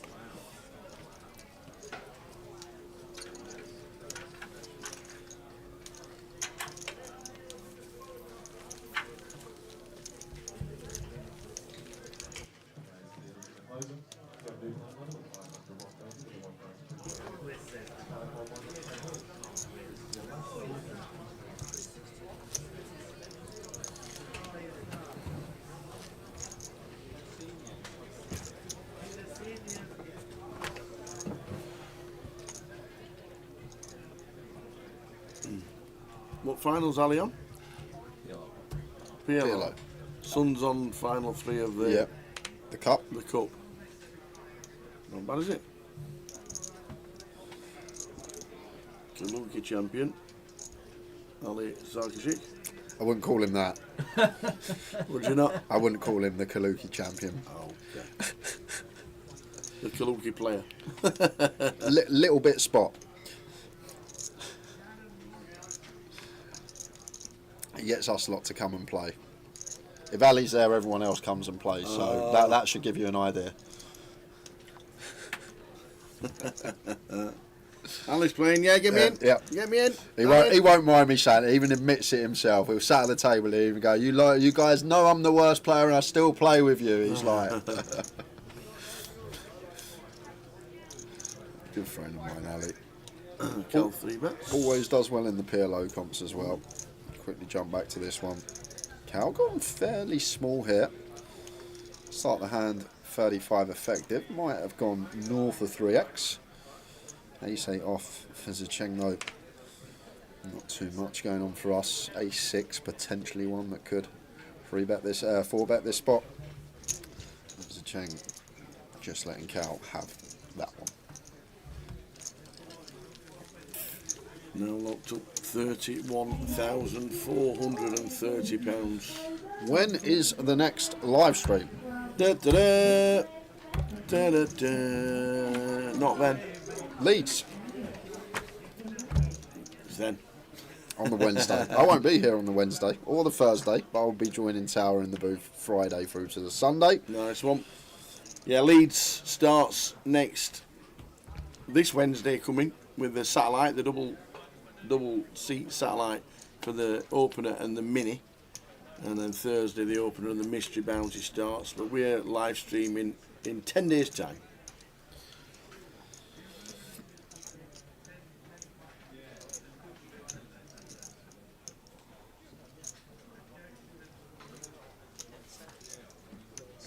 Jacks for Cal. Opens to 120. Probably just going to be the old raise and take. I think Zicheng's going to be defending Jack 3 off here.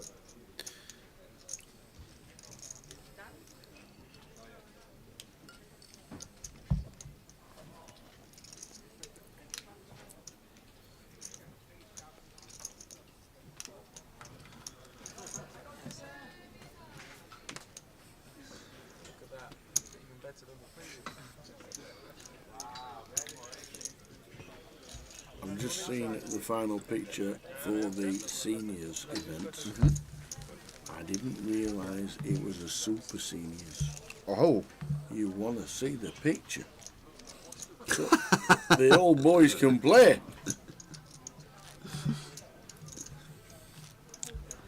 Hold on a minute. You're not far off the super senior. That is true. You realise that? Yeah, that is true. Well, you're 4 years?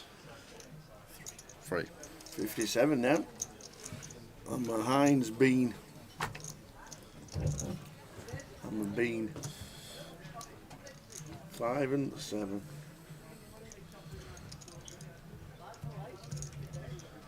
Ace 4 for Seb. Triangle into the middle. Here we go. Zicheng and Seb not folding this one.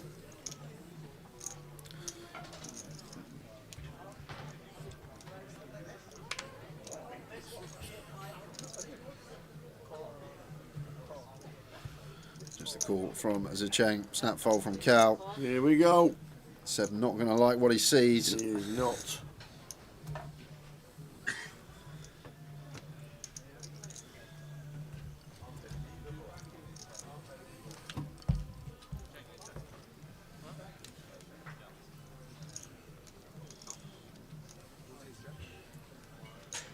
Off we go. Seb Young at risk. There's Jack for Zicheng. 3, 7, 7. There's some chop outs. Backdoor diamonds. Double gutty. Here we go, a 2. A 6 or a 4 to win, but we have 5s and 3s to chop it up. Any card under a 7, basically. And it's an 8. So, Seb Young, well played, sir. £31,430. Yeah, lovely score. For the Sebster. But we're heads up, guys. It's just a 15-minute break. I say just, only really need 5-10 heads up, but the guys wanted the full 15. So we'll tell them off. 15-minute break. We're going to be back at 8:25 with heads up between Cal Morial and Zicheng Meow. See you in 15 heads up.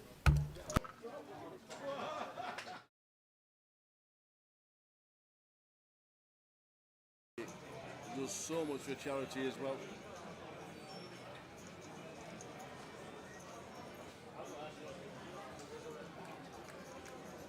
Next event for us, UKPL wise, Newcastle. Back to the table, the West Life's in. The King 10 of Hearts. Pretty clear one for Westlife. Gavin with the Queen 9 out of the hijack. Around 8 bigs.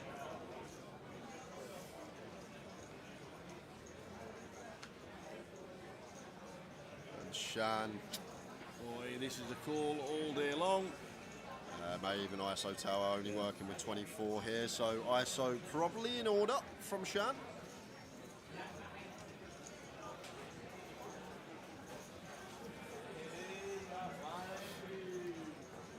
All in, he says. There we go, and it could be goodbye to you, my trusted friend.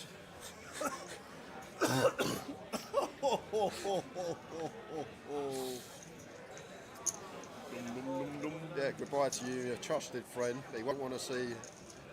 He'll want to see a king, but not a 10. Goodbye to you, my trusted friend. Great track, that. Great track. It wasn't their original one, you know that, don't you? I know it weren't. It was Terry Jacks, I think. Well done. As it comes 984, so it's looking bleak for the Westlife. It is indeed. This is it. Bop, bop, baby. We're off. Well, we got some chop outs. Any queens or sevens? Oh, Queen! Oh, wow! Queen for the scoop. The Queen gives him the straight and Barry up to 300,000. The Westlife. Back doors into the nuts. Whoa. He had a dream. He did have a dream, and now he's flying. Absolutely flying without wings. Barry Greenan turned some chop outs, but found the Queen on the end for the scoop. Hey.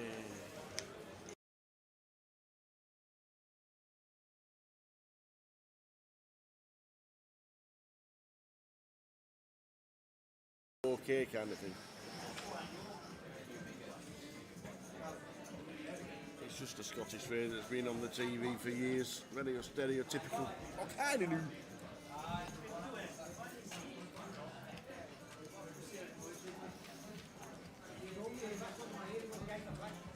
So we are on 8 on the FT of the high roller. 32,000 and change to the winner.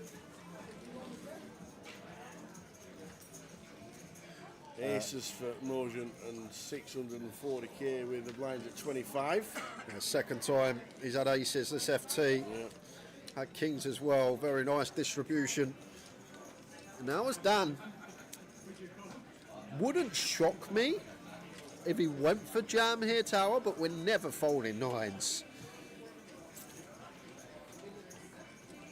Like call at the minimum. I feel like we never fold better. Tens isn't free bet folding, so maybe we do land on call. It's a really awkward one here for Dan. Yeah, we made a call. Does go with call, okay. It's just when we free bet jam, it's one of those we never fold out a better hand.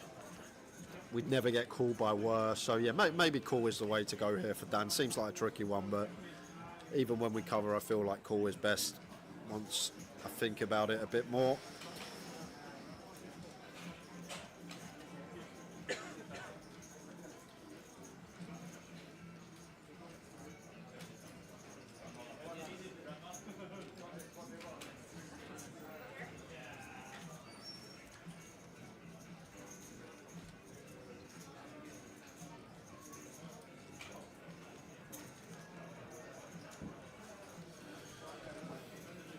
Ten jack, 4 flop, 2 clubs.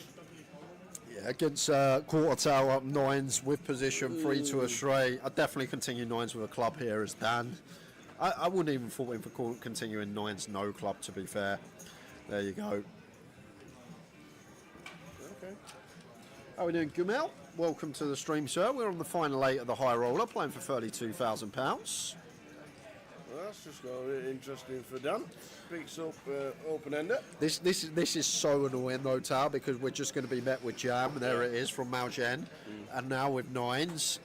Like, we've obviously got this equity of an up and down, but the key element here, as Dan, we're not calling to hit our straight. We're calling because we're also ahead of hands. Do we think Maljan has some ace queen that's now double gutted? Do we think he has some ace x of diamonds that's now nut flush drawing? Ace x of clubs that's now nut flush drawing?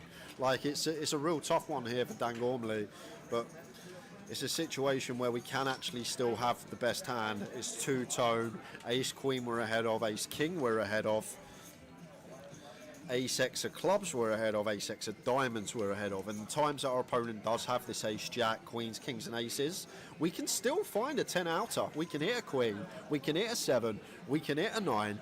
So it's a real grim one for Mr. Gormley.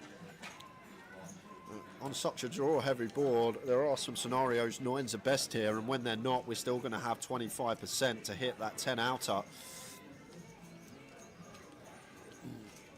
Tough spot.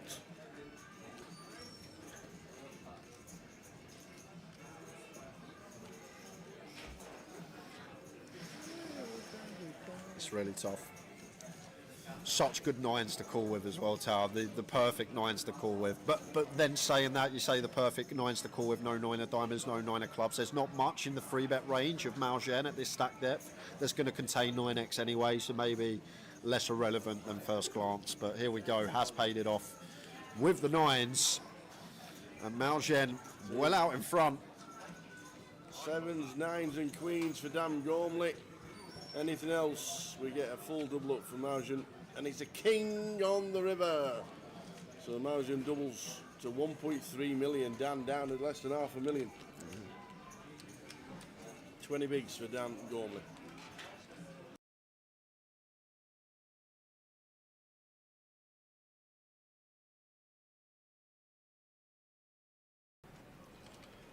Dean essentially all in. 2/3 of his stack, and he's going to run into the ladies of Wilco.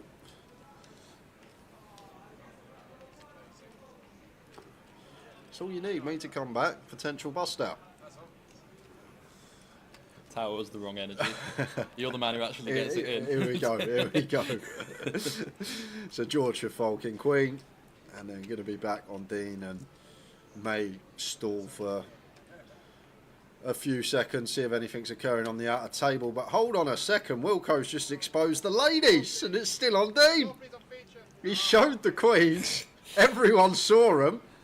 I mean, even still, he's only got 100 back, and it's 2 off the money, not 1.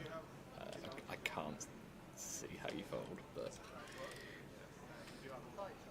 he's still just going to be dead last 2 off if he folds. What a very dumb spot. Yeah, this is weird. Now he knows he's up against ladies, but he's put in over 2/3. This is where you sat there thinking, why did I not just put like 40% or something? I know. Yeah, then you can get away.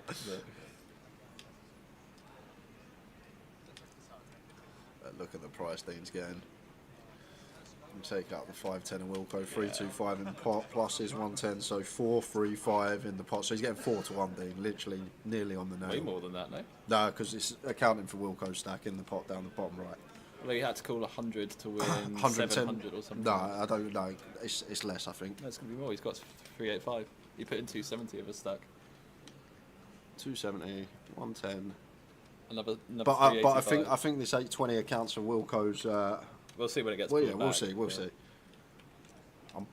Yeah. You might be right, actually, Jack. Makes sense. Might be 385 times 2, yeah. Actually, but yeah. Oh, but Dean finds the ace anyhow. Does call it off. Ace on the flop. Chop it up. It would be fun, wouldn't it?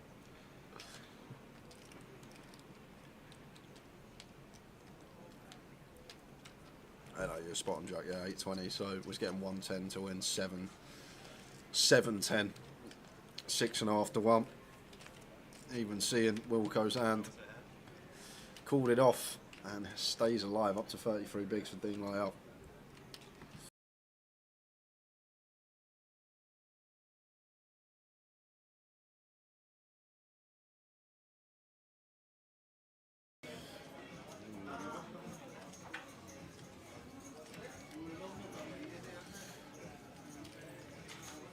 Couple of ducks for Wilco. I believe he covers everyone behind.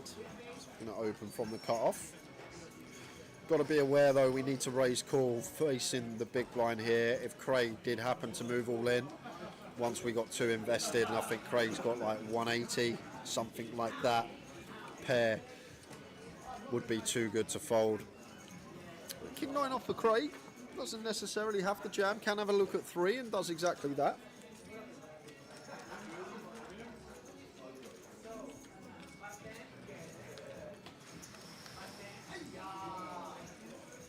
Eight, deuce, king, 2 spades, bottom set of 2s for Wilco, top pair for Craig.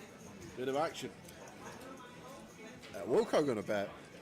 I might have checked this back, Tao. I know we can see he's going to get it from Craig regardless. Craig with top pair, but I might have actually checked this one back, just looking at entire range for Craig. You're going to see the bad news that he's drawing to less than 1%, man. Oh, taps the table.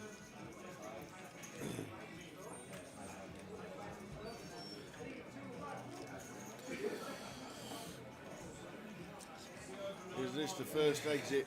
It is looking likely. It's probably dead on the turn 95% of the time. Well, yeah, absolutely. £3,080 locked up. Now, this could be it for Craig. 95% of the time on the turn. Yep. There we go. So Taps the table. meaningless river and just quads. Just quads. So we're going to lose Craig Conway out in 9th. £3,080 for Craig. Well played, Craig. When there's a will, there's a KO. Down to 8.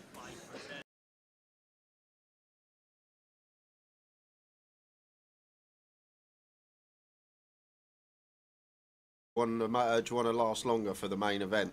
I go, yeah, if you want one, Tel. He goes, I want 10 to 1 though. 10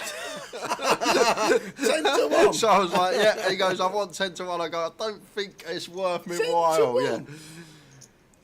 Oh my. He wanted 1 versus 10. I was like, I don't think I can take that, Tel, unfortunately, especially with my main event track record as well. But he wanted 10 to 1. Oh dear. I would have given him 2s perhaps, but 10s. It should just be an even money split, shouldn't it? It should yes be. or no? Oh dear, 10 to 1. But he always, this is what Terry does when you have a last longer with him. He always wants a price, and what he will say, but you're better than me. That's what he will usually say. But to be fair, when he's got the chips, he can put people in some spots. But going to be a little bit of a spot here as Bobby finds the jacks.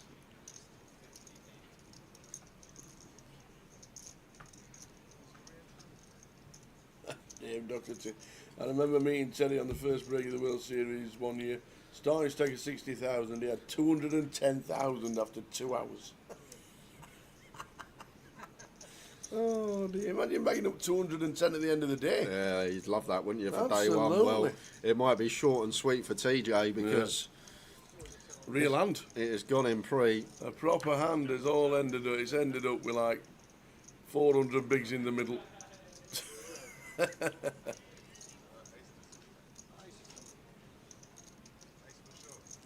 So Terry with 10s, Bobby James with the jacks. Terry won't be out. I think he Oh, will. he will. Yeah, Oh, he will. he says there's 100 chips difference. Bobby's just got him covered. So unless we see a 10, action may be slowing down for the rest of the sesh. Yeah. We did wonder how long he'd last. Well, his VPIP was 100%. Looks like he's got him covered. And Bobby, 400 bigs in the middle. Jacks against 10s.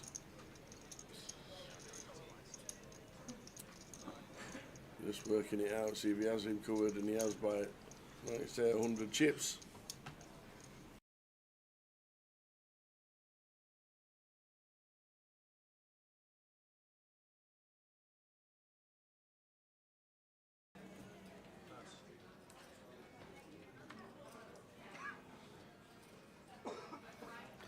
Let's do suited for top. Nice one to attempt to steal. Is the feet, sorry? No, it's okay. No, I just said somebody was in there saying his feet stuttering. Hopefully not. Give yourself a quick refresh if you're on Twitch. And let us know. Interesting one here from Matt. Ace King suited. Slightly too much to jam, such a strong hand, 30 bigs. Yes, we're out of position, but Want to try and induce something here from Tom, like against an ace-5 suited, against like a queen-jack suited, like hands that can potentially go for the 4-bet rip in terms of a bluff LP versus blinds. And ace-deuce of hearts, maybe not like the prime combo, but if we are going to pull some 4-bet bluffs in the form of a jam, we do like choosing some suitable ace stuff, but we prefer having the ace-5, the ace-4 suited. Maybe if we just shove any suited wheel ace, we're definitely going to be overdoing it. So we'll see what Tom comes with. But I feel like ace-5 suited obviously going to be the prime candidate. We also like some suited.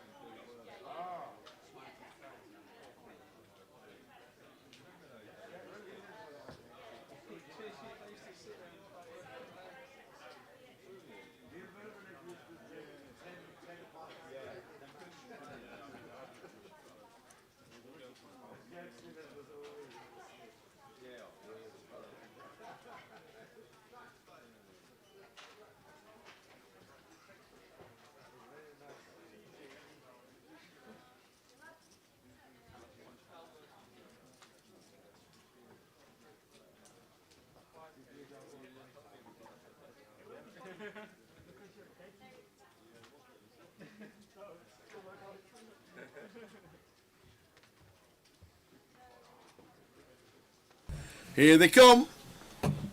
Here they come. This level will run out of 24 minutes. The next level onward is 30 minutes and like. You want to see the stack sizes? Nowhere. Yeah, go on. Would you still like to see the cheap stacks? Go on. Oh, Mitch Johnson and Stato. Well done, you guys. Well done, Mitch. Well done, Mitch. Well done, Stato. No, Mitch. I don't know why it does that. I think I know why it does that. I know why it does that. Because Cal's moved into Stato's seat. Correct. And it's a change in Mitch's seat. But after the first hand, it rectifies. It does, but the stack sizes are correct. 2,845,000. 2,840,000. Unbelievable. Wow, wow, wow. How we doing, Mehmet? Bring your sun lotion, Jay. You'll need it now. I don't really like the sun, mate. I prefer the shade. More of a shade man. It's a Wyman by the sounds.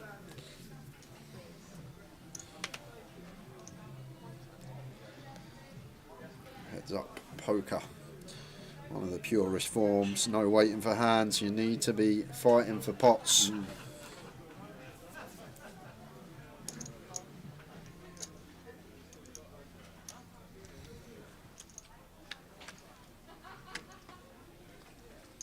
Cal on the left. Manchester GUKPT champ.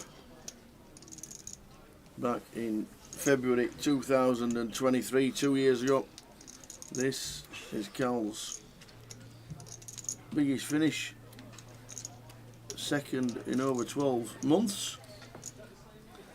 Well done to him. And Zicheng, up and coming, we know that. Second UKPT Blackpool last year. Only been on the scene a couple of years, but he plays so good. Two left. Who wins it? Who got a couple of quid at tens on Zicheng?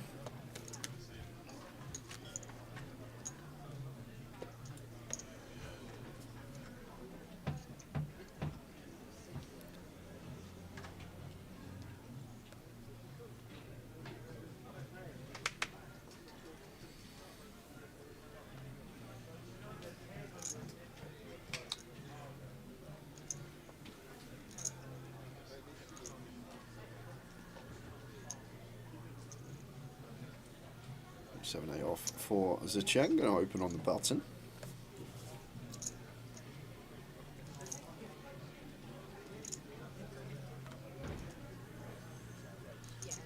Count not going to defend 5-3 off heads up. No big blind ante, so don't need to just defend any two. Still 5-3 might just get in, even without the ante in play.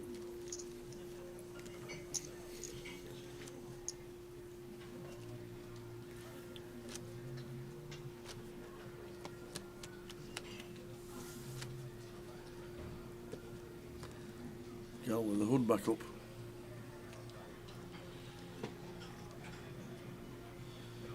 Off your phone, boys. You're playing for chunks of money here, both of you. They might be texting each other. You alright, mate? Yes. I'm on final. Yeah, me too. I'm heads up against some clown, both messaging each other. Yeah, me too, me too.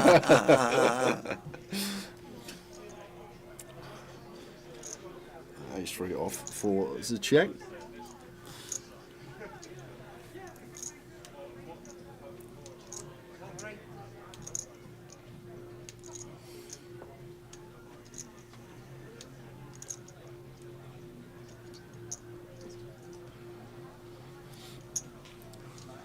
Get 200k, Cal, Jack 9. Got to get involved. A heads up scenario. Position as well, makes the call.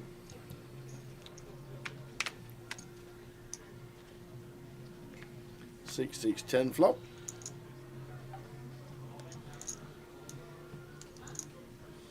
Not much for you here, ace high, it's still best as the Cheng.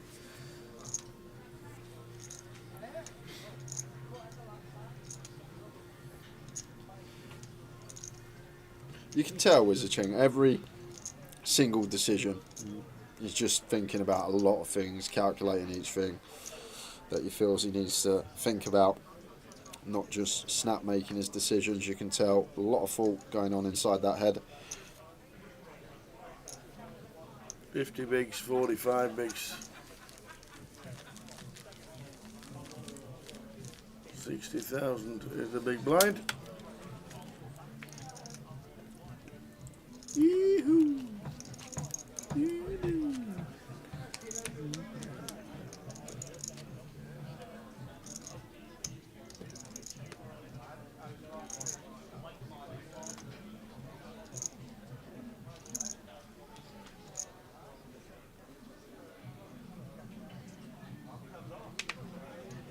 .64 as a Chang.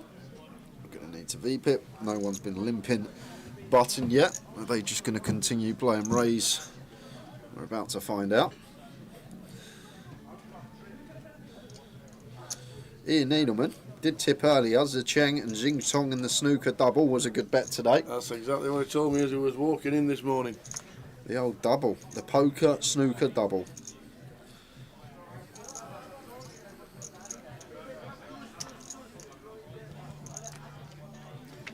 That's exactly what Ian Needleman said this morning when he was walking in.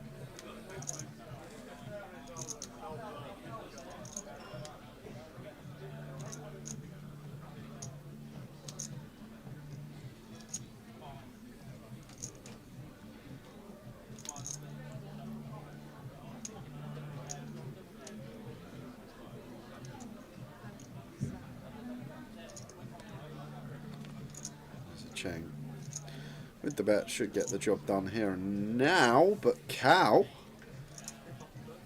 has other ideas. Gonna go on an adventure with the 10-8 here. We have a spade in hand. Is that a 10? It is indeed. 10 of clubs.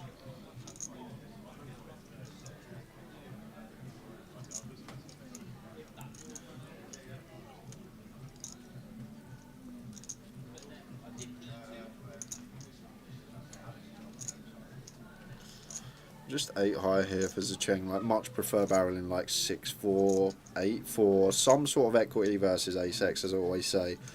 I'm not a big fan of putting money in when we can potentially be drawing dead. Like, even if we've got a smidge, like 4% equity, I feel like fine. But when we can have 0% here against the ace-x, it can be still in Cal's range. I feel like I prefer having a gut shot, a club draw, something that just gives us a smidge in the pot, because when we're up against ace-x near now and Cal's just got the check mark and putting money in, drawing stone cold dead. Yes, of clubs. On the river, does that make a difference? It's probably one that he's going to shut down on a lot, Zicheng, I feel like. Like, he's never folding an ace now. May still target a 5.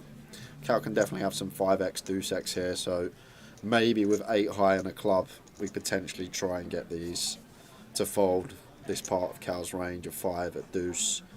Even some king highs, like, it's just horrible for us as Cheng. This goes check, check, we lose to like king or queen high spades, right?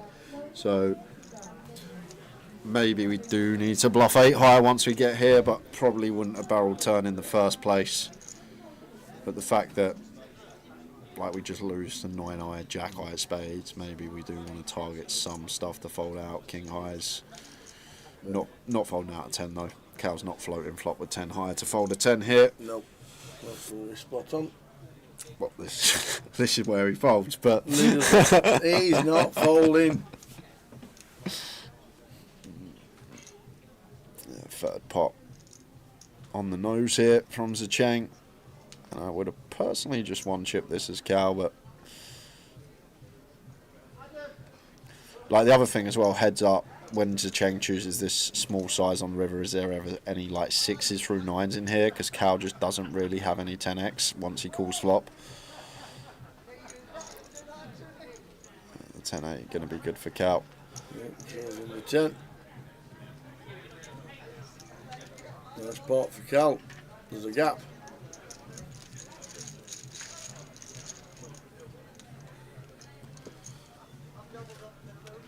There is a gap.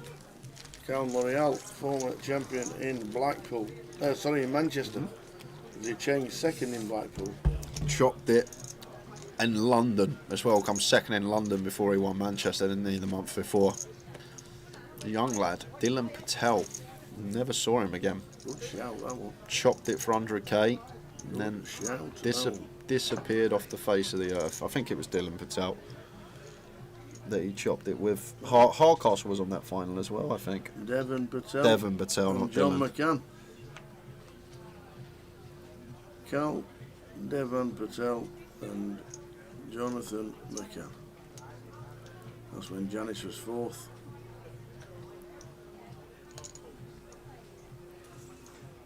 Have a click on Devon Tower, because I remember him chopping that event and then never saw him after that. Because he was only a youngster, he was like 18, 19 years old, I remember. Yep, 2 results, that's it. 668 quid, £98,000. That's it. Gone. Hopefully into a successful business somewhere. Big hand heads up for Cal, couple of 10s.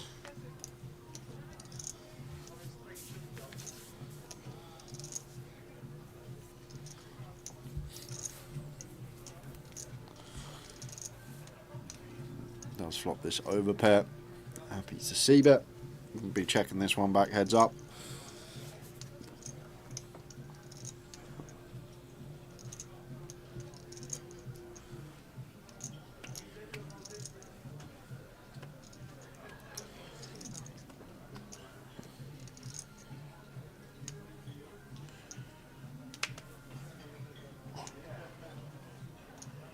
So 1-2-5 from Cal. Got to stick around as a Cheng with the king deuce. Got a pair.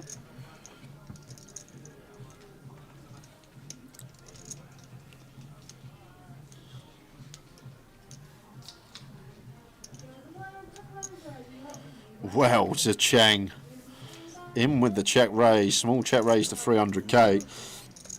Maybe just trying to fold out some stuff like Jack 10, Queen 9, just 2 live overcards. The thing about this from Zicheng, we actually get value from ace highs, which is kind of nice and creative. The fact that ace highs have to continue here, so we get some value from some ace x stuff with the wheel draw and overcards. Kind of a tidy one from Zicheng, but against 10s, bad timing, and a 10 on the turn. Is this where we're going to slam the brakes on as Zicheng, or are we going to continue with the barrel here? What a dream spot for Cal. Turns top set.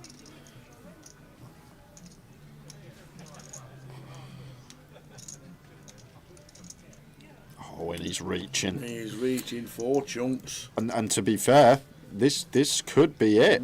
If he's running this turn barrel here, like, we're not going to fold a 5 or even a 3 just yet heads up, I don't think. So if we're barreling turn as a Cheng, I'm guessing we're all in on rivers. We've sized it for a pot size river jam as well, Tower. Cal never raising 10s, no need to raise. We get the money from 2 pair and sets anyway on rivers, but with the flat we just keep the bluffs in.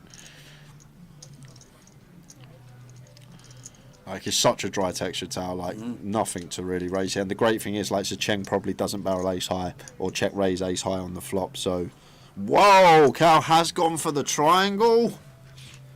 Ooh.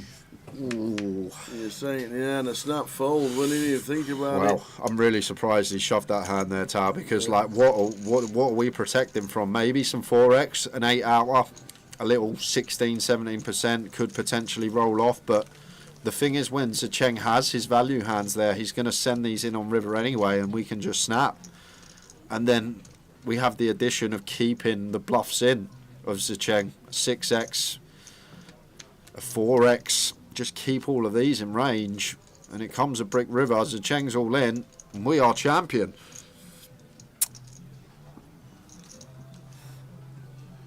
I am surprised at that one from Cal with the 10s.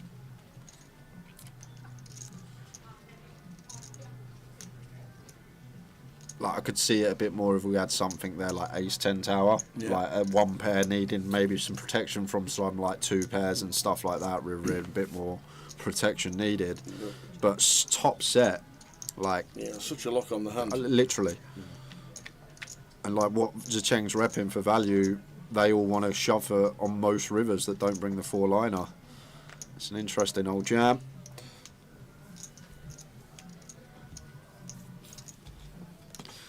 Mr. Go says, I told you, Mr. J, 8:45 p.m. this is finishing. I hope you're right. Got 3 minutes.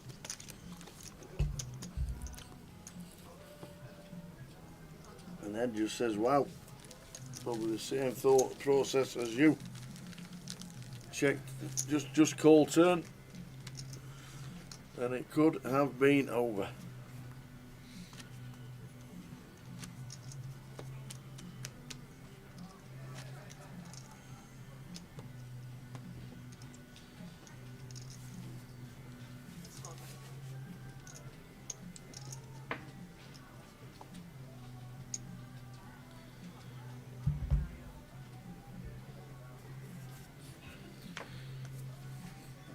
Suited for Cal on the button.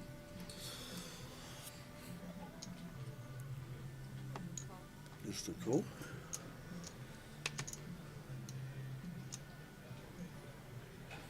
Suited, gapped. Should be a check from Cheng.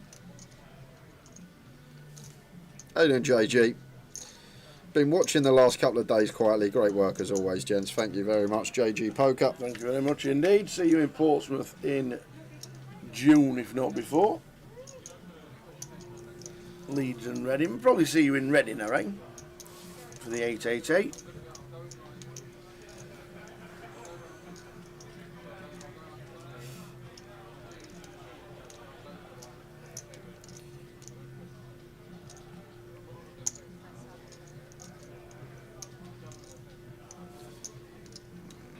Jack 8-3.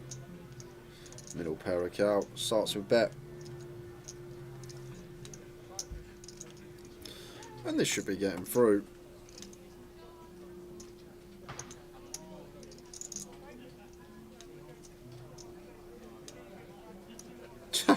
What do I know? There's a Cheng full throttle aggression in this heads up bout. Just taking every single check raise spot. And just keeps running into a pair of Cal, which is never folding with position heads up. We're not folding just yet.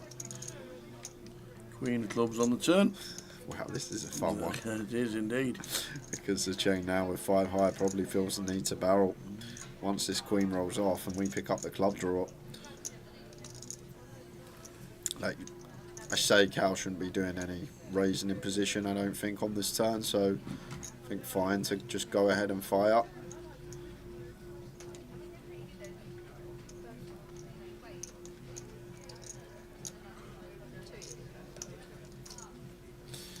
Cal.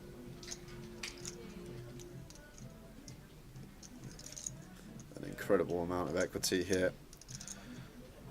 If he's up against a jack, if he's up against a turn queen, fine to just call. See a river. I want to see a brick. Give us the brick. Jack, not really the brick, because once Cal calls this check raise on the flop, he's going to have a lot of jack X here as the chain. So I don't think this is the river we want to get after it on. It's annoying to have to check 5 high, but Cal's just going to have a lot of jack X here that just snap us off, and it's GG. Even an 8 might get sticky when diamonds brick out after us check raising flop. Can we give up? Yeah, we definitely can. Which is done. Cal will check back to see the good news that the 8 is played. Yep, indeed he does. The C4 says, when is Portsmouth? Oh, I'll show you in a minute. Get the lights on. Show you in about 3 seconds. 1, 2, 3. There you go. 10th till the 15th of June. We will have a full schedule when we get to Leeds in 10 days' time. But the summer schedule is there. Summer Festival, £560 main event. We're looking forward to that. And that is in June. And Reading is part of the UKPL, which is in 3 weeks' time, because what we've got in between is Leeds. And if you want to play 25-50s, then in Walsall and Manchester, the 3rd week in May, and then Reading South for us, 27th till the 1st of June. That is when we're on. He bottled it, Rosser. Rosser asked, when we doing the Snickers challenge, he bottled it because he'd already eaten today, so he didn't want to eat 3 Snickers. I had a chicken Caesar salad for tea. Is that what you've had today? And I didn't want me. I had breakfast this morning. What do you have for breakfast? Bowl of fruit. What do you have for breakfast? I had a yogurt with. What else? With blueberries. And keep honey, going. A banana. Keep going. And honey. Keep going. And a slice of toast. Keep going. With Marmite on it. I'm still waiting. And bacon. And sausage. Something else. Beans. Keep going. Mushrooms. What was you eating first thing this morning in the booth? Chocolate cake. Chocolate cake. he goes on stream. Oh yeah, I had a Caesar salad earlier. You're eating a slab of chocolate cake from Matilda earlier on.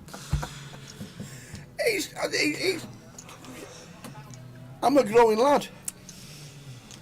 Kept that one quiet. I had the chicken Caesar salad. Thought that would be it. End of conversation. No way. That's being end of conversation. Queen 7 for Cal.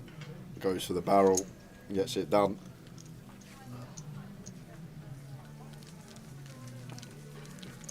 It was a very good breakfast, to be fair. Set me up for a good day.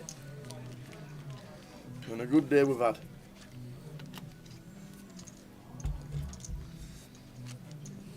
I do like Marmite on my toast when I have beans. I don't like Marmite. Never really. Sat nicely with me.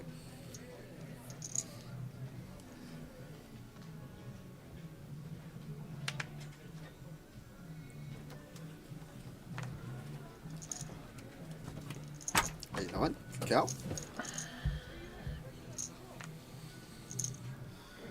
Big hand for Zicheng here.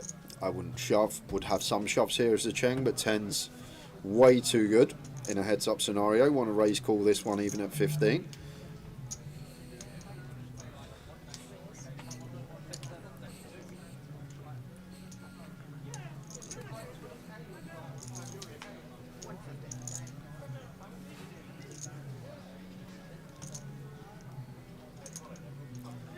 A9 for Cal. In with call. Won't be wanting to catch a piece. All hearts, King 7 deuce, a chain with the 10s and a 10 of hearts to play with as well. Yeah, a little one big here perhaps from Zicheng. 20%, 1 BB, whatever you want to call it.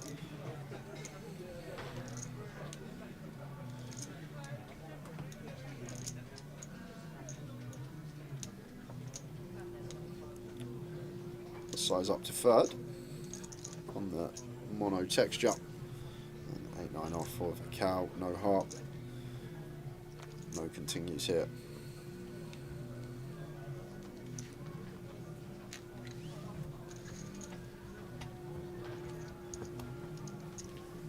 So 77 bigs, plays 18.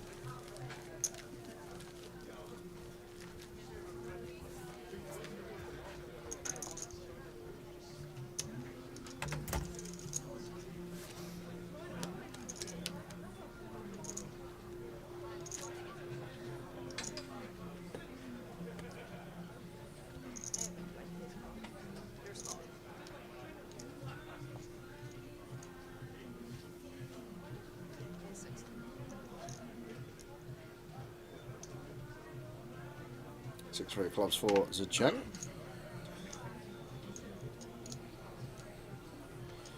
Raises to, so it calls. First time I think we've seen this in heads up. Haven't been many completing going on. Jack 10 off for Cal seems like a nice one to check. Just keep some dominated stuff in. Like the Jack 4, Jack 3, 10-4 suited, stuff that potentially will complete. Keep it in there. King 5-4, flop. Up and down for Zicheng. Really nice one to just bet here. Once again, folding out better hands when we got 6 high. And we get the folds, always getting the better hand to fold. And then plenty of equity to get there in the form of an up and down.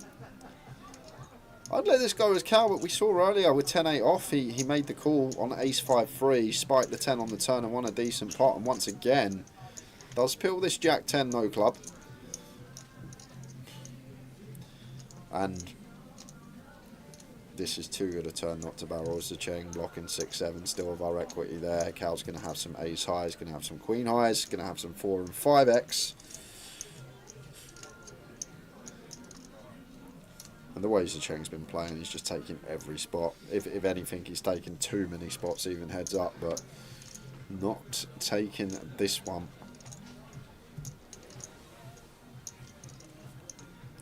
See, I feel like this was probably one of the cleanest out of the lot that he's had. Now Cal, hard to get to the river after check calling flop with a worse hand than Jack high, so feels the need to bluff at it. That will be that. Glad you're enjoying the coverage, James. And the Goliath is just around the corner. It is indeed. Should be in the bin. Well, unless he wants to rep a 5. Yeah. In the bin, the bin. Cheers, James. On YouTube, evening, gents. Awesome coverage as usual. Goliath is just around the corner. It is indeed. And there's actually 10 seats guaranteed on PokerStars that started at 8:30 if you're on PokerStars. Doing a lot of satellites for Goliath. Yeah, 10 seat guarantee, 22 to enter that. Started at 8 o'clock, late reg still available I believe, so you can find that on Stars if you want to try and get into the Goliath for cheap. Indeed. Live credit events on Grosvenor Poker. Just say that we live credit to use at Goliath. And also the Vegas packages on Grosvenor Poker as well.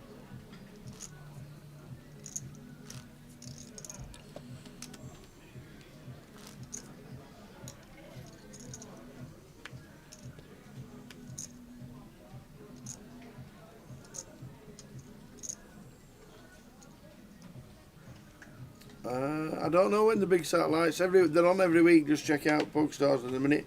Grosvenor Poker announce stuff later in the month. But, just keep checking back on Grosvenor Poker and PokerStars, and just type in Goliath, and there'll be all information online. Yeah, Stars being a partner of the Goliath this year. They'll be on both, James. But Stars are partners of Goliath, as Jay has just said. In Edelman, thanks for the great comms as usual this weekend. Got bashed up in the seniors, but I'll be back for the seniors at the Vic. Good lad. May play tomorrow, bank holiday special at Luton. Oh, nice. You're both so entertaining. Cheers, buddy. Cheers, Ian.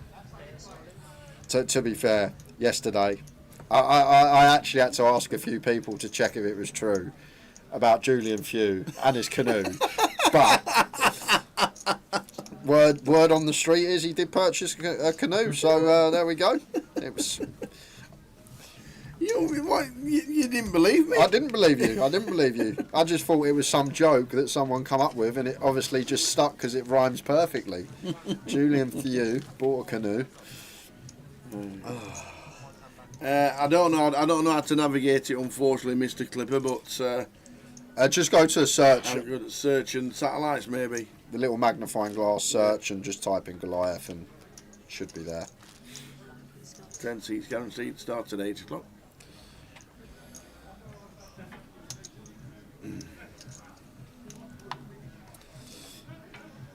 Having more platforms only means more runners. You do the Irish Open and it's sponsored by PokerStars and Paddy Power, and they satellited in nearly 1,500 people into a 1K. Events tab on the right hand side, top right. There you go, thank you very much, Draken. There's a Chang completing on the button. Jack deuce for Cal, not the worst one to use. Does get it through. There you go, Adibar says one running now, 22 quid, 10 seats guaranteed.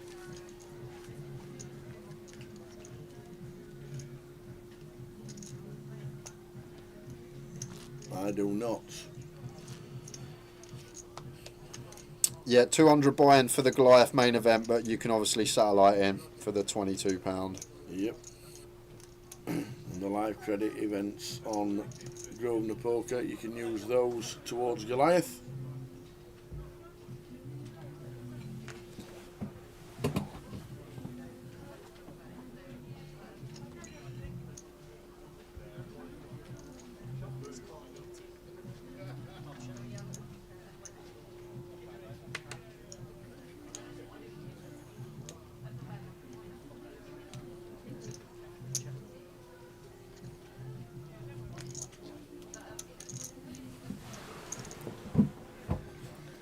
I can see your face on the rolling board behind these two.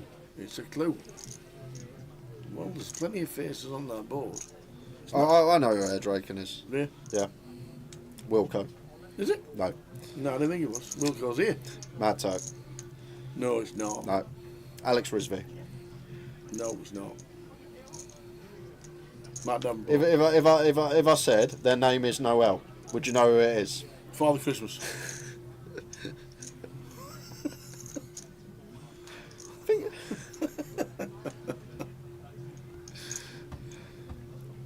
You know who it is.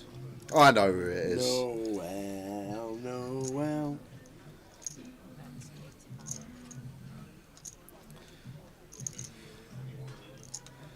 A cow with the second barrel. Sorry, with the first barrel.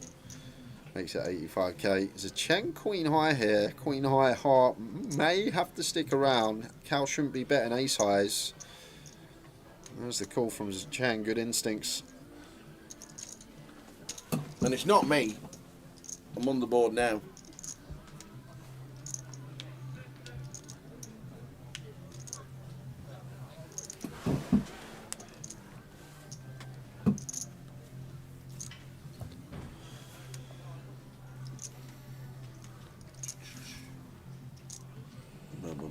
Is it Francis? No. Oh. Okay. Francis isn't even on the top 5 MPL.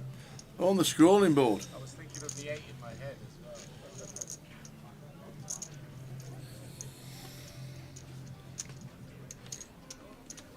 Do you think Zicheng has to be super aggressive against a seasoned pro like Carl? No, I don't think so. And Zicheng does play a little, probably, would you say, I would say a little looser, but a little bit more aggressive, I guess. That's the way he plays. It just seems to take every spot. Like you're meant to do some rolling, randomising.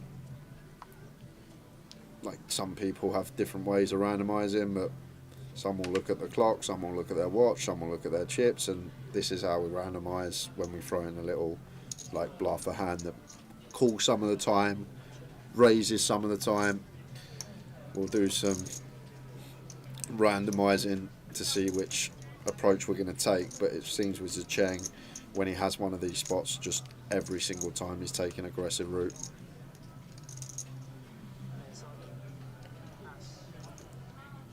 Yeah, I'm surprised I said exactly that at the same time, that he didn't barrel the 6-3, that hand. It seemed like the gin turn to just carry on barreling.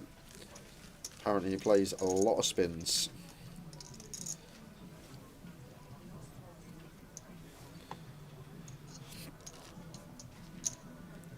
I need.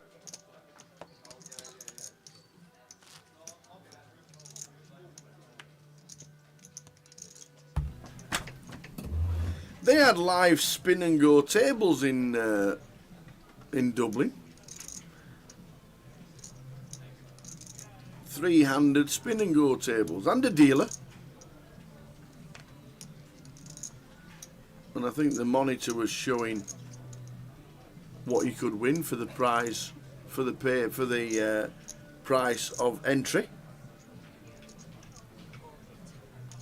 They look right good. Little dinky tables with three seats on them. Oh, I thought they were great. Really good idea.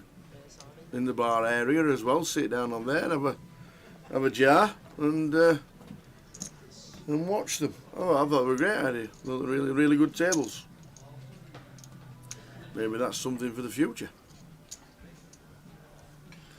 When is Goliath in Coventry? There it is. Right on the back right now. 24th of July till the 3rd of August. £200 buy-in. Estimated 2 million guarantee. And don't forget, the GUKPT that starts Goliath Festival has a $1 million guarantee on it.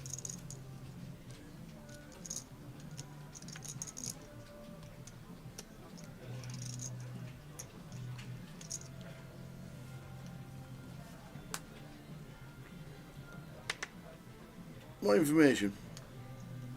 It was on the. It's on the back LED screen, the one directly behind the table.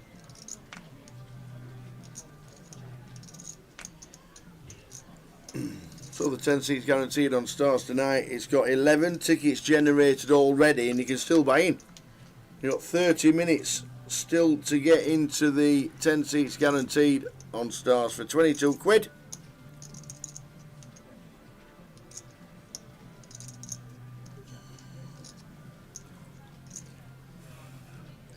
Could end up with 20 seats, that one.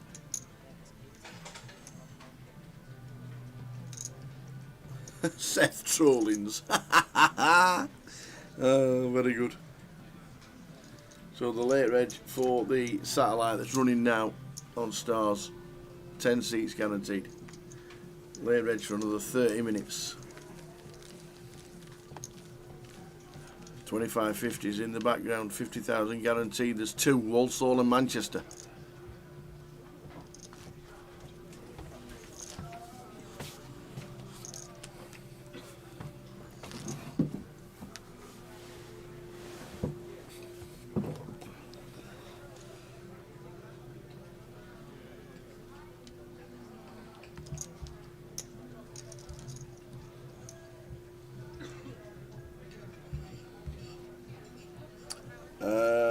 Are we at Party Pub? I don't know when the dates are. I don't think we are. I think we're in Edinburgh. Clashes with Edinburgh. Clashes with Edinburgh. So no, we're not. Potentially Glasgow in August though. I was chatting with a few of the Party Poker people about this last week. Okay. But potentially could be there in August. We will see how things pan out. See what's on. Hopefully Cardroom Direct will let us know. No talk of a deal. Certainly not while they've been playing. They had a 15-minute break beforehand, but nothing has been announced to us. So 56,042.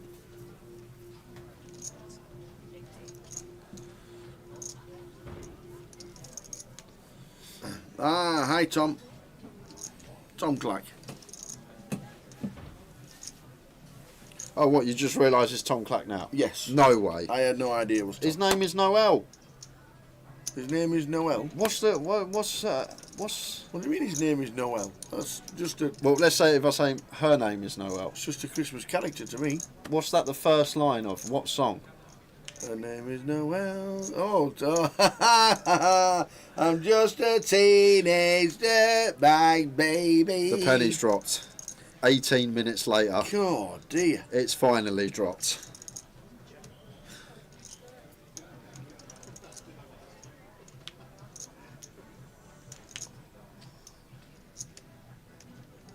London, the states. London, still the same confirmed dates. Bit of a cluster with the main.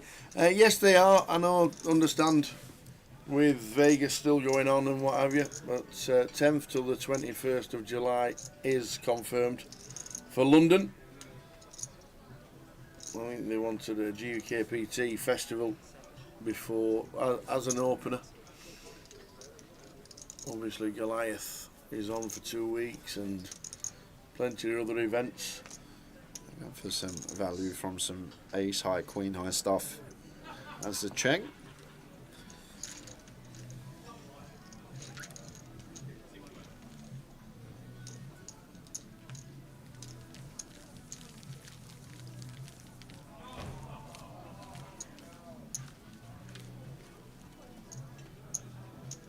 At Wimbledon on the 4th of July. What's at Wimbledon?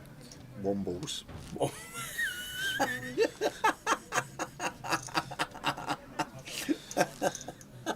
Wobble. Oh, class.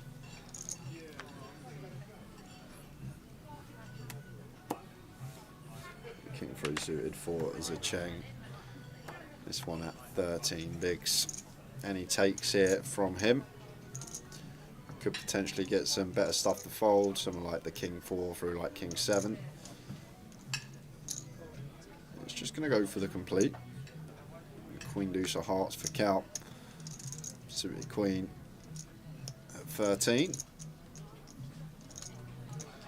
Seems like a nice check. But we will see.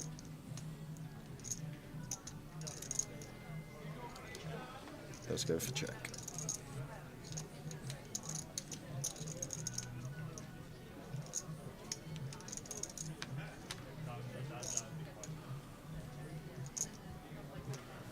Ace 9 jack flop.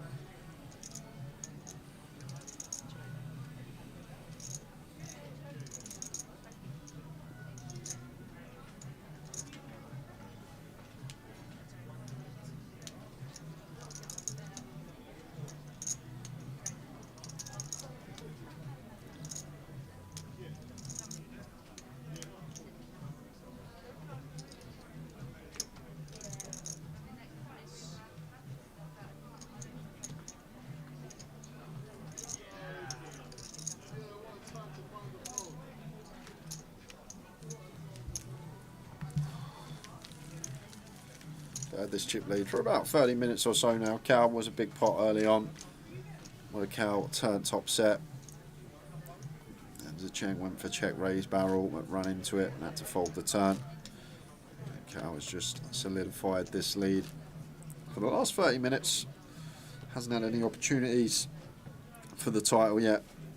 Still awaiting an all-in and call.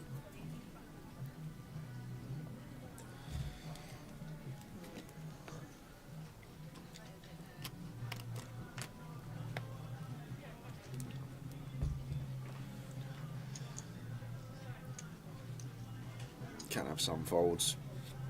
Heads up, no ante. Don't necessarily need to V-pip everything. But Cal with the 9-4 wants to have a look. Raising it up. Anything for Zicheng. With the 6-5 suited. In with the defend.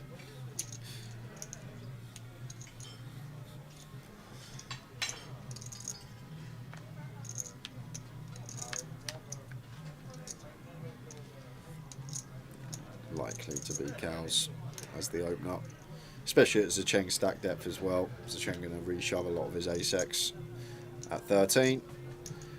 Feel like one big going to do the job here as Cal.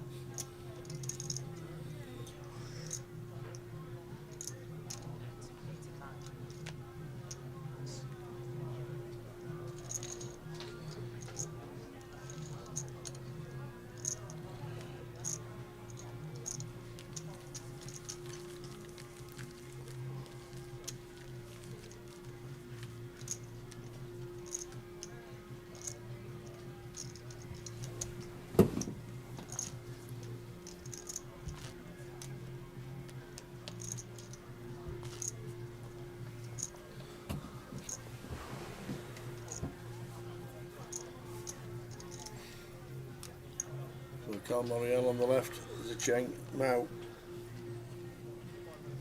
Zicheng Miao on the right. Zicheng not had a winner's trophy just yet. Yes. Was he? Yeah, he won the high roller at Ashby 4 days ago. Ah, not on the database. That's probably why it weren't. Sorry, 4 days ago. What am I talking about? 4 days ago. Last week, was it? Last week, yeah. When you were there in London? Less than a week ago, I think. 6 days ago. That's probably why it's not on the database yet. There you go. I've got his first trophy, securing the high roller at the Party Poker Tour. See, if I'd have known that.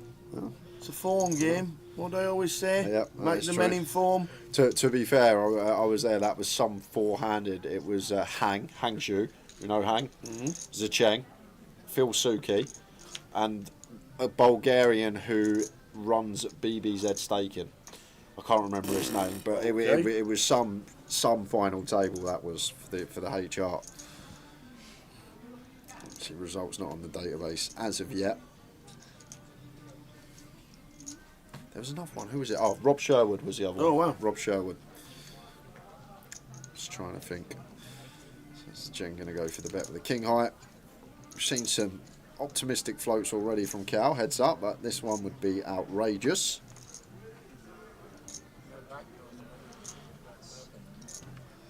Well, maybe straight.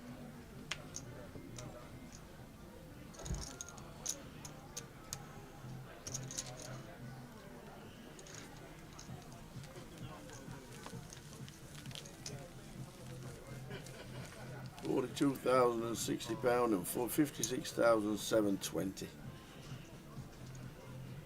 A man lives on the 30th floor. Every time he gets into the lift, he goes to the 31st floor and then goes down to the 30th floor by using the stairs. Why? Question from Mr. Go. Is it because he couldn't reach the 30th floor button, but could reach the 31st button? I have no idea. I don't know.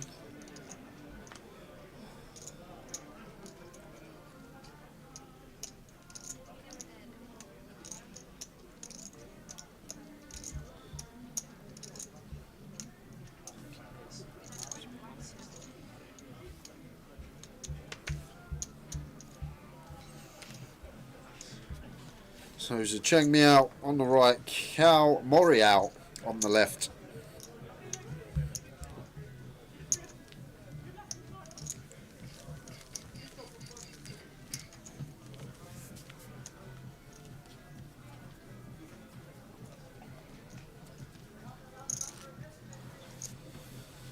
You might have the wrong stream, Mo. No Matthew here. We didn't even have a Matthew on the final, did we? Nope. In the tournament? Well, we enjoyed the GUKPT coverage from Luton. Next one's in Leeds. One after that's in Reading. One after that's in Portsmouth. And one after that is in Edinburgh.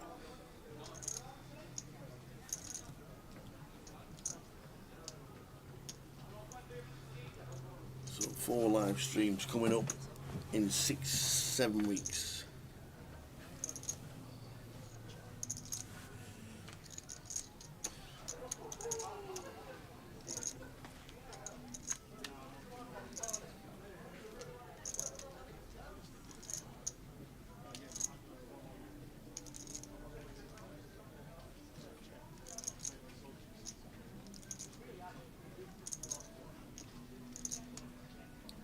Top for the Cheng, bottom for Cal.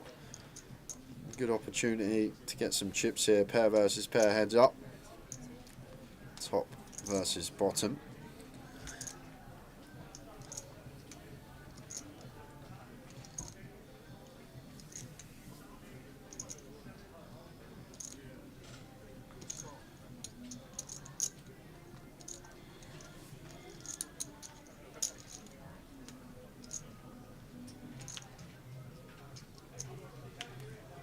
Two of hearts on the turn after a check call from Cal.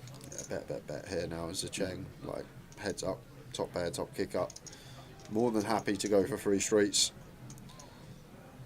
Cal with heart in hand. Gonna have to call another street here.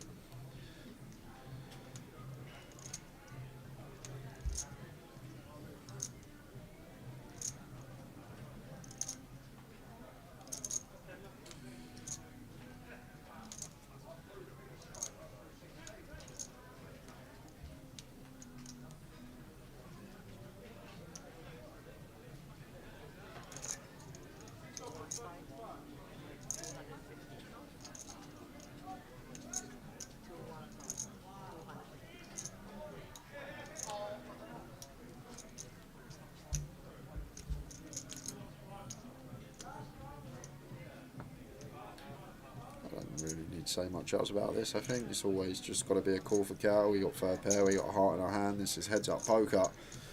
Disaster if the 4th heart rolled off here, because we're really going to struggle not to pay as Cal.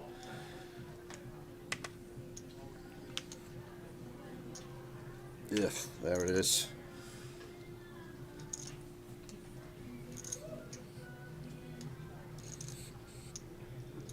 The 4th heart. Oh, this is it. This could be a big old double up.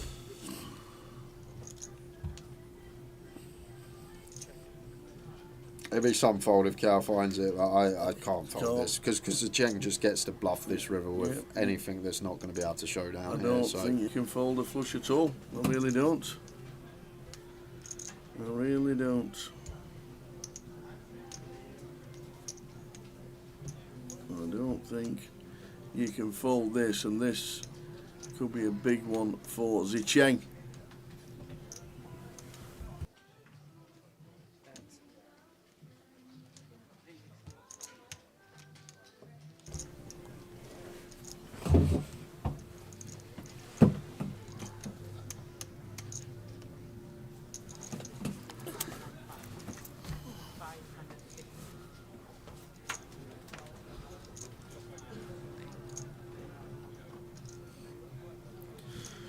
you know what? If Cal finds this is a top level fold, but how can we? Because like when Zicheng just gets to river with all of his bluffs, his non-pair hands that don't contain a heart, he's just obliged to bluff at them. And to be fair, I'd look at this size as non-committed as well. Always speak about the non-committal size, and sometimes I feel like it's weighted more towards a bluff for the times that we get called and then we've still got equity within the tournament. Be a sick fold if Cal finds it, but I wouldn't be able to.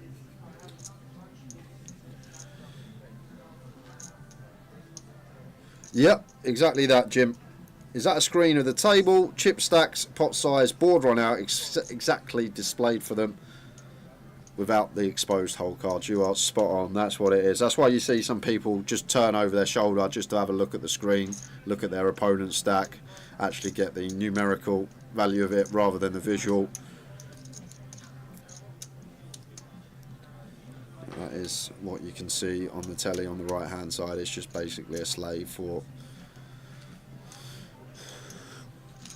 what comes out on stream 20 minutes later with hole cards.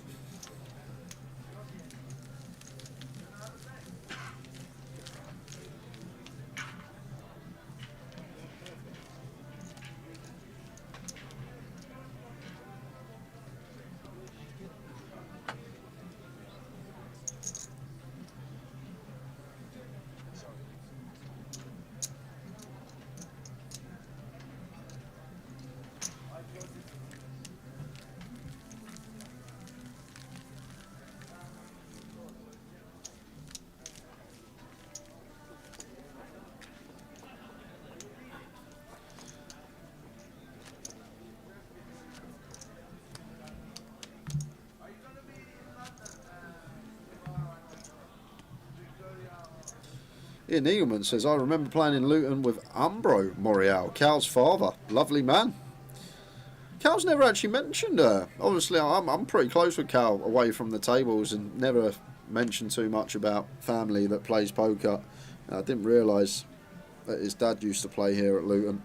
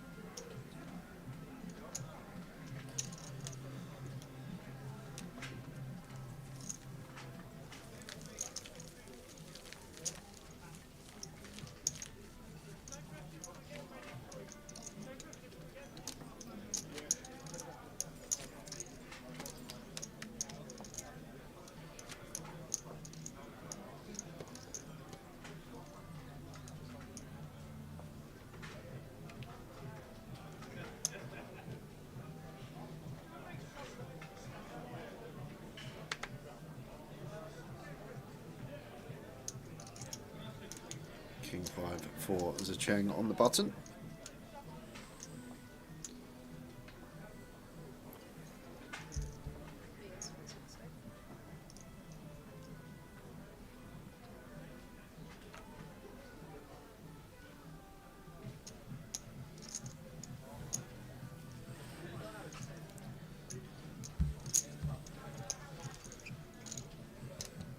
Suited. 9-3 for Cal. Wants to have a look.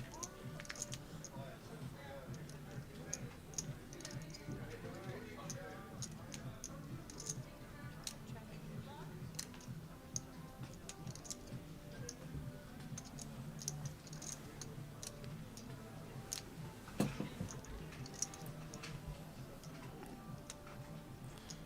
that should be that second pair. Just putting some chips in as the Cheng, one big blind, hand over. 9-3 of spades. Can't continue.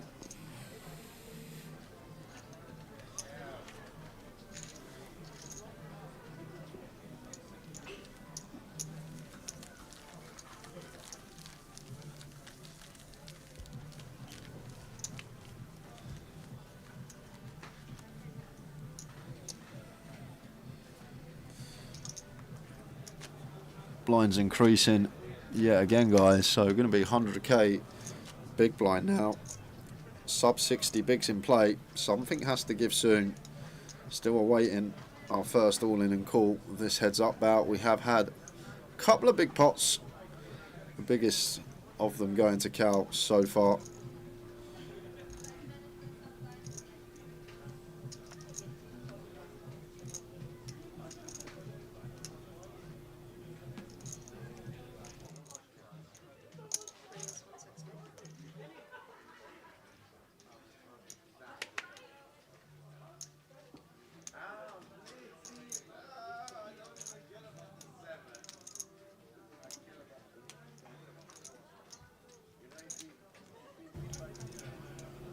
King 4. Expects a check to get involved, but not even going to defend 8-5 off here in a heads-up scenario.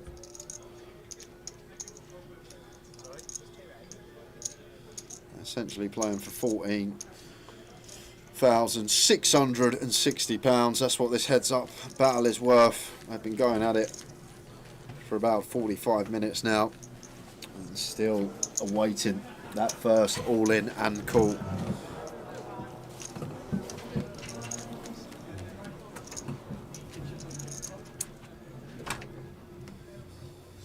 Five minutes to get yourself into the 10 seats guaranteed. I wonder how many seats he's made.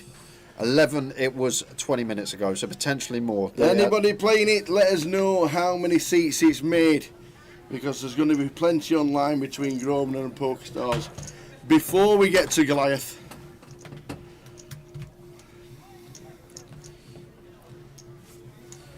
Pastry winning the F1, rain coming. Pastry?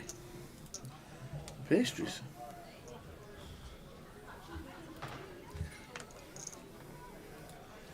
Well, if it's in Miami, it's bound to rain.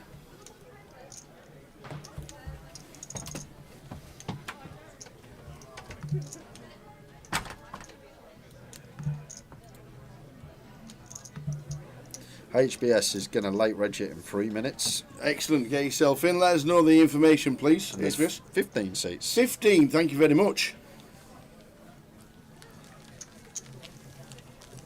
Piastri. Piastri, it's all the same thing, isn't it? Swings and swans. Yeah, exactly. I could not anymore name 5 F1 drivers. I used to know them all. Vettel. Sebastian Vettel. Probably. Jensen Button. No, he's retired. Is he Isn't gone? He's commentating now. Hamilton. Yeah, Lewis is probably probably he's still there. Alonso. No, he can't be still driving, can he? Because I haven't watched it in about 10 years, literally. Vettel's retired as well. Has he? There you go, you see. Surely Alonso's retired. He's about 45, isn't he? Bottas. Who? Bottas. Don't know him. Never heard of him. No. Oh, I know. Who's that? Damon Hill. No, he's gone. Random Norris or somebody. Oh, Lando Norris. Lando Norris. Yeah, Lando Norris, yeah. I've heard that name thrown about. There we go. The cup has finished. The cup's finished. And the winner. Go on. Jack Hardcastle. No way, he's out of it He's for the out week. of it Yes, for the ladies week. and gentlemen, get in there. Go on, Jack. First winner's trophy for a while. And he'll tell you himself. Bit of momentum going into Scoop. That's what he needs. He said to me he's going to be in the online streets the next couple of months. Lots of online. So there's the triangle from a cow. 19, 87 off as a chain. I probably wouldn't call this for 19. Got a call for like 14 or less, but I wouldn't call for 19. 87 off specifically. Lando Norris and Piastri are in the same team. There we go. Jackie Stewart, says Chef Brad. Oh, he's in his 70s. There used to be, if you remember, it would have to be people about my age in their 30s. Roller Coaster Tycoon. Ooh. About 20 years ago. And you could build a go-kart track, and there was a little Easter egg where if you changed the name to one of the customers in the park to Damon Hill, when they went on the go-karts, they used to whiz round it and overtake everyone constantly. There was a little Easter egg in the game. A little cheat. Where you'd right-click the thing, you'd change the name of the customer in the park, you'd write Damon Hill in, and then when they got on the go-karts, they used to whiz round it, that specific customer. Roller Coaster Tycoon, about 20 years ago. What a game. Roller Coaster Tycoon. Brilliant. Zacabello's got a C4 Tomclack and door on his table. Good luck in the satellite. Looks like it's got 15 seats. Might get a few more by the end of it.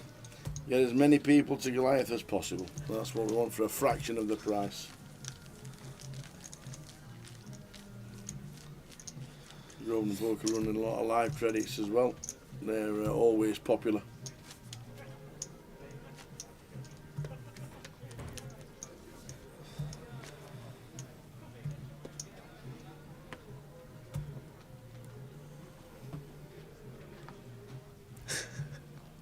That was it, Paul Tate. Roller Coaster Tycoon was goated, except for when you made a roller coaster too intense and everyone threw up everywhere. You used to be able to make them so intense, people wouldn't even get on. They'd literally, it's so funny, because there'd be a queue. Not real. You used to queue the queue, yeah, but it's a little animation, and they'd walk to the front of the queue, they'd look at it, and they'd do like a little jump back like that, the little animation, and just walk away. If I'm not getting literally, on it? yeah. Because if you made it too intense, no one would go on the ride.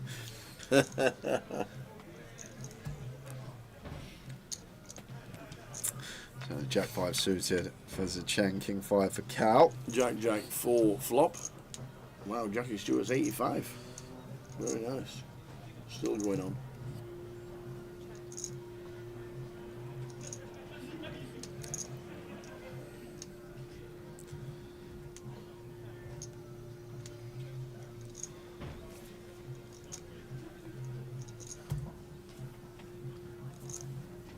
Bet and a call. Yeah, got a call once as king high. Sorry, a check though. 8 of spades.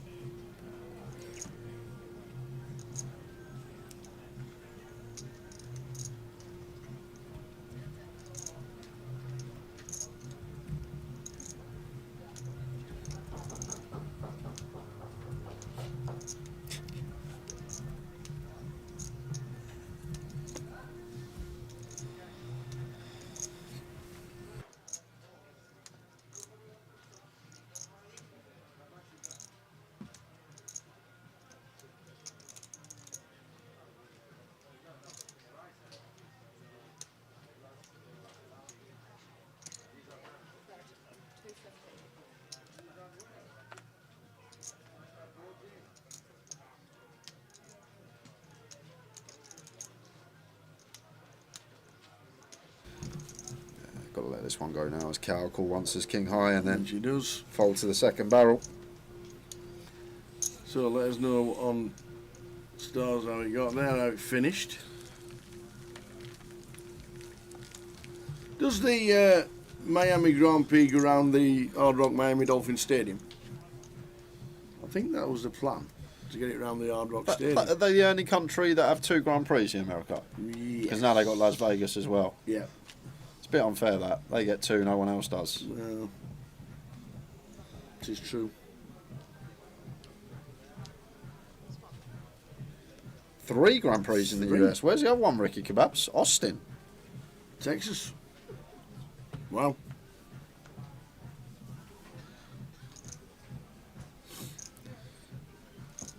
I'm not a Grand Prix fan, you see. Me neither. I'd rather watch the top left of my keyboard than that. What? Look at the top left of your keyboard. Esc. Tab. Off. Question mark. F1. I like it.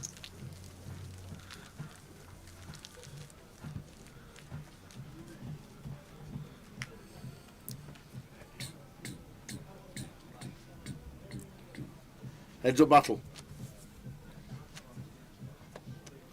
Cal on the left, Zicheng on the right.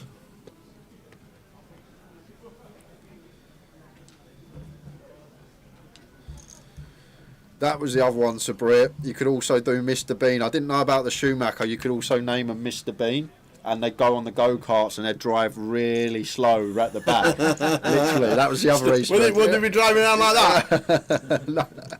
They'd just be really slow at the back of the pack. Some nostalgia from the old roller coaster tycoon. I might have to buy it, order it off Amazon. Used to be a great game.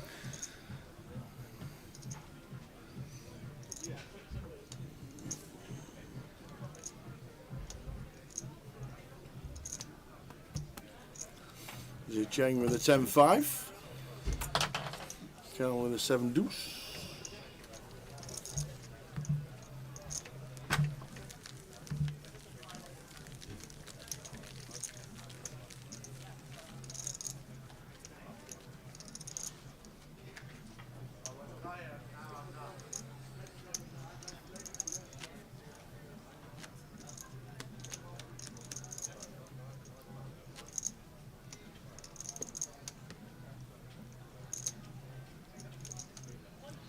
So a heads up battle between Cal and Zicheng. Yeah, approaching an hour. Heads up for these two. Ace 8. Big hand for Cal. Heads up. Middle into high ace.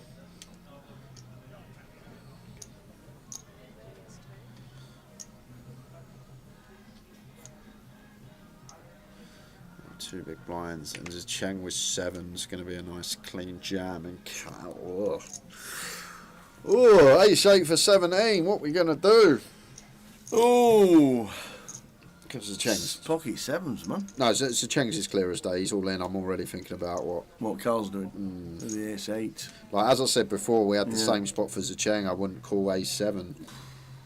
Ace 8, pip high up. Like ace 9 suited would definitely call. Ace 9 probably calls as well. Like we're not calling ace 18 bigs with like ace 6 through ace deuce off. Can I have a count, please? How many you got? At 1.8, he says. One of my weakest parts of Hold'em, I'll be honest, heads up, poke up.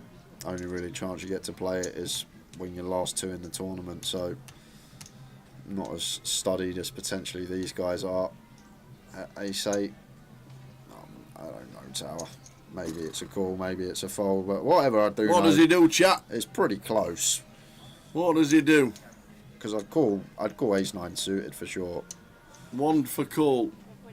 Oh, he's just going to run it. Is it a call? Is it not a call? One for call, two for fold. What do we do? It would have been so funny if she went on his phone. Let's have a look.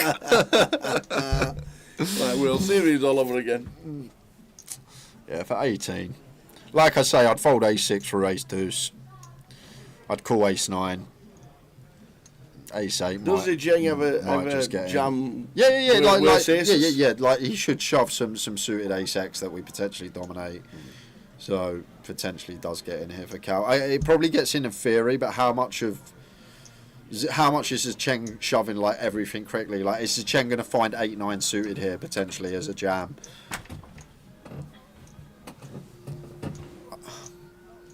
Using his banks. Yeah. What does he do? Gas says he calls a friend.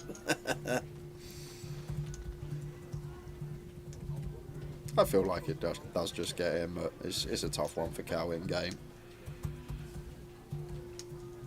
He does. I always think the longer you take, the more doubt comes in your head, and you end up folding. There you go. Whoa! And he's made a call.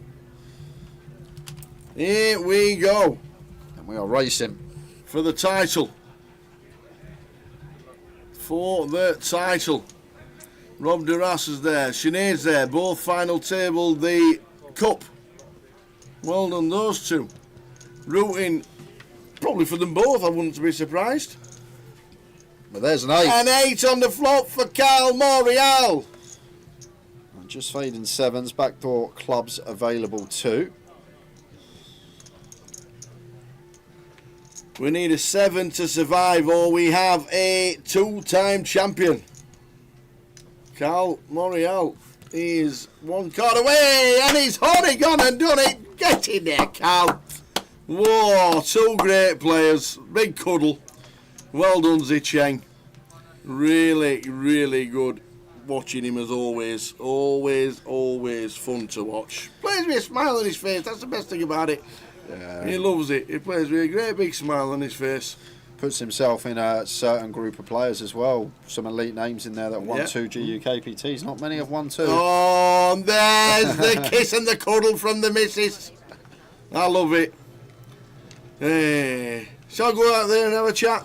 Yeah, you might as well go on then. He's all right. They're nice people, these two. I've got to breathe in. Oh, yeah. What do you think it is? You had a Caesar salad earlier. And a chocolate cake.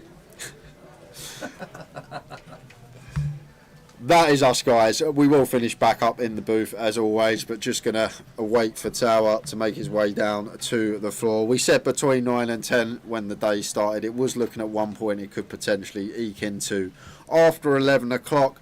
This week at Luton, a lot going on. Everyone knows that in the poker scene around the world. In Europe, it's just plenty going on, so we weren't sure how numbers were going to be. But once again, all the guarantees hit, a few smashed, and a decent turnout here for the main event, creating £56,720 up top.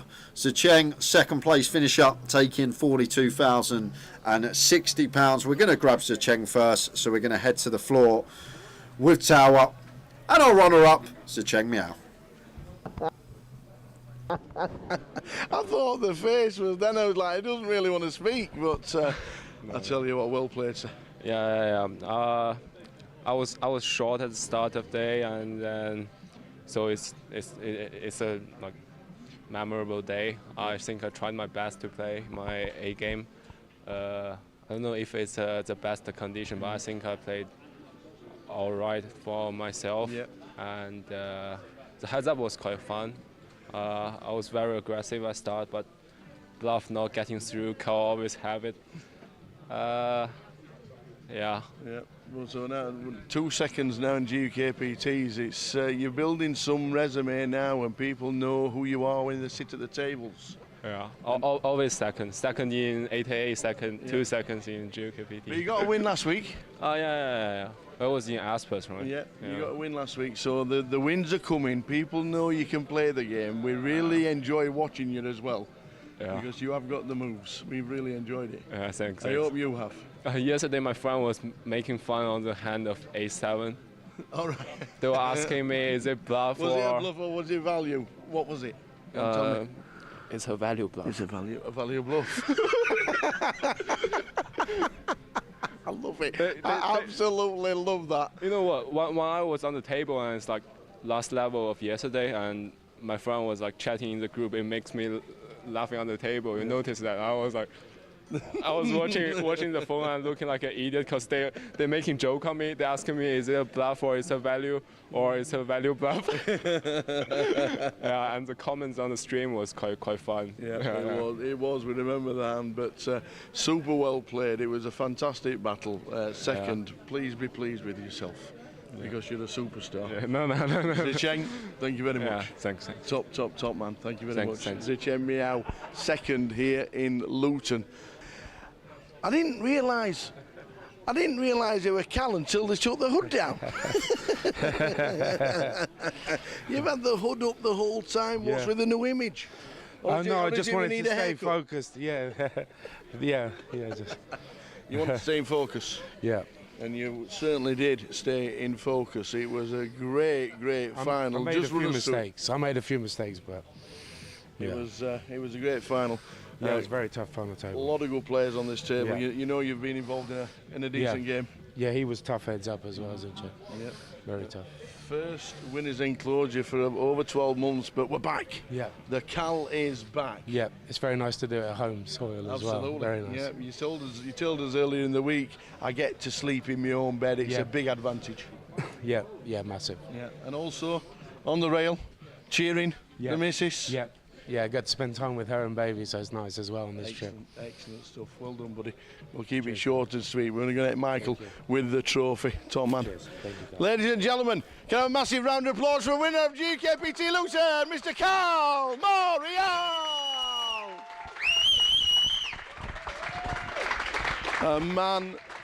A man of few words, but a great man of stature. Thank you very much. Cheers, Tal. Well done, buddy. Enjoy it. Thank you. Another one. Number 2. Top man. Nice one, Cheers. Cal. Jay finishes off. Yeah, it's very nice to do it at home. Absolutely. Yeah, you told us earlier in the week, I get to sleep. We are back, guys. I'm not sure what's happened because Tower's now not just a time traveller, he can also bend time because he's still there chatting to Cal. We just watched him chat to Cal, so my timing must have been off. I apologise. I had one job, I had to press a button and somehow I've messed it up. But we'll wait for the Tower to get back in the booth and then we will close up on stream together. Sorry, Brad. Sorry, Rossa. I apologise.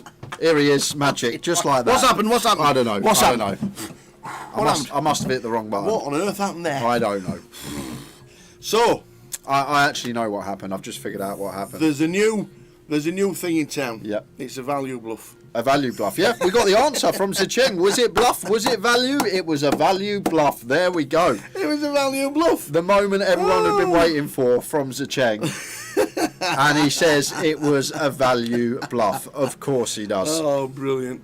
Oh, what great play. Well, I know Cal doesn't like to speak too much and he's very humble in what he does, but to get him back in the winner's enclosure again, obviously after the couple of years that he did have, it's so nice, and he's just quite unassuming and he doesn't say too many words, but it is still nice for him to get over the line. But well done, Zicheng. Second again. On a GUKPT circuit, there will be firsts coming very soon. A lot of people will totally agree with that. But it's been a great week. I've enjoyed it. I've had a really good week this week. Great tournament as always. Great turnout. Worthy winner in Cal, and looking forward to Leeds now. Indeed. This is where we are. We're in Leeds from the 7th to the 18th of May. Leeds' main event will be on. We'll be streaming the second week, as you know, 14th until the 18th of May. Then we're on at Reading South. That is our list for this month of May. But another champion in the form of Mr. Cal Morial. Really, really enjoyed it. It's been a great event. Give plenty away as well. You guys, as always, in the chat, thank you very much. It has been an absolute pleasure. And we'll look forward to the next one, I suppose. Yeah, looking forward to Leeds. I've really enjoyed Luton, so can't wait. Excellent. Thank you very much indeed for watching all week. It's been super. Well done to all the winners this week, but well done to the latest champ of GUKPT, Mr. Cal Morial. Just one thing. Don't miss your flight tomorrow morning. I won't miss my flight. I won't miss my flight. We'll see you in Leeds in 10 days' time. And well done to Cal Morial. From Tower and the team, ta-ta. Good night. King Jack suited.